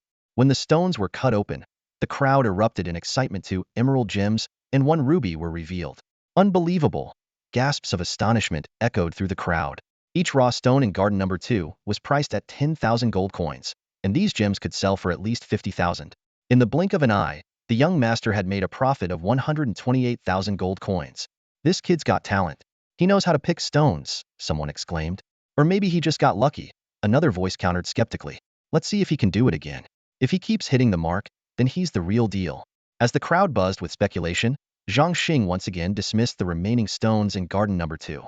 Those who had been eyeing the stones hesitated, unsure whether to trust his judgment. Meanwhile, the shop assistant's face turned increasingly sour. Though customers were free to buy or comment as they pleased, Zhang Xing's remarks clearly ruffled his feathers. The group then moved on to garden number 3. Zhang Xing and Jin Bao, another young boy, began inspecting the stones with exaggerated gestures. Jin Bao secretly transmitted his thoughts. "Master, out of the 300+ raw stones here, only 1 is worth more than its cost." "What? Just 1?" Zhang Xing was taken aback. "The Horton family is really ripping people off. Only a 0.3 chance of profit, or rather, a 0.3 profitability rate." As he calculated in his mind, he realized that the other stones would either break even or return only a third of their cost. A glint of cold determination flashed in his eyes. "Tonight, they'll make sure this Epine pavilion goes bankrupt. Shopkeeper, they'll take raw stone number 38. Zhang Xing announced decisively. After paying 100,000 gold coins, he stood quietly, waiting. The crowd craned their necks, their eyes glued to the stone as it was gradually cut open. "Look, it's green," someone shouted in excitement. Beads of sweat began to form on the shop assistant's forehead. Moments later, under the collective gaze of the crowd, a fist-sized green gemstone was revealed. "My goodness, it's a top-grade emerald." The crowd erupted in cheers. A top-grade emerald of this size is worth at least 600,000 gold coins. He just made a 500,000 profit in one go. This kid's luck is unreal. 700,000. He'll buy it. An elderly man in a black robe stepped forward, his cuffs adorned with 5 golden laurels, a sign that he was an intermediate mage, the same level as Zhang Xing. 800,000. It's mine. Another 5th level mage joined the bidding war. This size and quality of top-grade emerald is extremely rare. 1 million gold coins, I'll take it. A deep, weathered voice cut through the commotion. The previous bidders immediately went silent. The speaker was a well-known senior mage within the community. Deal. Zhang Xing replied cheerfully, accepting a universal gold card and pocketing a clean profit of 900,000 coins. The crowd went wild. For those obsessed with stone gambling and dreaming of striking it rich, the scene was irresistible. They swarmed toward the stones they had their eyes on, hoping to find their fortune. But soon, all eyes turned back to Zhang Xing. Young master, could you take a look at this stone for me? Does it have anything inside? Please, check mine too. And mine. Zhang Xing clasped his hands behind his back, pacing leisurely in a calculated manner. After a moment, he began to give his assessments. Raw stone number 17 does have a jade stone inside, but it's only mid-grade at best. It's not worth 10,000 gold coins. Raw stone number 39 also has something a piece about the size of a fingernail. It's worth no more than 1,000 coins. As for raw stone number 66, he paused for dramatic effect. It's completely empty. Go ahead and try your luck with this last stone. It's decent. You'll at least break even. Zhang Xing casually commented after assessing 13 rough stones in one go, his tone light and confident. The onlookers, mostly gamblers, stared at him in stunned silence, their expressions a mix of disbelief and skepticism. Zhang Xing saw through their thoughts and chuckled to himself. These people won't believe until they see it with their own eyes, he mused. Shrugging nonchalantly, he said, believe me or not, it's up to you. I'm just giving honest advice. If you don't listen, that's your loss. I'll take this one and open it now. One of the gamblers, eager after hearing the words, break even, couldn't hold back any longer. In no time, the rough stone was cut open, revealing a fine-quality amethyst. After an expert appraisal, it was determined that while the amethyst was not large, its value was still around 100,000 gold coins. A collective gasp swept through the crowd, and all eyes turned to Zhang Xing, their gazes now filled with astonishment and admiration. Incredible! Someone exclaimed, unable to hold back their amazement. Among the remaining dozen or so gamblers, 2 skeptics refused to believe in Zhang Xing's ability and insisted on opening their stones. The result? A total loss of 100,000 gold coins. Their faces instantly darkened with regret. This turn of events significantly boosted Zhang Xing's credibility. The crowd began casting sidelong glances at the store clerk, their expressions tinged with suspicion and latent anger. Zhang Xing, fully aware of their growing doubts, knew they were starting to piece things together but were hesitant to act, likely out of fear of the Steele family's powerful reputation. If that's the case, let's stir the pot a little more, Zhang Xing thought, formulating a plan to ignite their simmering frustration. Ah, he muttered just loud enough for the surrounding crowd to hear. The stones in garden number 3 are all garbage. Not worth buying. Maybe we should check out garden number 4 instead? The crowd, now intrigued, followed Zhang Xing to garden number 4. He paused in front of each rough stone, shaking his head and sighing every time. By the end of the circuit, he hadn't picked a single stone. The onlookers stared at him, puzzled by his behavior. Young master, why aren't you making a move? Someone finally asked, unable to contain their curiosity. Ha, maybe he's out of tricks, another person quipped, their tone carrying a hint of mockery. That's right, out of tricks. Zhang Xing replied, feigning disappointment. The store clerk, observing this, felt a wave of relief. So he's not some legendary stone gambling master after all. Just a bit of showmanship, he thought, secretly reassured. Just as the crowd was about to disperse, thinking there was nothing more to see, Zhang Xing spoke up again. What I mean is, there isn't a single valuable stone in the entire garden number 4. What? That's impossible.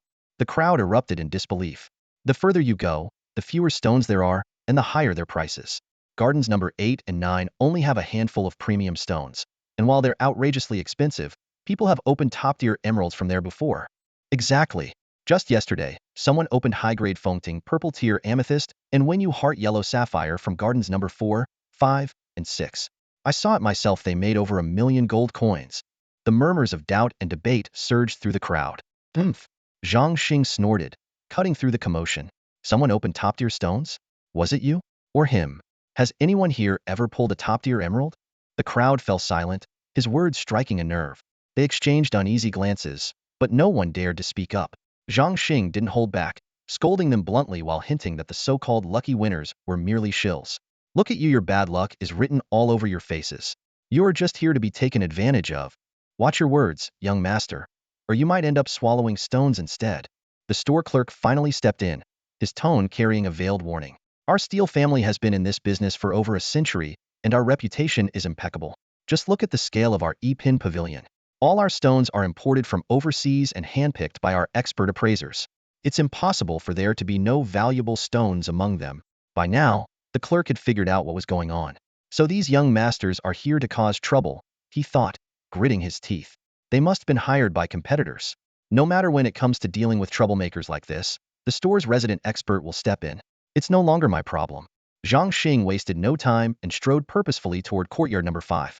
The shop assistant, beads of sweat forming on his forehead, discreetly signaled to his colleagues inside the shop while closely following Zhang Xing. Zhang Xing's voice grew more brazen. Number 3, number 16, cut them open. The rest are worthless. The shop assistant's face turned ashen, and he silently prayed, Master, please hurry up and come. At this rate, I'm going to lose my job. 8,000 gold coins a year, plus commissions that could total nearly 20,000 gone. Zhang Xing casually waved his small fan and picked out 2 more raw stones. He whispered reassuringly to Jin Bao, who was salivating uncontrollably, don't get greedy over these small gains. Tomorrow, they'll take you to feast on the minds of these families. We're here for revenge, remember? Jin Bao nodded reluctantly, wiping the drool from his mouth. He knew full well that he couldn't reveal his identity in front of this crowd, and his cautious nature helped him resist the urge to devour the gemstones. When the raw stones were cut open, another wave of excitement rippled through the crowd. Stone number 3 revealed a high-grade flame-radiant gold, essential for alchemist mages, which was immediately purchased by an unfamiliar mage for 2 million gold coins. Stone number 16 revealed a celestial thunderstone, which a forging master acquired for 2.2 million gold coins. Zhang Xing said no more. He quickly selected and opened more stones, then left without delay. He was fully aware that the upper echelons of Yipinga had already been alerted, and interference could come at any moment. Courtyard number 7, courtyard number 8, he moved swiftly until he finally stopped at courtyard number 10. Luckily, the courtyards were spacious enough. Otherwise, the crowd following him would have had nowhere to stand. Zhang Xing roughly calculated his total earnings. An initial investment of 6 million gold coins had turned into a net profit of over 60 million. Smirking to himself, he thought, Horton, this is the price you pay for twisting the truth. At that moment, a series of hurried footsteps approached. The shop assistant's heart leapt with relief, and he exhaled deeply. Master Gil is here, he muttered to himself, suppressing a grin. You little brat, don't get too cocky. What you've earned so far doesn't count as real money, it's just temporarily sitting in your pocket. Master Gil will take it all back, with interest. Master Gil. The crowd greeted him with the utmost respect, eager to witness the drama about to unfold. As Yiping's senior appraiser and a high-level mage, Master Gil was a renowned figure in the appraisal world, though his status was slightly lower than that of alchemists, blacksmiths, and beast tamers. Gil had initially assumed that the 4 young masters had come to cause trouble, which he welcomed as a chance to showcase his appraisal skills. But when he saw the 2 children standing at the center of the commotion, his expression darkened with irritation. 2 kids? How skilled could they possibly be? This could have been handled by another appraiser. Was all this fuss really necessary? The shop assistant leaned in and whispered the situation into Gil's ear. Gil's expression turned to one of surprise as he took another look at Zhang Xing. Could it really be this extraordinary? He wondered. But he still doubted that a child could possess any remarkable ability. At most, he could be at the level of an intermediate appraiser, Gil thought. But he's still a kid, how much could he possibly know? After a brief moment of contemplation, Gil came up with an idea. He turned to Zhang Xing and said, Kid, these raw stones here are nothing special. I happen to have some rare pieces in my collection, ones even I find difficult to evaluate. Why don't we go take a look together? The crowd buzzed with excitement. Master Gil had just issued a public challenge. The entire street was buzzing with chatter. The predicament of Yipin Pavilion had become the hottest topic for gossip over tea and meals. At the Wan Shifang shop, the clerk's eyes gleamed with schadenfreude. He held up 3 fingers and whispered conspiratorially to an elderly customer. Haha, Yipin Pavilion really took a huge loss this time. They were utterly humiliated by a kid. It's estimated that their losses are at least this much. 3 million? The elderly customer asked tentatively, his brows furrowing. The clerk scoffed and waved dismissively. Pfft, do you think 10 crates of goods are only worth 3 million? The customer, startled, pressed further. 30 million? The clerk shook his head again, his grin growing wider. Could it be 300 million? The customer shot up from his chair in shock, accidentally knocking over his teacup. The tea spilled across the table and formed a small puddle on the floor. The clerk chuckled gleefully. That's just a conservative estimate. Their stone yield rate is only 3 to 4%. Do you know what that means? The elderly customer suddenly understood. You mean Epine Pavilion is going out of business? Ha ha ha. The clerk laughed heartily and countered. With such a low yield rate, would you gamble there? While the street buzzed with rumors, Master Horton was passionately teaching a magic lesson to his students. His gaze inadvertently drifted toward the classroom door, where he noticed the steward of Epine Pavilion pacing anxiously. Frowning, Horton thought to himself, did something major happen at Epine Pavilion? He set down his textbook and stepped out of the classroom. After hearing the steward's account, Horton's brows knitted tightly, and his tone carried a hint of skepticism. 2 kids, 2 young men? Why come to me for this? Shouldn't a treasure appraiser handle it? The steward nervously whispered, I just wanted to be cautious. I thought I'd consult you for advice. Horton understood the subtext in the steward's words regardless of the outcome. He intended to deal with these 4 individuals. Handle it as you see fit, Horton replied, beginning to turn away. But then, as if struck by a thought, he turned back and asked, Did you find out where they're from? What do they look like?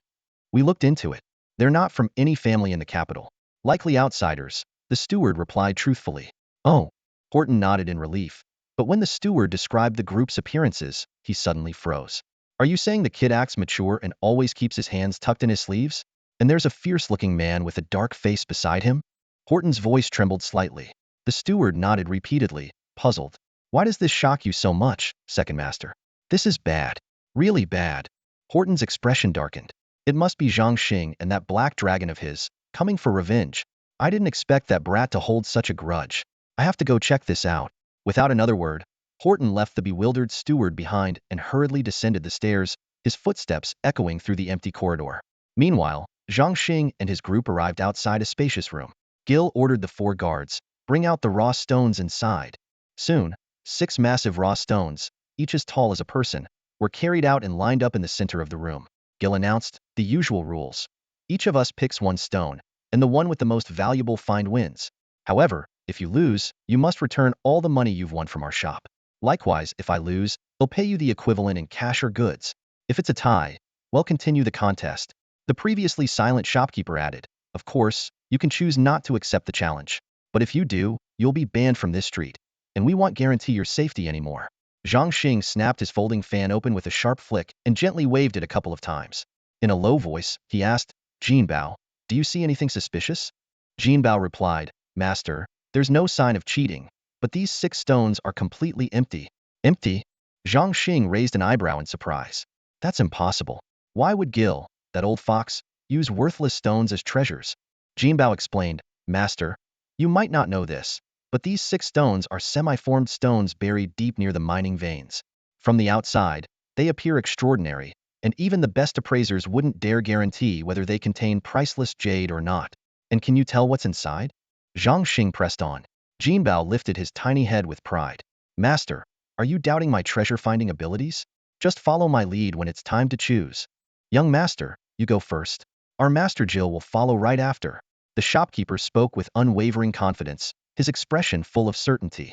Zhang Xing, without hesitation, followed Jinbao's advice and decisively chose a stone. Master Jill had studied these stones day after day and already had a clear judgment in his mind. When he saw Zhang Xing pick the stone he considered the least valuable, his heart instantly settled. I'll take this one. Let's begin, Jill said, giving a reassuring glance to the shopkeeper. The tension in the air reached its peak. The spectators had already done their mental calculations. This round was worth a staggering 60 million. It had been years since the gambling street had seen such a massive wager, and everyone held their breath, waiting for the outcome. Emotions ran high among the crowd. Some secretly hoped Zhang Xing would win, while others rooted for the prestige of Epine Pavilion. Most, however, wished to see Epine Pavilion lose, especially the gamblers who had been frequent victims of its sharp practices. After Zhang Xing exposed their schemes, many were simmering with anger but dared not voice it. Suddenly, a wave of energy erupted from the stone-cutting area. Look, there's a glow, someone exclaimed. It was Master Jill's stone, radiating an orange light that promised something valuable. Master Jill is going to win, someone cheered. Not so fast, the kid's stone hasn't been fully opened yet, another countered. Come on, it's already halfway cut and hasn't shown a thing. There's no way it'll yield anything. Skeptical voices rippled through the crowd. The shopkeeper, along with his managers and staff, couldn't hide their excitement. Victory is ours. They cast disdainful glances at Zhang Xing, thinking, this brat, barely out of his diapers, dares to challenge Master Jill? How laughable. Master Jill's reputation as a treasure-appraising master was well-deserved. His calm demeanor showed he was more than capable of handling high-stakes situations like this. But just as they were basking in their confidence, a muffled poof sound interrupted the moment. The raw stone emitted a burst of orange energy, which quickly dissipated into the air. Master Jill's face fell. He stared at the fading energy in disbelief and muttered, "How could this be? This is preformation jade material." Shaking his head with a long sigh, he added, "No wonder I couldn't sense it properly, it's only a semi-formed stone." The shopkeeper and his team exchanged bewildered looks, momentarily stunned. Master Jill had actually miscalculated. The crowd, initially holding their breath, exhaled in relief. For a moment, it seemed like Yipin Pavilion's victory was certain. Now, all eyes turned to Zhangxing's stone. Those rooting for him grew increasingly hopeful. He only needed to reveal even a small gem to claim victory. However, as the stone was fully cut open, their hopes were dashed. It appeared to be empty. "Haha, young master, you didn't find anything either. This round's a draw. On to the next." The shopkeeper breathed a sigh of relief and said cheerfully, "Wait." Zhang Xing suddenly stepped forward, pulling a small folding fan from his sleeve. With a swift flick, the fan snapped open, and he strode confidently toward the stone. Using the fan, he picked out a palm-sized fragment from the raw stone and walked slowly to the crowd. "Who said it's a draw? I found a jade crystal. Take a look." Even Master Jill leaned in, along with everyone else, to inspect the fragment closely. "No way. That's a jade crystal the size of a soybean," someone exclaimed. "Does that even count?" Another hesitated. "Normally, when cutting stones, I wouldn't even bother looking at such a tiny piece." "Sure, it's jade, but it's practically worthless." Amid the murmurs, Zhang Xing smiled brightly and turned to the shopkeeper. "Shopkeeper, tell me, how much is this little jade crystal worth?" The shopkeeper's face twitched, his muscles stiffening as he struggled to respond. After a long pause, he forced out the words, "Worth 1 gold coin. Great. As long as it has value, that's all that matters," Zhang Xing said with a grin. With a flick of his wrist, the fragment fell to the ground, and the tiny jade crystal popped out with a crisp sound. Then, with a flourish, he snapped his fan shut. "Sorry, but I win." Boom. The crowd erupted instantly. "Ipin Go lost," someone shouted first, and soon more voices joined in, stirring up a commotion. The hall was filled with waves of cheers and jeers. Master Gil stood frozen on the spot, his expression a mix of emotions, part smirk, part barely restrained fury. The shopkeeper, on the other hand, blinked repeatedly, his face a picture of bewilderment, as if caught in a surreal dream. A sharp clack broke through the chaos as Zhang Xing tapped the fan handle against his palm and said calmly, "Shopkeeper, don't just stand there. Time to pay up, isn't it?" Those words hit the shopkeeper like a bucket of cold water, jolting him back to reality. With so many eyes on him, he dared not try any tricks.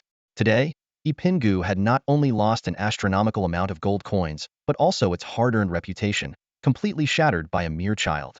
It would take at least a year or two to recover, if at all. Cursing inwardly, the shopkeeper thought, where did this damned brat come from? Why did he have to target Ipingu? Trembling, he pulled out a universal gold card from his pocket and threw it at Zhang Xing with a venomous glare. "Take it. Let's see if you live long enough to spend it." Zhang Xing caught the gold card effortlessly between two fingers, unfazed by the shopkeeper's threat. With a smirk, he declared loudly, "Haha, thanks for Ipinge's generosity. A clean profit of 1,200,000,000 gold coins today. Oh dear, it's almost midnight, and I'm feeling a bit hungry. Heybao, Xiaobai, Jinbao, let's go grab some late-night snacks. My treat tonight, order whatever you want." The crowd, hearing Zhang Xing's infuriatingly smug remarks, burst into laughter, some even doubling over. From this moment on, the hot topic of conversation would undoubtedly be how a 1 gold coin gamble led to a 6 million gold coin windfall. The story was bound to spark envy, jealousy, and plenty of laughs. Master Gil remained rooted to the spot, looking as if he felt the loss was somehow unjust and contemplating another round. Others glared at Zhang Xing with resentment, their eyes practically shooting daggers. The shopkeeper, in particular, stared at him with a chilling gaze, thinking darkly, "Enjoy your moment, you little punk. The second you step out of here, do you know how many people will be after those coins? But they won't get them, those belong to Ipingu. You're as good as dead." Just then, a cold voice echoed from the crowd. "Zhang Xing. So it is you." All eyes turned toward the source of the voice. Emerging from the crowd was Horton, the second master of the Steel family, who had personally come to the scene. The crowd parted like waves, making way for him. Zhang Xing, who was just about to leave, locked eyes with Horton, their gazes clashing for a tense moment. Zhang Xing paused briefly but then turned nonchalantly to Heybao and said, Heybao, what do you feel like eating later? Third tier magical beast or fourth tier? Heybao scratched his head innocently and replied, anything's fine, but I really like the roasted kind you make, boss. Well, then, we'll have a barbecue in the wild sometime. For tonight, let's just make do, Zhang Xing said casually, continuing his banter with Heybao as he walked toward the exit, acting as if Horton didn't exist. Horton's anger flared. Zhang Xing, you've got some nerve pretending like this. You dare come to my territory and cause trouble? Watch how I'll deal with you. He was just about to lash out when the shopkeeper scrambled up from behind, nearly tripping over himself in his haste. Second master, forgive me for my incompetence. I've embarrassed the Steele family, the shopkeeper stammered, panting as he quickly recounted the events. What? Horton's face turned livid as he listened. Enraged, he slapped the shopkeeper hard across the face, sending him sprawling to the ground. 1,200,000,000 gold coins. Are you trying to ruin me? Horton roared. So the Steele family's hard work for an entire month was just to line Zhang Xing's pockets, huh? Zhang Xing, stop right there. Horton's furious roar pierced through the night, so loud it made Zhang Xing's ears buzz even though he was already 10 meters away. He instinctively rubbed his ears and turned to his companion, Xiaobai, asking, Xiaobai, who's yelling so loudly? Xiaobai deliberately looked around, avoiding Horton's direction, and replied with feigned ignorance, Boss, I have no idea who's shouting like that. What kind of person yells in the middle of the night? No manners at all. Don't they know people have to work tomorrow? Zhang Xing shot Xiaobai an approving look before casually turning his head back. Oh my, isn't that Minter Horton? Fancy seeing you here after class. Out for some fun, are we? Horton, a professor who taught the advanced magic class, essentially the equivalent of a senior graduating class, looked even more enraged at Zhang Xing's sarcastic remark. His face darkened, and his nose flared with anger. Fun? Do you think him like you little brats? Wasting time like this? Though he knew Zhang Xing was deliberately provoking him, the smug grin on the boy's face only fanned the flames of his fury. Zhang Xing, as a student of the Royal Academy of Magic and Combat, how dare you come to a place like this to gamble on spirit stones? The moment those words left Horton's mouth, the surrounding crowd erupted in shock. What? That kid's a student at the Royal Academy of Magic and Combat? Wait, did he just call him Zhang Xing? You mean the Zhang Xing? Oh my goodness. I can't believe it's here in person. Someone unfamiliar with the name asked, Who's Zhang Xing? A scoff immediately followed. You've been living under a rock, haven't you? Zhang Xing, the dragon mage. The first mage in the Empire to have a dragon as his mount. Aside from Horton and a few others in Zhang Xing's group, everyone else's gazes turned fervent, their faces lit with admiration. Even the steward and shopkeepers of Epine Pavilion shuddered at the sight of Black Bao standing menacingly beside Zhang Xing. They silently thanked their lucky stars. Thank goodness we didn't make a move earlier. That big guy would have torn us apart. Still wearing a mocking smile, Zhang Xing retorted. What's the problem? Students aren't allowed to gamble on spirit stones? I don't recall that being in the academy rules. Or are you saying, Minter Horton, that you've just invented a new rule on the spot and expect me to obediently accept it? Horton's face flushed with embarrassment, knowing full well what Zhang Xing was insinuating. He quickly changed his approach. Zhang Xing, this establishment belongs to my Steele family. Don't you think you're crossing the line? I'm well aware it's your family's business, Minter. That's precisely why I came. Zhang Xing's words were like daggers, each one stabbing deeper into Horton's pride. You. Horton was so furious he nearly spat blood. He tried a different tactic. Zhang Xing, you're still young. Carrying so much gold on you isn't safe. How about? Stop. Just stop. Zhang Xing cut him off mid-sentence. Minter Horton, I don't carry much money on me. Really. It's all gone in a matter of days. He began rattling off a list. Listen, I don't have a single academic credit right now, so I have to buy everything with gold. Herbalism formulas, ingredients for magic potions, rare metals for alchemido. You have any idea how expensive those are? And enchanting? That's a money pit. Then there's gem cutting for magic staffs. Do you know how much those gems cost? And don't even get me started on forging material. As Zhang Xing rambled on with his nonsensical complaints, Horton silently cursed him in his heart. No mage could possibly master more than 2 professions, but this brat acts like he's learning them all. Minter Horton, Zhang Xing continued, just 2 professions alone would burn through all my gold. 1,200,000,000 coins aren't nearly enough. How about you lend me some? Thud. Horton nearly collapsed from shock. It dawned on him that this brat was dead set on opposing him, and no amount of reasoning would sway him. Fine. Fine. Horton fumed internally. 1,200,000,000 coins? They'll let you hold on to it for now, but mark my words, I'll get it all back someday. This humiliation. I'll endure it for now. Early the next morning, Zhang Xing climbed out of bed, ready to rush to class. Suddenly, he remembered it was Sunday. He paused in his tracks and recalled an ancient rule of the Tianqing Empire. Every Sunday, students were required to go out and do good deeds. This tradition was originally intended to encourage students to help the poor and demonstrate the emperor's care for his people. However, over time, this rule had become a mere formality, with even the empire's upper class paying it only lip service. After a moment of thought, Zhang Xing decided on his plan for the day. He would head to the Aotlan Mountains to assist the impoverished miners working there. Of course, he had another motive as well to collect interest from his second mentor, Xuelai He. Xuelai's status was even more distinguished than Horton's. He was a member of the imperial family, the brother-in-law of Emperor Keith. Whether he was the eldest brother-in-law or the eighth, Zhang Xing didn't know.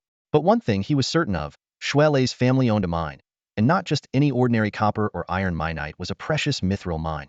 Mithril was a rare metal widely used in the crafting of alchemical products and enchanted weapons. It was also indispensable in the construction of magic arrays and various magical experiments. Due to its unique properties and non-renewable nature, Mithril was classified as a strategic resource on the Sacred Dragon continent. Whenever a Mithril deposit was discovered, the Empire's military would immediately seize control and assign specialists to mine it. Emperor Keith had entrusted this lucrative venture to his brother-in-law, as imperial relatives in the harem were prohibited from holding high-ranking official positions. Granting them wealth instead became the ideal solution. In fact, nearly all of the Empire's critical mining operations were managed by members of the royal family. Zhang Xing calculated in his mind. Since he had collected 1.2 billion gold coins in interest from Horton, the interest owed by mentor Xuelai must not be any less. As for the third mentor, Bill, whose family didn't have significant assets, Zhang Xing would have to wait for a future opportunity to act. Riding his steed, Xiaobai, Zhang Xing arrived at the Aotlan Mountains after a few hours. This area not only contained rich deposits of Mithril, but was also home to numerous third and fourth-tier bloodfang spiders. These terrifying creatures lived in the Mithril mines and would swarm to attack any intruders they detected. Hiding in a concealed spot, Zhang Xing and Jin Bao observed the heavily guarded Mithril mines. Outside the mines, groups of slaves wearing magical shackles struggled to drag heavy ore, their sweat soaking through their tattered clothes. Nearby, another group of impoverished laborers busied themselves with various menial tasks. Seeing the tight security, Zhang Xing thought to himself, it seems I'll have to dig my way in from a secluded spot. That's Jin Bao's specialty. Just as he was about to get up and leave, a group of panicked slave miners suddenly rushed out of several mine shafts ahead. Bloodfang spiders. So many of them, one miner cried out, but before he could finish his sentence, a thin white strand of web shot out from the cave entrance, wrapping tightly around his neck. Help me! His scream was abruptly cut off as the web yanked him back into the cave. In an instant, he was devoured by a bloodfang spider, which revealed only half of its grotesque body. Immediately afterward, bloodfang spiders of various sizes began swarming out from the crevices. They moved with terrifying speed, spitting out thick, sticky webs. The slower reacting miners were quickly ensnared, unable to even struggle before they became the spider's next meal. The guards sprang into action without hesitation. Clad in full metal armor that left only their vigilant eyes exposed, they formed a tight defensive line with shields and spears in hand. Behind them, a dozen junior magicians simultaneously unleashed their spells, sending waves of searing flames roaring forward. The fire reduced the bloodfang spiders to charred remains. It was clear these soldiers were well practiced in dealing with bloodfang spiders. Faced with the intense fire assault, the second and third-tier spiders scattered in all directions. Their webs, fragile in the face of the flames, disintegrated like coarse fabric threads burned to ash. Zhang Xing keenly realized this was a once-in-a-lifetime opportunity. Amid the chaos of the crowd, a small figure silently approached a mining tunnel nestled against the mountain and darted inside like a flash of lightning. A sly smile tugged at the corner of Zhang Xing's lips as he thought, go ahead and fight it out outside. I'll be the one reaping the real rewards. Leading Heybao, Xiaobai, and Jin Bao, Zhang Xing ventured deeper into the mine.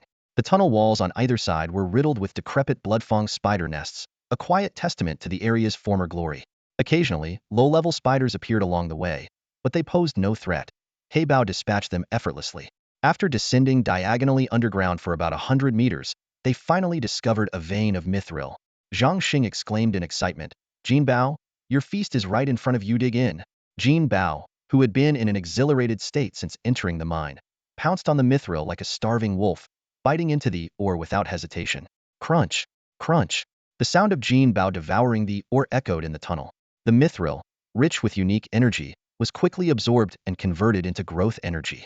Jin Bao's experience points surged rapidly. 10 points, 20 points, 30 points, all the way to 500 points. A system notification chimed. Congratulations! Your gem dragon has leveled up to Tier 4. Current experience, 02500. Congratulations, Island Master, for acquiring the mining skill. Zhang Xing was ecstatic, and Heybao couldn't help but grin foolishly alongside him. Zhang Xing quickly checked the mining skill's details and instantly grasped all the knowledge, though the skill level would still need to be upgraded from scratch. After finishing the Mithril, Jin Bao had grown taller, now standing half a head above Zhang Xing. While not exactly handsome, he was starting to resemble a young man. Zhang Xing waved his hand and commanded, Jin Bao, let's find the next vein. The group followed Jin Bao as they navigated the labyrinthine tunnels. Eventually, they arrived at a spacious cavern where Jin Bao began carefully inspecting the area. He tapped on the walls with his hands, his eyes emitting faint, multicolored beams. Suddenly, his gaze locked onto a corner at the deepest part of the cave. Zhang Xing approached and tapped on the solid rock. Jin Bao, is there a vein behind this? Jin Bao explained, yes, boss. Mining stopped here before because this wall is extremely hard and very thick. As he spoke, his hands transformed, revealing two massive dragon claws. Watch me, Jin Bao shouted, launching into action. The tough rock crumbled like tofu under his claws, and in no time, he had excavated a wide opening. With a loud crack, the shattered rock gave way to a shocking sight. An enormous swarm of bloodfang spiders and a substantial deposit of rich mithril ore. Zhang Xing examined the scene carefully, noting that most of the spiders were Tier 2 or 3, with fewer than 10 Tier 4 ones. A chill ran down his spine as he exclaimed, oh no, we've stumbled into the Spider Queen's lair. The commotion outside had alerted the bloodfang spiders. Swish! In an instant, all the blood-red eyes of the spiders inside the cave turned in unison toward the four figures outside. After a brief moment of suspicion, the swarm erupted into chaos, surging toward the cave entrance in a frenzy. To them, this was a rare chance for fresh prey. Heybao licked his lips and shot Xiaobai a provocative look. Rock, paper, scissors, one round to decide the winner. Xiaobai smiled faintly and agreed cheerfully. All right, they seem pretty impatient, let's make this quick. Erlong, pretending to be serious, turned his back and began chanting. Rock, paper, scissors. Zhang Xing and Jin Bao widened their eyes, holding their breath as they awaited the outcome. Heybao threw out rock, while Xiaobai revealed scissors. Haha, I win again. Heybao exclaimed triumphantly. Xiaobai, not to lecture you or anything, but you should read more books and study strategies like the 18 stratagems and 36 tactics. Only by learning can you sharpen your wits. Take me, heybao. For example, I love learning, which is why I always win. Xiaobai maintained a humble expression and complimented. Heibao's words are pearls of wisdom. I'm enlightened, truly. Jin Bao's eyes sparkled with mischief as he suddenly chimed in. Xiaobai, you seemed a bit slow to make your move. Were you letting Heybao win? Heibao's eyes widened. Xiaobai, is what Jin Bao said true?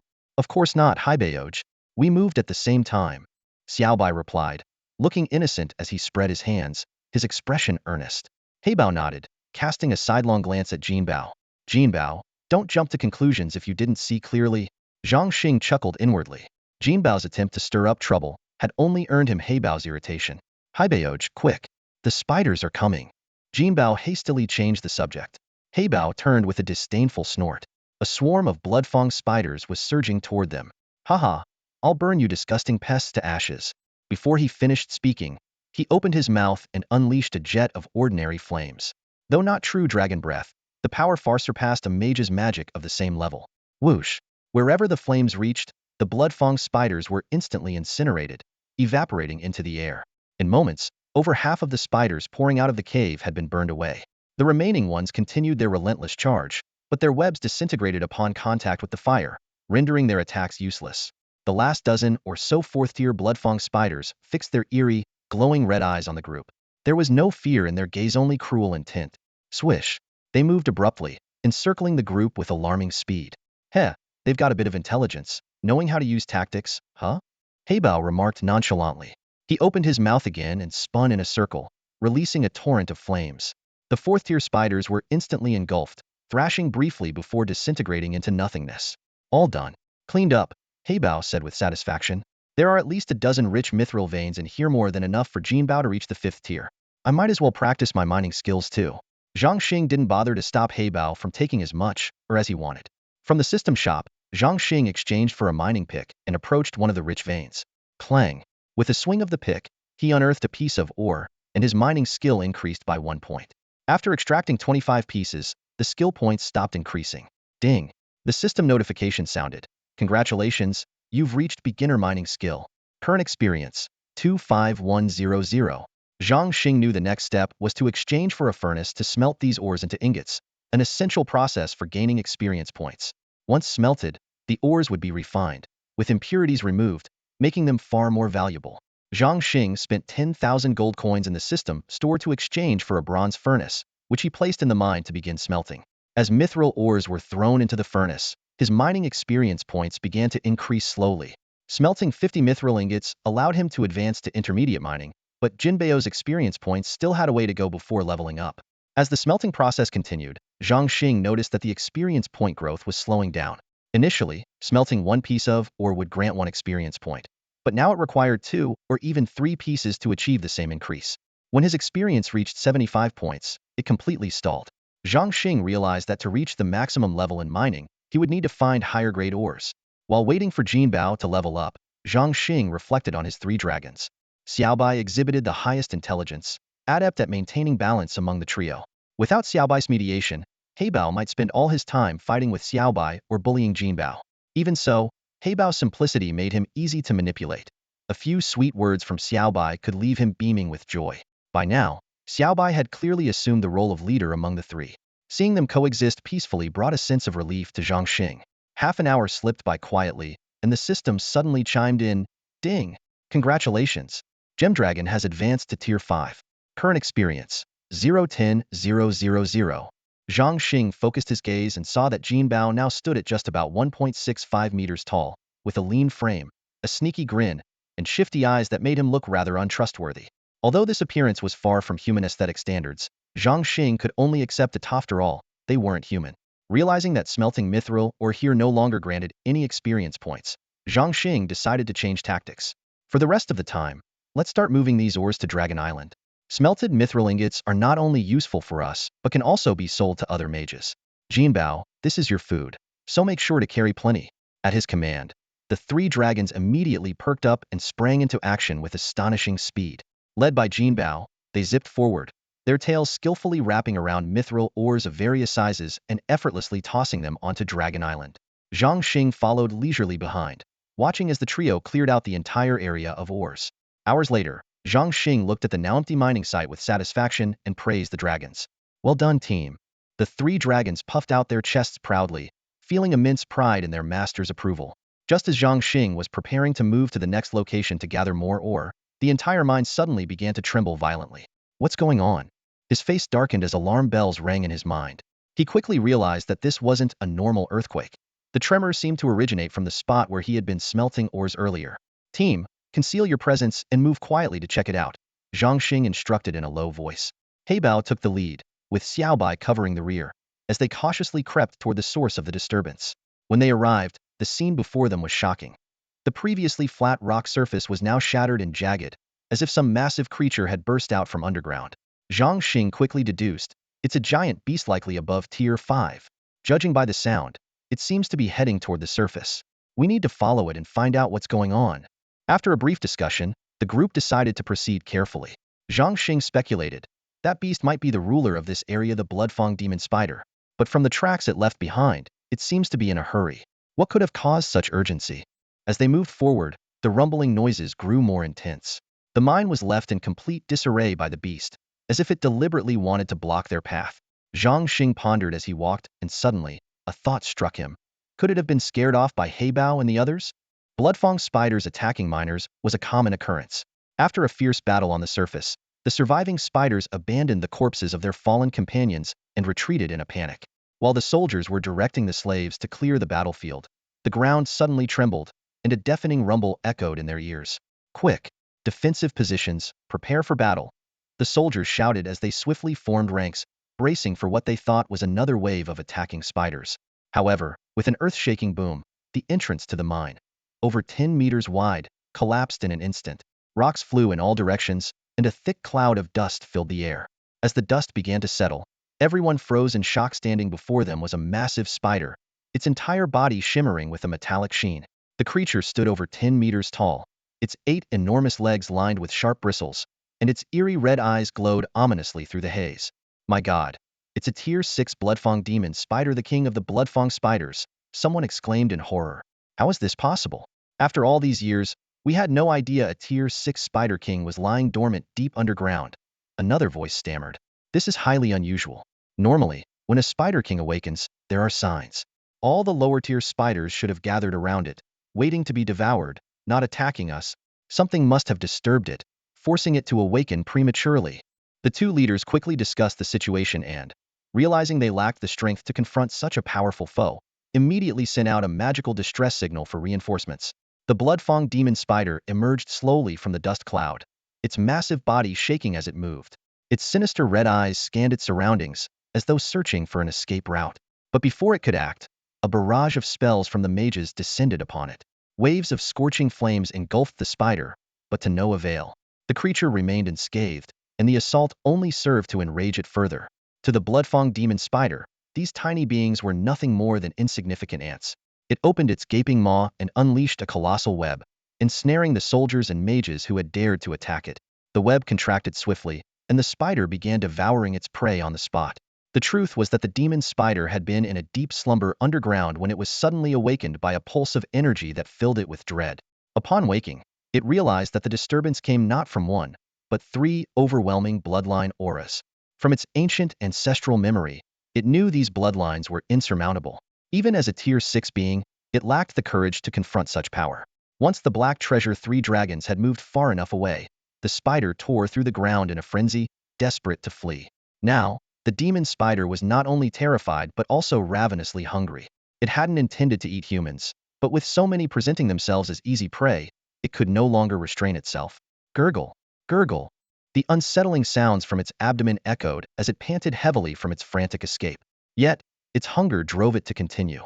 One bite at a time, it swallowed its victims whole, devouring over 30 people in mere seconds. As its strength returned, the demon spider prepared to resume its escape. However, the horrifying scene had already been witnessed by nearby soldiers, slaves, and civilians. Paralyzed by fear, some collapsed on the spot, while others scattered in all directions. Chaos erupted throughout the mining area as panicked screams and cries filled the air. The Spider King turned its gaze toward the mass of food before it. Its earlier meal had barely satisfied its hunger. Cruel desire gleamed in its eyes, especially as it spotted those who were too terrified to move. A few steps were all it needed to consume them as well. At that moment, the Spider King heard a noise behind it. Terrified, it pushed off with its 8 long legs and leapt over 10 meters in an instant. Turning around, its 8 compound eyes widened in shock. What it saw was a child and 3 adults. The Spider King quickly focused its senses and discovered that the ominous aura that had filled it with dread was nowhere to be found. Its demeanor changed dramatically, as though it had become a completely different spider. It raised its head high, and its 8 eyes once again gleamed with a disdainful arrogance. Tap, tap, tap. The Spider King strutted confidently toward Zhangxing and the others, thinking to itself, perfect timing. I was still hungry, and now here are 4 more. I won't hold back. Zhangxing and Jinbao had no intention of dealing with such trivial matters themselves. Heybao and Xiaobai, the 2 dragons, exchanged a glance. Xiaobai spoke first. Heybao, how about you take this one, and I'll handle the next? Deal? Heybao tilted his head in thought and, finding the suggestion fair, nodded in agreement. Heybao stretched his body, the cracking of his joints echoing loudly. Huh, little spider, watch as Grandpa Hay teaches you a lesson. With that, he let out a deep growl roar. The Spider King saw a blur before its eyes as the black-faced man suddenly vanished. A blinding light pierced its compound eyes, nearly rendering it blind. When its vision cleared, it saw a massive dragon, 16 or 17 meters long, circling in the sky. Its jet-black, fearsome scales gleamed menacingly under the sunlight. Instinctively, the Spider King staggered back several steps, frozen in place. There was no mistaking if this was the very aura that had driven it to flee in terror earlier. And now, it realized, it was coming from none other than the mighty black dragon. The Spider King instantly deflated, its once fierce gaze dulling, its head retracting. Its 8 long legs trembled violently, as if it were about to collapse to its knees. Xiaobai shook his head from the sidelines, thinking, this Spider King's combat abilities are pathetic. It doesn't stand a chance against Heybao. Back in the trial grounds, Heybao fought 60 golden dragons every day. Even against other black dragons of the same tier, it was never a contest. Meanwhile, the slaves and peasants who had scattered earlier were now peeking out from behind distant rocks and hills. They, too, caught sight of the black dragon in the sky and immediately fell to their knees in reverence, praying fervently. "O great Dragon Lord, your devoted followers offer their prayers and blessings. Please drive away these dreadful beasts." Even some soldiers emerged from their hiding places, staring up at the sky in awe. This can't be real, can it? Am I actually seeing a dragon? Is it here to save us? In this remote mining district, news from the imperial capital rarely reached them, and daily life consisted mostly of drinking and gambling. Their monthly pay was decent, and life was relatively carefree. Situations like this were common, as bloodfang spiders were usually dealt with by mages and warriors. But the appearance of the Spider King was unprecedented. They had resigned themselves to certain death until the miraculous arrival of the dragon. Dragons had always been the stuff of legend, mere whispers passed around in taverns. These low-ranking soldiers never even knew that dragons truly existed on this continent. To witness one with their own eyes was nothing short of shocking. Suddenly, someone shouted at the top of their lungs, "Long live the Black Dragon Lord!" The cry spread like wildfire, igniting the surrounding crowd. First a few people joined in, then dozens, then hundreds. In no time, the entire mining district reverberated with the voices of over 1,000 people chanting in unison, "Long live the Black Dragon Lord!" The already terrified demon spider was startled again by the shout, immediately turning to flee in panic. This unexpected scene left the onlookers stunned. Black Bao didn't chase after it right away, but instead struck a dramatic pose on the spot. "Master, what's Black Bao doing? It looks so strange," Xiaobai asked, puzzled. "Black Bao is showing off," Jin Bao blurted out, hitting the nail on the head. The crowd burst into laughter at this remark. Indeed, hearing so many people chant, "Long live the Black Dragon Lord," made it impossible for Black Bao not to bask in the glory. Spreading its four massive claws wide, each tip glinted with a sharp, icy sheen. Its enormous dragon head rose proudly, with its horns shining brilliantly under the sunlight. Two eyes, as large as bronze bells, gleamed with intensity, while its long whiskers danced in the breeze. It deliberately turned sideways toward the kneeling crowd, striking in shaped pose that flaunted every shimmering scale on its body. The fleeing demon spider, after running over 100 meters, couldn't resist glancing back. Upon seeing this spectacle, it froze for a split second before breaking into a frenzied sprint. Meanwhile, Black Bao leisurely circled in the air a few times, letting out a thunderous roar before vanishing from sight in an instant. 500 meters away, the demon spider felt its 8 legs grow heavy as if filled with lead. It wished desperately for 8 more legs to aid its escape. The barren rocky terrain offered no place to hide. Just as panic gripped its heart, a massive dragon head suddenly appeared right in front of it. Seeing the amused glint in Black Bao's eyes, the demon spider trembled all over. Summoning strength from who knows where, it pushed off the ground with 7 legs, launching itself 50 meters forward like a spring. "Not bad, decent jumping skills.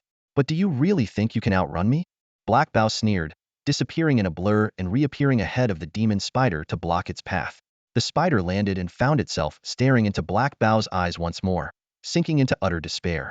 Though it couldn't speak human language, Black Bao understood its beastly plea. "Boss, stop messing with me. Just kill me already, make it quick." "Kill you? Of course. Have you ever seen a cat spare a mouse?" Before the words finished, Black Bao's razor-sharp claws slashed down. Boom. The demon spider was sent tumbling across the ground, rolling over a dozen times as 3 of its massive legs were severed. Without pause, Black Bao's second strike came roaring through, slamming the spider into a rocky cliff, shattering a tumter-high boulder. All its remaining legs were crushed, and a tumter-long gaping wound tore open across its abdomen. With one final blow, Black Bao smashed the demon spider's head, extracting a fist-sized magic crystal. Then, with a fiery breath, it reduced the lifeless body to ashes. Returning triumphantly, Black Bao proudly showed off its spoils to Xiaobai and Jin Bao.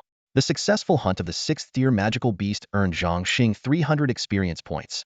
The updated stats were as follows: Intermediate Mage 49110000, Intermediate Warrior 49110000. Black Bao's experience reached 3411000, Xiao Bai's 4110000, and Jin Bao's 010000.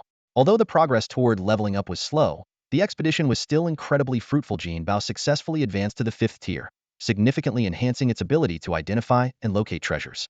Its skills now far surpassed those of most human appraisers, reaching an impressive intermediate level. Zhang Xing stood before the yawning mouth of the mine, his mind whirring with calculations. Today's haul had been descent a vein of Mithril ore and some spoils of war, but it wasn't nearly enough to deal a significant blow to the Shuelai family.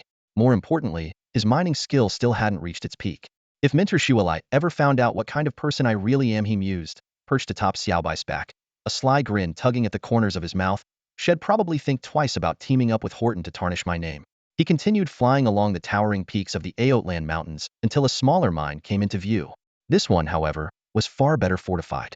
The number of guards stationed there was significantly higher than before. Zhang Xing hovered in the shadows, biding his time, but no opportunity to sneak in presented itself. "Jianbao," he called out to his trusted companion, "find us a quiet spot and see if you can dig us a way in." "No problem, boss," Jianbao replied, brimming with confidence. Following Jinbao's lead, Xiaobai landed in a secluded valley hidden from prying eyes. Jinbao surveyed the terrain with a keen eye and then exclaimed excitedly, "Boss, there's a rich vein of Kurgold, or just 200 meters below us." "That's nothing for me, I'll have it done in no time." Before Zhang Xing could respond, Jinbao had already unsheathed his razor-sharp claws and started digging. Dust and debris filled the air as he burrowed into the rock with remarkable speed, vanishing into the depths. Half an hour later, Jinbao re-emerged, spitting out a stream of rubble that quickly formed a small hill. After 2 more trips back and forth, he emerged one final time, flashing an okay gesture with pride. Zhang Xing marveled at the sight before him, a tunnel over 3 meters high and 4 meters wide, plunging straight down 200 meters. To his delight, the tunnel connected directly to one of the Shueli family's storage mines, where neatly stacked or awaited transport. Jinbao reported his findings with enthusiasm. "The Kurgold or yield isn't great, they only ship it out once a month. The next pickup is scheduled for tomorrow morning." "Perfect." Zhang Xing's eyes lit up. "You guys head back to the island and wait for me. They'll personally help with this shipment." Positioning himself outside the storage room, Zhang Xing peered through a tiny hole in the rock wall, observing the activity inside. Workers were still busy loading or into wooden crates. An hour later, the guards finally secured the room, locking the 2 massive 4-meter-high iron doors with a resounding clang. "Right on schedule," Zhang Xing murmured, slipping effortlessly through the narrow half-meter-wide opening into the storage room. "Many thanks to the Shueli family for their generous contribution. They'll gladly accept this month's stock." Collect. In an instant, row upon row of Kurgold ore began vanishing as if swept away by an invisible hand. Zhang Xing strolled leisurely through the storage room, his pace unhurried, his demeanor as casual as if he were browsing a library. To avoid alerting the guards outside, he deliberately slowed his movements. It took over an hour to clear out the entire stock Pilia testament to the sheer volume of ore. Suddenly feeling a bit urgent, Zhang Xing muttered as he glanced at the now empty crates. A mischievous idea struck him, and his lips curled into a smirk. Might as well leave them a little keepsake. The sound of trickling water echoed through the chamber. Moments later, Zhang Xing clapped his hands in satisfaction. "Well, that's that. Goodbye, and good luck." With a carefree wave, he disappeared into the tunnel, leaving behind a very unexpected gift. Early the next morning, senior members of the Shueli family began arriving at the mining site one after another. Even the highly esteemed patriarch of the family came in person, ready to inspect the month's production results. The head of the mining site greeted the patriarch with a beaming smile and reported enthusiastically, "Patriarch, this month's output has hit a record high 3 times the usual amount." The patriarch stroked his beard, his eyes gleaming with satisfaction. "Well done. When I promoted you to manage the mine, it was because I recognized your sense of responsibility. You have truly lived up to my expectations." Hearing this, the manager immediately bowed deeply. "Thank you, Patriarch, for your trust. These achievements are all thanks to your wise leadership. I dare not take the credit." "You always know how to talk," the patriarch said with a hearty laugh. "You never fail to say exactly what I like to hear." He was already calculating in his mind. A month's output equaling 3 months worth submitting just over a month's share would suffice, leaving the rest as pure profit. The emperor, upon seeing this overachievement, would no doubt be greatly pleased. Just as everyone was basking in the joy of the moment, the steward of the mining site suddenly burst in, stumbling as he fell to his knees. Beads of sweat rolled down his forehead as he stammered, Patriarch, something terrible has happened, it's all gone." For a moment, the room fell deathly silent. Everyone's eyes widened, as if they had just heard something utterly unbelievable. The patriarch set down his teacup and spoke in a low, steady voice. "Say that again?" The steward trembled as he explained. "Last night, after delivering the final batch of this month's ore, I personally inspected the shipment. But just now, when I went to the storage room and opened the door, all the crates were empty." "Ridiculous!" several people exclaimed in unison. "The storage room only has 1 door. What? Did the ore grow wings and fly away?" "Enough!" the patriarch commanded, his tone firm. "Follow me. Let's see for ourselves." The group made their way to the storage room, and the sight before them left everyone stunned. The once spacious storage room was now completely empty. Suspicious glances immediately turned toward the steward, whose face turned ashen as he knelt again in fear. The patriarch waved his hand dismissively. Stand up. You and a few others. Come with me to inspect the area thoroughly. With that, he led the way into the storage room and began a meticulous search. When he reached a corner of the room, he noticed a few damp wooden crates. Bending down to sniff them, his brows furrowed.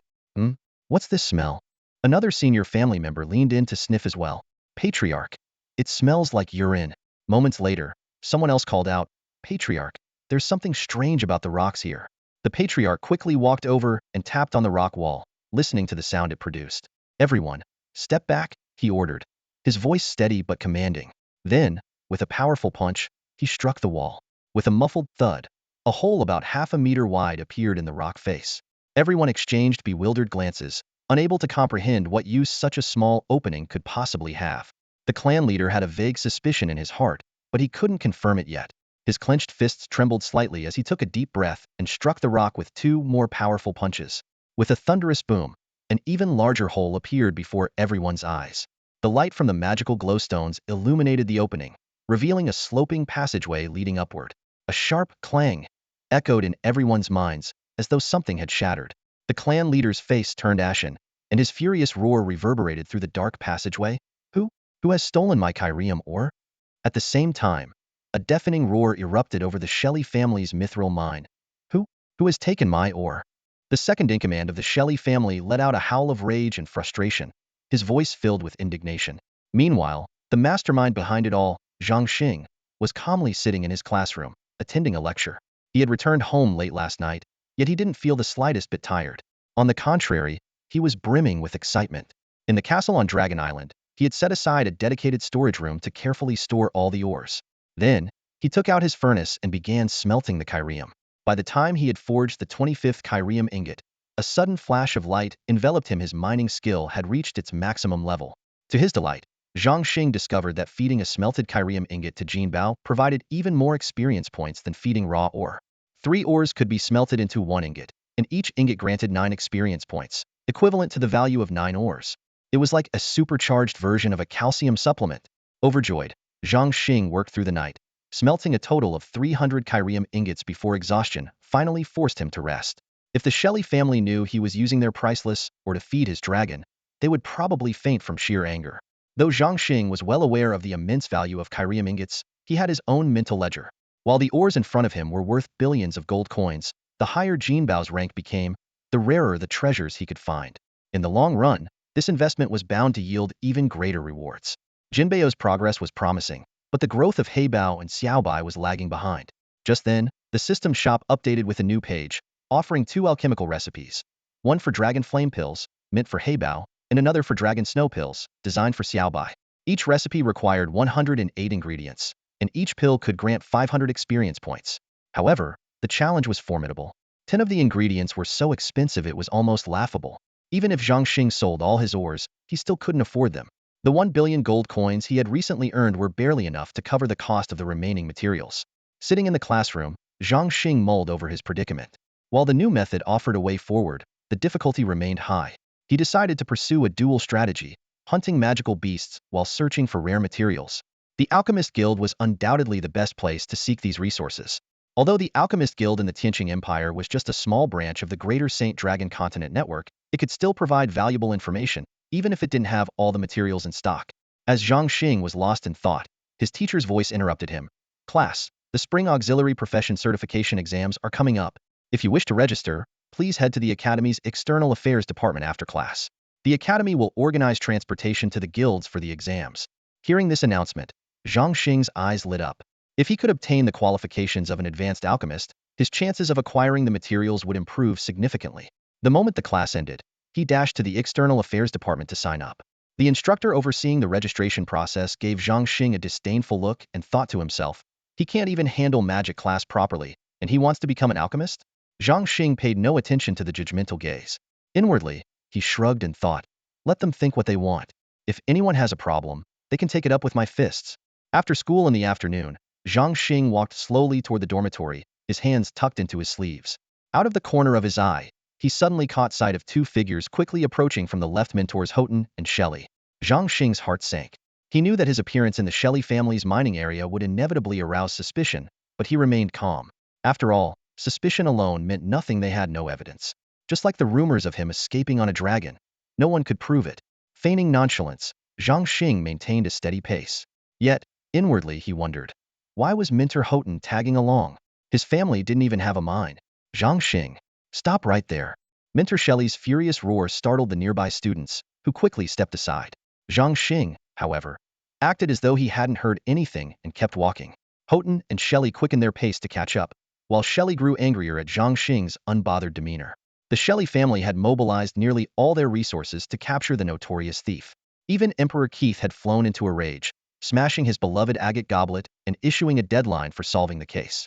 If the case remained unsolved, not only would someone have to take responsibility with their life, but the family would also have to pay a massive sum of gold to cover the losses.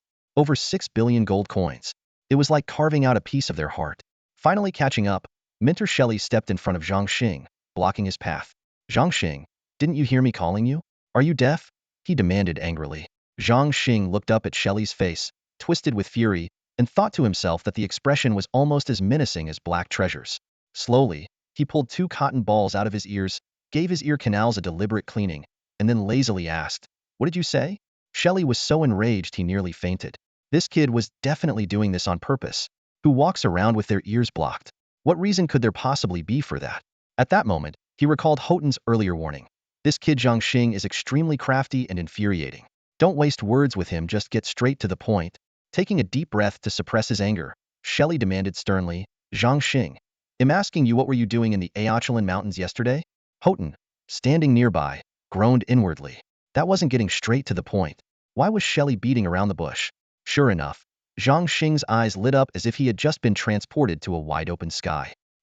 The Hatchling Mountains are so beautiful, especially when viewed from above the rolling peaks, the lush green forests. Next time, if you have some free time, I'll take you both up on my dragon.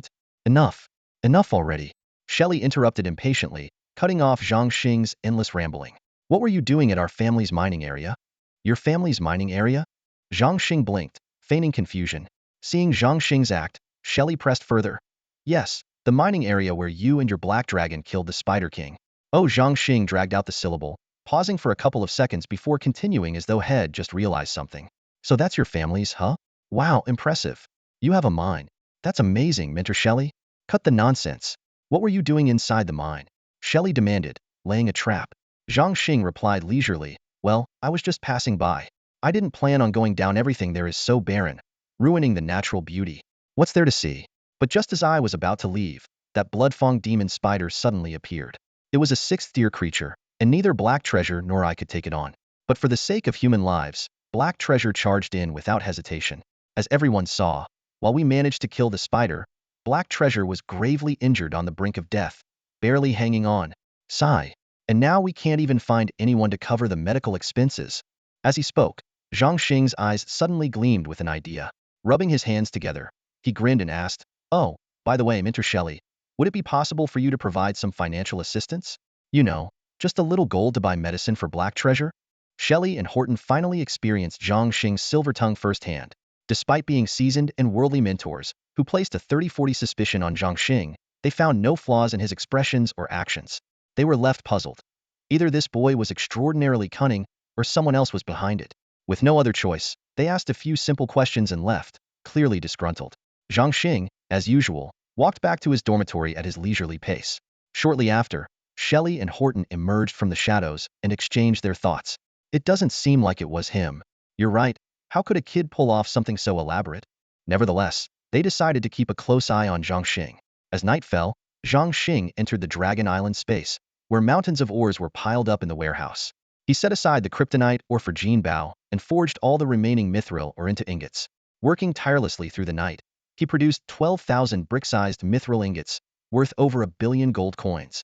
He planned to head to Minai Port, the second-largest city in the Tianqing Empire, in 2 days to auction them off. Zhang Xing had a keen interest in alchemy, an auxiliary profession. Whether for cultivators or ordinary people, the assistance of alchemists was indispensable. While warriors and mages could also learn this skill, the best and most potent elixirs could only be crafted by professional alchemists. He noticed that these guilds seemed to establish themselves in coastal cities rather than the imperial capital, a decision that hinted at some unknown reasoning. As class time approached, Zhang Xing meditated briefly to restore his energy, then headed to the cafeteria for a hearty meal. Once he settled into his seat in the classroom, the mentor entered with a serious expression and announced that the dean wanted to see him. In the dean's office, Zhang Xing found Emperor Keith standing with his back to the door, gazing out the window. After saluting, Zhang Xing stood a step behind the emperor. A long silence followed before Keith, without turning around, asked in a calm tone, "Was it you who stole the Shelley family's ores?" Zhang Xing neither responded immediately nor showed any sign of grievance. After a few seconds, he calmly replied, "No." Another silence lingered. A minute later, Keith waved his hand dismissively. "Go back to class." Although his tone was composed, Zhang Xing knew the emperor did not believe him. Inwardly, Zhang Xing scoffed. "Believe me or not, it makes no difference. Anyone who dares to cross me will pay 100-fold, even if the heavens themselves intervene. I couldn't care less about your attitude when I, Zhang Xing, act. I owe no one an explanation." 2 days later, the port city of Mine welcomed a delegation from the Royal Academy of Magic and Martial Arts. Over 30 students, led by 2 instructors, arrived at the bustling harbor. The port was teeming with people, as aspiring candidates from all over Tianqing gathered, making the city livelier than ever. The group soon made their way to the headquarters of the Apothecary Guild, an imposing and grandiose structure. Above the main entrance hung a massive plaque with the bold and commanding words, "Apothecary Guild." On either side of the plaque were depictions of an herbal plant and a medicinal pill, symbolizing the core functions of this prestigious institution.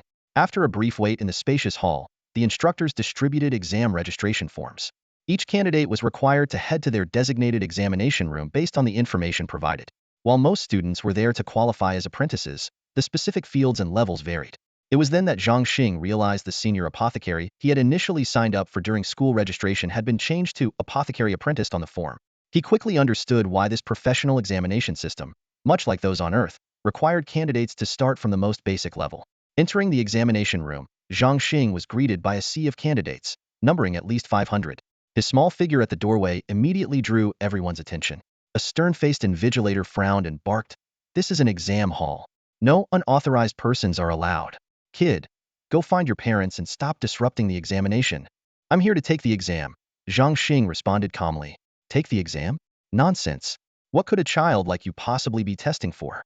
Leave at once." The instructor stepped forward, intending to escort him out, but froze just as his hand was about to touch Zhang Xing's shoulder. Zhang Xing had silently pulled a form from his sleeve. The instructor, now suspicious, took the form and examined it. Zhang Xing, age 7, Royal Academy of Magic and Martial Arts, exam subject, apothecary apprentice. His face flushed with embarrassment as he awkwardly cleared his throat. "Ahem. Find your assigned seat according to the number on the form. The exam is about to begin." This scene left everyone present utterly stunned. However, disdainful glances soon turned toward the young candidate. Whispers broke out among the crowd. "Does he really think qualifying as an apprentice is that easy? We've been preparing for this since enrollment, memorizing countless herbal names and their properties every single day. Even after graduation, passing this exam is no guarantee. Do you know how many herbs there are to memorize? 12,000. If you can't pass during your student years, you're pretty much out of luck for life," someone else added. Age and time are huge factors. Sure, there are rare cases of people passing in their 30s or 40s, but how many of those exist? After graduation, most people are too busy making a living to study. But if you do pass, it's like a carp leaping over the dragon gate. From there, you can aim for junior, intermediate, and senior apothecary qualifications. Zhang Xing silently took his seat. Soon, a thick exam booklet was distributed, its heft rivaling that of a full-length book. The stern-faced invigilator made one final announcement: exam rules. If anyone is caught cheating, they will be immediately expelled from the examination hall and permanently banned from future exams. The questions are randomly selected from the field of herbal knowledge. To pass, you must achieve a score of 95 or higher. Begin. His eagle-like gaze swept across the room, sharp and penetrating, making every candidate feel as though it was fixed directly on them. Zhang Xing picked up his pen, his gaze sweeping over the exam questions, and he was immediately at a loss. He inwardly berated himself, realizing that the herbal medicine book he had purchased from the system store only covered basic principles and methods for refining pills, while the exam focused on the types and uses of herbs. The questions required detailed explanations of the types and effects of vine lotus, as well as whether Jushin could be combined with other medicinal ingredients, topics far beyond his preparation. Looking around, Zhang Xing saw other candidates fully absorbed in answering the questions, including students from the Royal Academy. He silently cursed, wondering whether the instructor had intentionally or unintentionally failed to inform him of the exam's scope. With no other choice, he decided to improvise on the spot. Opening the system store, Zhang Xing quickly navigated to the herbal medicine section. From hundreds to millions of types of medicinal herbs, the options ranged in price from 100 gold coins to tens of millions. Without hesitation, he chose the most expensive version, reasoning that after spending billions on raising his dragon, this small expense was negligible. Several proctors noticed Zhang Xing's unusual behavior. At first, they assumed he was just another privileged noble here to flaunt his status. However, as Zhang Xing began writing furiously, their expressions shifted from disdain to astonishment. In particular, Zaka, the stern-faced instructor, grew visibly more sullen. Zaka was a senior alchemist known for his strictness with apprentices. He smirked inwardly, convinced that Zhang Xing was a frivolous noble merely trying to glean insight into the exam format. He felt a sense of satisfaction, certain that these aristocratic dilettantes could never grasp the true depth of the questions. But Zhang Xing entered a peculiar state. As he read each question, the answers seemed to flow effortlessly into his mind. His hand moved swiftly, as if he wasn't writing answers, but sketching at a frantic pace. This scene left the proctors dumbfounded, their expressions shifting from contempt to shock, and finally settling into sheer disbelief. Zaka's face grew darker by the moment. He was convinced that no one without an intimate understanding of 120,000 medicinal herbs could score higher than 95 points. He sneered inwardly, confident that no pampered noble could ever comprehend the true depth of the exam. Otherwise, the Alchemist Guild would lose its exclusivity. Zhang Xing wrote furiously, his pen gliding across the exam paper like flowing water, smooth and effortless. In just an hour, he completed the entire test and stood up to hand in his paper.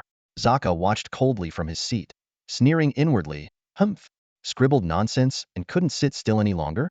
Can't even bother pretending to put in effort. What a waste of time. He observed as Zhang Xing placed the stack of exam sheets on the desk without even a glance to review them. Around the exam room, other students shot astonished glances in Zhang Xing's direction, each harboring their own thoughts. Some speculated, handing in the paper so early? He must have no idea what he's doing and just gave up. Others muttered disdainfully, I've studied for 10 years and taken this exam 3 times without passing. How old is he? With such weak fundamentals, does he really think he can get lucky? Dream on. Zhang Xing stood outside, waiting for the exam to end, while inside, the teachers began grading the papers on the spot. Those who passed would move on to the practical exam, while those who failed would have to go home and prepare for the next opportunity. In the last half hour, many students, realizing they were out of time, reluctantly handed in their papers and left. The remaining students continued writing feverishly, hoping to squeeze in as much as they could. The 10 mentors responsible for grading dived into their work, their sharp eyes scanning the papers for errors with remarkable speed. Fail. Fail. Another fail, they declared as they flipped through the exams, the mistakes glaringly obvious. With a quick motion, they tossed each failed paper aside, the entire process taking mere seconds. When the time was up, the remaining 30-odd papers were reviewed in just 2 minutes. Zaka glanced at the other mentors, silently inquiring about the results. All 9 of them shook their heads in disappointment.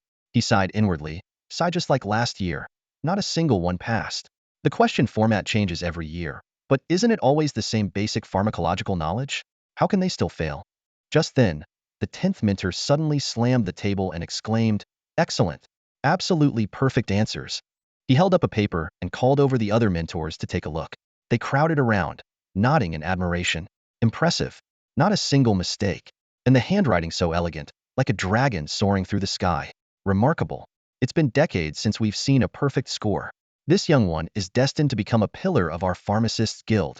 Hearing such high praise, Zaka couldn't help but feel curious and walked over to take a look himself.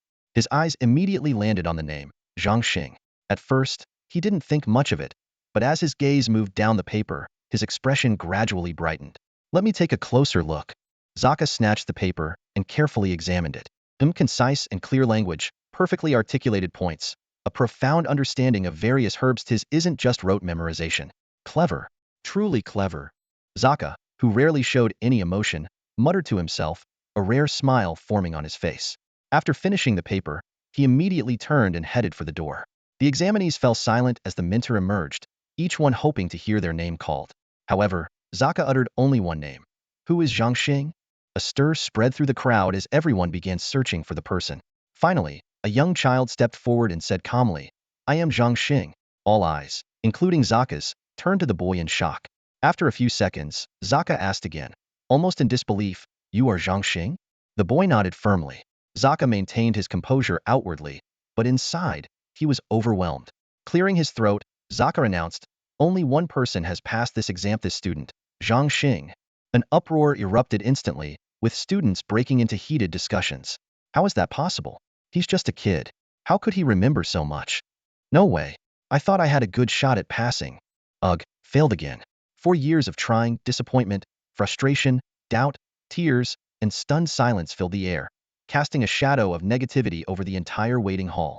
Zaka suppressed his shock and led Zhang Xing into the practical examination room. Inside, 3 students who had already passed the other parts of the exam were waiting. Clearing his throat, Examiner Zaka gestured toward the 100 herbs arranged in front of them and announced the rules. Within half an hour, write down the names, properties, and uses of these herbs. The maximum score is 100, and a single mistake will result in elimination. Begin now. As soon as he finished speaking, Zaka's gaze instinctively fell on Zhang Xing. He wondered to himself, could this young child really possess such an extensive knowledge of herbs? Is he the legendary prodigy everyone talks about? I hope he can pass this challenge. Zaka was well aware of how difficult the test was. Memorizing information might come easily for a child, but identifying herbs required extensive hands-on experience. It involved observing real specimens in forests, on cliffs, and even in bustling herbal markets. Without sufficient financial resources, even the most gifted individual would struggle to thrive in this costly field. Zhang Xing quickly immersed himself in answering the questions. His pen moved swiftly, as if guided by an unseen force, and within 10 minutes, he had completed the answers for all 100 herbs. But instead of submitting his paper, he began carefully reviewing his work. His first review took 3 minutes, yet he still felt uneasy. Better check it again, he thought. This time, he slowed down, taking 5 minutes to go over everything. Even so, he couldn't shake the feeling that something was amiss. Then, something extraordinary happened. The 100 herbs in front of Zhang Xing suddenly began to move without any wind, slowly lifting into the air and forming a rotating circle above his head. The herbs spun faster and faster, and just as the exam timer reached the final 10 seconds, they abruptly stopped. One particular herb tianqing grass hovered directly in front of Zhang Xing's face. Zhang Xing's eyes lit up as he murmured to himself, "This isn't tianqing grass. It's the seedling stage of xingxing grass. They look similar, but their properties are completely different. Tianqing grass is cold and non-toxic, while xingxing grass is fiercely poisonous, commonly used by toxin masters as a weapon on the battlefield." He quickly corrected his mistake, set down his pen, and finished just as the half-hour mark arrived. Reflecting on his earlier doubts, Zhang Xing realized that the system wouldn't have included 2 identical herbs. After a careful comparison, he confirmed that this herb was indeed the seedling stage of xingxing grass, not the more common tianqing grass. Zaka and the 3 examiners were left speechless, their eyes wide with disbelief. The other 3 students stared at Zhang Xing with a mix of confusion and annoyance. They couldn't help but think, what's wrong with this kid? While everyone else was quietly answering their questions, he made such a big scene in the last few minutes. Is he trying to show off his magical abilities? This is a pharmacist's exam, not a magic test. And to top it off, he had the audacity to change the common tianqing grass to xingxing grass, claiming it's some kind of deadly weapon used by toxin masters. What nonsense! Does he think this will impress the examiners? Ridiculous! Zaka cleared his throat and took Zhang Xing's test paper. His gaze fell on the question about tianqing grass, and he couldn't help but shake his head and sigh. Zhang Xing got one question wrong. He failed, he announced.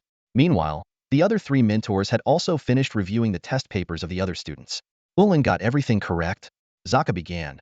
But before he could finish, Zhang Xing suddenly interrupted. Wait a moment. Mentor Zaka, are you talking about the question where I changed tianqing grass to xingxing grass? As he spoke, he picked up the tianqing grass specimen on the table. Mentor Zaka, mentors, please take a look, Zhang Xing said with confidence. The appearance is identical, but the internal structure is completely different. Without hesitation, he snapped the tianqing grass in half. With a crisp snap, everyone's eyes were drawn to the broken stem. A white liquid slowly oozed out, accompanied by a pungent, fishy odor. The 3 other students instinctively stepped back, covering their noses, their eyes filled with shock.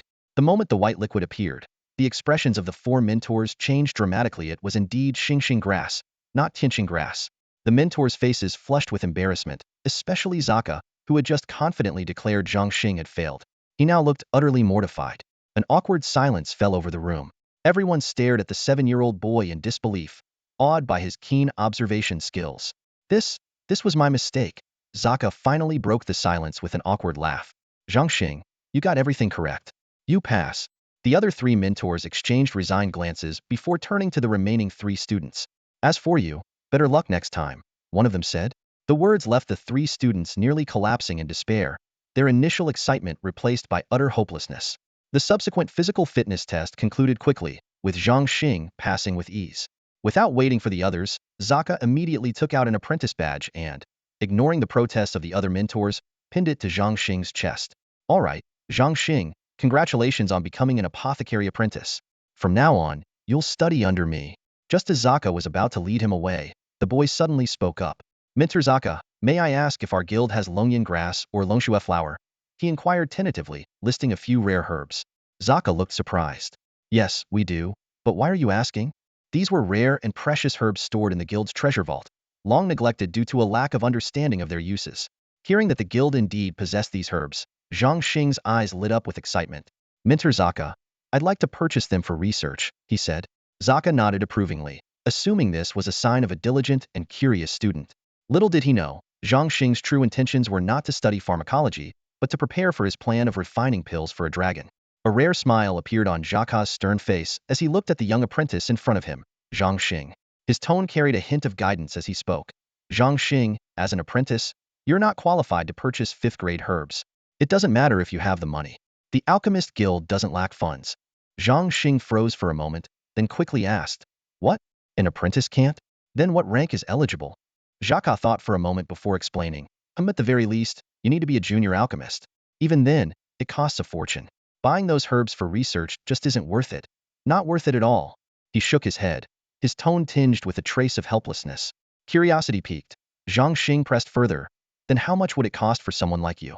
A senior alchemist? Me.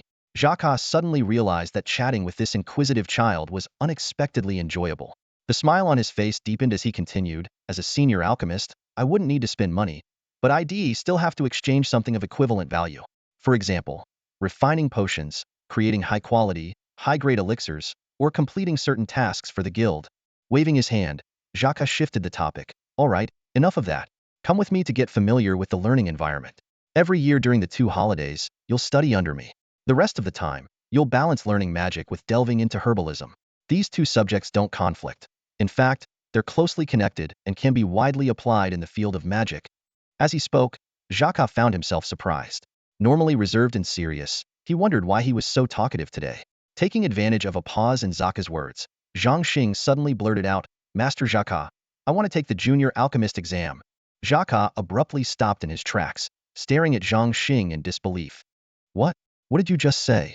Taking a deep breath, Zhang Xing repeated firmly, Master Jacques, I said I want to take the junior alchemist exam. Zaka's eyes widened as though seeing the boy for the first time.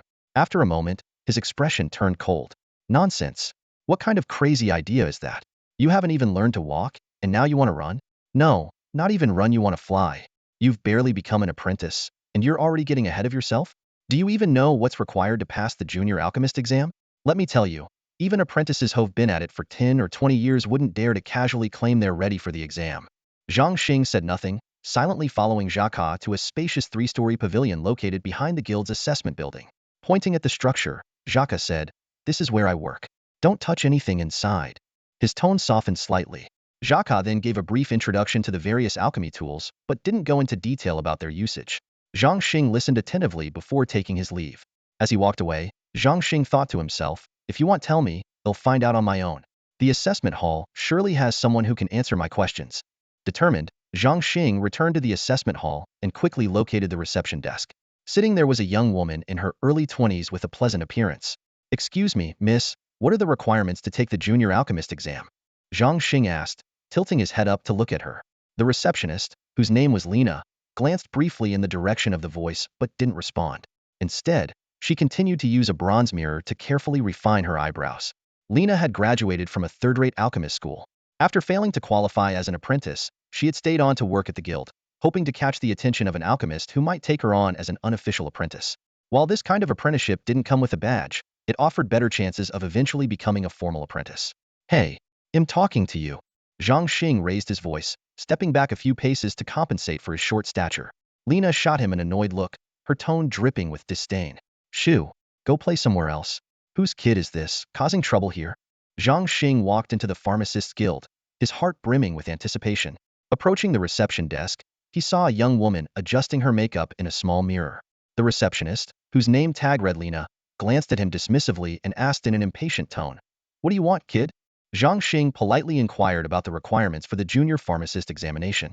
Lena, however, sneered and suggested he find an adult to ask instead. Her condescending attitude annoyed Zhang Xing, but he chose not to argue. Instead, he looked around for any brochures related to the exam. Spotting some pamphlets on the counter, Zhang Xing reached out to grab one, only to be sharply reprimanded by Lena. Ignoring her, he used magic to summon the brochure into his hand. Lena was infuriated, her eyes widening with anger as she glared at him. Opening the brochure, Zhang Xing carefully read through the exam requirements. Candidates must hold an apprentice qualification, possess at least intermediate-level magic or warrior skills, pay an 8,000 gold registration fee, and successfully craft a basic magical potion or pill within 3 attempts. He silently noted that he met all the criteria. Just then, Lena stormed over, intending to snatch the brochure away. However, her eyes fell on the apprentice badge pinned to Zhang Xing's chest. Startled, she asked, "You're a pharmacist apprentice?" Despite her disbelief, Zhang Xing nodded affirmatively. Unconvinced, Lena insisted the badge must belong to his parents and assumed he was merely inquiring on their behalf. Zhang Xing simply replied, "I'm the one taking the exam," handed the brochure back to her, and walked away. Behind him, Lena muttered mockingly, "Kids these days always bragging. You take the exam?" "Yeah, right." Before long, Zhang Xing found the exam hall. Several apprentices, all in their 20s, were seated and filling out forms. Undeterred, Zhang Xing took a seat and began completing his own form. The others, noticing his young age, assumed he was just fooling around and paid him no attention. A moment later, a mid-level pharmacist and an apprentice emerged from a nearby room. Upon seeing Zhang Xing, the apprentice immediately scolded him. "Hey, kid, this isn't a place for you. Go find your parents." Zhang Xing explained that he was there to take the exam and handed over his completed form.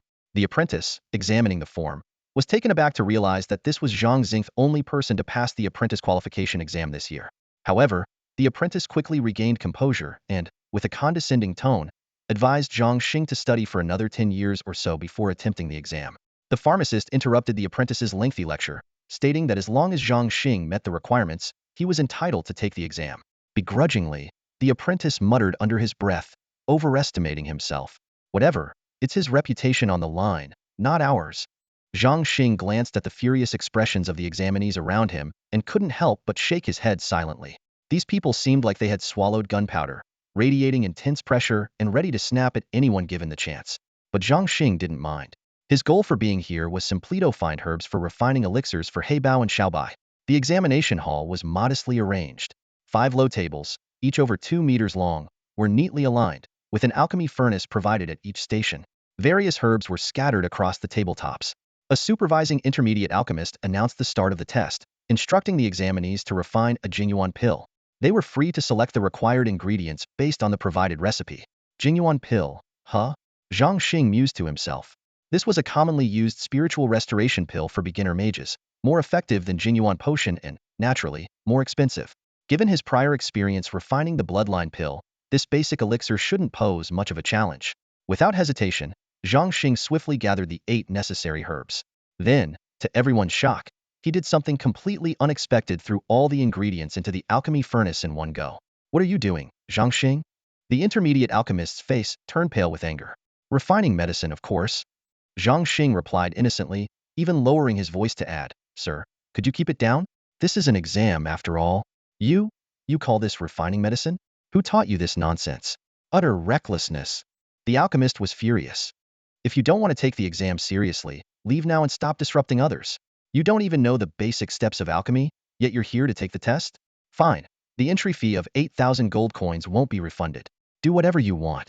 With that, he stormed off to supervise the other candidates. Zhang Xing scratched his head, completely bewildered.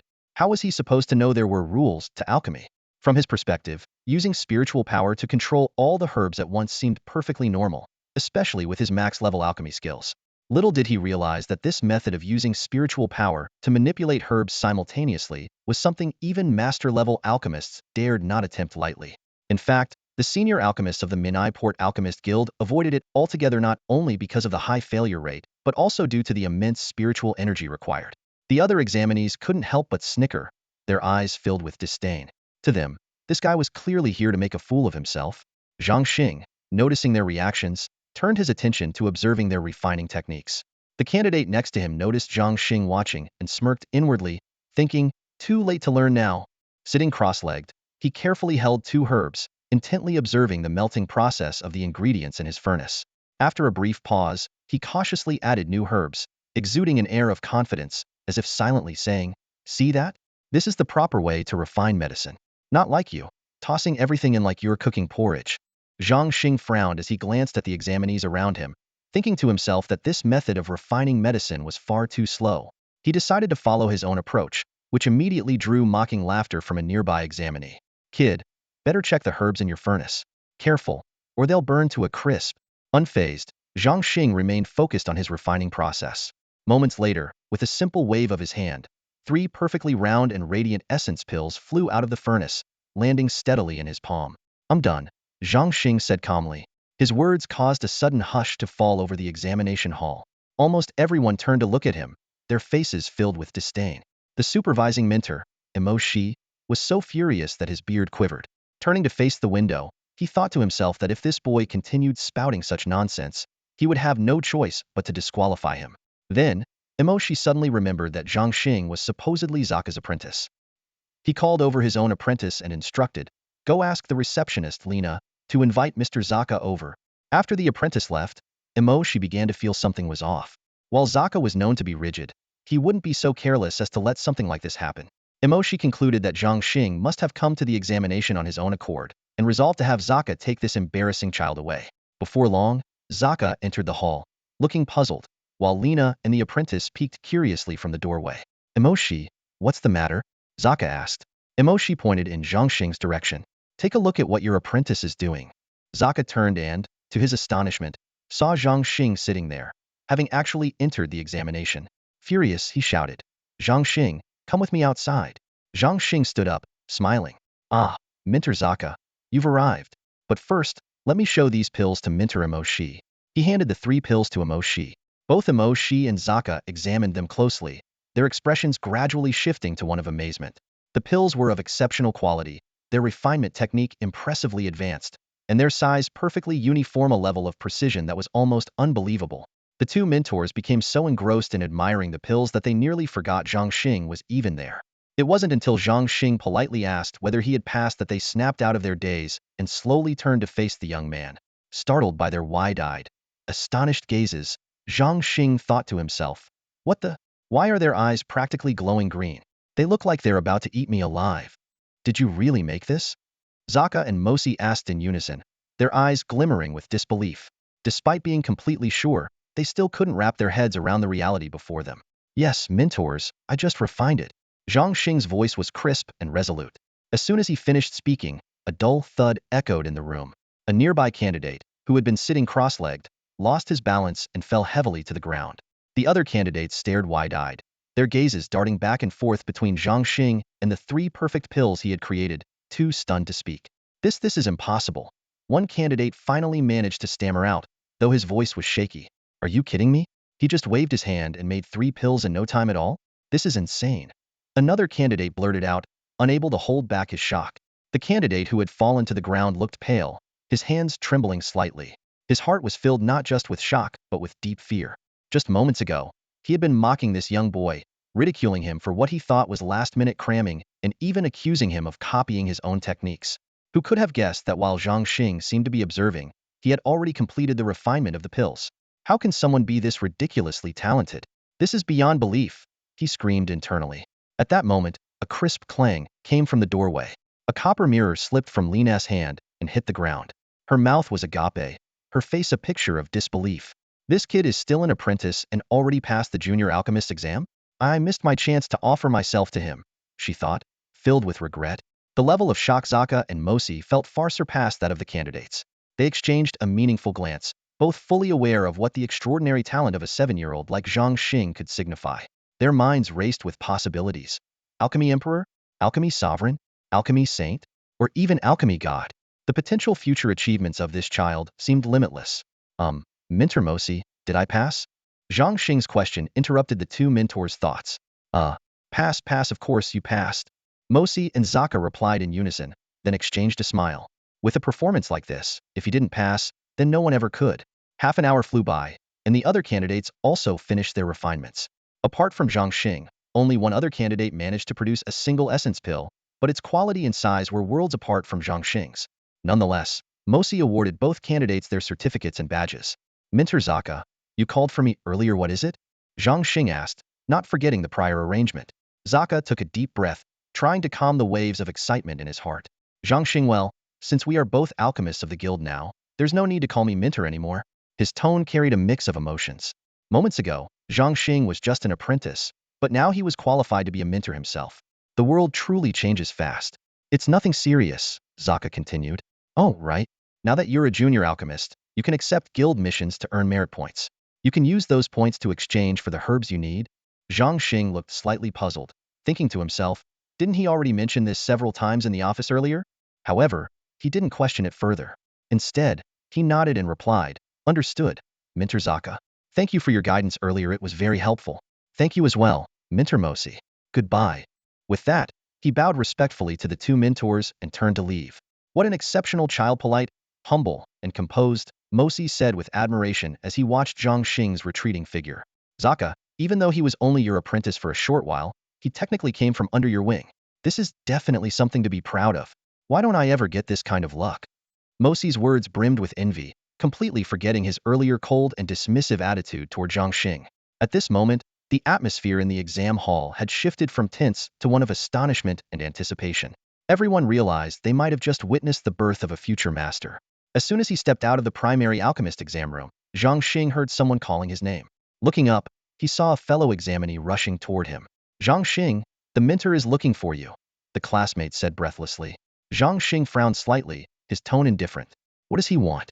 I'm busy. The classmate shook his head, a hint of annoyance on his face. How would I know? The mentor said that after the exam, we should return to our accommodations and not wander around. I've passed the message on to you, whether you go or not is up to you. With that, he shot Zhang Xing a cold glance and walked away. Zhang Xing muttered under his breath. What could it be? They never tell me what I need to know, but they're quick to scold. Whatever, I'll just go take on some tasks. I've got 3 days here anyway. He headed straight for the task hall. The hall was relatively empty, likely because most people were busy with invigilation duties. Only 5 or 6 people were gathered around the task board, while a few others were scattered around, handing in completed tasks.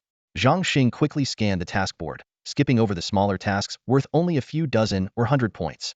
His focus was solely on the high-value assignments worth over 1,000 points. Suddenly, one task caught his attention. Refine 1 million batches of advanced yuan-boosting pills. Reward: 10 billion merit points. The task was issued by the military of the Tianqing Empire. This one's out of the question, it's clearly meant for the Alchemist Guild as a collective effort, Zhang Xing thought. Moving on. Aside from alchemy-related tasks, there were also healing assignments, with rewards ranging from a few thousand to tens of thousands of merit points. Zhang Xing recalled the rare herbs that Minter Zaka had mentioned, estimating that he would need roughly 3 to 5 billion merit points to obtain them. This meant that for each herb, he'd need at least 20 million merit points. At his current pace, it would take him at least 10 years to save up 5 billion. Of course, if he focused on refining yuan-boosting pills, he could probably earn the amount within a year and a half. But the problem was that every alchemist available would be working on it, and the 1 million batch quota could be completed in no time. Just then, his attention was drawn to a 5-star task. Search for a 10,000-year-old demon spirit Ganoderma in Chinchue Peak. Reward: 150 million merit points. Another task read, search for a 10,000-year-old thousand-leaf grass in the swamplands. Reward: 150 million merit points. These two look promising. Although they only add up to 300 million, it's a good start. Zhang Xing calculated silently before heading to the task window. Sir, I'd like to take on 5-star tasks number 1 and 2. Zhang Xing said to the elderly man behind the window, whose wrinkled face bore the emblem of an apprentice. The old man, leaning lazily on the counter, didn't even bother to lift his head. Let me see your identification token, he muttered. Zhang Xing handed over his primary alchemist token, only to have it immediately tossed back at him. Not good enough. You need to be at least an advanced alchemist, the old man said before slumping back onto the counter, half asleep. Oh, that's a hassle. All right, sir, we'll come back later. Zhang Xing replied without missing a beat, darting out of the task hall and heading straight for the intermediate alchemist exam room. Half an hour later, Zhang Xing emerged with a new emblem on his chest, signifying his status as an intermediate alchemist. Without wasting a moment, he rushed to the advanced alchemist exam room. Less than an hour later, Zhang Xing walked out, beaming with joy. He had officially become an advanced alchemist. Got my advanced alchemist certification. Time to take on those tasks. Zhang Xing said to himself cheerfully. Meanwhile, in the office of the Alchemist Guild President, Leu, an eerie silence filled the room. Zaka, Mashi, and Jesse, the intermediate alchemist exam mentor, sat frozen in their chairs, their expressions of shock unchanged for nearly an hour. Leu, looking weary, repeated the same question for the third time. Are you certain that Zhang Xing is only 7 years old? And he went from apprentice all the way to intermediate alchemist in one go? Just as the three alchemists were about to nod in response, a sudden, urgent knock on the door interrupted them. The door swung open, and senior alchemy examiner Alan burst in, his face alight with excitement. President, Alan said, panting heavily. A 7-year-old boy just passed the senior alchemist certification exam. President Leu's brows furrowed instantly, his expression turning complex. He asked, another 7-year-old? What's his name? His name is Zhang Xing, Alan blurted out. With a loud clatter, everyone in the room, including the president, sprang from their seats, their faces filled with disbelief. What? Him again? Alan was startled by their intense reaction and asked in confusion, why is everyone so shocked? What do you mean by him again? President Leu took a deep breath, trying to steady his emotions, and explained, before you arrived, Zaka and the others just told me that Zhang Xing went from apprentice to intermediate alchemist today. And now you're telling me he passed the senior alchemist exam as well? Is today some special occasion? Are you all conspiring to play a prank on me? The president's sharp gaze swept over everyone present, as if trying to read their thoughts. Alan quickly waved his hands, his face full of helplessness. We would never joke about something this big. It's true. Why don't we invite Zhang Xing here? Leu nodded, a glimmer of curiosity in his eyes. Yes, we should bring him over. I need to see for myself, does this Zhang Xing have more than one brain? Not long after, Leu's assistant came rushing back, out of breath and drenched in sweat. President, Zhang Xing has already taken on the 5-star Task 1 and Task 2 and left. With a thud, everyone sank heavily back into their chairs, their faces a mix of shock and resignation. Even I wouldn't dare take on Task 1 or 2, Leu muttered to himself, his mind buzzing. Good grief. I'm starting to think everything that happened today is just a figment of my imagination. Meanwhile, back at the academy, a student handed Zhang Xing's leave request to the supervising instructor. The instructor unfolded the note, which simply read, I, Zhang Xing, am leaving to complete an Alchemist Guild mission. Duration of leave unknown. After reading it, the instructor tore the note into shreds in a fit of rage, gritting his teeth. Last time, he ran off alone in the Magic Beast Forest, and now he's leaving the team without explanation. Unbelievable. When we return, I'll recommend to the vice principal that he be expelled. At that moment, Zhang Xing was racing toward his first destination, the Qinshue Peak mountain range. He was in high spirits, delighted that passing the senior alchemist exam had earned him a 40% discount on resource costs. The 20 types of herbs he needed originally cost 5 billion merit points, but now he only needed 3 billion. Completing the task would just cover the expense. Trading 2 types of herbs for 20 felt like a jackpot to him. The Qinshue Peak mountain range forms a natural barrier between the Tianqing Empire and the Leu Empire. Covered in snow year-round, and with temperatures plunging to extreme lows, it is impassable for ordinary armies. To make matters worse, the region is home to numerous Tier 3 and Tier 4 magical beasts, particularly the snow apes.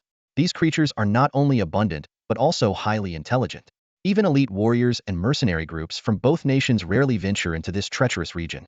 Any misstep could lead to losing all supplies to the snow apes or worse, becoming their next meal.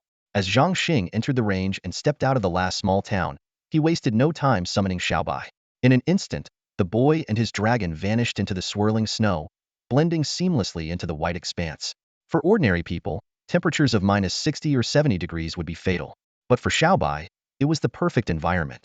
Thanks to Xiaobai's ice attribute abilities, Zhang Xing, though still somewhat unaccustomed to the cold, was not afraid of the harsh conditions. According to the task description, the Millennium Demon Lingji grew on cliffs at altitudes above 10,000 meters. Ordinary flying mounts couldn't survive in such extreme environments and would likely freeze solid before reaching the summit. But for Xiaobai, this was no challenge at all. Riding on Xiaobai's back, Zhang Xing scanned the surroundings with sharp eyes. Each time they approached a towering peak, they would circle its summit, meticulously searching for any potential growth sites. In this vast, snowy wilderness, they were like tireless explorers, pressing forward relentlessly in pursuit of their goal. Day 1 ended fruitlessly. Zhang Xing wasn't discouraged, though. He continued deeper into the mountains, following their natural contours. By midday on the second day, he was hovering in midair when his gaze fell upon a colossal, awe-inspiring mountain. The towering peak pierced the clouds, its summit completely out of sight even from his elevated position. On the mountainside, clusters of snow-white figures rolled massive snowballs. These were the rulers of Qinshu Epic, the snow apes. Zhang Xing paid no attention to these highly reproductive, social, omnivorous creatures. Instead, he directed Xiaobai to ascend further. As they climbed higher, the cold became increasingly biting. This is ridiculously cold. Even I can barely handle it with my small frame. Better put up a heat shield to stay warm, Zhang Xing muttered to himself as he quickly conjured a barrier of warm, swirling air around him. Hailstones, some the size of fists and others as large as small watermelons, rained down from the sky. Yet Xiaobai seemed to revel in the extreme weather, gracefully weaving through the icy barrage. Breaking through a dense layer of clouds, the view suddenly opened up before them. Though the cold remained bone-chilling, the wind and snow had vanished, as if they'd entered a world frozen in time. At the peak of the clouds stood a jagged, blade-like, snow-covered mountain. The snow, hardened over millennia, was as solid as steel. Xiaobai, let's head down. I have a feeling this place is extraordinary. There's bound to be something exciting waiting for us, Zhang Xing said with enthusiasm. Got it, master, Xiaobai responded. The dragon's serpentine body twisted gracefully, and within moments, they landed on the hardened snow below. Before them stood a small snow-covered peak about 20 meters high, surrounded by nothing but emptiness. Zhang Xing and Xiaobai began meticulously searching around its edges. As they circled to the back of the snow mound, Zhang Xing's eyes lit up. Xiaobai, look. Haha, I see it. Judging by its appearance, it matches the description from the mission. This must be the demon spirit mushroom, Xiaobai replied. Just as they were about to approach and harvest it, the snow mound trembled slightly. The next moment, a roaring avalanche of snow and ice cascaded down from the peak. Not good. Dodge. In an instant, both man and dragon vanished from their spot, retreating 100 meters away in the blink of an eye. As the cloud of snow settled, Zhang Xing was stunned by the sight before him. No way. Is that Tarzan? No, it's even bigger and stronger than Tarzan. Emerging from the snow was a massive snow ape draped in long, snowy white fur. It rose slowly to its full height, shaking off the snow that clung to its body. Beneath its thick coat, its enormous eyes and nostrils were visible, while its slightly upturned jaw and tightly shut mouth exuded an air of disdain. Its limbs were as thick as towering pillars, firmly planted on the snowy ground. The giant ape's gaze swept past the diminutive Zhang Xing and locked onto Xiaobai. Though Xiaobai's dragon form was barely a third as thick as the ape's torso and several meters shorter in length, the moment their eyes met, the atmosphere crackled with the unmistakable tension of an impending battle. If I'm not mistaken, that's a 7th-tier snow ape. Xiaobai, be careful, this won't be easy, Zhang Xing warned, quickly retreating to give them space. He knew all too well that this was a showdown between two kings, and no outsider could interfere. The snow ape was the sovereign of the mountain, and any creature that dared step into its domain would face its wrath. Intruders were given only two choices: be mercilessly slaughtered or retreat in submission. Not even the dragon race was exempt from this law. Xiaobai could sense an aura from the giant ape that rivaled that of the golden dragon. After countless days of intense battles with the golden dragon in the trial grounds, his combat experience had grown significantly. Although he still ended up battered and bruised every time, he could now hold his ground much longer. Facing the imposing and majestic giant ape, Xiaobai was brimming with fighting spirit, showing no trace of fear. He silently felt relieved. While the giant ape possessed immense strength, it couldn't fly. The giant ape began striding towards Xiaobai with heavy steps, its pace gradually quickening. After 3 steps, it suddenly accelerated, pushing off the ground with all 4 limbs. Ice and snow shattered like fireworks behind it as the giant ape leaped into the air, lunging at Xiaobai. In midair, the ape stretched its limbs wide and let out a deafening roar that reverberated through the forested mountains. Xiaobai reacted swiftly, shooting upward into the sky and passing over the giant ape's head in an instant. He spun around midair, his tail snapping like a whip toward the ape's back. With a loud thwack, the blow landed squarely. However, the giant ape barely flinched, as if it had been tapped lightly with a twig. Its body wavered slightly in the air before it came crashing heavily to the ground. The giant ape turned around, glaring at the airborne Xiaobai with disdain. The ancient memories inherited in its mind reminded it that adult dragons were indeed lords of the skies, but this young dragon was far from being a threat. It scoffed inwardly. Dragons only have the advantage of flight. Watch how I'll bring you down. With a mocking expression, the giant ape strode toward an enormous icicle, more than 10 meters long. Its thick hands gripped the icicle tightly, its fingers sinking deep into the ice. With a low growl and a loud crack, the icicle was wrenched free from the ground. The ape tensed its powerful arms and hurled the icicle like a javelin towards Xiaobai, leaping after it in hot pursuit. Xiaobai twisted his body nimbly to dodge the incoming icicle, But what followed was the giant ape's lightning-fast punch. With a resounding boom, Xiaobai failed to evade in time and took the hit head, his body hurtling toward the ground like a cannonball. Zhang Xing, witnessing the scene, felt his heart tighten. Although he was used to seeing Xiaobai beaten black and blue by the Golden Dragon during their training, watching him take a direct hit from an outsider ape filled him with discomfort. Clenching his fists, he silently cheered Xiaobai on. Damn it, Xiaobai. Hit him back hard. For every punch he lands on you, give him 10 in return. The moment Xiaobai hit the ground, he sprang back into the air. Behind him, the snow erupted with a thunderous crash as the giant ape's fists slammed down, missing Xiaobai's tail by just a meter. Xiaobai twisted his body painfully midair, clearly shaken by the blow. After 2 rounds of exchanges, both had taken a hit, but it was clear Xiaobai was at a disadvantage. They now had a preliminary understanding of each other's strength. A hint of surprise flickered in the giant ape's eyes. It hadn't expected the young dragon to endure its punch so well. The attack had been delivered with 80% of its power, yet the dragon emerged unscathed, not even shedding a single scale. The giant ape mused to itself, acknowledging the formidable nature of the dragon race. It had assumed that, with its 2-tier advantage, it could end the fight in a few moves and force the young dragon to submit. But now, it seemed the battle would not be so straightforward. As a 7th-tier creature with intelligence rivaling that of humans, the giant ape knew better than to provoke rare and powerful species lightly. Unless absolutely necessary, it would avoid killing the young dragon to prevent incurring the wrath of the entire dragon clan. Hearing Zhang Xing's encouragement, Xiaobai felt his fighting spirit reignite, eager to charge at the giant ape and strike it down. However, he knew better than to engage in close combat. The disparity in strength was too great, and getting too close would only lead to humiliation. He had to devise another strategy if he hoped to gain the upper hand in this fierce battle. The snow ape noticed that the icicle attack was quite effective and prepared to strike again. However, just as it bent down to launch its attack, Xiaobai seized the opportunity. With a swift dive, it unleashed a chilling breath of frost from its mouth. In an instant, the massive snow ape was frozen solid, transformed into an ice sculpture. Xiaobai used the momentum to glide onto the giant ape's head, its tail whipping down like a lash. A sharp crack echoed as the icy layer shattered, and the tail strike landed squarely on the back of the ape's head. The blow was heavy, causing the snow ape to grimace in pain and roar with fury. By this point, Xiaobai had already leaped into the air, safely out of reach. Thus, the dragon and the ape became locked in a tense battle.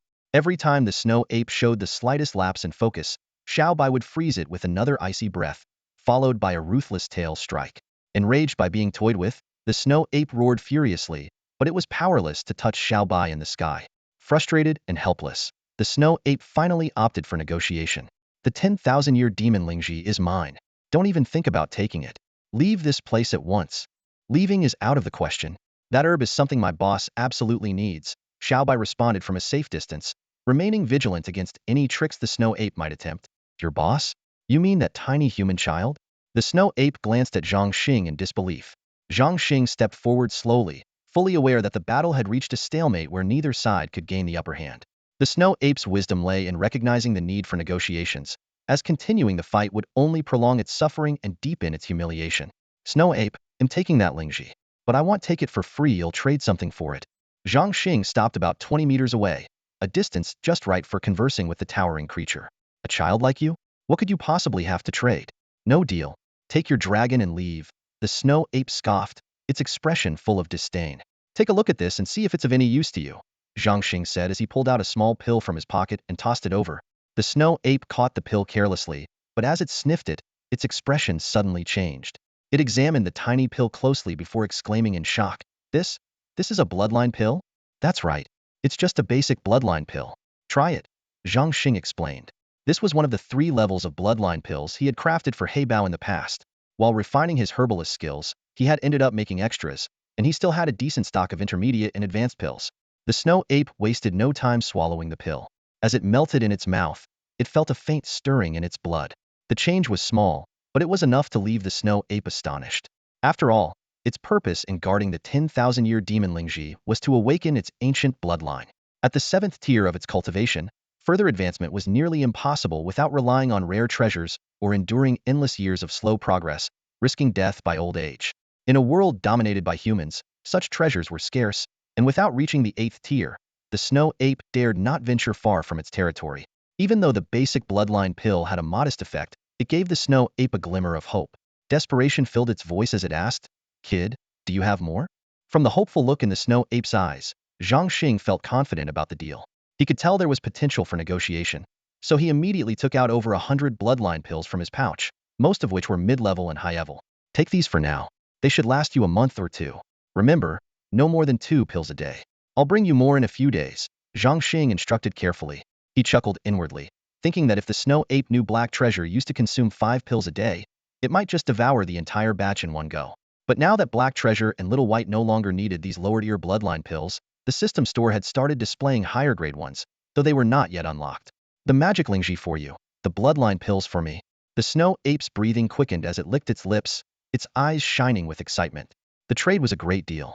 Exchanging a few thousand gold coins for a 10,000-year-old snow Lingji was absolutely worth it. After carefully storing the snow Lingji, Zhang Xing waved goodbye. The snow ape, now showing a respectful attitude and a wide grin, waved its massive hands repeatedly, exuding an air of reluctance to part. "Big guy, I'll come back in 2 months to check on you. Make sure to ration these pills," Zhang Xing called out. Hearing this, the snow ape tightened its grip on the bloodline pills and turned to run toward its snowy cave. This trip was a win-win. Zhang Xing not only acquired the snow Lingji at a low cost, but also built a connection with the snow ape. 2 months later, once Black Treasure and Little White advanced to the 6th level, he would keep his promise and deliver newly refined pills to the snow ape. The next destination was the swamplands. 3,000 miles from the St. Roland Academy of Magic and Martial Arts lay a mist-covered, muddy marsh. Although adventurers ventured there each year to hunt magical beasts and gather herbs, its danger was on par with the magical beast forest. The area was teeming with poisonous creatures, truly a haven for venomous life forms. A few days later, Zhang Xing arrived at the swamp's edge with Black Treasure, Little White, and Golden Treasure in tow. After taking a homemade antidote pill, he led the 3 dragons into the misty area. The gray fog occasionally carried streaks of black gas, while bubbles rose incessantly from the muddy ground, releasing a foul stench. Though the fog had little effect on the dragons, Little White and Golden Treasure clearly disliked the smell, while Black Treasure remained indifferent. Golden Treasure, however, succumbed to its occupational habit, its small eyes darting around, scanning for poisonous frogs and black spot snakes. Following a trampled path, it became evident that this area had already been thoroughly scavenged. There wasn't even a trace of ordinary herbs. The group made their way through the outer edge without incident, eventually reaching the middle of the swamp. Here, they encountered low hills and unfamiliar plants scattered throughout the landscape. Nearby, several groups of people were searching for herbs along branching paths. When they spotted Zhang Xing and his companions, a flicker of hostility flashed in their eyes. However, with the intimidating presence of Black Treasure, no one dared to make a move. Zhang Xing paid them no attention and continued deeper into the swamp. After he and his group moved on, the others pretended to act nonchalantly, but from different directions, they discreetly followed behind. As Zhang Xing was walking, he suddenly heard the sound of a fight not far away. The commotion sounded oddly familiar, piquing his curiosity. He quickened his pace and approached the source of the noise, only to see 5 familiar figures locked in an intense battle with a venomous crocodile over 10 meters long. The scene was perilous. The 5 were steadily retreating, clearly at a disadvantage. Zhang Xing immediately recognized them. It was Salina, Mintertina, Zhantian, Saya, and Kairdu from the St. Roland Academy of Magic and Martial Arts. "Zhang Xing, come help us." Salina was the first to spot him, her voice filled with a mix of relief and urgency. The 4th-tier venomous crocodile had tough scales, could spit poison, and had kept them on edge for nearly 10 minutes. Their stamina was almost depleted, and without assistance, they were on the brink of being devoured. The others turned at Salina's call, momentarily distracted. In that split second, the crocodile seized the opportunity, lunging towards Saya with its massive jaws wide open. Saya froze in terror as the sharp teeth closed in on her waist. Tears welled up in her eyes as she shut them tightly in despair. Yet, the excruciating pain she anticipated never came. Cautiously, she opened her eyes and was greeted by a familiar smiling face. "Zhang Xing," she gasped, stunned, her mind going blank as she stared at the younger student she once mentored. "Saya, step back a bit unless you want to get splattered with blood," Zhang Xing said casually, holding the crocodile's massive jaws open with both hands. It was only then that Saya snapped back to reality, but her legs had turned to jelly, refusing to move. Seeing this, Salina quickly rushed over to pull Saya out of harm's way. What happened next left them all in utter disbelief. With a powerful twist of his arms, Zhang Xing tore the crocodile's head apart with a sickening crack. Blackish-yellow blood spurted into the air, but before it could splash, it froze solid, along with the crocodile's shattered body. One freezing spell and done, Zhang Xing remarked nonchalantly, as though he'd just completed an insignificant chore. The five stood there, dumbfounded, unable to utter a single word. Zhang Tian, in particular, felt a storm raging in his heart. He had once dreamed of surpassing Zhang Xing someday, but now, that hope had been completely extinguished. All right, it's over, Zhang Xing said, breaking the silence. He turned to the mentors. Minter Salina, Minter Tina. What brings you to such a dangerous place? Minter Tina's face flushed slightly with embarrassment as she explained. I asked them to accompany me. I needed some venom for a potion. So, Zhang Xing nodded knowingly but refrained from calling out their curiosity. He quickly located the venom sac inside the crocodile's frozen head. Perfect timing. The venom sac is intact thanks to the freezing. I'll help you extract it. As Tina reached out to take the venom sac, a cold, menacing voice suddenly rang out. Stop right there. Tina heard a sound and turned around cautiously. She saw three groups of people rushing toward them from behind. Their attire clearly marked them as members of a mercenary band. Drop everything and hand over your valuables. The mercenaries quickly surrounded Zhang Xing and the others. Zhang Xing smirked inwardly, realizing that this was a gang of more than 30 bandits. They had disguised themselves well before, making it impossible to tell they were together. Without hesitation, he passed the poison sac to Minter Tina. Tina was startled to find something in her hands. When she looked down and saw it was the poison sac, she gave Zhang Xing a grateful smile. Seeing Tina's smile, the mercenaries immediately became lecherous. Wow, what a beautiful smile. One of them whistled. Come on, give us a smile too. The others burst into laughter. Zhang Tian stepped forward, trying to intimidate the mercenaries. We're from St. Roland Academy of Magic and Combat, and these two are our mentors. If you know what's good for you, you'll back off now. Otherwise, our academy won't let you off the hook. However, the threats of a 13-year-old boy carried little weight. The mercenaries mockingly pretended to be terrified, some even kneeling exaggeratedly. Oh, beautiful Minter, please spare us. We promise we won't do it again. Another round of laughter erupted. A mercenary who looked like a lieutenant leaned close to the leader and whispered, Boss, why don't we keep the two women and take care of the others? He made a slicing motion with his hand. The leader hesitated for a moment before shaking his head. That's not a good idea. We can't afford to mess with St. Roland Academy.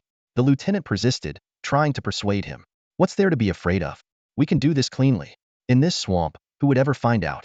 Besides, even if we let them go, those old geezers at the academy won't spare us. Haven't we already lost enough brothers to them?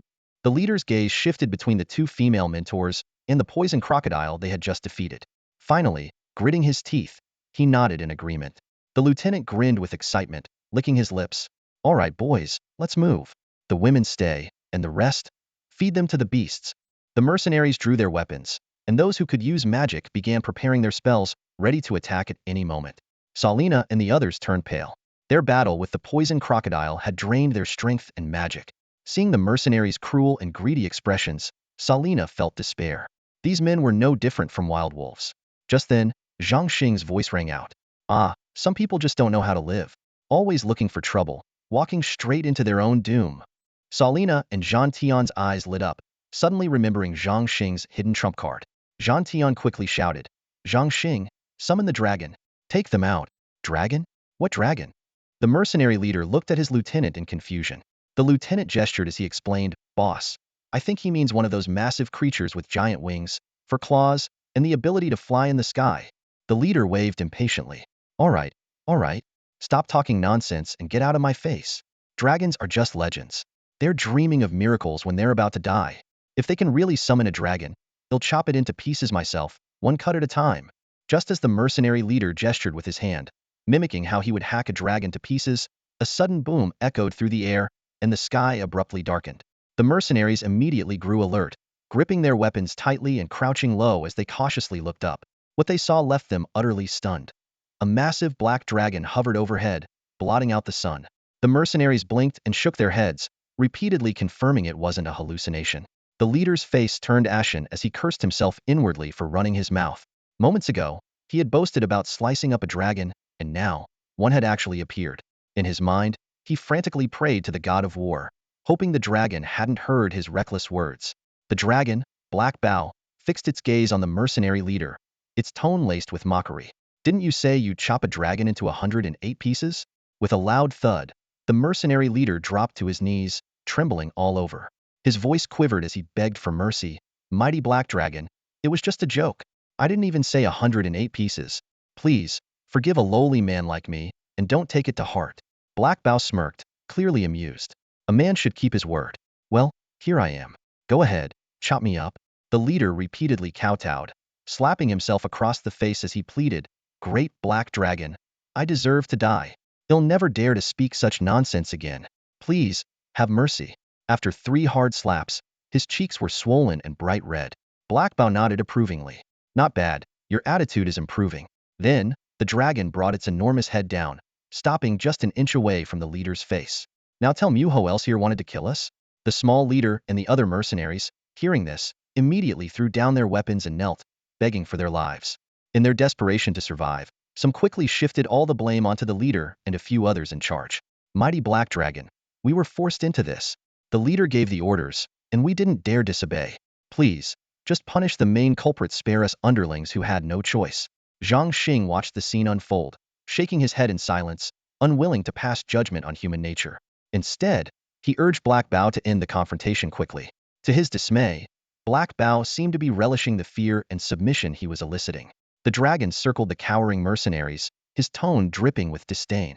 Your groveling doesn't even come close to your leaders. Look at him, he's been slapping himself non-stop. And you? All you do is shift blame. Pathetic. When the small mercenaries heard that Black Bao might kill them, they froze in terror before frantically mimicking their leader, slapping their faces as hard as they could. Each one hit themselves with all their strength, terrified that any lack of effort might provoke the dragon's wrath. At this moment, they had only one thought: survival at any cost. But survival was not an option. Those who plan to kill must also be prepared to be killed. Saya waved goodbye to Zhang Xing reluctantly, her heart inexplicably filled with a mix of emotions. She reflected on the 3 encounters she had with this young boy: the trial tower at St. Roland Academy of Magic and Martial Arts, the 6 Academies competition, and this time when he saved her from the brink of death. What were once vague impressions had now become vivid memories, and Zhang Xing's image in her mind had subtly transformed. When Zhang Xing announced his decision to leave, Saya felt an unexpected pang of loss and longing. As the daughter of the Lord of St. Roland Castle, she had always carried herself with pride and had never felt this way about any boy. Yet at this moment, she realized she had developed feelings for this boy who was 5 years her junior. The budding emotions brought a flush to her cheeks and a secret thrill to her heart. Zhan Tian, noticing the way Saya gazed at Zhang Xing with infatuation, felt a flicker of jealousy ignite within him, his fists clenching unconsciously. According to the accounts of Serena and Mintertina, there was a fabled area deep within the swamplands shrouded in black mist, rumored to contain rare and precious plants. Zhang Xing decided not to waste time searching step by step and instead mounted his black dragon, heading directly toward the depths. After flying for 4 or 5 hours, the dark region still did not appear. The true expanse of the swamplands and the time required to traverse it were mysteries no one could answer. Serena's information had come from Dean Jagger, but even the Apothecary Guild's mission details lacked clear records. Zhang Xing had no choice but to press forward. Another 3 hours passed, and although he had yet to find the legendary dark region, a peculiar stretch of land came into view. It was a barren, pitch-black patch of ground roughly the size of a football field. Zhang Xing halted and began to scrutinize the strange area. The ground was utterly lifeless, devoid of even the smallest insects typically found in the swamp. As Zhang Xing circled around 2/3 of the area, he suddenly felt as though the land beneath him shifted slightly. Boss, I saw it too, but I can't sense any signs of life, Black Treasure said, his tone heavy with unease. Zhang Xing stopped in his tracks, fixing his gaze on the scene before him. 10 minutes passed, then 20, then an hour. Suddenly, the ground moved again. He continued to observe, waiting patiently as the skies began to dim. When the last rays of sunlight disappeared over the misty swamp, a dense black mist erupted from the center of the land, engulfing the entire area within moments. Could this be the legendary dark region? Zhang Xing and Black Treasure stared in astonishment at the unfolding scene. Then, about 7 or 8 meters from the center of the land, a silver light flashed. Within the glow, a plant that looked as though it came from a fantastical world appeared amidst the darkness. It's thousand-leaf grass, Zhang Xing exclaimed in shock. Black Treasure, this is what we came for. Let's check it out, but stay alert, this place is far too strange. Danger must be near. Black Treasure carried Zhang Xing cautiously into the black mist. The surroundings were pitch black, with only the silver glow of the thousand-leaf grass guiding their way. Boss, this mist reeks of death. I hate it. Black Treasure snorted repeatedly, trying to minimize his breathing. If my guess is right, this unpleasant aura is the same as what we encountered in the forest of magical beasts. Zhang Xing had barely finished his sentence when a chilling, Sinister laugh echoed from the darkness. Hee. A familiar laugh suddenly echoed through the air, and Zhang Xing immediately recognized the voice of that necromancer. Well, we meet again, little one. This time, you've walked right into my trap. Fate is on my side. Heh. You and your dragon shall become my puppets. Feigning composure, Zhang Xing retorted casually, keep dreaming. With a face like yours, you shouldn't expect things to go your way. Despite his confident words, his heartbeat quickened involuntarily. This elusive figure was a master of dark magic, likely of Grand Magus level. Even more troubling was his mastery of sinister summoning techniques. Remaining vigilant of his surroundings, Zhang Xing slowly approached the mystical thousand-leaf grass. At the same time, a question lingered in his mind. Wasn't this ghostly figure supposed to be hiding in the magic beast forest? Why would he appear here? Then it dawned on him cunning creatures often have multiple dens, and this necromancer, craftier than any fox, would surely have more than one hideout. Perhaps this environment was even better suited to his needs. The necromancer's voice echoed again, seemingly coming from all directions. Little one, it appears you're desperate for that magical thousand-leaf grass. Let me guess you're doing a mission for the Alchemist Guild, right? Planning to use it against me? What a joke. I've been guarding this place for years, and the area is surrounded by my dark devouring array. You've walked into a dead end. Heh. Zhang Xing ignored the necromancer's threats, focusing instead on getting closer to the thousand-leaf grass. However, just as he was within 10 meters of his goal, a massive skeletal frame suddenly materialized in front of him. The skeleton glowed faintly, and its lantern-sized eyes flickered with an eerie red light. It's a ghost dragon. Zhang Xing and Heybao exclaimed simultaneously. The necromancer's voice brimmed with smugness. Exactly. You have a dragon, and so do I. Yours is 5th tier, and so is mine. But I have an entire army at my disposal. What do you have? Soon, you'll be beaten to your last breath, and I'll claim your souls as my own. Yet, his laughter abruptly stopped. No, this is impossible. How do you have 2 dragons? A person can only form a contract with one magical beast in their lifetime. How could you possibly have 2? The necromancer's tone shifted, his prior confidence replaced by a trace of panic. Zhang Xing replied calmly, Oh, I really don't have much, just 2 dragons, that's all. Xiaobai, Heybao, take down that pile of bones for me. The 2 dragons eagerly leapt into action at his command. The ghost dragon, shrouded in deathly energy, stood no chance against their onslaught. With a sharp crack, Xiaobai shattered one of its ribs with a single claw swipe. Heybao followed up with a powerful tail strike, landing squarely on the ghost dragon's leg. The skeletal creature wobbled unsteadily before collapsing to the ground with a thunderous crash. The necromancer began calculating his next move. This brat was relying solely on his 2 dragons. If he could just kill the boy, wouldn't the dragons die along with him? Then they'd become his undead dragon minions anyway. What the necromancer failed to realize was that Zhang Xing's bond was a mutual contract of equals, and he had yet to witness Zhang Xing's terrifying combat prowess. He still thought of him as just a child, easy to defeat. With this plan in mind, the necromancer extended his withered hands, quickly forming intricate gestures to manipulate the devouring array. Zhang Xing immediately felt the dark energy around him surge violently. Moments later, numerous green lights appeared, and hordes of zombies emerged. Clutching bone clubs, they dragged their stiff bodies forward, limping and lurching as they closed in on him. This was a tier higher than the skeletal soldiers, a battalion of zombie warriors. Zhang Xing's gaze swept over the densely packed horde of undead before finally landing on the bone dragon. That was the 5th and highest tier of soldiers that a necromancer could summon. The swamp was damp and eerie, with a pervasive stench of decay, an ideal environment for creating zombie soldiers. A faint, mocking smile curled at the corner of Zhang Xing's lips. Heh, a necromancer too ashamed to show his face? Perfect timing. I've been wanting to stretch my muscles. Thanks for bringing so many sparring partners. Zhang Xing began calculating in his mind. He knew that many support spells in the 5 schools of magic were ineffective against undead creatures, such as blindness. However, offensive spells should still work. Just as he channeled his mental energy to cast Fireburst, he suddenly realized his magic wasn't working. What's going on? Zhang Xing frowned, deeply puzzled. Kihi. As if sensing his confusion, an eerie laugh echoed through the air. The necromancer's sinister voice followed. Did you really think stepping onto this blackened land would be so easy? This ground is cursed by me. All magic above level 1 is completely nullified here. And with my heaven-devouring array, these soldiers are continuously replenished with dark energy. Even if you fight till exhaustion, you'll never finish them off. Zhang Xing shrugged nonchalantly, smirking. Heh, no problem. If I get tired, we'll just take a break and then come back for more. He thought to himself, I just need to grab the thousand-leaf herb and make a run for it. Who has time to waste fighting this guy? Meanwhile, Xiaobai and Heybao were locked in battle with the bone dragon.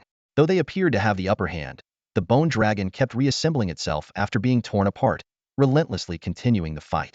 Zhang Xing realized he had to end this quickly. Otherwise, the battle would drag on endlessly. If magic's out, then let's try Dragon Fist. Zhang Xing's eyes narrowed as he gathered his strength. Sky-shattering punch. With a thunderous roar, Zhang Xing's fist shot out like a cannonball. In an instant, a massive pathway was blasted through the zombie horde, scattering flesh and fragments everywhere in a gruesome display. However, the gap closed up almost immediately as more zombies swarmed in to fill the void. Hidden in the shadows, the necromancer couldn't help but gasp at Zhang Xing's raw power. Damn it, I underestimated him. This kid's a monster. Even if he started training in the womb, there's no way he should have such terrifying strength. I can't let him live if he grows any stronger. There'll be no place for me on the sacred dragon continent. The necromancer's rage boiled over. First, he messes up my plans in the magical beast forest, and now he's here to steal my thousand-leaf herb. I spent years cultivating that herb to refine an array capable of resisting holy magic. If the Alchemist Guild gets their hands on it, they could even counter my summoning spells. Damn brat. The necromancer wasn't having an easy time either, constantly channeling his mental energy to maintain the array. The two dragons and Zhang Xing wreaking havoc inside were straining his control. If this dragged on, he might collapse before his enemies did. Seeing his initial attack wasn't enough, Zhang Xing launched 6 consecutive punches in rapid succession. The zombies could no longer keep up with his assault, and the 10-meter gap was cleared in the blink of an eye. The thousand-leaf herb was within reach.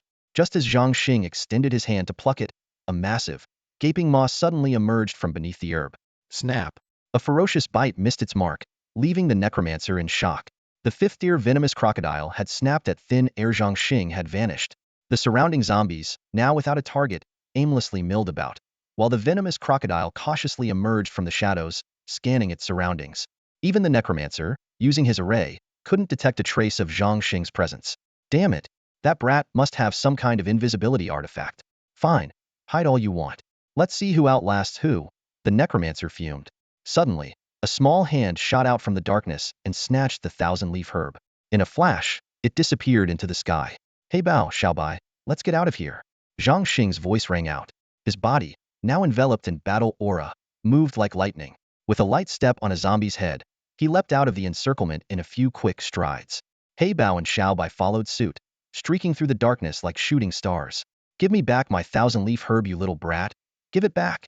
The necromancer's desperate cries echoed into the night, fading as Zhang Xing and his companions disappeared into the shadows. A few days later, Zhang Xing appeared in the mission hall of the Pharmacists Guild. His steps were light, and a confident smile lit up his face. Old man, I'm here to submit the mission. Zhang Xing's clear voice echoed throughout the hall. The elderly apprentice, who had been dozing behind the counter, lazily lifted his head and casually accepted 2 wooden boxes, each over a foot long. As he glanced down at the mission log, his entire demeanor changed. He suddenly sat up straight, his cloudy eyes widening in astonishment. A 5-star mission? You completed it? The old apprentice stared at the young man before him in disbelief. He vividly remembered how, half a month ago, this inexperienced boy had come to take on the mission. At the time, he had secretly mocked him. What kind of beginner pharmacist would dare to take on a 5-star mission? Truly overestimating himself. Even though the boy later obtained his advanced pharmacist badge, the apprentice remained skeptical. After all, even the guild president and a group of senior veterans had failed to complete this mission. How could this young upstart possibly succeed? Over the years, many powerful warriors had attempted this mission, only to return empty-handed. It wasn't just a test of skill, it was a life-threatening 5-star mission. What could a young man, no matter how talented, possibly do? The old apprentice carefully inspected the 2 herbs inside the boxes, then abruptly stood up. Follow me. This mission requires evaluation by the guild elders. I don't have the authority. As they left the mission hall, they ran into Zaka. Zhang Xing, you're finally back. Zaka hurried over, reaching out to grab Zhang Xing's arm. Come with me. The guild master wants to see you. Mentor Zaka, I need to submit my mission first. Zhang Xing deftly dodged, but Zaka impatiently waved him off. Forget the mission. If you couldn't complete it, there's nothing to submit. The guild master knows you're back and is already discussing your situation with the elders. Zhang Xing thought for a moment. Since He'd have to meet the elders anyway, he decided not to argue further. The old apprentice silently followed with the wooden boxes in hand, while Zaka, too preoccupied to notice him, hurriedly led Zhang Xing toward the high-level meeting room. Inside the meeting room, 13 white-haired elders simultaneously turned their gaze toward Zhang Xing as he entered. They began praising him one after another. Impressive, impressive. So young, and already so accomplished. You can tell he's no ordinary talent. Our pharmacists guild has found itself another rising star. Come, Zhang Xing, greet the elders. Feeling overwhelmed by their enthusiasm, Zhang Xing awkwardly bowed to each elder in turn, all while inwardly lamenting the situation. The elders' names were strange and hard to remember, and their endless pleasantries made him feel like this ordeal would never end. Their kind, grandfatherly demeanor reminded him of family elders, but the constant bowing was wearing him out. Finally, after what felt like an eternity, their chatter subsided, and Zhang Xing seized the opportunity to speak. Honorable elders, I'm actually here to submit my mission. Ah, if you couldn't complete it, there's no need to submit anything, one elder said dismissively, waving his hand. I'll make sure they cancel the mission for you. Zhang Xing seems like a very honest young man. Another elder chimed in, stroking his beard thoughtfully. He knows he couldn't complete the mission, so he came back right away. That kind of truthful attitude deserves recognition. These old fellows kept going back and forth, chattering away for another half an hour. Zhang Xing stood to the side, his head spinning from all the talk. He had intended to explain why he was there, but he couldn't get a word in edgewise. Finally, during a brief pause when everyone took a sip of water, Zhang Xing seized the moment and blurted out, I'm here to report the task is complete. It's done. Worried they might not fully understand, he quickly added, I've finished it. I brought back the demonic Lingji and the thousand-leaf grass. What? The words landed like a bomb. The dozen or so elders simultaneously spat out their water, spraying it all over the table. Wide-eyed and in utter disbelief, they stared at Zhang Xing, speaking in unison. What did you just say? Seeing their reaction, Zhang Xing hurriedly clarified, the task is done, sir. Could you please bring my task items over? He was anxious to avoid another long-winded discussion and hoped the items would do the talking for him. At that moment, the apprentice by the door stepped in, respectfully holding 2 wooden boxes. In a clear voice, he announced, Honorable Guildmaster, esteemed elders, Zhang Xing has completed both the number 1 and number 2 5-star missions he accepted half a month ago. He has returned today to submit them for verification. With that, he placed the boxes on the table, bowed, and exited the room. The meeting room fell into a stunned silence, as if time itself had stopped. The elders exchanged incredulous glances. Someone couldn't hold back and exclaimed, Impossible! Completing this in half a month? Just traveling back and forth would take longer than that. What did you do? Grow wings and fly there? Finally, one of the elders seated closest to the boxes reached out with trembling hands and opened one. It's the demonic Lingji, he stammered, swallowing hard, his voice hoarse. The rest of the elders swarmed around him. It really is the demonic Lingji, and it's in even better condition than the mission described. Judging by its size and aura, it's at least 10,000 years old. The color and vitality suggest it was just harvested recently, no more than a month ago. As they marveled at the demonic Lingji, someone opened the second box. Gasps filled the room. Oh my goodness, such a tall 1,000-leaf grass. This is incredible. The quality is outstanding. Look at the leaves. Not only are they thick and lush, but the veins are far more intricate than anything documented. Meanwhile, Zhang Xing stood off to the side, completely ignored. He muttered to himself, These old guys are so obsessed with their treasures they've forgotten I exist. At this rate, they'll probably study these things until dawn. Suddenly, a loud sneeze shattered the silence, shaking the table. The elders snapped out of their trance and finally turned their attention back to Zhang Xing. The guildmaster straightened up and said gravely, Zhang Xing, explain in detail how you managed to collect these herbs. The other elders sat up as well, their expressions serious, as if preparing for a formal interrogation. Zhang Xing shrugged nonchalantly and replied, I rode my dragon there. It wasn't a big deal, I just grabbed them and came back. His casual remark struck like a bolt of lightning. The elders froze, utterly dumbfounded. The room fell silent once again, as if the air itself had been sucked out. What? You are the fabled Dragon Knight from the Imperial capital? Guildmaster Leu shot up from his chair, staring in disbelief at the young man before him. Though Mineport was thousands of miles away from the Imperial capital, news of a Dragon Knight's appearance in Tianqing Kingdom had already spread far and wide.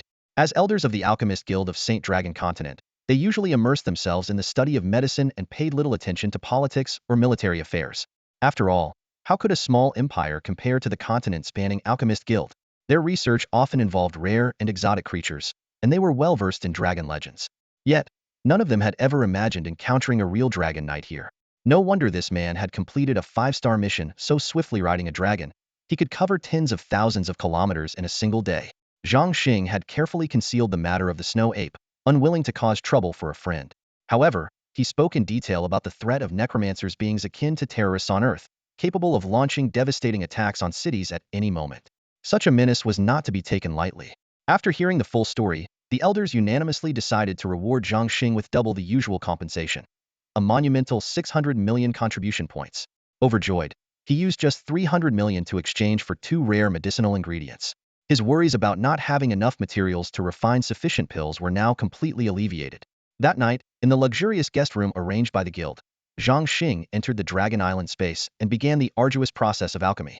Handling such a large quantity of materials at once was far more challenging than the advanced alchemist certification exam. Yet, with spiritual power approaching that of a high-level archmage, he managed to handle it with ease. 2 hours later, a deafening open echoed as the lid of the alchemy furnace burst open. 20 golden, radiant dragon flame pills flew neatly into a medicine box with perfect precision. After a brief rest, Zhang Xing immediately began refining the second batch dragon snow pills. Another 2 hours passed, and 20 shimmering silver pills were successfully created. 4 hours of intense alchemy left Zhang Xing utterly exhausted, but the sight of the successful pills filled him with uncontrollable joy. Heybao and Bai could finally advance. The 2 divine dragons, who had been anxiously waiting nearby, could no longer contain their excitement. They soared into the air, unleashing deafening roars. With the system's enhancements, they had already completed in a few days what would normally take a young dragon 10 years. Now, they were about to surpass the 20-year threshold of their juvenile stage. Once they reached the 6th tier, they would ascend to the adolescent phase.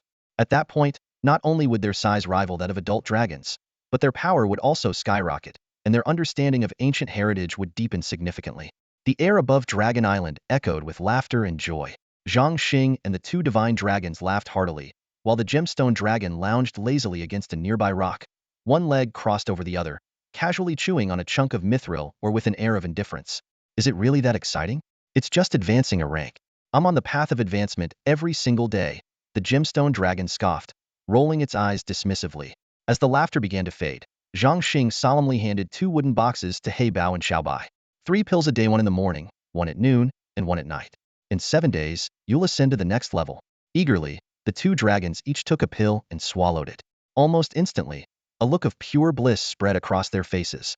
The night passed quietly, and as the first rays of sunlight pierced the horizon, Zhang Xing was startled by a knock at the door. He quickly left Dragon Island, feigning grogginess as he went to answer. Standing outside was an unexpected group of visitors: President Leu Empire, Zaka, Mintermashi, and 2 elder council members Zhang Xing had never seen before. Haha, Zhang Xing, I made sure I was the first to arrive. President Leu Empire declared triumphantly. Let's grab breakfast together and chat a bit while we're at it. First or second, what's the difference? We all arrived within minutes of each other. One of the elder council members chuckled. The few of us oldtimers joining you for breakfast is a bit of a send-off in itself. Mashi chimed in. Why not stay an extra day? We could prepare something grand, maybe set up 15 or 20 banquet tables. Banquet? What banquet? Zaka immediately cut in. Zhang Xing still a kid. No drinking. As elders, we should know better than to suggest that. Zhang Xing quickly declined their kind offers with a polite smile. Thank you, President and everyone, but I really need to get back to school. It's been over 2 weeks since I last attended, and any longer would just feel irresponsible. I'll head out after breakfast. You all must have your own busy schedules to attend to. However, the breakfast gathering turned out to be more elaborate than Zhang Xing had anticipated. Every elder, alchemist, and apprentice from the guild was present. President Leu Empire scanned the room, his tone carrying a sense of significance. This is the largest gathering in the history of the Minor Port Alchemist Guild, and the first time we've ever held a breakfast event to see off an alchemist. What's more unique is that this particular alchemist has shattered numerous records, the youngest in our history, advanced from apprentice to senior alchemist within a single day, and broke the record for fastest promotion. And if that weren't enough, he completed the first 2 parts of a 5-star mission in just half a month. The president paused for dramatic effect, prompting a flurry of whispers from the crowd. Those who were unaware speculated wildly about the identity of this mysterious individual. Some guessed it might be a mage of great renown, perhaps even someone at the level of a battle king. President Leu Empire cleared his throat, and the room fell silent. That person is none other than Zhang Xing, Alchemist Zhang. Let's invite him to say a few words. Zhang Xing had already realized this was shaping up to be the equivalent of an Outstanding Achievement Award ceremony back on Earth. Reluctantly, he rose to his feet. As the room turned to see who was speaking, a collective gasp of disbelief swept through the crowd. Standing before them was a child no older than 7 or 8. Those who hadn't known beforehand were all struck by the same incredulous thought. Could this really be true?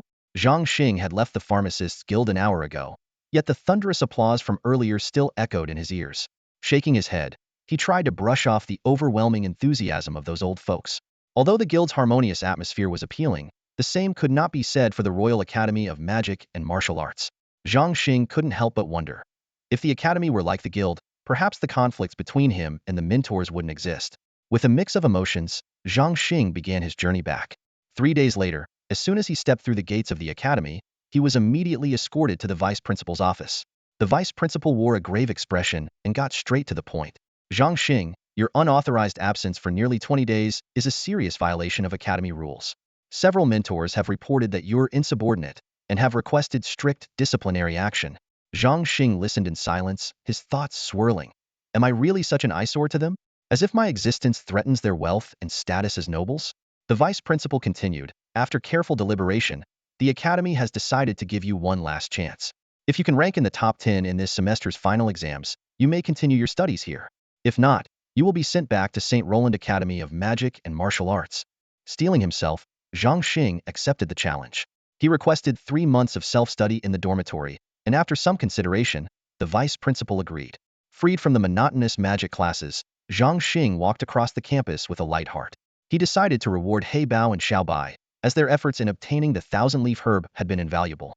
The three of them headed to the Imperial City's famous food street, where Zhang Xing planned to keep a low profile and sample dishes from one stall to the next.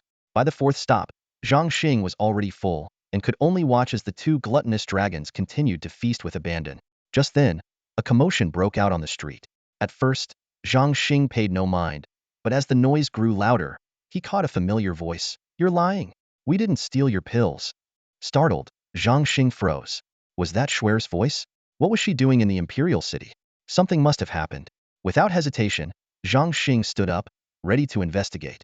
Zhang Xing hastily instructed, Hey Bao, Xiaobai, take your time eating here. Don't wander off. If you finish, order more food, but don't cause any trouble. They'll be right back. He thought to himself, I have to warn them. These dragon brothers get reckless when they're drunk. Their innate combative nature is no joke. He quickly headed downstairs and squeezed into the crowd of onlookers. Through the gaps, he spotted familiar figures Xuer and Fair, along with a man who appeared to be in his 50s, presumably Xuer's father. Opposite them stood a middle-aged man dressed as an apothecary. The apothecary spoke loudly. While I was eating, I left my bottle of pills on the table, and now it's gone. You 3 were the only ones nearby, and this young lady was the closest. She must have stolen it. Xuer's face turned red with anger, her eyes wide open as she retorted, I didn't steal it. I didn't even see any pills. Her father hurriedly explained, Master Apothecary, my daughter would never take your pills. Even though our family has fallen on hard times, we still hold a baron's title. How could we possibly do something so disgraceful? Zhang Xing felt puzzled. Why were they here? Were they looking for him? He did recall telling them to visit if they had the chance when he last left the territory, but that was merely to deter troublemakers from bothering them. The apothecary suddenly pointed at Xuer's backpack with a sinister grin. Young lady, you're not being honest. Open your bag, and we'll find my bottle of pills hidden inside. Xuer's father froze. If he hadn't realized they were being blackmailed by now, he would have lived his years in vain. The apothecary's eyes roved greedily over Xuer and Fair. It's obvious you are just a bunch of impoverished rural nobles. Coming to the food street and only ordering 3 bowls of noodles? You must be dirt poor. I've had my eye on your 2 daughters. A little trickery, and they'll be mine. Even if you figure it out, there's nothing you can do about it. The crowd murmured amongst themselves. Why not just open the bag and see if she stole it or not? That man's the manager of the Apothecary Guild's Imperial branch. He wouldn't falsely accuse someone, but that girl doesn't look like a thief at all. Huh, you never know. If they've fallen that far, who's to say what they do? Tears shimmered in Xuer's eyes as she stubbornly said, Fine, I'll open it and show you. I didn't steal anything. She reached for her bag. Her father's face turned pale, his heart racing. He thought to himself, this is bad. We've fallen into a trap. At this critical moment, the crowd suddenly caught sight of a child appearing in the center of the scene. Xuer, it's really you. Why didn't you come find me when you arrived? Zhang Xing exclaimed, feigning surprise. Zhang Xing Xuer's voice trembled with emotion, unable to say more. Zhang Xing naturally took hold of Xuer's back. No one noticed his fingers subtly moving, quietly swapping the pill bottle inside. Fair's eyes lit up with a glimmer of hope when she saw Zhang Xing. She silently prayed, a savior has arrived. If we can ask Zhang Xing, the city lord, for help, maybe he'll lend us the funds we need. Then we wouldn't have to close our family's only shop, and my sister and I wouldn't have to serve as maids for father's marquee friend. The apothecary impatiently waved his hand. Who's this kid? Go play somewhere else. Your Schwer sister here is a thief. Zhang Xing turned around and smiled calmly. Oh, a thief? What did Schwer supposedly steal from you? The apothecary sneered disdainfully. Huh, a little brat trying to play the hero? She stole my pills. The apothecary declared. Zhang Xing asked casually, what grade of pills? Didn't expect it, young man. But you seem to know your stuff. The pharmacist raised an eyebrow in surprise, but his expression quickly darkened. She stole a bottle of my level 1 spirit restoration pills. These are specially crafted for mages, made from over a dozen rare ingredients. Just one pill can restore 50% of your mental energy, far superior to the high-grade potions mages brew for themselves. He puffed out his chest and pointed at the badge on it, a single star engraved on a simple emblem. I am a registered apprentice pharmacist of the Pharmacists Guild. A 1-star? Zhang Xing glanced at the badge and chuckled inwardly. Show off. My advanced pharmacist badge has 3 stars. But outwardly, he remained calm and asked, are you sure it's a level 1 spirit restoration pill? Of course. The pharmacist thumped his chest confidently. I made it myself, no doubt about it. He waved a hand dismissively. Enough talk. Open the bag. Zhang Xing smiled silently, his hands tucked into his sleeves. Nearby, Schwer rolled her eyes at the pharmacist and muttered under her breath, accusing innocent people. As the bag was opened, Schwer, Fair, and their father froze in shock. A small, standard-issue, blue porcelain bottle used by pharmacists was lying conspicuously among the items. This isn't mine. Schwer's eyes widened in confusion. How did this bottle get into my bag? The pharmacist seized the moment to stir up trouble. See that, everyone? Proof she stole it. And she had the nerve to deny it earlier. A chorus of accusations erupted from the crowd. Shameful. So young and already stealing things. Exactly. I really misjudged her. I thought such a sweet, lively little girl wouldn't stoop to something so low. Shows you can't trust appearances. Schwer stood there as if struck by lightning, tears streaming down her face. She murmured repeatedly, I didn't steal it, I didn't steal it. The pharmacist smirked triumphantly. The evidence is right here. What more do you have to say? He sighed in feigned pity. We'll give you 2 choices. First, we report this to the authorities, and you'll be charged with theft. Second, he paused dramatically, then added, I'm not a heartless man. I can't bear to see someone so young ruin their life. You and your sister can come work as my apprentices at my residence. With my guidance, you'll learn to walk the right path. Zhang Xing sneered inwardly. You sly fox, so this was your plan all along. I thought you just wanted to scam a couple of coins, but you've really got some nerve. What a cunning old scoundrel. Pointing at the translucent porcelain bottle, Zhang Xing feigned curiosity. You're saying this is a spirit restoration pill? Doesn't look like it to me. The pharmacist scoffed. What would a kid like you know? Don't talk nonsense if you're clueless. Why don't you open it and take a look? Zhang Xing insisted. I'm telling you, this isn't a spirit restoration pill. Irritated, the pharmacist strode over, grabbed the bottle, and poured the 3 pills into his palm. With his head held high, he proudly displayed them to the crowd, oblivious to what he was holding. The mages in the crowd, though not highly ranked, had all seen or used spirit restoration pills before. They knew that a single pill could sell for 40,000 gold coins, far surpassing the 8th sand coin high-grade mental recovery potions they could concoct themselves. Yet, the 3 pills in the pharmacist's hand looked nothing like spirit restoration pills. Spectators were simply there for the show, and those who didn't recognize the Huishan pill pretended to be experts, nodding along foolishly. Suddenly, a mage in the crowd couldn't hold back and blurted out, this doesn't seem like a Huishan pill? The statement was like a thunderclap, leaving everyone momentarily stunned. The alchemist finally turned his attention to the pill in his hand. When he got a good look at it, his face froze as if he had been turned to stone. He shook his head vigorously, then examined it again, and a chill ran down his spine. Damn it! I clearly put in a bottle of Huishan pills. How did it turn into this unknown pill? He thought to himself. Judging by its quality, this pill isn't ordinary. It could sell for at least 500,000 or 600,000 gold coins. 3 of these would be over 1 million. He glanced at the father and daughters, clearly realizing they had no clue about the pill's origin. Greed flickered in his eyes, and he quickly hatched a plan. Ahem. He cleared his throat awkwardly. Ah, my bad memory. I carry so many pills around that I got them mixed up. Erase the Huishan pill. With that, he pulled out a bottle of genuine Huishan pills from his pocket. The onlookers suddenly understood, with a hint of envy flashing in their eyes. An alchemist is truly impressive, pulling out rare pills like it's nothing. Just as the alchemist was about to pocket both bottles, Zhang Xing's voice rang out, stopping him in his tracks. Hold it. Be careful what you claim. If this pill is yours, then tell us what's its name? How many ingredients does it contain? What are its effects? And how exactly did you refine it? The alchemist's hand froze for a moment, but he pretended not to hear Zhang Xing. He quickly stuffed both bottles into his pocket and arrogantly declared, "I'm the only alchemist here. If I say it's mine, then it's mine. What can a brat like you do about it?" Turning to Fayer and Schwerer, he sneered coldly. "Huishan pill or not, it doesn't change the fact that the three of you conspired to steal my pills. I've given you two choices, make your decision." Schwerer's father panicked, but the thought of handing his two daughters over to the alchemist was something he could never agree to, even if it cost him his life. The two sisters looked at their father with tearful eyes, bracing themselves for the cruel fate awaiting them. Schwerer stole a glance at Zhang Xing, sighing inwardly. The imperial capital truly is a den of vipers. Even the lord of Zijin City is a nobody here. Just as Schwerer's heart filled with despair and indignation at the unfairness of it all, a cold, sharp voice suddenly cut through the air. "Pick your sister, you bastard." What happened next left everyone in the crowd utterly dumbfounded. Zhang Xing strode forward in a flash and delivered a resounding slap across the alchemist's face. Smack! The crisp sound echoed, and a bright red handprint immediately appeared on the alchemist's cheek. Schwerer was so shocked she forgot to wipe her tears, while Fayer gasped, her small mouth agape before she quickly covered it with her hands. The alchemist stood there, stunned by the unexpected blow, staring at Zhang Xing in disbelief.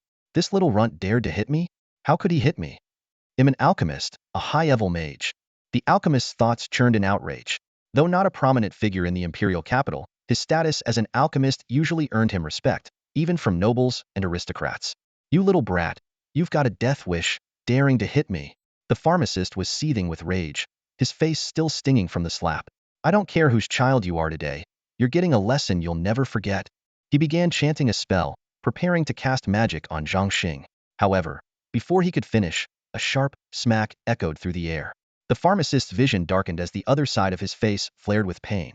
Dazed and disoriented, blood trickled down his nose. "You little bastard, you're asking for it," the pharmacist roared. As a high-level mage and a junior pharmacist, being slapped twice in public by a mere child on the streets of the imperial capital was utterly humiliating. Schwerer stood frozen in shock, as if transported back to the intense scene at the Zijing City Tavern. Fayer and her father, on the other hand, trembled in fear, their faces twitching. "This kid's got guts," Fayer's father muttered in disbelief. "That's a one-star pharmacist he's messing with. A guy like that just needs to wave his hand, and a whole squad of warriors and mages will show up to back him up." As they worried about the situation spiraling out of control, the sound of marching footsteps grew louder in the distance. The patrol guards had arrived. The pharmacist immediately shouted, "Captain Ferry, arrest this brat right now. Not only did they conspire to steal my elixirs, but they also assaulted me. Lock them all up in the dungeon." Captain Ferry recognized the pharmacist as a familiar face from the guild and surveyed the scene in astonishment. "What's going on here? Who's bold enough to assault someone in broad daylight?" Following the pharmacist's pointing finger, his eyes widened further. "Unbelievable. A high-ranking mage beaten to a pulp by a child." Seeing Captain Ferry hesitate, the pharmacist bellowed again. "What are you waiting for? Arrest this kid already." Just as the words left his mouth, Zhang Xing stepped forward and delivered another rapid series of slaps to the pharmacist's forehead. Each time the pharmacist tried to lift his head, Zhang Xing smacked him back down, repeating the process dozens of times until the man no longer dared to look up. "Arrest me? You disgrace to the pharmacist guild," Zhang Xing said coldly. "The one who truly deserves to be locked up is you." Each strike disrupted the pharmacist's attempts to secretly chant spells. "Enough!" Captain Ferry finally shouted angrily. "How dare you act so brazenly in my presence? Do you think I'm invisible here?" He turned to his men. "Seize him." The patrol guards immediately moved in to apprehend Zhang Xing. A glint of icy determination flashed in Zhang Xing's eyes. "Damn it," he thought, jumping to conclusions without even asking what happened. "Looks like you all need a good beating. I don't care if your patrol guards are all going down today." The patrol captain drew his broadsword and charged furiously at Zhang Xing. He bellowed, "You insolent brat! How dare you hit someone right in front of me? Do you even know who I am? You've got some nerve." Before he could finish his sentence, a blood-curdling scream interrupted his roar. An ice spike struck the captain's chest plate with precision, sending him flying backward from the immense impact. His body flailed like a kite with a snapped string and crashed through the window of a nearby tavern with a resounding bang, scattering shards of glass in all directions. "Captain!" The patrol guards stood dumbfounded, momentarily frozen in shock. The faces of Schwerer and her sisters, along with their father, were etched with terror. They thought to themselves, "This boy is too reckless. Striking patrol guards in the imperial capital? He's courting death. No one who dared to do such a thing has lived to tell the tale." Even a warlord-level fighter wouldn't escape being hunted down, let alone here in the capital. The army will arrive in no time, and there will be no chance of escape. The patrol guards snapped out of their stupor, their outrage boiling over as they charged at Zhang Xing. You little bastard. You're asking for death. Do you realize you're defying the Empire? They raised their spears, ready to skewer Zhang Xing on the spot. But before they could get close, a series of sharp whoosh sounds filled the air. More ice spikes struck each soldier's armor with pinpoint accuracy. The air was soon filled with cries of pain as they fell one after another. The apothecary, witnessing the scene, contorted his already swollen face into a twisted grin. He gritted his teeth and spat. You're dead, kid. Huh. Attacking the Empire's patrol guards? The Emperor himself will have your head cut off. Zhang Xing fixed the apothecary with a cold, piercing stare. Still running your mouth at a time like this? Looks like you're not hurting enough yet, he said sharply. With that, he stepped forward and delivered a swift series of slaps to the apothecary's face, each one landing with a resounding smack. The apothecary finally broke down, collapsing to the ground and sobbing uncontrollably. The humiliation, coupled with his seething resentment, overwhelmed him, leaving him utterly shattered. Just then, Zhang Xing's voice rang out again, filled with an unprecedented authority.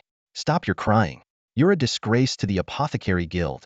As a member of the Elder Council of the Manai Harbor Apothecary Guild, I hereby order you to hand over your identification token and return to the guild for a year of suspension and reflection. The apothecary's head shot up, disbelief etched across his face. When his eyes landed on the 3-star emblem gleaming on Zhang Xing's identification token, his expression turned ghostly pale. 3-star apothecary, he stammered, his body crumpling to the ground. In that moment, the apothecary finally understood everything. Why his bottle of spirit-recovering elixir had been swapped for a third-ear pillet was the work of the young man standing before him. And yet, blinded by greed, he had pocketed the third-tier pill without a second thought. Regret consumed him as he thought, damn it, if only you'd shown your token earlier. Whether you're on the Elder Council or not, just being a 3-star apothecary is enough to make anyone think twice before crossing you. Zhang Xing looked down at the pitiful apothecary and said icily, hand over my pill. Greed will only get you so far. That high-grade bloodline pill isn't meant for consumption, and you wouldn't be able to figure it out even if you tried to study it. Watching the apothecary's pathetic state, Zhang Xing felt an urge to kick him a couple more times, but ultimately restrained himself. The pharmacist nervously pulled a vial from his pocket and handed it over with both hands, his fingers trembling slightly. His darting eyes betrayed his overwhelming fear. Zhang Xing took the vial, his gaze sharp as a blade, and asked coldly, explain yourself. What exactly happened? Under the watchful eyes of the onlookers, the pharmacist dared not reveal the truth. Stammering, he muttered, They didn't steal, I must have made a mistake. His words landed like a bomb, causing an uproar among the crowd. People began murmuring. So, it turns out this pharmacist falsely accused those young girls. And he wanted to take them as apprentices? Clearly, his intentions weren't pure. Despicable. A hypocrite through and through. Someone in the crowd noticed Zhang Xing and asked in astonishment, who is this kid? Is he really a third-level pharmacist? Unbelievable. So young, yet he's already passed the third-level exam. He must have an extraordinary background. Amid the commotion, Captain Ferry of the patrol squad finally snapped out of his daze. Surveying the scene, he saw his entire team sprawled on the ground, and a flicker of fear flashed in his eyes. Fury bubbled within him. This boy is utterly brazen, knocking out the entire patrol squad in front of everyone and standing there as if nothing happened. Ed has no regard for the imperial authority. Just as Ferry was about to pull out a magic communicator to call for reinforcements, he heard someone calling his name. Turning around, he saw his older brother, the captain of the palace guard. Ferry, what's going on here? What happened? His brother asked, striding over and helping him up. Ferry, seething with anger, replied, Big brother, someone's causing trouble, refusing to cooperate, and even took down our entire patrol squad. His brother's expression darkened. Oh, so brazen, who dares to act so recklessly? His eyes scanned the scene. Ferry pointed at Zhang Xing, his voice filled with spite as he shouted, Big brother, it's that kid. Hurry and arrest him. Lock him up, and interrogate him properly. Let him learn the consequences of defying imperial authority. After shouting for a while, Ferry noticed that his brother wasn't reacting. Confused, he tugged on his brother's sleeve. Big brother, what's wrong? His brother's face grew serious. Ferry, are you saying that kid is the one who attacked you? Do you even know who he is? What's his name? No idea. Why? What's the big deal, big brother? Ferry asked, baffled. His brother's tone turned grave. That's Zhang Xing of the Royal Magic and Martial Academy. He's a duke of the first rank, personally appointed by His Majesty. And he's a dragon knight. Have you lost your mind, picking a fight with him? Fairy felt as though he'd been struck by lightning. Panic washed over him. What? That's Zhang Xing? Oh no, oh no, I've really messed up this time, big brother. You know him, don't you? Please, go say something on my behalf. The brothers huddled together, whispering anxiously. Fairy was filled with regret. Normally, he strutted around as a proud captain of the patrol squad, but now, faced with someone truly powerful, he was reduced to a quivering mess. Zhang Xing had the Emperor's ear. A single word from him could not only cost Fairy his position but also jeopardize his brother's role as palace guard captain or even their lives. Meanwhile, Zhang Xing ignored their hushed conversation and turned his attention back to the pharmacist. His voice was icy as he commanded, "Go apologize to Schwer.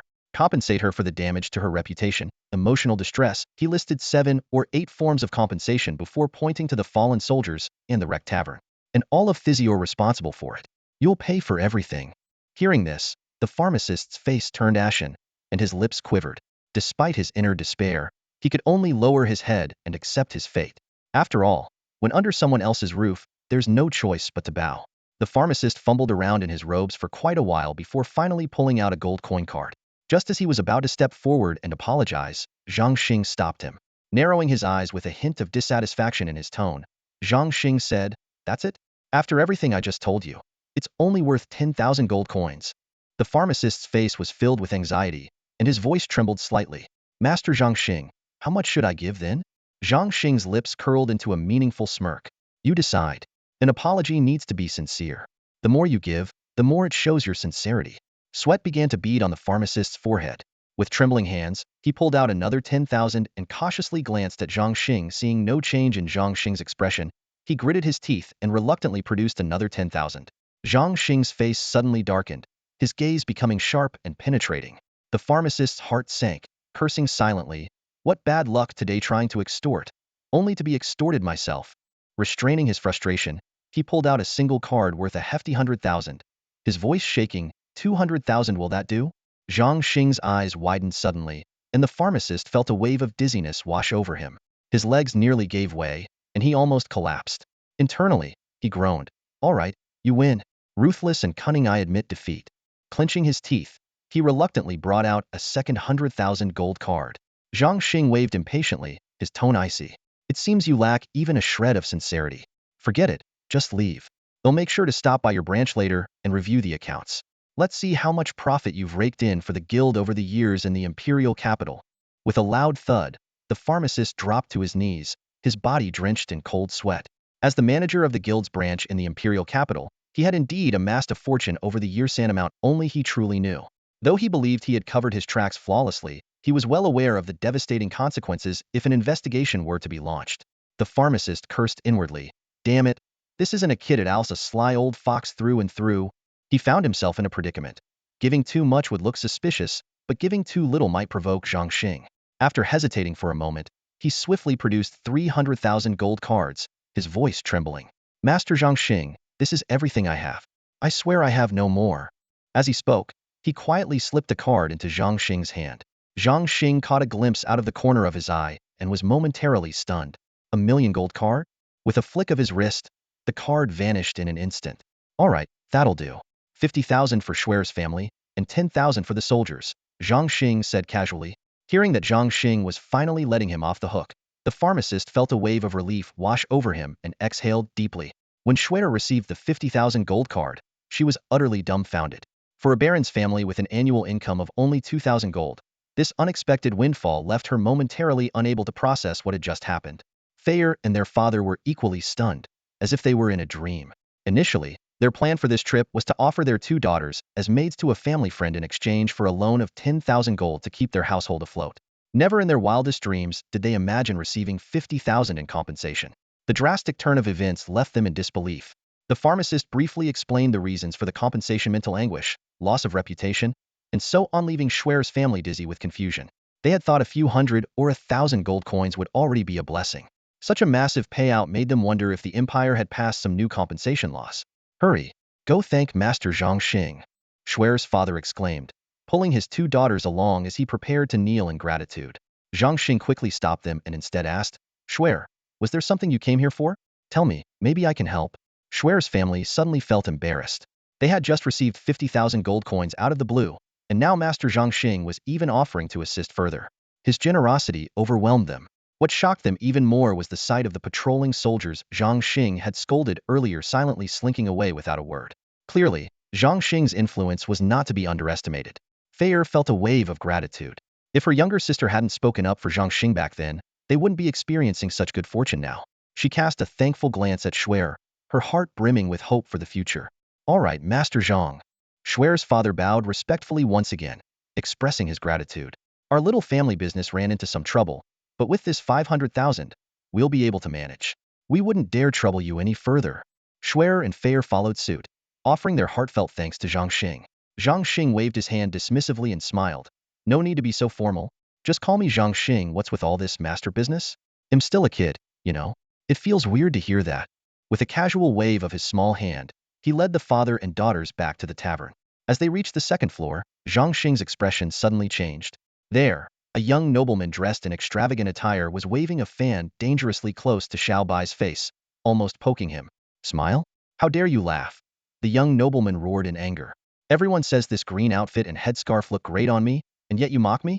Do you even know who I am? Beside him, a group of henchmen dressed as warriors banged their fists on the table menacingly. Stop laughing. Our young master is talking to you. Didn't you hear him? Xiao Bai, with his naturally cheerful demeanor, couldn't help but chuckle. Meanwhile, Heybao sat there calmly, savoring his food and wine, completely unbothered by the commotion around him. Xiao Bai, have a drink, Heybao said leisurely. This tavern's atmosphere isn't great though. Looks like some locusts have crawled up to the second floor. Xiao Bai chimed in with a grin. Haha, you're right, Heybao. Not just locusts, there are even a few green flies buzzing around. Hearing their banter, Zhang Xing couldn't suppress a laugh. The nobleman in his all-green outfit, surrounded by henchmen in lighter green, did indeed resemble a locust leading a swarm of green flies. What did you just say? The young nobleman was furious, pointing his fan at Heybao. Who are you calling a locust? Who are you calling green flies? Without even glancing at him, Heybao downed his bowl of wine and praised, good wine. Excellent wine. Come on, Xiao Bai, have some food. Then he called out to the waiter, bring 2 more jars of wine and a couple of roast lambs. The onlookers began to stir, egging on the scene. Young Master Hill, he's disrespecting you. Teach him a lesson. Yeah, young Master Hill. Who in the capital would dare not give you face? Didn't you beat up that academy dean's grandson last time? He even had to apologize to you. Enough talk. Just go for it. Hill's expression darkened at the crowd's encouragement. He roared in anger. Damn it. It's the first time in the capital I've encountered such insolent fools. Beat them up. Make them beg on their knees. At his command, the henchmen charged at Heybao and Xiao Bai. However, with just a few loud thuds, the so-called elite warriors inexplicably found themselves kneeling on the floor, looking bewildered. Hill frantically looked around, shouting, Who? Who the hell dared to interfere? Show yourself. Xiao Bai couldn't hold back his laughter. This clueless young master's reaction was just too funny. Hill, now red with embarrassment and rage, locked his gaze onto Xiao Bai's beaming face. Was it you? Not me. Xiao Bai shook his head, pointing to Heybao. Hill turned to Heybao. You big guy. Was it you? Heybao, still engrossed in expertly carving the golden roast lamb, sneered. Do you even need to ask? I thought you all saw it happen. Honestly, you people have terrible eyesight. Are those bulbous eyes of yours only good for breathing? Hill, a mid-level mage in his 20s, had secured his position thanks to being the grandson of Jason, the deputy headmaster of the Royal Academy of Magic and Martial Arts. Had he been born into an ordinary noble family, he would have been no more than a mid-tier magician. At this moment, being blatantly ignored by Heybao, Hill was seething with rage and began casting an earth element spell. O great deity of the mountains, your humble servant. Hill chanted slowly, his voice filled with forced reverence. Heybao glanced at him dismissively, elegantly speared a piece of meat with his fork, took a sip of wine, and then casually raised his hand to deliver a resounding slap. Smack! The sharp sound echoed through the dining hall. Hill's cheek burned with pain, and he nearly bit his tongue. Furious, he roared. How dare you hit me? I am Jason's grandson. My grandfather is a primary mage emperor. You better cut off one of your hands and kneel to beg for forgiveness right now. Otherwise, I'll have your entire family thrown into prison to suffer daily lashings. Heybao lazily picked at his ear and grumbled impatiently. If you're going to fight, just fight already. What's with all the chatter? With that, he stood up, grabbed Hill by the collar, and dragged him toward the window. Hill's confidence crumbled in an instant. Panicking, He screamed. What are you doing? No. Stop. My grandfather is a mage emperor. He'll kill you. Let me go. The onlookers were stunned, whispering among themselves. This heybao guy has guts, doesn't he know the kid's grandfather is a mage emperor? In the Tianqing Empire, aside from the 6 headmasters of the magic academies who are high mage emperors, there are only a handful of primary and intermediate mage emperors, plus a few martial emperors. These people are the top figures in the empire. Any matter involving them is a big deal. And this guy's about to toss the mage emperor's grandson out of a window? Even if the fall doesn't kill him, just attempting it is enough to get him executed a dozen times over. He's really done it this time. No matter who he is, he's not walking away from this alive. Heybao remained expressionless as he reached the window. Without hesitation, he shoved Hill out. Down you go. Hill's scream pierced the air. Thud. A dull crash followed as Hill landed face first in the middle of Gourmet Street, leaving him dazed and disoriented. The street erupted into chaos. Look, someone fell from the building. Quick, let's see what happened. Another fight? Things are lively today. Must be those spoiled noble brats again, fighting every 3 days and brawling every 5. As the crowd gathered, some recognized the bloodied and disheveled Hill struggling to stand. Isn't that young Master Hill? He actually got beaten up? Now that's a first. Look at him's in a bad way. Knocked a tooth out too. Sure. Keep it down. If he hears you, you're in trouble. Hill wiped his face with his sleeve, spitting out blood and broken teeth. He had never been humiliated like this before. When he fought with other noble heirs in the past, it was always their subordinates who clashed, while they hurled insults from the sidelines. No one ever escalated things to physical violence. Unspoken rules ensured no one crossed that line and risked repercussions at home. The noble circles had their hierarchy, and Hill often bullied those beneath him. But now, a crowd had completely surrounded him, buzzing with chatter. Hey, you brat. Just you wait. Hill roared up at the window on the 2nd floor, his toothless mouth making his threats sound comical, drawing muffled laughter from the bystanders. Seething with rage, Hill stormed down the street, muttering, just you wait, under his breath, with his lackeys trailing behind and shouting curses of their own. Zhang Xing discreetly signaled Heybao to go easy. After all, Hill was the grandson of the deputy dean, and some face had to be given. Even so, Hill couldn't escape a good beating, though luckily for him, it stopped short of broken arms, legs, or ribs. Schwer, Fair, come and sit, Zhang Xing said with a smile after the commotion had settled. He gestured them to the table and added, you know these two already, no need for introductions. Schwer and Fair greeted Heybao and Xiaobai politely, calling them big brother in sweet voices, which sent Heybao into a delighted daze.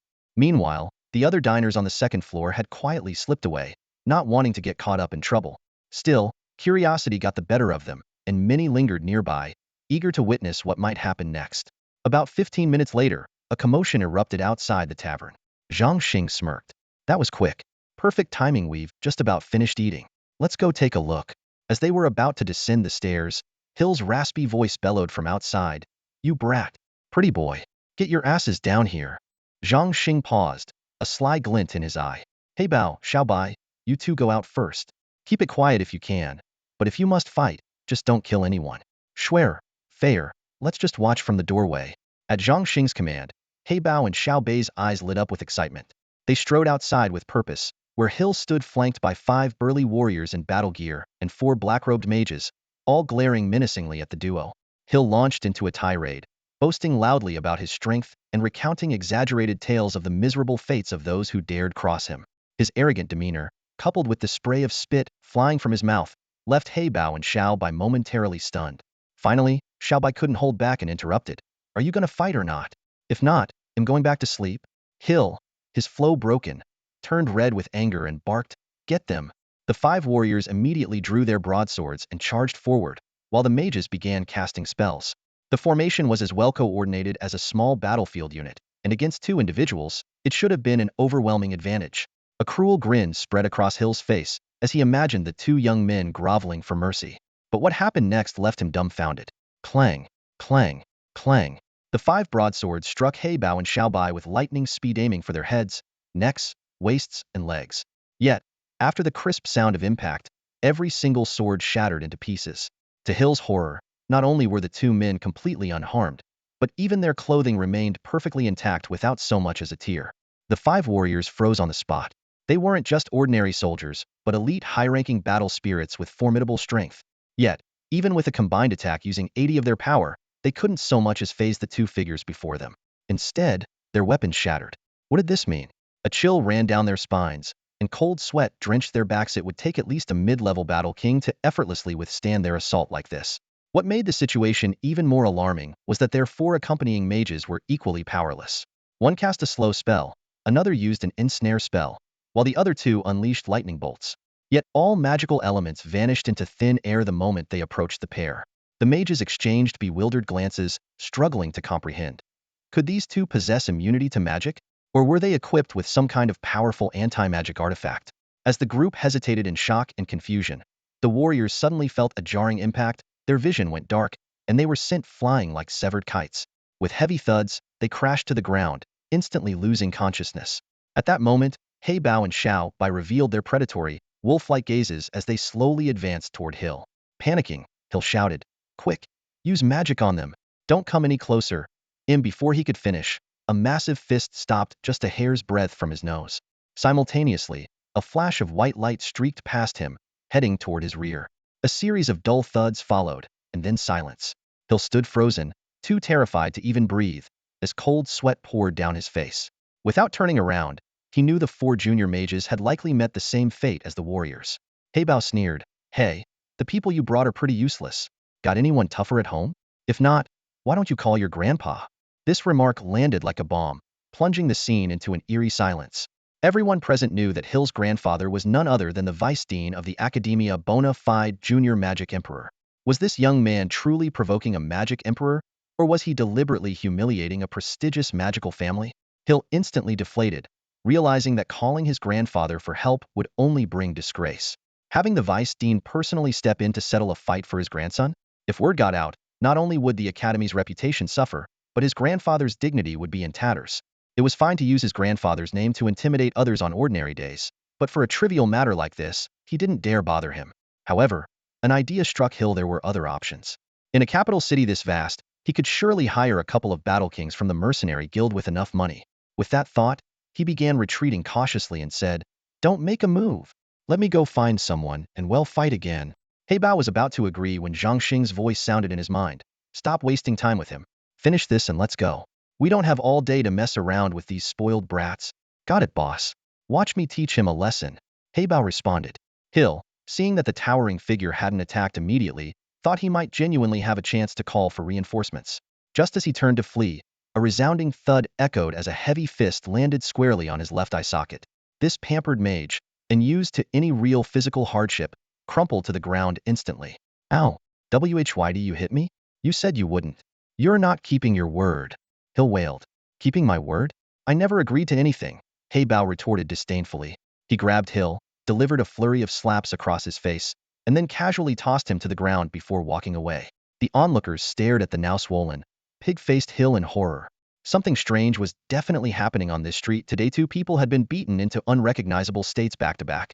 What an uncanny day. After bidding farewell to Schwer and her family, Zhang Xing returned to school. Night had already fallen, and the campus was eerily silent. Only the library remained brightly lit. Might as well go read for a bit, Zhang Xing thought to himself. In 3 months, there's an exam. I can't afford to lose face no matter what. He headed to the library and handed over his student card. The one handling the borrowing system was the same senior archmage, Moore, who had a strong impression of Zhang Xing. Moore mused silently, "This kid is back at it again. Rumor has it he's trying to self-study.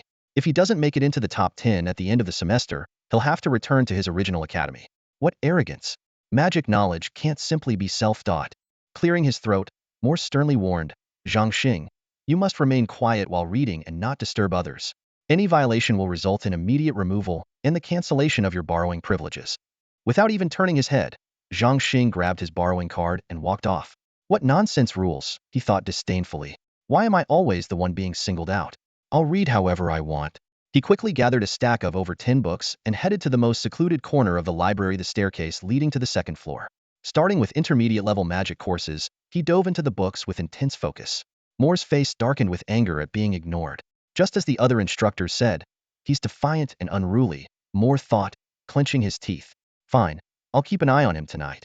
The moment I hear a sound, or see a single smudge on those pages, he's out." The library of the Royal Academy of Magic and Martial Arts was renowned for housing the most extensive collection of books in the entire Tianqing Empire, including rare and out-of-print tomes. Some even contained fragments of ultimate forbidden magic spells. However, these valuable texts were only accessible to graduates. Moore paced back and forth near Zhang Xing, unable to shake his unease. Although the second floor was warded and inaccessible to regular students, he seemed both concerned and, frankly, irritated by Zhang Xing's presence. Unbothered by the old mage's surveillance, Zhang Xing rapidly flipped through the books. Moore's eyes narrowed as he noticed the speed. This kid's just skimming through without actually reading, he thought. Ignoring my warnings again? I should just kick him out. But just as Moore took a step forward, he froze. There was no sound at all. Squinting for a closer look, Moore nearly had a stroke from sheer frustration. Zhang Xing had enveloped himself in a magical shield, completely muffling the sound of flipping pages. This is outrageous. Moore fumed internally. A mage's most critical quality isn't just raw magical power or mental strength, it's focus. Casting spells requires concentration and adaptability to the environment. But this kid, running a shield while flipping through books like a maniac, is just mocking me. Zhang Xing had cleverly sidestepped Moore's rules. No noise? Use a shield. No dirtying the pages? His hands never even touched the books. The thick, oversized volumes nearly a foot thick and 2 feet long flipped effortlessly under his gestures, turning dozens of pages at a time. His pace quickened, finishing a book in under 15 minutes. Moore, now red-faced with rage, paced in circles, his beard practically standing on end. But he quickly calmed himself, thinking, flipping through books that fast must be draining his magic reserves. Plus, maintaining that shield takes mental energy. There's no way he can keep this up for more than 2 hours.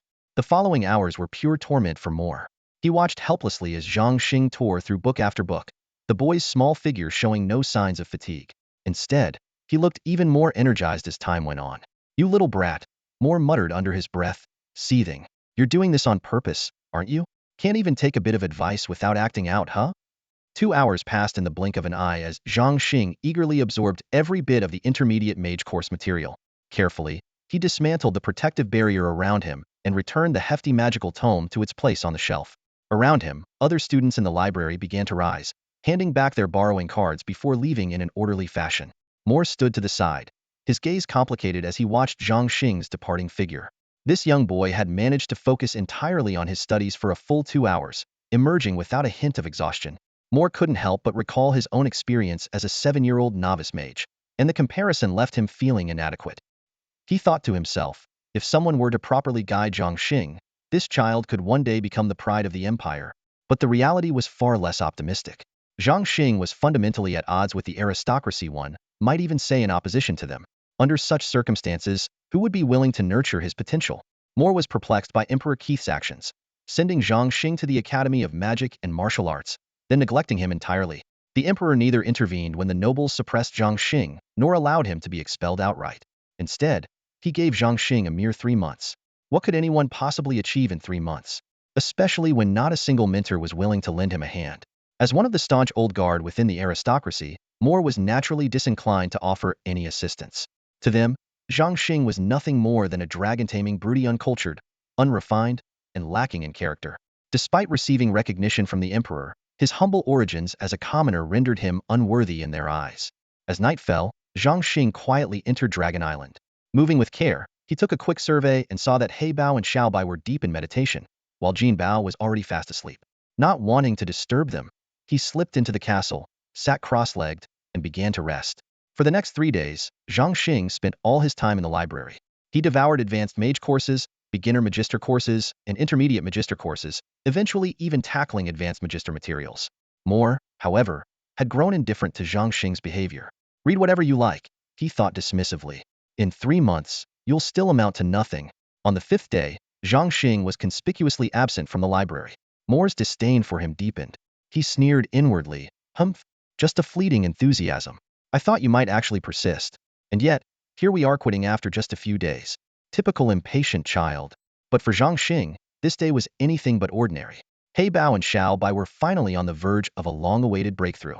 This was the most critical stage in their growth. Ascending to the 6th tier meant they would officially enter the ranks of juvenile dragons.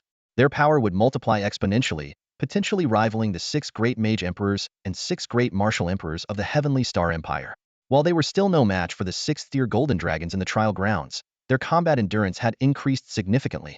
More importantly, another portion of their inherited memories had been unlocked, granting them fresh insights into various domains of knowledge. Zhang Xing had entered Dragon Island the previous night, waiting patiently as the two dragons consumed the last 3 experience pills.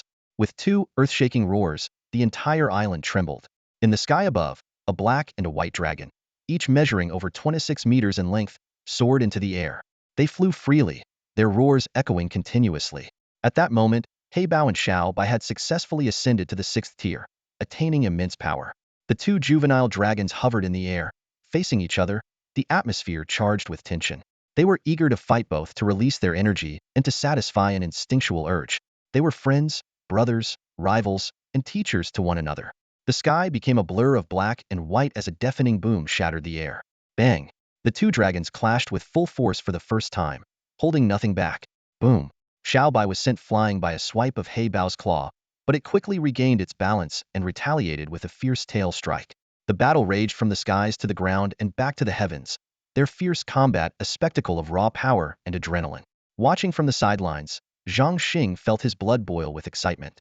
Beside him, Jin Bao, who had also ascended to the 6th tier, casually gnawed on a chunk of mithril, the crunching sounds oddly satisfying.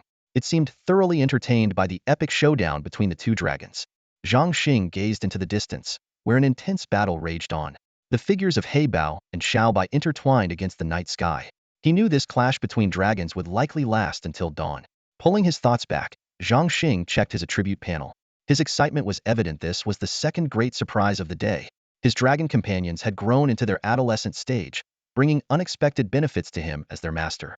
His dual mastery of magic and martial arts had both advanced by 1 level, from intermediate warrior to advanced warrior, with a current experience value of 0.25,000, and from intermediate magician to advanced magician, also with a current experience value of 0.25,000.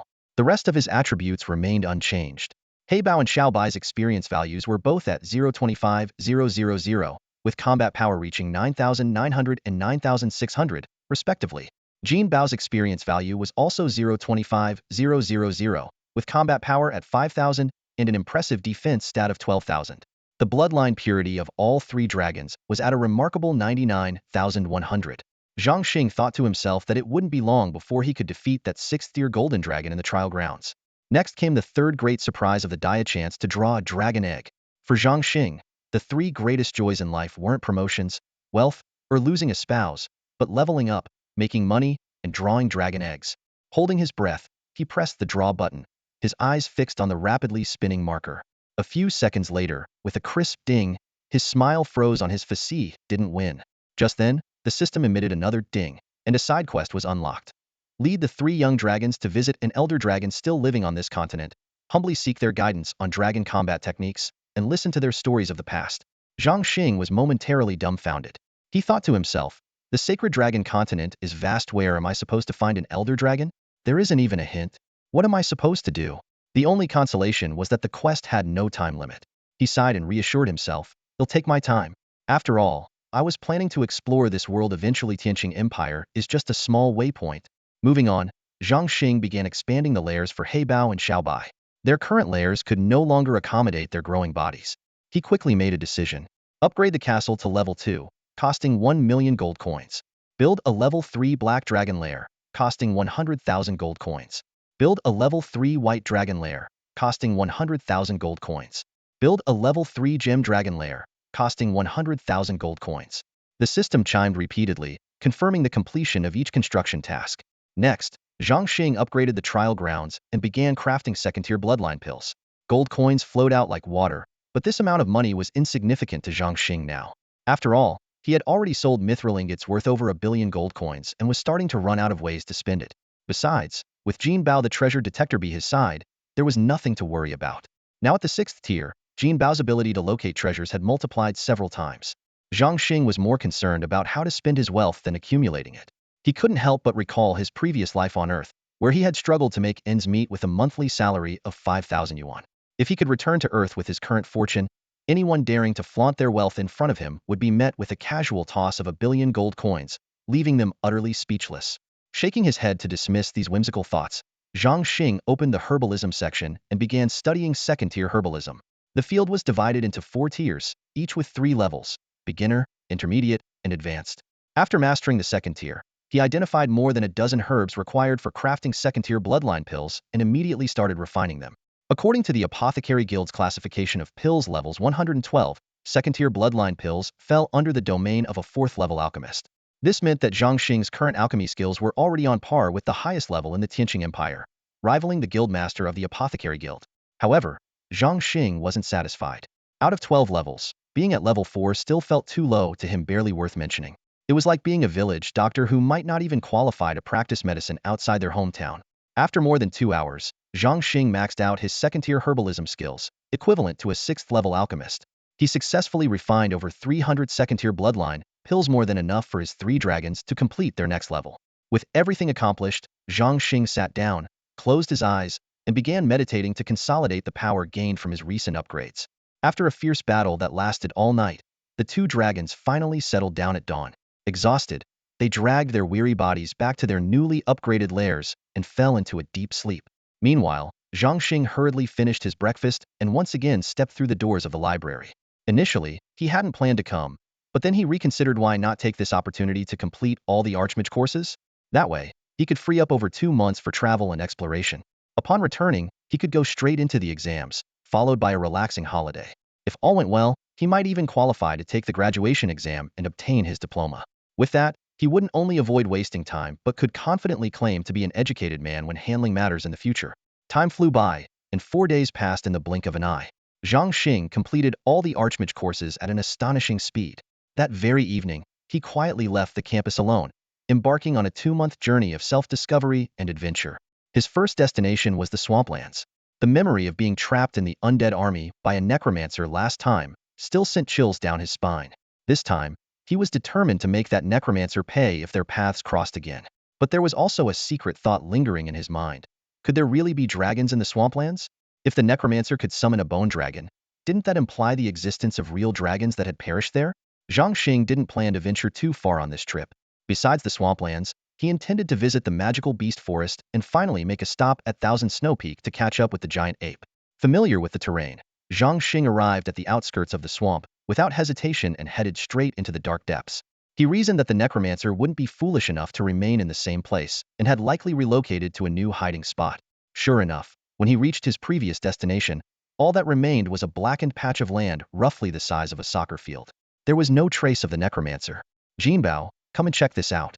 See if there's anything unusual beneath the surface. Zhang Xing waved his hand, summoning Jinbao. The 6th-tier Jinbao hadn't changed much in appearance, though its gaze had grown more profound. It carefully searched the area for over 10 minutes before stopping at the spot where the chiba grass had appeared last time.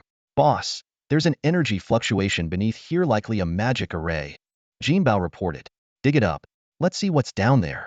Zhang Xing stomped on the ground, noting that it was even harder than typical rock. Got it.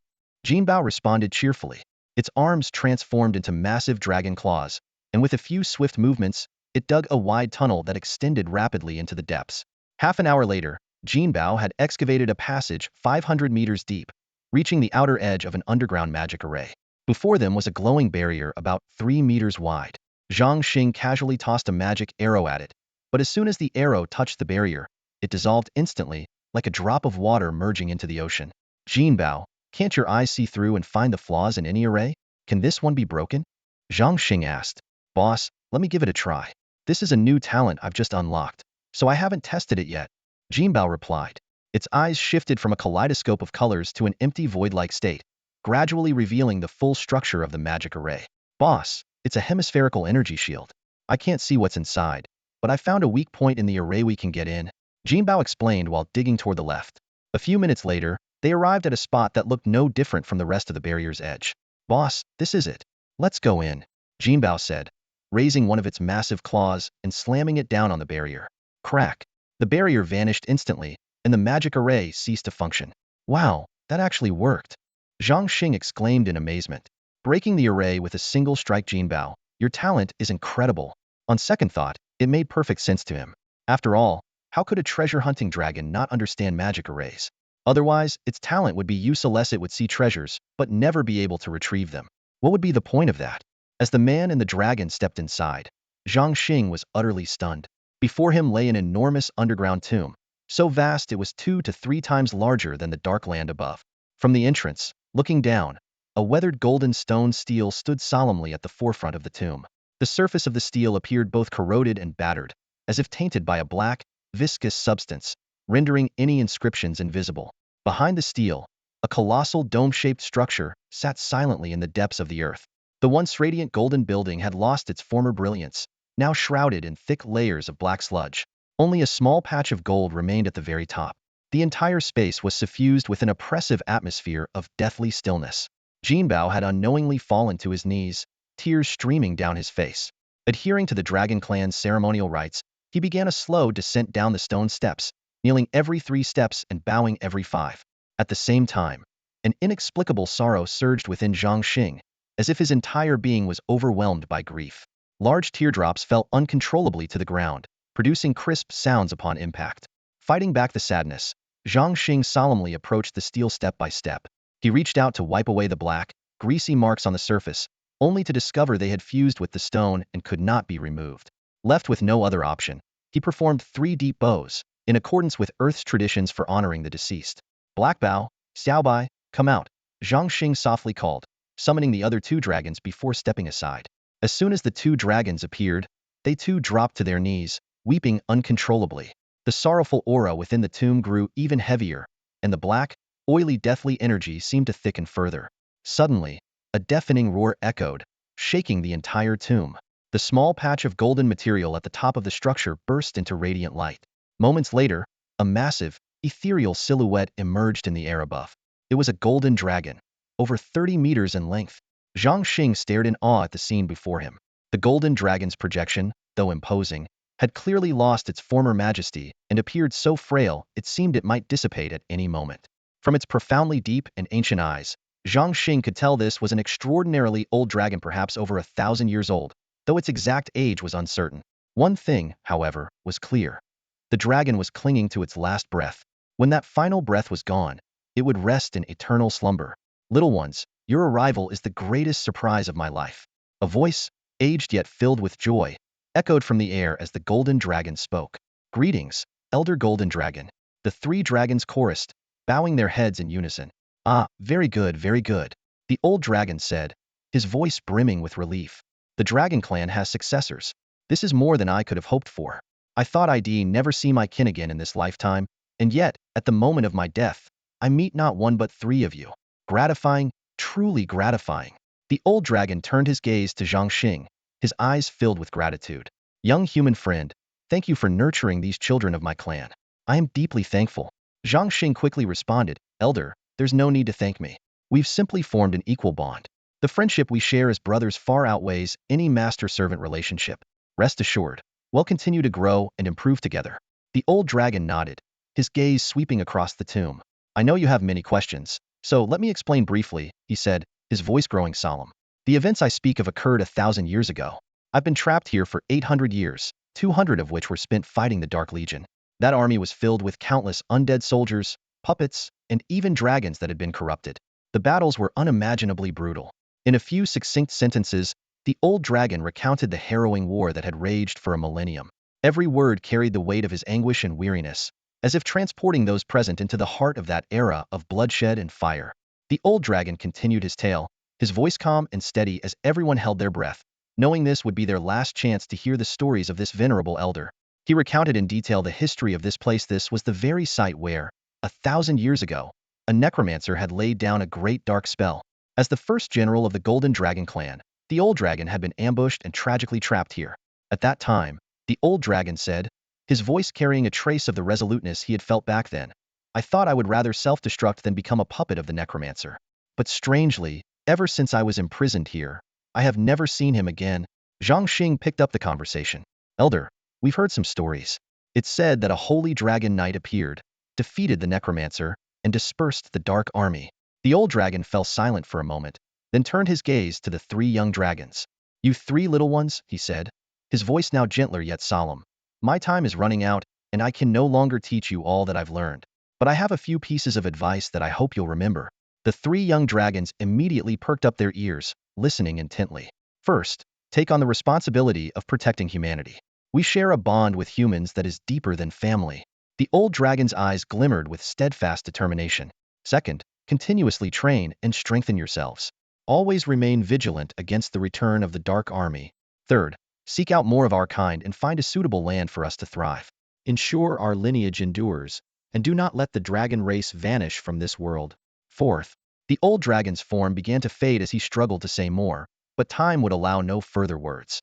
In his final moments, he cast a deep, reassuring look at Zhang Xing and the three young dragons, a smile of contentment gracing his face, before he gently closed his eyes.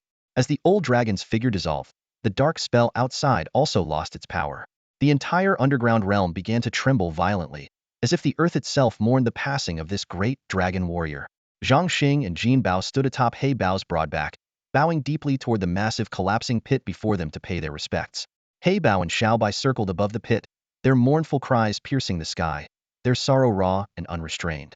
The grief of dragons was deeper and more poignant than that of humans, as if their mourning could tear through the heavens. Zhang Xing couldn't help but wonder. In the long years ahead, in countless silent nights, would these young dragons meet the old dragon again in their dreams? Would they dream of a miracle, where the old dragon survived? Perhaps they would once again hear his teachings, learn battle strategies, and converse joyfully with their elder. Or perhaps they would relive this very moment in their dreams, feeling the same heart-wrenching sorrow. And when they woke, realizing it was only a dream, would the joy vanish and the grief linger? How would this loss shape their understanding of life? Zhang Xing didn't know. Perhaps the minds of dragons were more resilient than humans, free from such complex emotional entanglements. As the sky darkened, Heybao and Xiaobai still refused to leave. They descended into the pit, curling their massive bodies tightly, their heads pressed against the ground, their eyes vacant and hollow. In that moment, Zhang Xing could feel the overwhelming sorrow emanating from the three young dragons. They were like children who had just lost their parents, unable to accept it, unwilling to let go. They buried their heads in the earth, as if trying to burrow into the embrace of their mother. That night, even the dense swamp mist seemed to thin out. A faint, ethereal moonlight broke through the veil of time, illuminating the sorrowful land. In the gentle moonlight, it was as if the old dragon's spirit had reassembled, silently comforting the young dragons. The small dragons seemed to sense this warmth from the depths of their souls. Their eyes grew heavy, and at last, they drifted into a deep sleep. It was the first night the three little dragons slept outside their familiar environment. Zhang Xing chose not to disturb them and quietly stayed by their side. By the next morning, the three dragons seemed to have calmed their sorrow. They affectionately rubbed their heads against Zhang Xing's hands, as if transferring the emotions they had for their lost loved ones to this human who was both their master and their friend. Zhang Xing gently comforted them, softly stroking each dragon's head. In return, the dragons extended their tongues to lick his palms, silently expressing their trust and affection. "All right, let's go," Zhang Xing said. He placed Xiaobai and Jin Bao into the Dragon Island and mounted Heybao, heading towards the magical beast forest. Along the way, he was surprised to discover that a side quest had been completed so quickly, but he decided to stick to his original plan. Zhang Xing focused his mind into the system space, ready for the long-awaited lottery draw. Suddenly, the system emitted a rapid alert sound. Beep, beep, beep, beep. Congratulations, you've won an Inlong egg. What kind of dragon is an Inlong? Zhang Xing wondered, as it was his first time hearing of such a dragon. However, he quickly set his curiosity aside, deciding to wait until the egg hatched to find out. Following the detailed instructions provided by the system, he swiftly built a level 1 nest and planted fruit trees, preparing for the arrival of the new life. Just one day later, the Inlong hatched. To everyone's amazement, it turned out to be a female dragon. In her dragon form, the Inlong was distinct from Heybao and the others. She had a pair of wings, only 2 legs, and her body was covered in bronze-colored scales. The rest of her appearance, however, perfectly matched the mythical image of an Eastern dragon. Curious, Zhang Xing opened the Inlong's attribute menu and found the description: Inlong, also known as Filong or Huanglong. Talent attributes: speed, dragon breath, bite, magic immunity levels 14. So it's a flying dragon, and a female one at that, Zhang Xing thought. What name should I give her? He looked at the Inlong, who had transformed into a human-like form. She was wearing a yellow dress, her large, glistening eyes full of curiosity as she quietly nibbled on pieces of her eggshell. How about we call you Long Wenjing? Your nickname can be Jingjing or Xiaojing, and when you grow up, you'll be called Wenjing, Zhang Xing suggested. The little Inlong blinked her big eyes and shyly nodded in agreement. Before Zhang Xing could give any further instructions, Heybao took on the role of the eldest brother. Xiaobai, you need to take good care of our little sister Jingjing. Make sure you leave no detail unattended, understood? Don't worry, Heybao. She's our little sister, and I'll definitely take good care of her, Xiaobai replied enthusiastically, clearly overjoyed by the addition of a new family member. Heybao continued, and you, Jin Bao, decorate Jingjing's room a bit. Take out some of your gold and jewels to contribute. Not to be outdone, Bao pulled out a golden agate necklace from his collection and carefully placed it around Jingjing's neck. Hey Bao, you don't even have to tell me. It's no big deal, I'm not just rich. I'm a little too rich, he said smugly, glancing at Heybao and Xiaobai. Caring for a sister isn't just about words. It requires action. Pearls, agates, and saffras, that's true love. His words left Heybao and Xiaobai momentarily speechless. Jingjing, however, beamed with delight. Hey Bayajej, Xiao Beijej, the necklace Jean Bayajej gave me is so pretty, she said, her eyes curving into crescents as she smiled. Jingjing looks the best wearing it. Heybao awkwardly chimed in. Not wanting to fall behind, Xiaobai flipped his wrist and produced a multicolored gemstone bracelet. He gently placed it on Jingjing's wrist. Wow! Red, orange, yellow, green, blue, indigo, violets, even colors combined. It's so beautiful, Jingjing exclaimed, admiring the gifts her older brothers had given her. Heybao looked at the bracelet and scratched his head. I think I have one of those too, but I can't seem to find it. After a moment of thought, he finally pulled out a fist-sized multifaceted ruby and handed it to Jingjing. Wow! Such a big ruby, it's gorgeous, Jingjing exclaimed in surprise. Receiving such precious gifts right after being born filled her with excitement. After leaving Dragon Island, Zhang Xing arrived at a small town near the outskirts of the magic beast forest. As he stepped out of the inn where he had been resting, the scene before him caught him completely off guard. Thick smoke billowed into the sky, townsfolk ran in terror, and panicked shouts echoed from every direction. At first, Zhang Xing thought the forest might be on fire. However, as he moved closer to investigate, he realized it was a house engulfed in flames. Strangely, instead of attempting to extinguish the fire, the nearby townspeople were fleeing in the opposite direction. Suddenly, the dense smoke parted, and a ferocious, lion-like magical beast emerged, its face twisted in a menacing snarl. Close behind it was a man in his 30s, dressed in a gray robe. He shouted urgently, "Get out of the way, kid! That's a Tier 4 Firecloud Lion. I'm trying to subdue it." Before the man could finish his warning, the Firecloud Lion lunged toward Zhang Xing, closing the distance to less than 3 meters. Its massive jaws opened wide, and a burst of fiery flames shot directly at him. The onlooking townsfolk, witnessing this terrifying scene, believed the boy was doomed, silently lamenting his fate. But to everyone's astonishment, when the flames cleared, Zhang Xing stood there completely unharmed. Even more shocking, the once fierce Firecloud Lion now cowered on the ground like a frightened puppy, trembling all over. Zhang Xing, calm and composed, was casually patting its head as if nothing had happened. The sight left everyone, including the gray-robed man, utterly speechless. The man's name was Yale, a beast tamer from the Beast Taming Hall, an organization on the Sacred Dragon continent dedicated to taming and selling magical beasts. The hall traced its origins back to the ancient Six Tower Association, whose founders had developed methods to communicate with magical beasts in order to explore perilous ruins, thus creating the profession of beast tamers. Yale had been under immense pressure to complete his task. He hadn't captured a single magical beast in the first half of the year, and with the assessment period fast approaching, he had no choice but to take the risk of venturing deep into the magic beast forest. He had finally encountered a young Firecloud Lion, but no matter what he tried, he couldn't subdue it. And now, a mere child had accomplished it effortlessly. Yale stared in disbelief, his mind racing with questions. How had this boy done it? Why had the beast, so aggressive just moments ago, become so docile in an instant? Could it have been frightened? But that didn't make any sense. Everyone was left bewildered. What secrets lay hidden within this seemingly ordinary boy? The flames spewed by the Firecloud Lion posed no threat to Zhang Xing. As the dragon energy within him surged, he prepared to throw a punch. However, before he could act, the ferocious and imposing Firecloud Lion suddenly froze as if struck by lightning. It seemed to sense some terrifying presence, plummeting from the air and crashing heavily to the ground. It lay there trembling, completely subdued. Zhang Xing was taken aback. He stared at his fist in confusion, muttering to himself, "Huh? What's going on? When did I become this powerful?" He frowned in thought for a moment before realization dawned on him. Ah, it must be the dragon energy. All 3 dragons have reached the 6th tier, so the dragon energy in my body has grown several times stronger. Forget a 4th tier magical beast, even a 6th tier one would have to bow down before me now. At that moment, Zhang Xing noticed Yale standing nearby, dumbfounded. He turned to him and asked casually, "Hey, big brother, why do you want to subdue it? To make it your battle beast?" Yale snapped out of his stupor, stammering, "Well, yes, that's the plan. My name is Yale, and I'm a level 1 beast tamer from the Beast Taming Hall's Tianqing Kingdom branch. I'm here on a mission to tame this magical beast."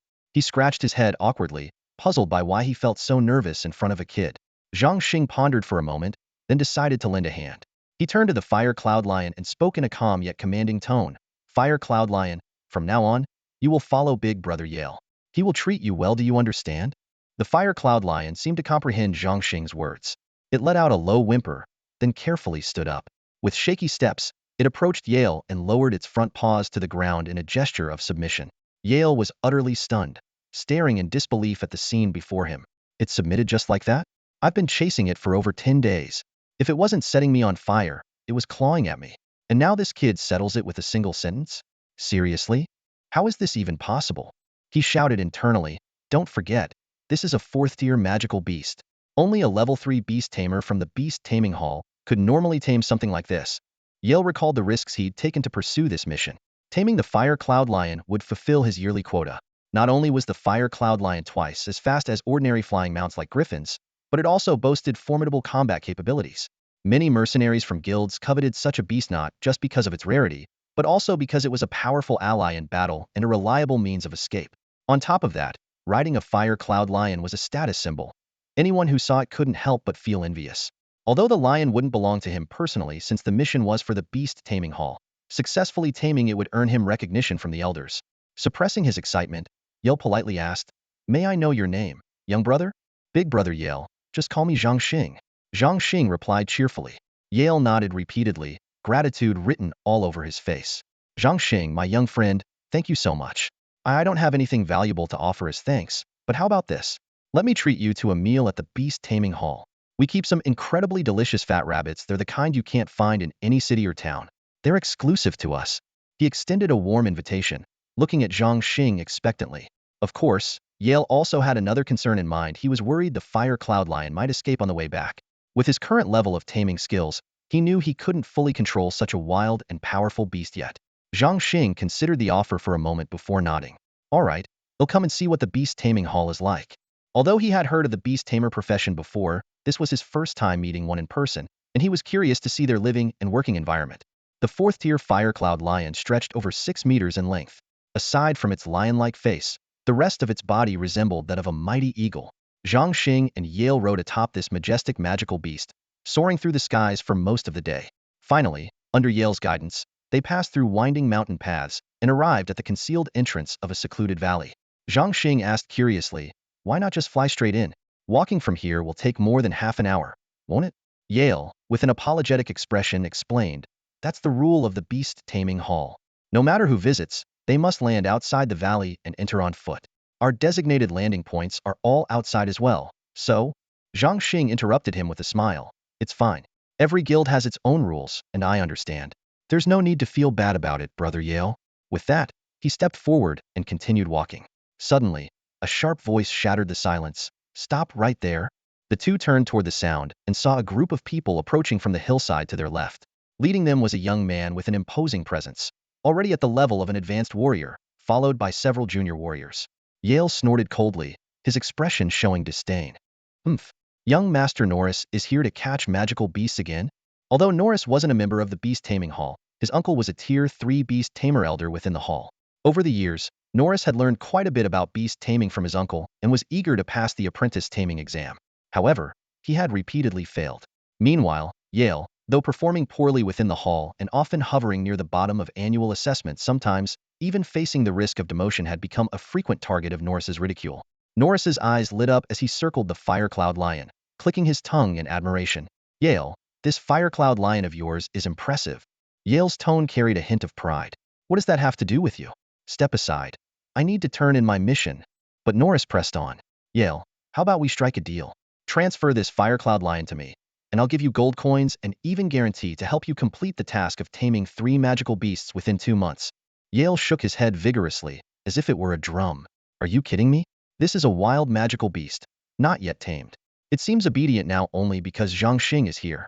If I hand it over to you, and you can't control it, what if it throws you off midair and you end up as a smear on the ground? Your uncle would skin me alive. Besides, my entire year's worth of missions depends on this lion. There's no way I'd give it away." Then, with a sly grin, Yale added, "Young Master Norris, it's not that I don't want to give it to you, but if you can make it obey your commands, I'll hand it over." Hearing this, Zhang Xing chuckled inwardly. Who would have thought that seemingly honest and straightforward Yale had a few tricks up his sleeve? Norris, however, was overjoyed. Assuming Yale wanted to curry favor with him and earn some praise in front of his uncle, he pulled out a plump, golden roasted rabbit and, making strange noises, approached the Firecloud Lion with a cheerful expression. This was a common trick for building rapport with magical beasts. While the beast might not immediately accept the gesture, it usually wouldn't lash out either. But what happened next was entirely unexpected. The Firecloud Lion suddenly raised its razor-sharp claws and swiped fiercely at Norris. Completely unprepared, Norris was sent flying by the blow, and the roasted rabbit tumbled to the ground, covered in dirt. In terms of raw strength, Norris was indeed 2 minor levels above the Firecloud Lion. However, this rare beast possessed the ability to fight beyond its level, making it a formidable opponent. If they were to truly clash, Norris would likely find himself at a disadvantage. Defeating the Firecloud Lion would already be a challenge, let alone capturing it. Norris's goal on this trip was to tame the Firecloud Lion, so resorting to force was out of the question. Suppressing his frustration, he pulled out all the stop singing, dancing, and showering the lion with flattering words. Yet, the Firecloud Lion remained utterly unimpressed by his antics. "You can't tame it, and there's nothing I can do about it either," Yale said with a helpless shrug, shaking his head. Norris knew full well that even Yale couldn't completely subdue this untamed, wild creature at the moment. Glaring at the Firecloud Lion in frustration, Norris stormed off toward the valley, already blaming Yale for the failure and plotting how to get even with him in the future. Zhang Xing and Yale, accompanied by the Firecloud Lion, made their way into the valley as well. The moment they entered, Zhang Xing felt an overwhelming abundance of spiritual energy. It was as if he had stepped into a hot spring, his pores opening up as he greedily absorbed the energy in the air. "Huh, let me show you something," Yale said proudly. "Brother Zhang Xing, the entire valley is filled with spiritual herbs and flowers, and we've set up a spirit-gathering magic array here. It's not only beneficial for humans, but also a favorite spot for magical beasts to settle." The Beast Hall, with its immense resources, had arranged numerous magical arrays throughout the valley. Most of the beast tamers here were warriors, with very few magic users among them, a reflection of their profession. The development of warriors followed 3 stages. The initial 3 levels required little spiritual energy. The warrior stage demanded more spiritual energy to convert into combat power. And breaking through to the spirit warrior level was an arduous task in a small region like the Tianqing Empire, primarily due to the scarcity of spiritual energy. Zhang Xing, however, was an exception. He possessed a unique constitution that allowed him to absorb any beneficial energy, whether it was dragon energy, spiritual energy, or magic. As he liked to put it, his body had a system constitution, a rarity even among the so-called rare constitutions of this land. The dense spiritual energy of the Beast Hall had nurtured a group of powerful beast tamers. With the assistance of their battle beasts, their strength was effectively doubled. While beast tamers might not hold the same status as alchemists or formation masters, their combat prowess was certainly not to be underestimated. After walking along the stone path for about 10 minutes, the landscape suddenly opened up. What lay before them was a town comparable in grandeur to St. Roland Fortress.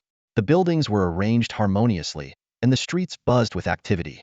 Many women and children could be seen walking their pet beast, small creatures about the size of dogs, while shopping or leisurely strolling, creating a lively and vibrant scene. "I never expected to find such a town in this desolate valley," Zhang Xing exclaimed in amazement. Yale chuckled and explained. "After a century of development, and with the financial backing of the Beast Hall, this place naturally flourished. Many members of the Beast Hall grew fond of it, settled down, started families, and began living alongside magical beasts." Zhang Xing nodded in agreement. Once people established routines, they were hard to break, especially after starting families. Even in challenging environments, they would find ways to adapt and survive. Judging by the attire and the smiles on the faces of the members' families, their lives had significantly improved, filled with comfort and contentment. The Beast Hall's task lobby was bustling with activity, packed with people coming and going. The hall was divided into several rooms, each with long queues outside. Some were there to pick up tasks, others to submit completed ones, while a few were undergoing apprentice assessments. The scene was livelier than a marketplace. Staff members weaved through the crowds, barely keeping up with the demands. Yale walked briskly over to Zhang Xing, holding a small card he had just collected. "Brother, let me take you to the beast stables. First, we register here, then hand over the magical beast, and after that, the taming process begins. It'll take about 10 days before my task is officially complete." "All right, let's check it out." Zhang Xing nodded in agreement.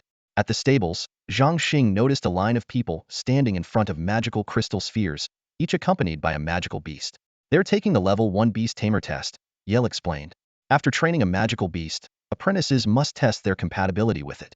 To qualify as a level 1 beast tamer, the compatibility score must be at least 10 points. 10 is average, 20 is excellent, and 30 is considered perfect. Zhang Xing nodded thoughtfully. This is similar to alchemy. Even among beginner alchemists, the quality of the pills they produce can vary greatly. When it was Yale's turn to submit his task, a man who appeared to be in his 50s glanced up at him. Yale, is this Firecloud line your catch? Reporting to Elder Mo Feng, this was actually captured with the help of Brother Zhang Xing, Yale admitted honestly. You know the rules, don't you? Mo Feng said coldly. I do, and I'll tame it as soon as possible, Yale replied nervously. If you know, then why break them? Elder Mo Feng pulled out a magical crystal sphere. Test the compatibility. If it doesn't reach 10 points, the task won't count as complete. The people around them began murmuring. So it wasn't him who caught the Firecloud lion? No wonder it keeps its distance from him. Magical beasts that aren't captured personally are much harder to tame, especially flying ones. It might even lash out and injure someone. If sold, the rider could end up falling from the sky. People like him, cutting corners, should have been demoted to apprentices long ago. He probably got lucky when he passed the level 1 beast tamer test. Only now did Zhang Xing understand why Yale was so insistent on bringing him to the beast hall. Along the way, Yale had been constantly trying to win over the Firecloud lion, eager to establish compatibility as quickly as possible. However, Zhang Xing felt that Yale's idea of a perfect 30-point compatibility was far too low. In his opinion, raising a beast companion should be like his bond with Heybao and Xiaobai, connected in mind and spirit, truly in sync. Without a compatibility score of at least 90 points, there was always a risk of the beast going berserk, endangering its owner.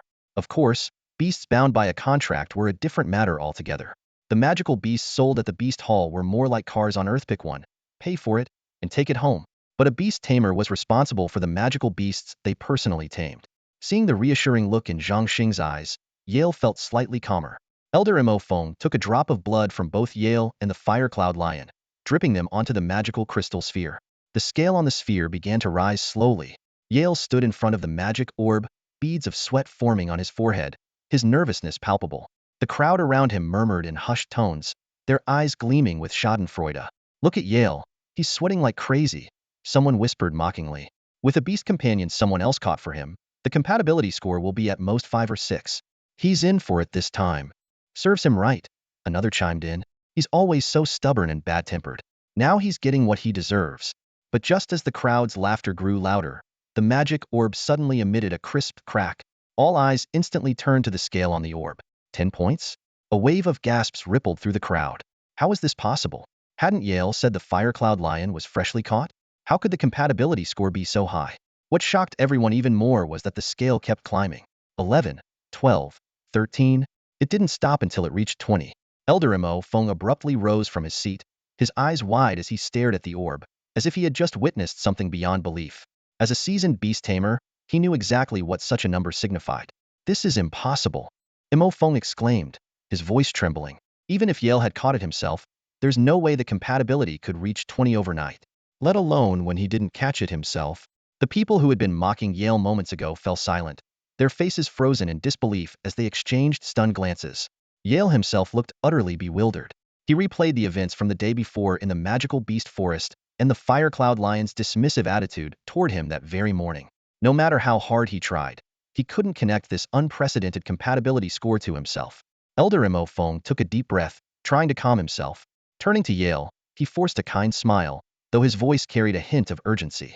Yale, where is that young friend of yours, Zhang Xing? Could you introduce him to us?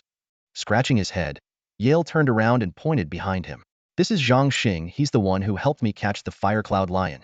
All eyes followed Yale's gesture, landing on a boy who looked no older than 10. The crowd was stunned, their faces etched with disbelief. Elder Mo Feng cleared his throat, attempting to maintain his composure. So Zhang Xing, is it? Did you really catch the Firecloud lion? What level of beast tamer are you? Under the weight of everyone's gaze, Zhang Xing remained calm and unbothered. A faint smile appeared on his face as he replied, yes, I caught it, but I'm not a beast tamer. I don't know the first thing about taming beasts. His words sent ripples of shock through Elder Mo Feng's mind. Internally, the elder speculated. This boy must come from an incredibly powerful family to be so composed. The thought made Mo Feng's demeanor even more deferential. Young Master Zhang, you're too modest, Mo Feng said with a laugh. At your level, you could easily qualify as a level 2 beast tamer. Of course, I wouldn't dream of prying into your background. I understand the rules. As he spoke, Mo Feng gave Zhang Xing a knowing look, as if to say, I get it, I totally get it. In his mind, befriending this mysterious, noble young master might just open doors to unexpected opportunities for his career. Zhang Xing was utterly baffled, unable to comprehend why the elder before him, who suddenly treated him with such reverence, was acting this way. Before he could even ask, the man who had introduced himself as Mo Feng, the elder of internal affairs of the Beast Hall's Tianqing branch, began showering him with effusive praise. Young Master Zhang, your esteemed presence graces us all. I, Mo Feng, am truly honored to host you. What an unprecedented privilege. To witness your youthful brilliance in person is a blessing beyond measure. Today, it is my responsibility to ensure you are treated with the utmost hospitality. The people around them stared in stunned silence. Mo Feng, notorious for his cold demeanor and aloof pride, was now fawning over a mere boy? Even if this kid truly had the ability to tame the Firecloud Lion, surely that didn't warrant such sycophantic behavior. Just as Mo Feng was rambling on, a familiar voice cut through the air. Zhang Xing. Zhang Xing. A group of people dressed in mercenary gear approached with cheerful smiles. Brother Dashi. Sister Meili. Zhang Xing exclaimed, his face lighting up with joy. Zhang Xing, what are you doing here? Shouldn't you be at school? Meili asked with concern. Dashi chuckled warmly. I recognized you from far away, but Meili didn't believe me. I'll take my exams in 2 months, so I'm just having some fun right now, Zhang Xing explained with a grin. Noticing this interaction, Mo Feng quickly interjected, Dashi, you know him? Dashi bowed respectfully. Elder Mo Feng, this young man is none other than our savior. As a member of a mercenary team that often sold live magical beasts to the Beast Hall, Dashi was well acquainted with most of those present. Mo Feng forced a stiff smile. I heard young Master Zhang is still studying? May I ask which academy? At a magic and martial arts academy in the Tianqing Kingdom. Zhang Xing replied with an easy smile. Tianqing Kingdom? You're from there? Mo Feng's tone noticeably cooled. Yep, born and raised. Zhang Xing said casually. You mean you're not a disciple of the Beast Hall? Mo Feng's expression darkened. When did I ever say I was? Zhang Xing replied with an innocent smile. Mo Feng nearly choked on his own breath, his face cycling through a series of mortified expressions. The surrounding tamers struggled to contain their laughter. It all made sense now. Mo Feng had mistaken Zhang Xing for the heir of some influential family and had gone out of his way to ingratiate himself, only to make a fool of himself. This was sure to become a legendary anecdote within the Beast Hall. The more Mo Feng looked at Zhang Xing's smiling face, the more infuriated he became, convinced the boy had deliberately humiliated him. Desperate to salvage his pride, he sneered, Zhang Xing, you claim to have captured the Firecloud Lion yourself? I doubt it. Could it be that you are colluding with Yale in some underhanded scheme? Believe what you want. It's none of my business, Zhang Xing replied nonchalantly, clearly unbothered. None of your business? Mo Feng's anger erupted into a cold laugh.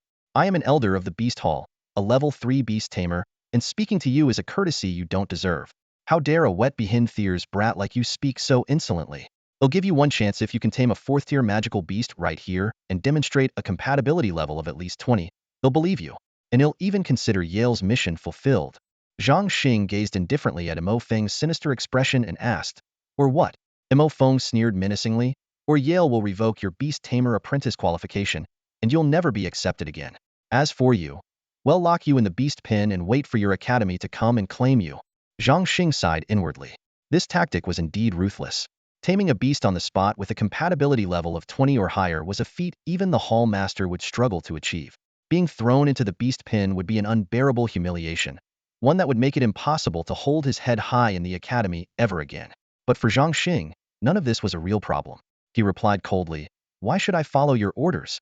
Then, turning to Yale with a tone of disdain, he said, Yale, this beast hall isn't worth staying in. Just look at these people, self-serving, sycophantic, and endlessly making life difficult for their colleagues. Staying with this bunch of losers won't do you any good. Trust me, let's leave. The moment those words left his lips, the entire beast hall erupted into chaos. Angry voices rose in waves. What? Did he just call us self-serving? Did he just call us losers? Who is this kid? Does he have a death wish? Get his parents here. Even the apprentices taking the level 1 beast tamer exam were drawn by the commotion and surrounded Zhang Xing. Someone shouted furiously, you little brat, say that again if you dare. Go on, I dare you.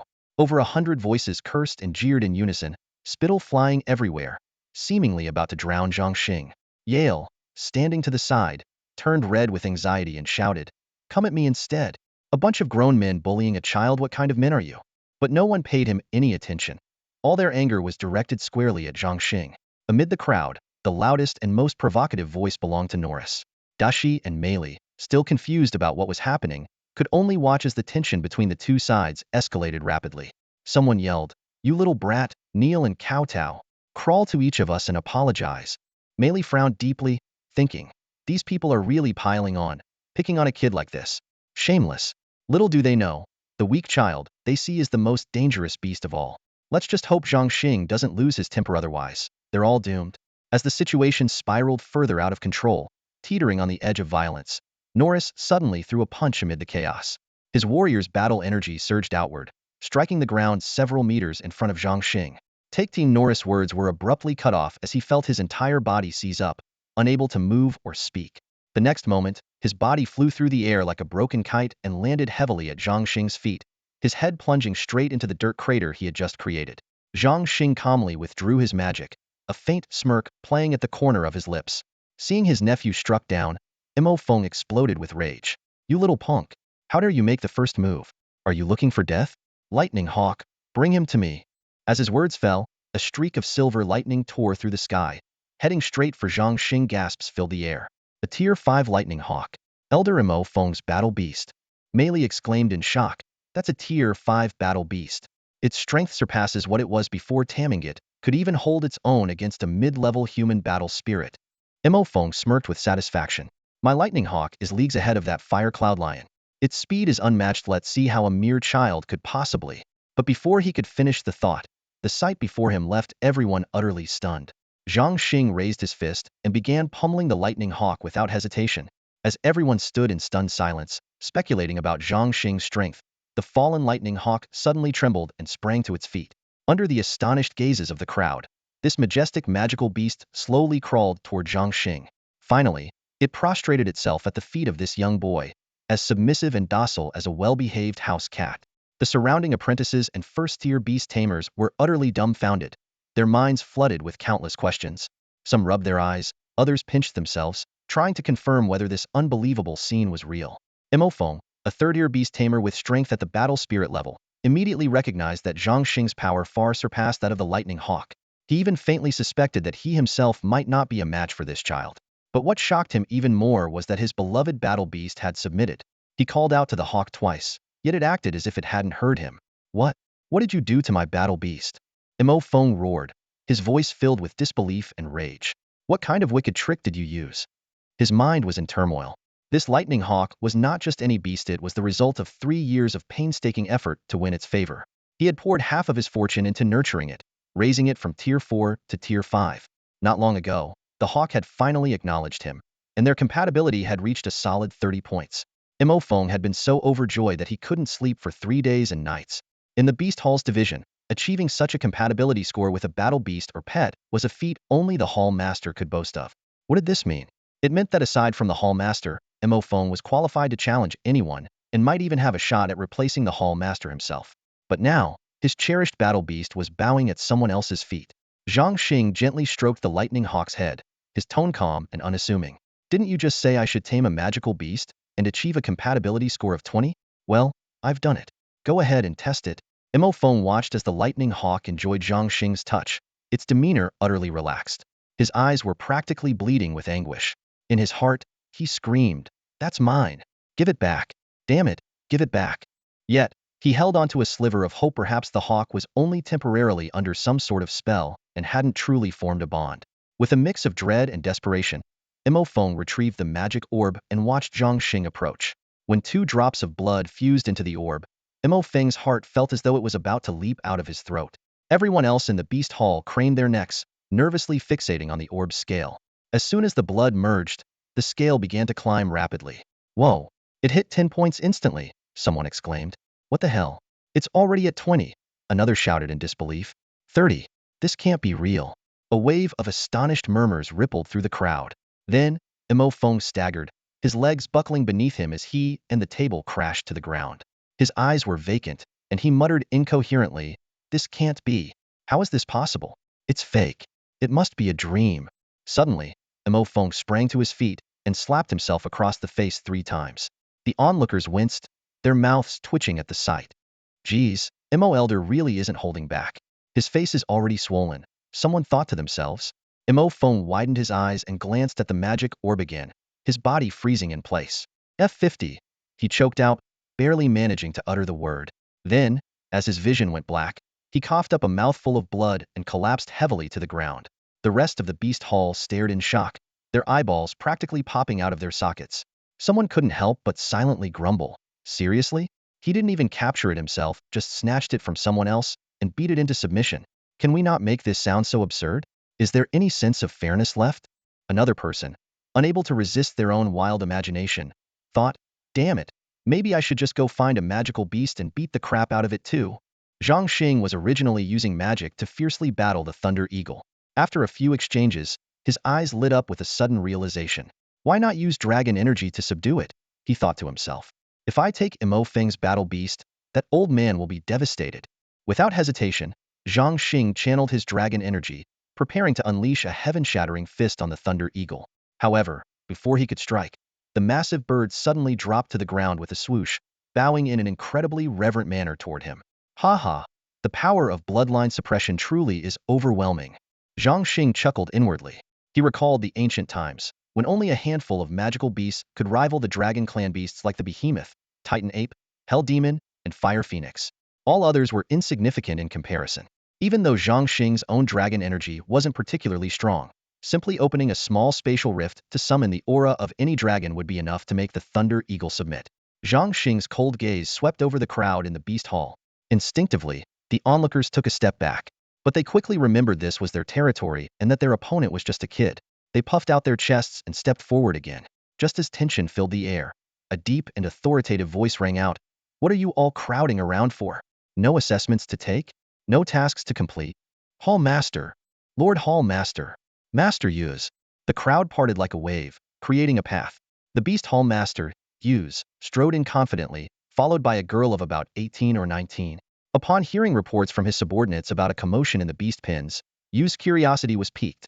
This was a rare occurrence, and he decided to investigate personally. As he walked in and took in the scene before him, his confusion only deepened. What's going on here? Yuz asked, not addressing anyone in particular. Immediately, two beast tamers rushed forward, eager to curry favor, and briefly explained the situation. A compatibility score of 50? And still beaten this badly? Elder Imo Feng fainted in anger? He even called the Beast Hall members useless? And the one who said those arrogant words is Zhang Xing. Yuz rubbed his fingers together, a habitual gesture whenever he was faced with a tricky problem. This was indeed a difficult situation. Elder Imo Feng had been eyeing the Hall Master's position for a long time, constantly scheming and currying favor with higher-ups while neglecting his responsibilities and forming cliques. The fact that such a major incident had occurred in Tianqing Kingdom without Imo Feng's knowledge, let alone his failure to recognize Zhang Xing, was a disgrace. If that black dragon had appeared, the disciples of the Beast Hall present would likely not have survived. But Zhang Xing had openly criticized the Beast Hall in front of so many disciples, tarnishing its reputation. Punishing him?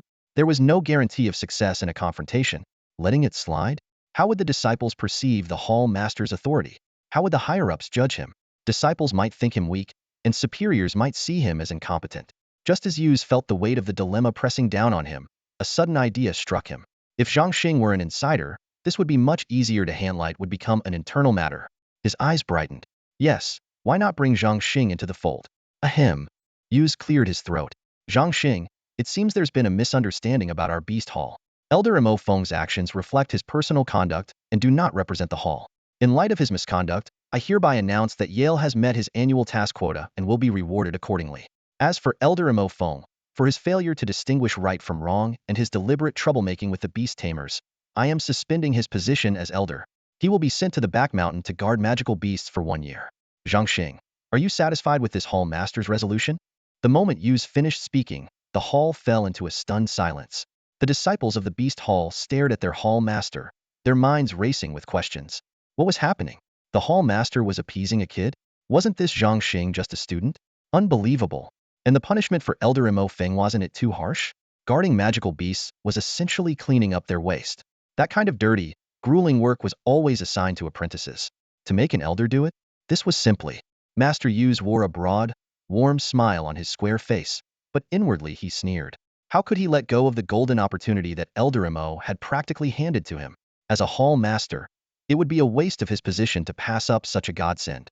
Zhang Xing listened to Yu's words with apparent satisfaction, but deep down, he was puzzled.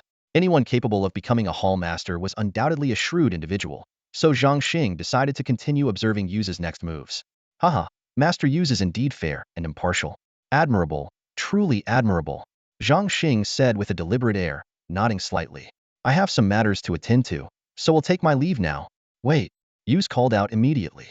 Your talent for taming beasts is extraordinary, Zhang Xing. Would you be interested in taking a test? With your ability, earning a first-level beast tamer certification would be a breeze. Once you pass, you'll enjoy insider prices for riding birds or purchasing magical beasts at any beast taming hall. Plus, there are plenty of simple yet highly rewarding tasks available in the hall. Take a beast taming test? Not interested. Zhang Xing shook his head decisively. Only taming dragons is impressive. Who cares about training chickens, ducks, geese, or dogs? Yus quickly tried to persuade him. Most people would do anything for the chance to take the test. Passing it means piles of gold coins at your fingertips. Warriors and mages alike need substantial funds to enhance their strength. Tame one and it's yours. Tame 10, and you get 10. If you don't want them, you can exchange them for gold coins. Yu's words left everyone present stunned. Considering the speed Zhang Xing had demonstrated in taming beasts earlier, wouldn't this policy bankrupt the beast hall? Zhang Xing's eyes lit up. Now that's an interesting proposal. Yu's heart sank as regret immediately set in he had spoken too hastily. Before he could say anything further, Zhang Xing solemnly declared, Master Yus, you're a man of your word. Since you're so enthusiastic, I'll agree to it. As Yus awkwardly scrambled for a solution, his daughter stepped in just in time to defuse the situation. Hehe, brother Zhang Xing, don't overthink it. The beast hall's rules for the test are simple. For the first level, you only need to tame a magical beast that's one level stronger than yourself. Exactly. My daughter is absolutely right. Yus quickly latched onto her explanation, stroking his beard with satisfaction while looking at his clever daughter with pride. He thought to himself, this child really has quick wits. Zhang Xing was taken aback by Yu's words, his face filled with awkwardness and helplessness. He was completely unaware of the rules of the assessment and had assumed that his easy path to wealth was within reach only to have it abruptly cut off. However, he understood the importance of integrity and knew he couldn't go back on his word, no matter how frustrated he felt. Sigh, I guess I'll just wing it and take the test, Zhang Xing thought to himself, casting an annoyed glance at Yu's daughter. Her sharp little features and calculating expression suggested she was someone who always had a trick up her sleeve. Around them, the Beast Hall disciples looked at the clever young girl with admiration, as if she had just resolved a major crisis. Meanwhile, Imo Feng, who had quietly regained consciousness, slinked away unnoticed to avoid attention. All right, let's get this over with, Zhang Xing said impatiently. Yu's face lit up with joy. Great. Who's in charge of the apprentice assessment? Go get a test paper, he exclaimed, inwardly thrilled. He had successfully lured Zhang Xing to the Beast Hall. Recruiting someone with a dragon companion would be a huge boost to his reputation. His promotion was practically guaranteed. Two apprentices quickly brought over a table, a chair, and a test paper. Yus beamed as he said, Please, Zhang Xing. Haha, this is the first time I, as the hall master, am personally overseeing an exam. Zhang Xing stood there awkwardly, ignoring the subtle undertones of Yu's words. Wait, there's a theory test too? I don't know any of this stuff. I haven't even read a single book, he admitted. The hall fell silent. Yus froze mid-smile. His daughter stared wide-eyed, and everyone else in the Beast Hall looked utterly dumbfounded. Desi and Meili blinked repeatedly, as if trying to confirm they had heard correctly. A flood of questions ran through everyone's minds. Wait, what? You don't know anything about magical beasts, their types, habits, temperaments, or bloodline branches, so how did you even manage to tame one? Care to teach us your secret? Would love to skip the theory too. Seriously, how are you able to tame beasts without any knowledge? Are you some kind of natural-born beast whisperer?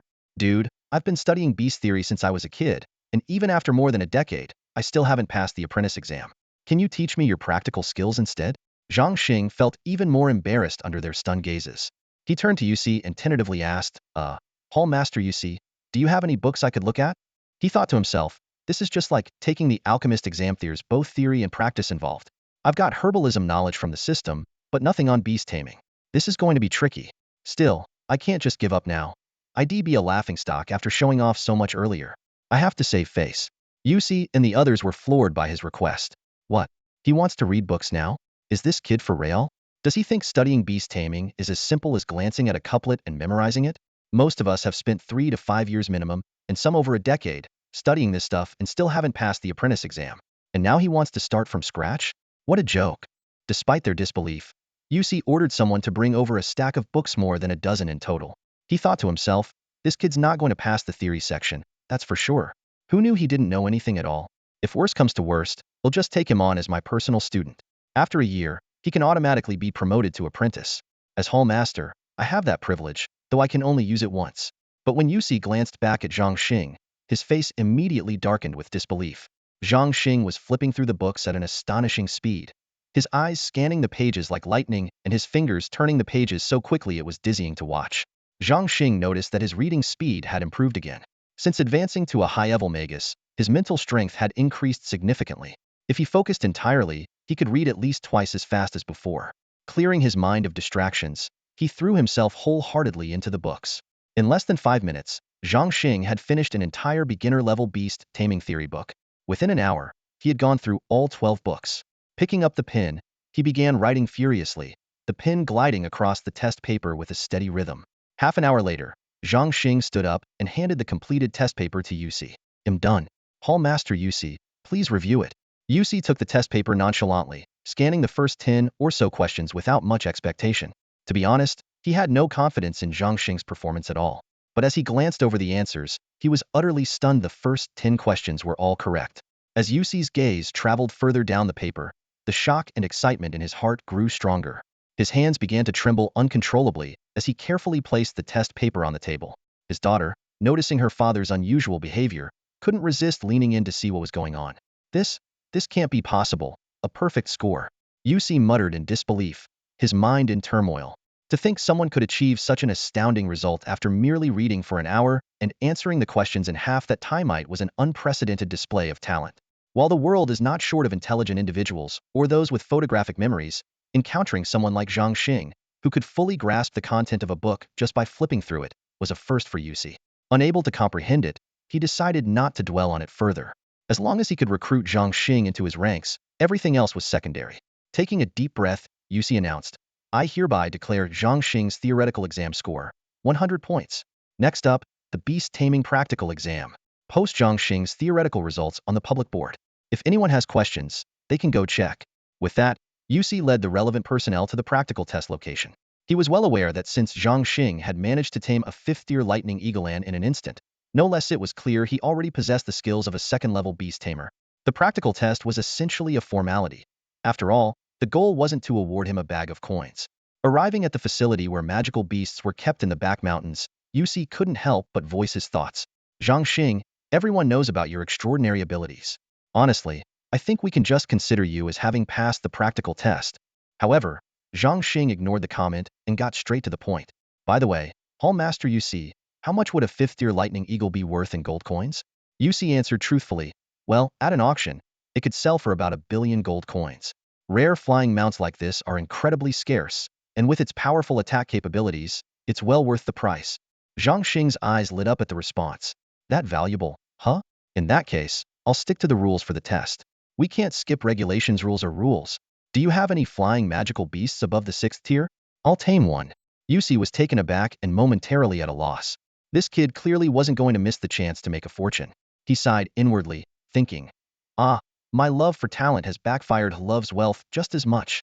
We do have magical beasts above the 6th tier, but none of them are flying types. Those are extremely rare right now. As soon as we catch one, it's sold immediately, sometimes even pre-ordered. Yusi explained. Zhang Xing looked a bit disappointed, thinking that land-based mounts wouldn't fetch the same price as flying ones. The group continued up the mountain slope toward the summit, passing numerous magical beasts in cages along the way, most of them 4th or 5th tier. Zhang Xing showed little interest. Suddenly, his attention was caught by a massive bird lounging lazily on the grass, completely indifferent to the people around it. Hall Master Yusi, isn't that a winged magical beast over there? Why isn't it in a cage? Zhang Xing asked curiously. Yusi, with a sense of pride, introduced it. That's the treasure of our beast hall, the Tianpeng bird, a creature with ancient bloodlines. Its power rivals that of a demon emperor or a battle emperor. It's also the reason our beast hall has been able to thrive peacefully without being invaded. As he spoke, he bowed respectfully to the Tianpeng bird. Zhang Xing studied the bird closely, recalling what he knew about magical beasts. He speculated, an ancient bloodline? It should be at the peak of the 6th tier, just shy of breaking through to the 7th, right? Yusi nodded approvingly. Exactly.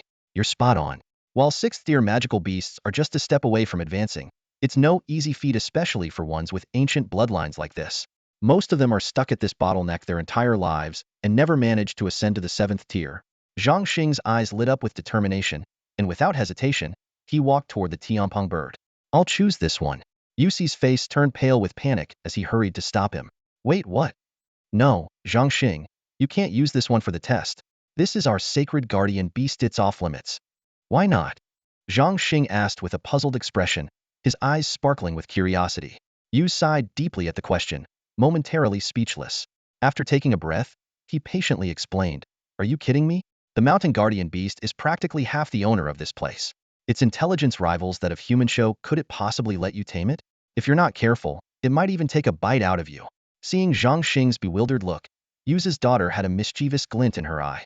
Flashing her small tiger-like teeth, she came up with an idea and suggested slyly, Well, if little brother Zhang Xing wants to give it a try, let him. But this won't count as part of the assessment, okay? If you really manage to tame it, we'll give it to you as a gift. Father and daughter seemed to read each other's minds. Yu's eyes lit up as he thought to himself that teaching this arrogant boy a lesson might not be such a bad idea. Feigning seriousness, he said, This is the sacred beast of our beast hall. Its temper is not the best, so be careful not to get hurt. With the hall master's approval, Zhang Xing stepped forward. He stopped when he was about 3 meters away from the massive bird known as the Skyrock. The creature lazily turned its head to glance at the young boy, then disdainfully looked away, uninterested. Zhang Xing pondered to himself, wondering, what kind of ancestor does this Skyrock have? Could it rival the Dragon Clan? Better check with Heybao and the others first, can't act recklessly. With that thought, he activated his spiritual consciousness and entered his internal space. Heybao, how much do you know about the Skyrock outside? Zhang Xing asked. After observing for a moment, Heybao chuckled. Boss, that guy is a descendant of the ancient Kuan Pong, but its bloodline has become very diluted over time. It's no match for us. Understanding dawned on Zhang Xing. He reasoned that even among 6th-rank magical beasts, true adversaries were rare in ancient times, let alone now. However, dealing with a creature like this required finesse rather than brute force. He decided to appeal to its desires. Reaching into his space, he retrieved a first-grade bloodline pill and began tossing it lightly in his hand. The Skyrock immediately perked up, its feathers bristling as its lazy demeanor transformed into full alertness. It snapped its head around. Its sharp eyes locked onto the pill flipping in Zhang Xing's hand. Without hesitation, the Skyrock let out a piercing screech and lunged forward, beak wide open, aiming to snatch the bloodline pill. Whoa, aren't you a bit too shameless? Zhang Xing exclaimed. Just snatching it without even negotiating first? The Skyrock paid him no mind, its focus entirely on the pill. This was a rare treasure capable of improving its bloodline, enhancing its purity, and even offering a chance to ascend to a higher rank. As for the little boy holding it, completely insignificant. If he dared to stand in its way, the bird might even consider eating him. Seeing this, Zhang Xing quickly withdrew the pill and dodged to the side. This bird is a total bandit. No manners at all, he muttered to himself. No wonder people say not a good bird, this must be what they mean.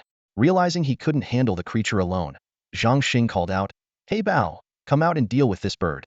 In a flash of shadow, a towering, muscular man appeared before the Skyrock. Without a word, Heybao launched a barrage of powerful punches at the bird. Initially, the Skyrock was defiant, its ancient pride compelling it to challenge the Black Dragon. But within mere seconds, it realized it was completely outmatched. The oppressive dragon aura overwhelmed it, and it could only muster a fraction of its usual strength. Facing Heybao, who had already advanced to the 2nd-tier bloodline, the Skyrock was utterly dominated. How dare you try to steal from my boss? Do you even know who my boss is? Heybao roared, punctuating each sentence with a heavy punch. Bang! Bang! The Skyrock was pummeled into submission, lying trembling on the ground with its beak crooked and feathers disheveled. Heybao sat triumphantly on its back, raining down punches like a relentless storm. Please, please, the Skyrock whimpered, its voice quivering. Dragon Master, how was I supposed to know that kid was your boss? If I had known, I wouldn't have dared to touch his stuff even with 100 lives. I'm sorry, Dragon Master. Please stop hitting, might really hurts. What Yus feared most had come to pass. He stared intently at the battle unfolding in front of him. Each time Heybao's fist landed on the Tianpeng bird, Yus couldn't help but flinch, his face twitching involuntarily. It's like the pain is hitting me instead of him, he sighed inwardly. Originally, Yus had planned to step in and play the role of the good guy once Zhang Xing started to struggle. But Zhang Xing's unexpected move producing a pill that sent the Tianpeng bird into a frenzy completely derailed Yes plan. Before he could react, Zhang Xing had already summoned the fearsome black dragon. Plans never keep up with changes, do they? What a mistake. What a miscalculation. Yus thought bitterly. Even his clever and resourceful daughter had stumbled this time. At that moment, realization dawned on Yusi, finally understood why Zhang Xing was able to tame magical beasts so quickly. Who wouldn't shiver at the sight of a dragon? This isn't taming. It's sheer intimidation. Yus indulged in a brief fantasy. If I had a dragon, I could tame every magical beast in the entire forest and march them straight to the guild's headquarters. I'd be the guild master in no time. But he quickly shook himself out of it, regaining his composure. He began to analyze the situation carefully. The Tianpeng bird was beaten by the black dragon, not Zhang Xing. It shouldn't form any bond with him, right? After weighing his thoughts for a while, he felt slightly reassured. Things shouldn't be too problematic. Turning to his daughter beside him, he noticed her wide-eyed expression, mouth agape with confusion and shock. Only then did Yus realize his oversight. Ah, I should have told her about the dragon earlier. Now look at this mess, she came up with such a lousy idea because of me. He hesitated for a moment before deciding to observe the situation a little longer before explaining anything. The rear mountain, being a restricted area, had only a few beast hall elders and apprentice attendants present. At that moment, they were all staring at heybao with disbelief and growing anxiety. One of the elders cautiously spoke up, Hall Master, this is getting out of hand. The Tianpeng bird's already in terrible shape. If this continues, it might die. Yus put on a facade of calmness, replying nonchalantly, no need to worry. Just watch. It won't die. But internally, he was panicking. Are you kidding? Why don't you try stopping that big guy?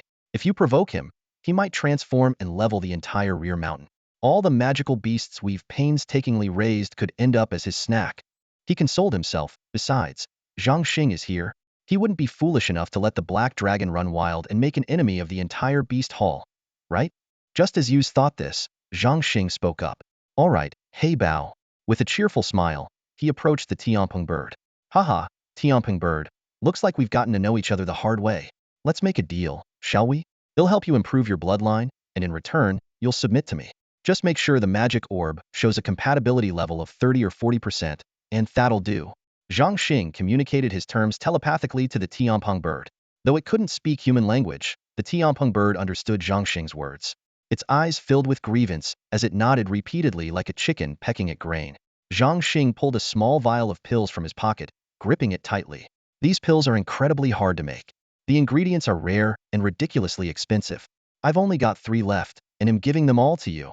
He deliberately raised his voice, ensuring everyone present could hear. Then, Zhang Xing launched into an exaggerated display of internal conflict. With a pained expression, he gritted his teeth, extending and retracting his arm over and over. The Tianpeng bird watched anxiously, its pupils dilating and contracting, its neck stretching and shrinking in rhythm with Zhang Xing's movements. Its heart felt like it might leap out of its chest at any moment. Come on, big guy, stop messing with me. The Tianpeng bird wailed internally. Are you giving it to me or not? Hurry up, I'm so nervous I might keel over. Finally, Zhang Xing let out a long sigh, his face full of reluctant resignation. Fine, a promise is a promise. What's said is said. Integrity first, here you go. The Tianpeng bird, hearing this, collapsed in relief. Using the last bit of its strength, it grabbed the small vial with its beak and slumped to the ground. It thought to itself, this is going to be the death of me. That was more exhausting than getting beaten up. Zhang Xing added, don't worry, I'll make more of these later. I won't forget about you. With a soft clink, the pill bottle fell from the Tianpeng bird's beak. Tears welled up in its eyes as it rubbed its head against Zhang Xing's pant leg, overwhelmed with gratitude. Bang! A thunderous crash shattered the silence. Everyone stood dumbfounded, staring at the scene before them. With just 3 bloodline pills and a few persuasive words, the once proud Skyrock had displayed an affectionate demeanor, bowing in submission. The onlookers were so shocked their jaws nearly hit the ground. Yus's emotions were a tangled mess. On one hand, he was pained by the thought of the fortune he was about to part with. On the other, he secretly rejoiced at finally pulling Zhang Xing into the Beast Hall's camp. But deep down, he thought to himself, after braving countless storms, how could someone like me be outwitted by a mere child? Zhang Xing turned around, a subtle, enigmatic smile on his lips. Hallmaster Yus, how about testing the compatibility with a magic orb? No need for a test, Yus exclaimed, glancing at the black dragon standing by Zhang Xing's side and recalling those mysterious pills he had never heard of before. This was clearly a classic case of the characteristic approach. Who would dare argue? Putting on a facade of magnanimity, he announced, I can see it clearly. The Skyrock has already submitted to you. You've passed the examination. No, scratch that. Your performance was so outstanding. I'm promoting you directly to a level 1 beast tamer. You may take the guardian beast with you. Zhang Xing saw through Yu's ploy instantly. It was obvious he didn't want to pay and was trying to brush it off with the system binding. Zhang Xing smiled faintly. Thank you for your generosity, Hall Master. However, as a member of the Beast Hall, how could I take the guardian beast away? I still have urgent matters to attend to, so will be taking my leave. With that, he turned and walked off. Just as Yu was about to feel smug about his maneuver, he noticed the Skyrock happily trotting after Zhang Xing. Shoo shoo. Go back. Stop following me, or I'll give you a good kick. Zhang Xing turned around, making a mock-kicking motion with an expression of disdain. Please, boss. Take me with you. I can level up by staying with you, please. I'm begging you. The Skyrock's beastly plea left Yu utterly crestfallen. This was a scenario he had never imagined. The once proud divine bird with ancient bloodline was now groveling to follow someone. I've taken care of you for years, and you've never shown me a shred of respect. Ungrateful bird. Yu muttered bitterly. He glanced at the black dragon nearby, which still exuded an aura of unapproachable dominance. The other members of the Beast Hall were left utterly stupefied. Today, they had truly witnessed the extraordinary. Zhang Xing's expression turned serious. No, you can't come with me. Your duty is to guard the Beast Hall and protect the lives and property of its people. If you leave, what happens when the magical beasts in the back mountain revolt? What about when enemies attack? The Beast Hall would lose billions of gold coins, not to mention the irreplaceable lives of countless beast tamers. You're old enough to understand this, aren't you? The crowd immediately caught the underlying message and turned their gazes to Yu's in unison. The Hall Master's face darkened like a storm cloud. This wasn't the voice of a 7-year-old child. It was the cunning rhetoric of a 70-year-old fox. The message was clear. Pay up, or I'll really take the guardian beast. Damn it. You're such a drama king. Yu roared internally. Zhang Xing spoke firmly, his tone leaving no room for argument.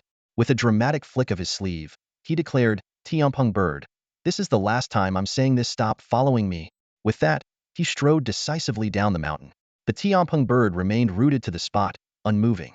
Seeing this, Hall Master Yu felt a wave of relief wash over him. He patted his chest and muttered to himself, thank goodness, at least the Tianpeng bird knows how to behave, and Zhang Xing seems to understand the bigger picture. But his moment of joy was short-lived. Before he could fully savor it, his heart sank to the depths. The Tianpeng bird had paused for barely 5 seconds before tiptoeing after Zhang Xing. It wagged its tail like a playful puppy, trying to curry favor. Tianpeng bird, get back here. Yu shouted, his voice tinged with both anger and desperation. But the bird paid him no mind. Great. I get it now. This is all a setup. The two of them, man and dragon, are in cahoots to mess with me. Yu fumed as he watched the Tianpeng bird wagging its tail at the black dragon.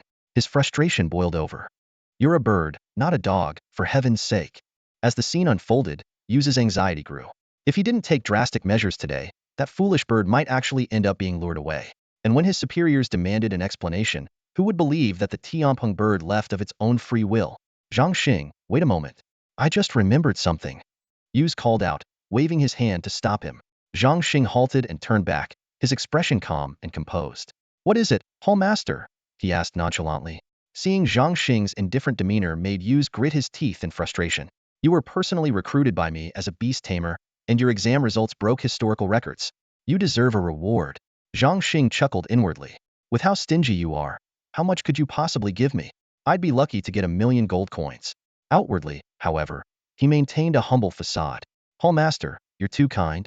As a member of the Beast Hall, how could I possibly accept any reward? I couldn't possibly take it. Cut the act. Isn't it money you're after? Yu snapped, striding forward. He pulled out a gold card and shoved it into Zhang Xing's hand. Hey, raise 5,000,000 as a reward. Take it, no arguments. Only 5,000,000? Zhang Xing blurted out. Realizing his slip, he quickly tried to backtrack. I mean, wow, that's so generous. I really can't accept this. Huh. Yu let out a dry laugh, thoroughly exasperated. What could a kid like you possibly need so much money for? 5,000,000 is already a fortune. Don't be so greedy. Just as Zhang Xing was about to turn and leave, Yu ground out through clenched teeth, 10,000,000. This is my personal contribution. If you're willing to consider me a friend, Zhang Xing, then take it. Before the words had fully left Yu's mouth, Zhang Xing appeared in front of him like a bolt of lightning, clasping Yu's hands tightly. Hall Master, how could I refuse such a gesture of friendship? If you ever need anything, don't hesitate to ask. I won't make any grand promises, but here in the Tianqing Kingdom, I can guarantee it'll be of help in any situation. The onlookers were left dumbfounded. A mere child, speaking so boldly in front of the hall master, it was unheard of. If such words had come from Yu himself, they might have been believable. But this absurd scene left everyone feeling uneasy. Sure, you're talented, with an exceptional memory, a unique beast taming method, and a powerful black dragon at your side. But in the upper echelons of the Tianqing Kingdom, how many people do you even know? And yet you dare to claim you're well-connected?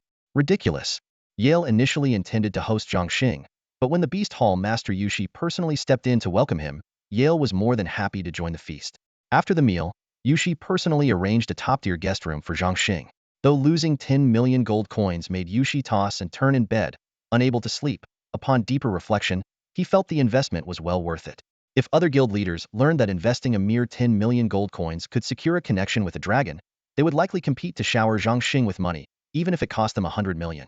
As night fell, Zhangxing entered Dragon Island, and the sight before him left him awestruck. Inlong Wenjing had grown into a graceful young lady, her extraordinary and ethereal temperament far surpassing that of any beauty Zhangxing had ever encountered, even those from his past life memories. Now a fifth-tier dragon, Wenjing greeted Zhangxing sweetly with a soft master, which instantly filled his heart with joy. Heybao, Xiaobai, and Jinbao eagerly followed behind Wenjing, vying for her attention. This scene of opposite genders attracting each other seemed natural enough. However, Wenjing appeared to view the three dragons with only familial affection, showing no particular preference for any of them. After some brief pleasantries, the four dragons returned to their respective training, while Zhangxing settled down to concoct second-tier bloodline pills. These were specially prepared for Wenjing, as they would significantly ease her path to advancing to the sixth tier. Reflecting on the past, Zhangxing remembered how he had been unable to produce second-tier bloodline pills and had to rely on system-provided recipes to help Heybao and the others advance.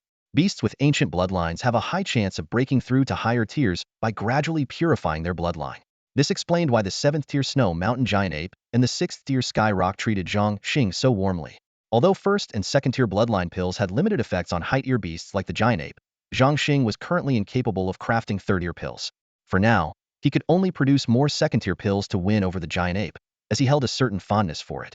After all, he had watched plenty of movies in his past life where humans and apes, like Tarzan, became close friends. After refining over 200 bloodline pills, Zhangxing rested for 2 hours. When he stepped out of his room, daylight had already broken. He originally planned to bid farewell and head to the magical beast forest, but noticed a crowd gathered not far away. Curious, he approached and, through the gaps in the crowd, saw a peacock-like magical beast lying weakly on a carpet, its eyes rolling back as it clung to life. Nearby were 2 stunning women, one crouched beside the beast, anxiously comforting it, while the other, the hall master's daughter, focused intently on refining a pill. "Zhangxing, you're up," a familiar voice called from behind. Turning around, he saw Meili and Desi. "Brother Desi, sister Meili, what's going on here?" Zhangxing asked, puzzled. Desi gave a brief explanation. "The girl beside the flower spirit finch is our Thunder Empire's second princess, Zhan Wu. She bought the beast yesterday morning, but it fell ill for some reason. She rushed back overnight from the magical beast forest to confront the hall master. The hall master's daughter, Yali, is trying to save it." As Desi finished speaking, a loud boom echoed. The furnace exploded. The refinement failed. The crowd gasped in shock. Yali, a 1st-tier alchemist, had actually made a mistake. Well, the flower spirit finch is a 5th-tier magical beast and requires a 2nd-tier pill. "It's no surprise that Miss Yali failed," someone whispered in the crowd. At that moment, second princess Zhan Wu abruptly stood up and angrily pointed at Yali, shouting, "Does your beast hall even know how to do business? In less than a day, my spirit finch is on the brink of death. Are you trying to scam me? Who would dare buy magical beasts from you after this? You must give me an explanation today, or the Thunder Empire will immediately cut off border trade with your beast hall." The beast hall branch of the Leu Empire was located far from the imperial capital, strategically situated in an area teeming with magical beasts. This location facilitated frequent trade with the beast hall of the Tianqing Kingdom. However, if this trade route were to be severed, the beast hall would suffer catastrophic losses. Yali stood up, her face apologetic. "Princess Zhanwu, this was indeed our oversight. Please accept our apologies. We will compensate you for your loss and prepare another flying mount for you." Her words carried sincerity while subtly highlighting the beast hall's sense of responsibility. As a gifted healer, Yali was not only skilled in pharmacology but also an exceptional veterinarian. Having grown up in this environment, She was well-versed in diagnosing and treating a variety of magical beast ailments. Her gaze swept across the surrounding herbs as she began calculating potential treatment plans in her mind. However, Princess Jianwu was not appeased. She let out a cold laugh, her voice laced with anger and disdain. Oversight? Spare me your excuses. You deliberately sold me a dying magical beast, taking advantage of me because I'm just a weak woman. Her eyes sharpened as she continued. I'm traveling to the magical beast forest on an urgent mission. If I fail to gather green spirit mushrooms in time to treat my father's illness, can your beast hall bear the consequences? The princess's demands left everyone present gasping in shock. You either compensate me with 10 billion gold coins, or you gather the green spirit mushrooms for me today. Yali and Yuz, standing nearby, turned pale at her words. 10 billion gold coins? That was outright extortion. While the Hualing sparrow was admired by nobles for its dazzling feathers, its market value was no more than 2 billion at best. The princess's demand was nothing short of daylight robbery. As the tension in the room reached a breaking point, a young yet confident voice broke the silence. Step aside, I can heal this magical beast. Everyone turned toward the source of the voice, and there he was, Zhang Xing, the boy who had drawn so much hostility the day before. Despite his outstanding performance in earning a level 1 beast tamer qualification, his precocious talent had only fueled jealousy and resentment among his peers. Many beast hall disciples looked at him coldly, refusing to make way. They still harbored resentment over Zhang Xing's earlier comment calling them fools, feeling deeply insulted. Zhang Xing, seeing their reluctance, waved his hand impatiently. Move aside. Before his words had fully landed, a sudden gust of wind swept through, forcing those blocking the path to step aside involuntarily. With his hands tucked into his sleeves, Zhang Xing strolled leisurely to the Hualing sparrow, pretending to examine it carefully. In truth, he had no experience in treating magical beasts. However, he was well-versed in herbal medicine and had memorized numerous remedies. More importantly, he knew that Miss Yali already had a suitable formula. It's treatable. Nothing too serious, Zhang Xing remarked with an air of authority. He was already calculating his next steps. Even if Yali couldn't prepare the medicine, he could use a bloodline pill as a backup. While it wouldn't cure the Hualing sparrow immediately, it would buy them some time. Princess Jianwu eyed Zhang Xing coldly, her gaze filled with contempt. I'd like to see what tricks your beast hall has up its sleeve. But let me make it clear, if you fail to heal it, you'll still have to compensate me. Yali, as if grasping a lifeline, grabbed Zhang Xing's small hand. Zhang Xing, can you really heal it? Tell me how. Zhang Xing smiled faintly, placing his other hand gently over Yali's, feeling the smoothness of her skin. Alchemy, of course. Yali's heart skipped a beat, her cheeks flushing slightly as she thought to herself, this little rascal dares to take advantage of me at a time like this. But her concern for the treatment outweighed her embarrassment. Who's going to refine the pill? The only beast master in the hall capable of crafting a tier 3 pill is out gathering herbs, and the Alchemist Guild is too far away, we don't have enough time. Zhang Xing, brimming with confidence, replied, Sister Yali, just show me the formula and gather the ingredients. His words sent a ripple of shock through the crowd. Everyone stared at the young boy in disbelief, thinking, is this some kind of joke? What kind of pill can a child possibly refine? Zhang Xing was about to speak when Yali hastily interrupted him. Don't joke around with your sister. That's the second princess of Leu Kingdom. Before she could finish, Zhang Xing decisively cut her off. Yali Jia, stop wasting time and just do as I say. Yali met Zhang Xing's firm and confident gaze, and an inexplicable sense of trust welled up inside her. Without saying another word, she handed him the pill formula and a bundle of herbs. As Zhang Xing prepared to take out the pill furnace and start refining, the nearby Princess Jianwu suddenly spoke up. Hold it. What's going on with your beast hall? You're letting a kid refine pills? Are you not taking me, a princess, seriously? My beast companion is on the brink of death, and instead of coming up with a solution, you're joking around? I don't have time to waste with you people. Get me a flying mount immediately. Once I'm done, he'll come back to deal with all of you. She shot Zhang Xing a sharp glance before turning her piercing gaze to Hall Master Yuz. Yuz, noticing her disdain, also doubted Zhang Xing's abilities. How could a child possibly refine pills? However, with no better options at hand, he could only stand there awkwardly. Princess Jianwu waved impatiently. I don't care if the mount is trained or not. I need one right now, this instant. Doesn't your elder have a lightning eagle mount? Tell him to take me. Yuz looked troubled and replied, well, the lightning eagle has already been handed over to Zhang Shi for taming. You'll have to ask him for it. Who's Zhang Shi? Call him here. Princess Jianwu demanded arrogantly. Yuz had no choice but to point at Zhang Xing. This here is our beast hall's level 1 beast tamer, Zhang Xing. Princess Jianwu stared at Zhang Xing in disbelief. What? Him? A little brat? No wonder the beasts your hall sells are such poor quality. With taming skills like this, you dare to refine pills too? The management here is a mess.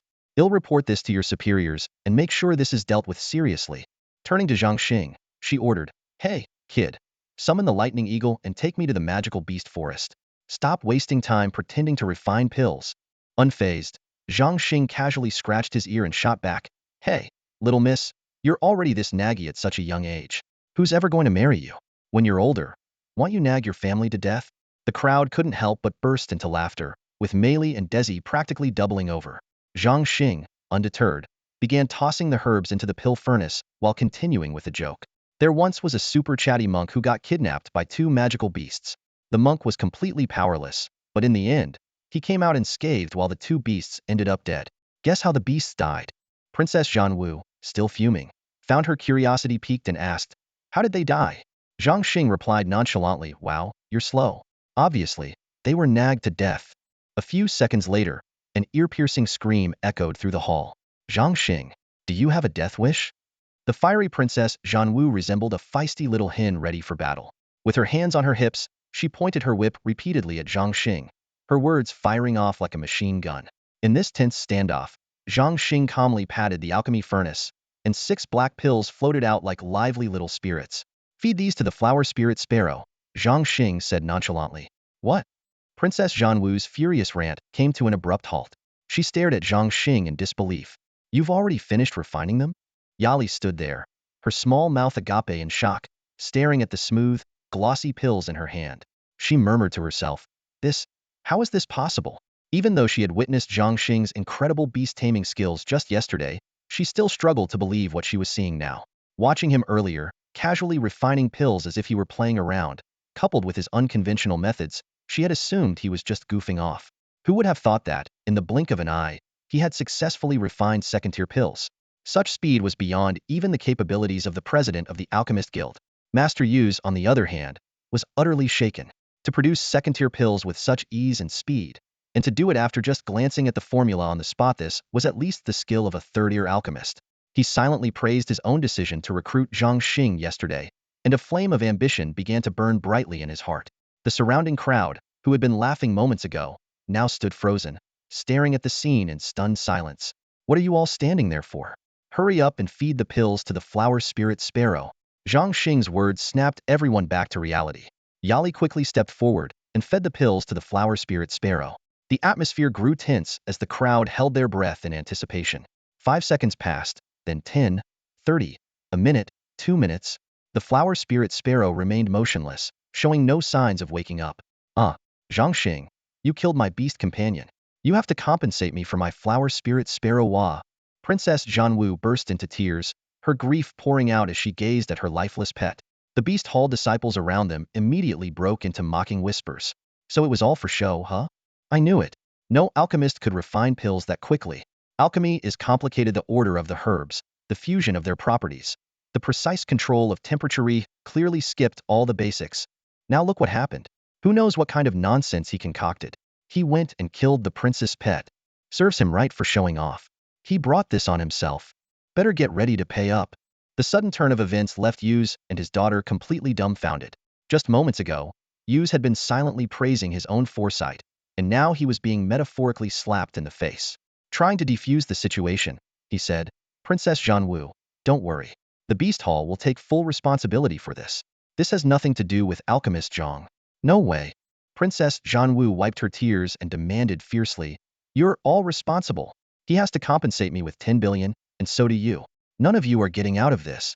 Zhang Xing was stunned too, thinking to himself, what the heck? Turns out treating humans and magical beasts really is different. That beast hall formula wasn't reliable at all, and now I've embarrassed myself. What do I do now? Just then, a soft and gentle voice echoed in his mind. It was Inlong. "Master, just channel a bit of dragon energy into it. That will definitely work." "Does my dragon aura work on it?" Zhang Xing asked curiously, glancing at the barely breathing flower spirit sparrow lying on the ground. He turned his head, puzzled. Around him, the magical beasts trembled uncontrollably, as if faced with their natural predator, sensing the dragon aura emanating from him. When Jing explained, "Master, your dragon aura is unique. It's not only effective against magical beasts, but also equally powerful on humans. The aura you possess is pure. After merging with the battle energy and magical elements of this continent, it has evolved into something one of a kind. This aura is incredibly powerful, but its specific abilities will require you to explore and discover over time. My memory contains only this much information. After hearing the explanation, Zhang Xing still felt a bit doubtful but decided to give it a try. He approached the flower spirit sparrow, only to realize he had no idea how to transfer his dragon aura. Just as he was about to ask Wen Jing for guidance, a memory of taming the lightning hawk flashed through his mind. Under everyone's astonished gaze, Zhang Xing raised his small hand and delivered a crisp slap to the flower spirit sparrow's face. Smack! What are you doing? Princess Zhanwu shrieked. My sparrow is already dying, and you're still hitting it. You're so cruel. They'll fight you for this. Originally thinking Zhang Xing was coming to apologize, Princess Zhanwu was instantly furious. She began chanting a spell. O great water god, heed my call. In the blink of an eye, an ice spear materialized above Zhang Xing's head. Zhang Xing, watch out! Yali cried in alarm. Yu's face turned pale, and just as he was about to intervene, Zhang Xing casually waved his hand, causing the ice spear to dissipate instantly. Princess Zhanwu, seething with anger, unleashed a continuous barrage of magical attacks. Zhang Xing dodged and deflected them effortlessly, while pondering whether his approach to transferring the dragon aura was correct. Perhaps he hadn't used enough force? Swiftly evading another attack, he seized an opening and gave the flower spirit sparrow a slightly harder slap. Smack! This time, Princess Zhanwu was utterly enraged. Tears streaming down her face, she choked out, "They'll fight you to the death. You're so cruel. You little brat." Her words trailed off as she broke down into sobs. But just then, something unexpected happened. It moved. Look, the flower spirit sparrow moved, someone exclaimed. Princess Zhanwu froze mid-cry, staring in disbelief at the sparrow on the ground. It first twitched its legs gently, then flapped its wings with a fluttering sound and took to the air, chirping joyfully as it affectionately nuzzled its owner's cheek. The entire crowd was stunned into silence. 2 slaps were all it took to revive a dead bird? This completely defied all logic. Princess Zanwa's tear-streaked face lit up with a radiant smile, as if the storm had cleared, revealing a sky of endless sunshine. Good, good, good. Yusi, the hall master, repeated 3 times, his face beaming with joy. The beast hall's reputation was preserved. Now, all that remained was to offer some compensation to Princess Zhanwu, and this storm would pass.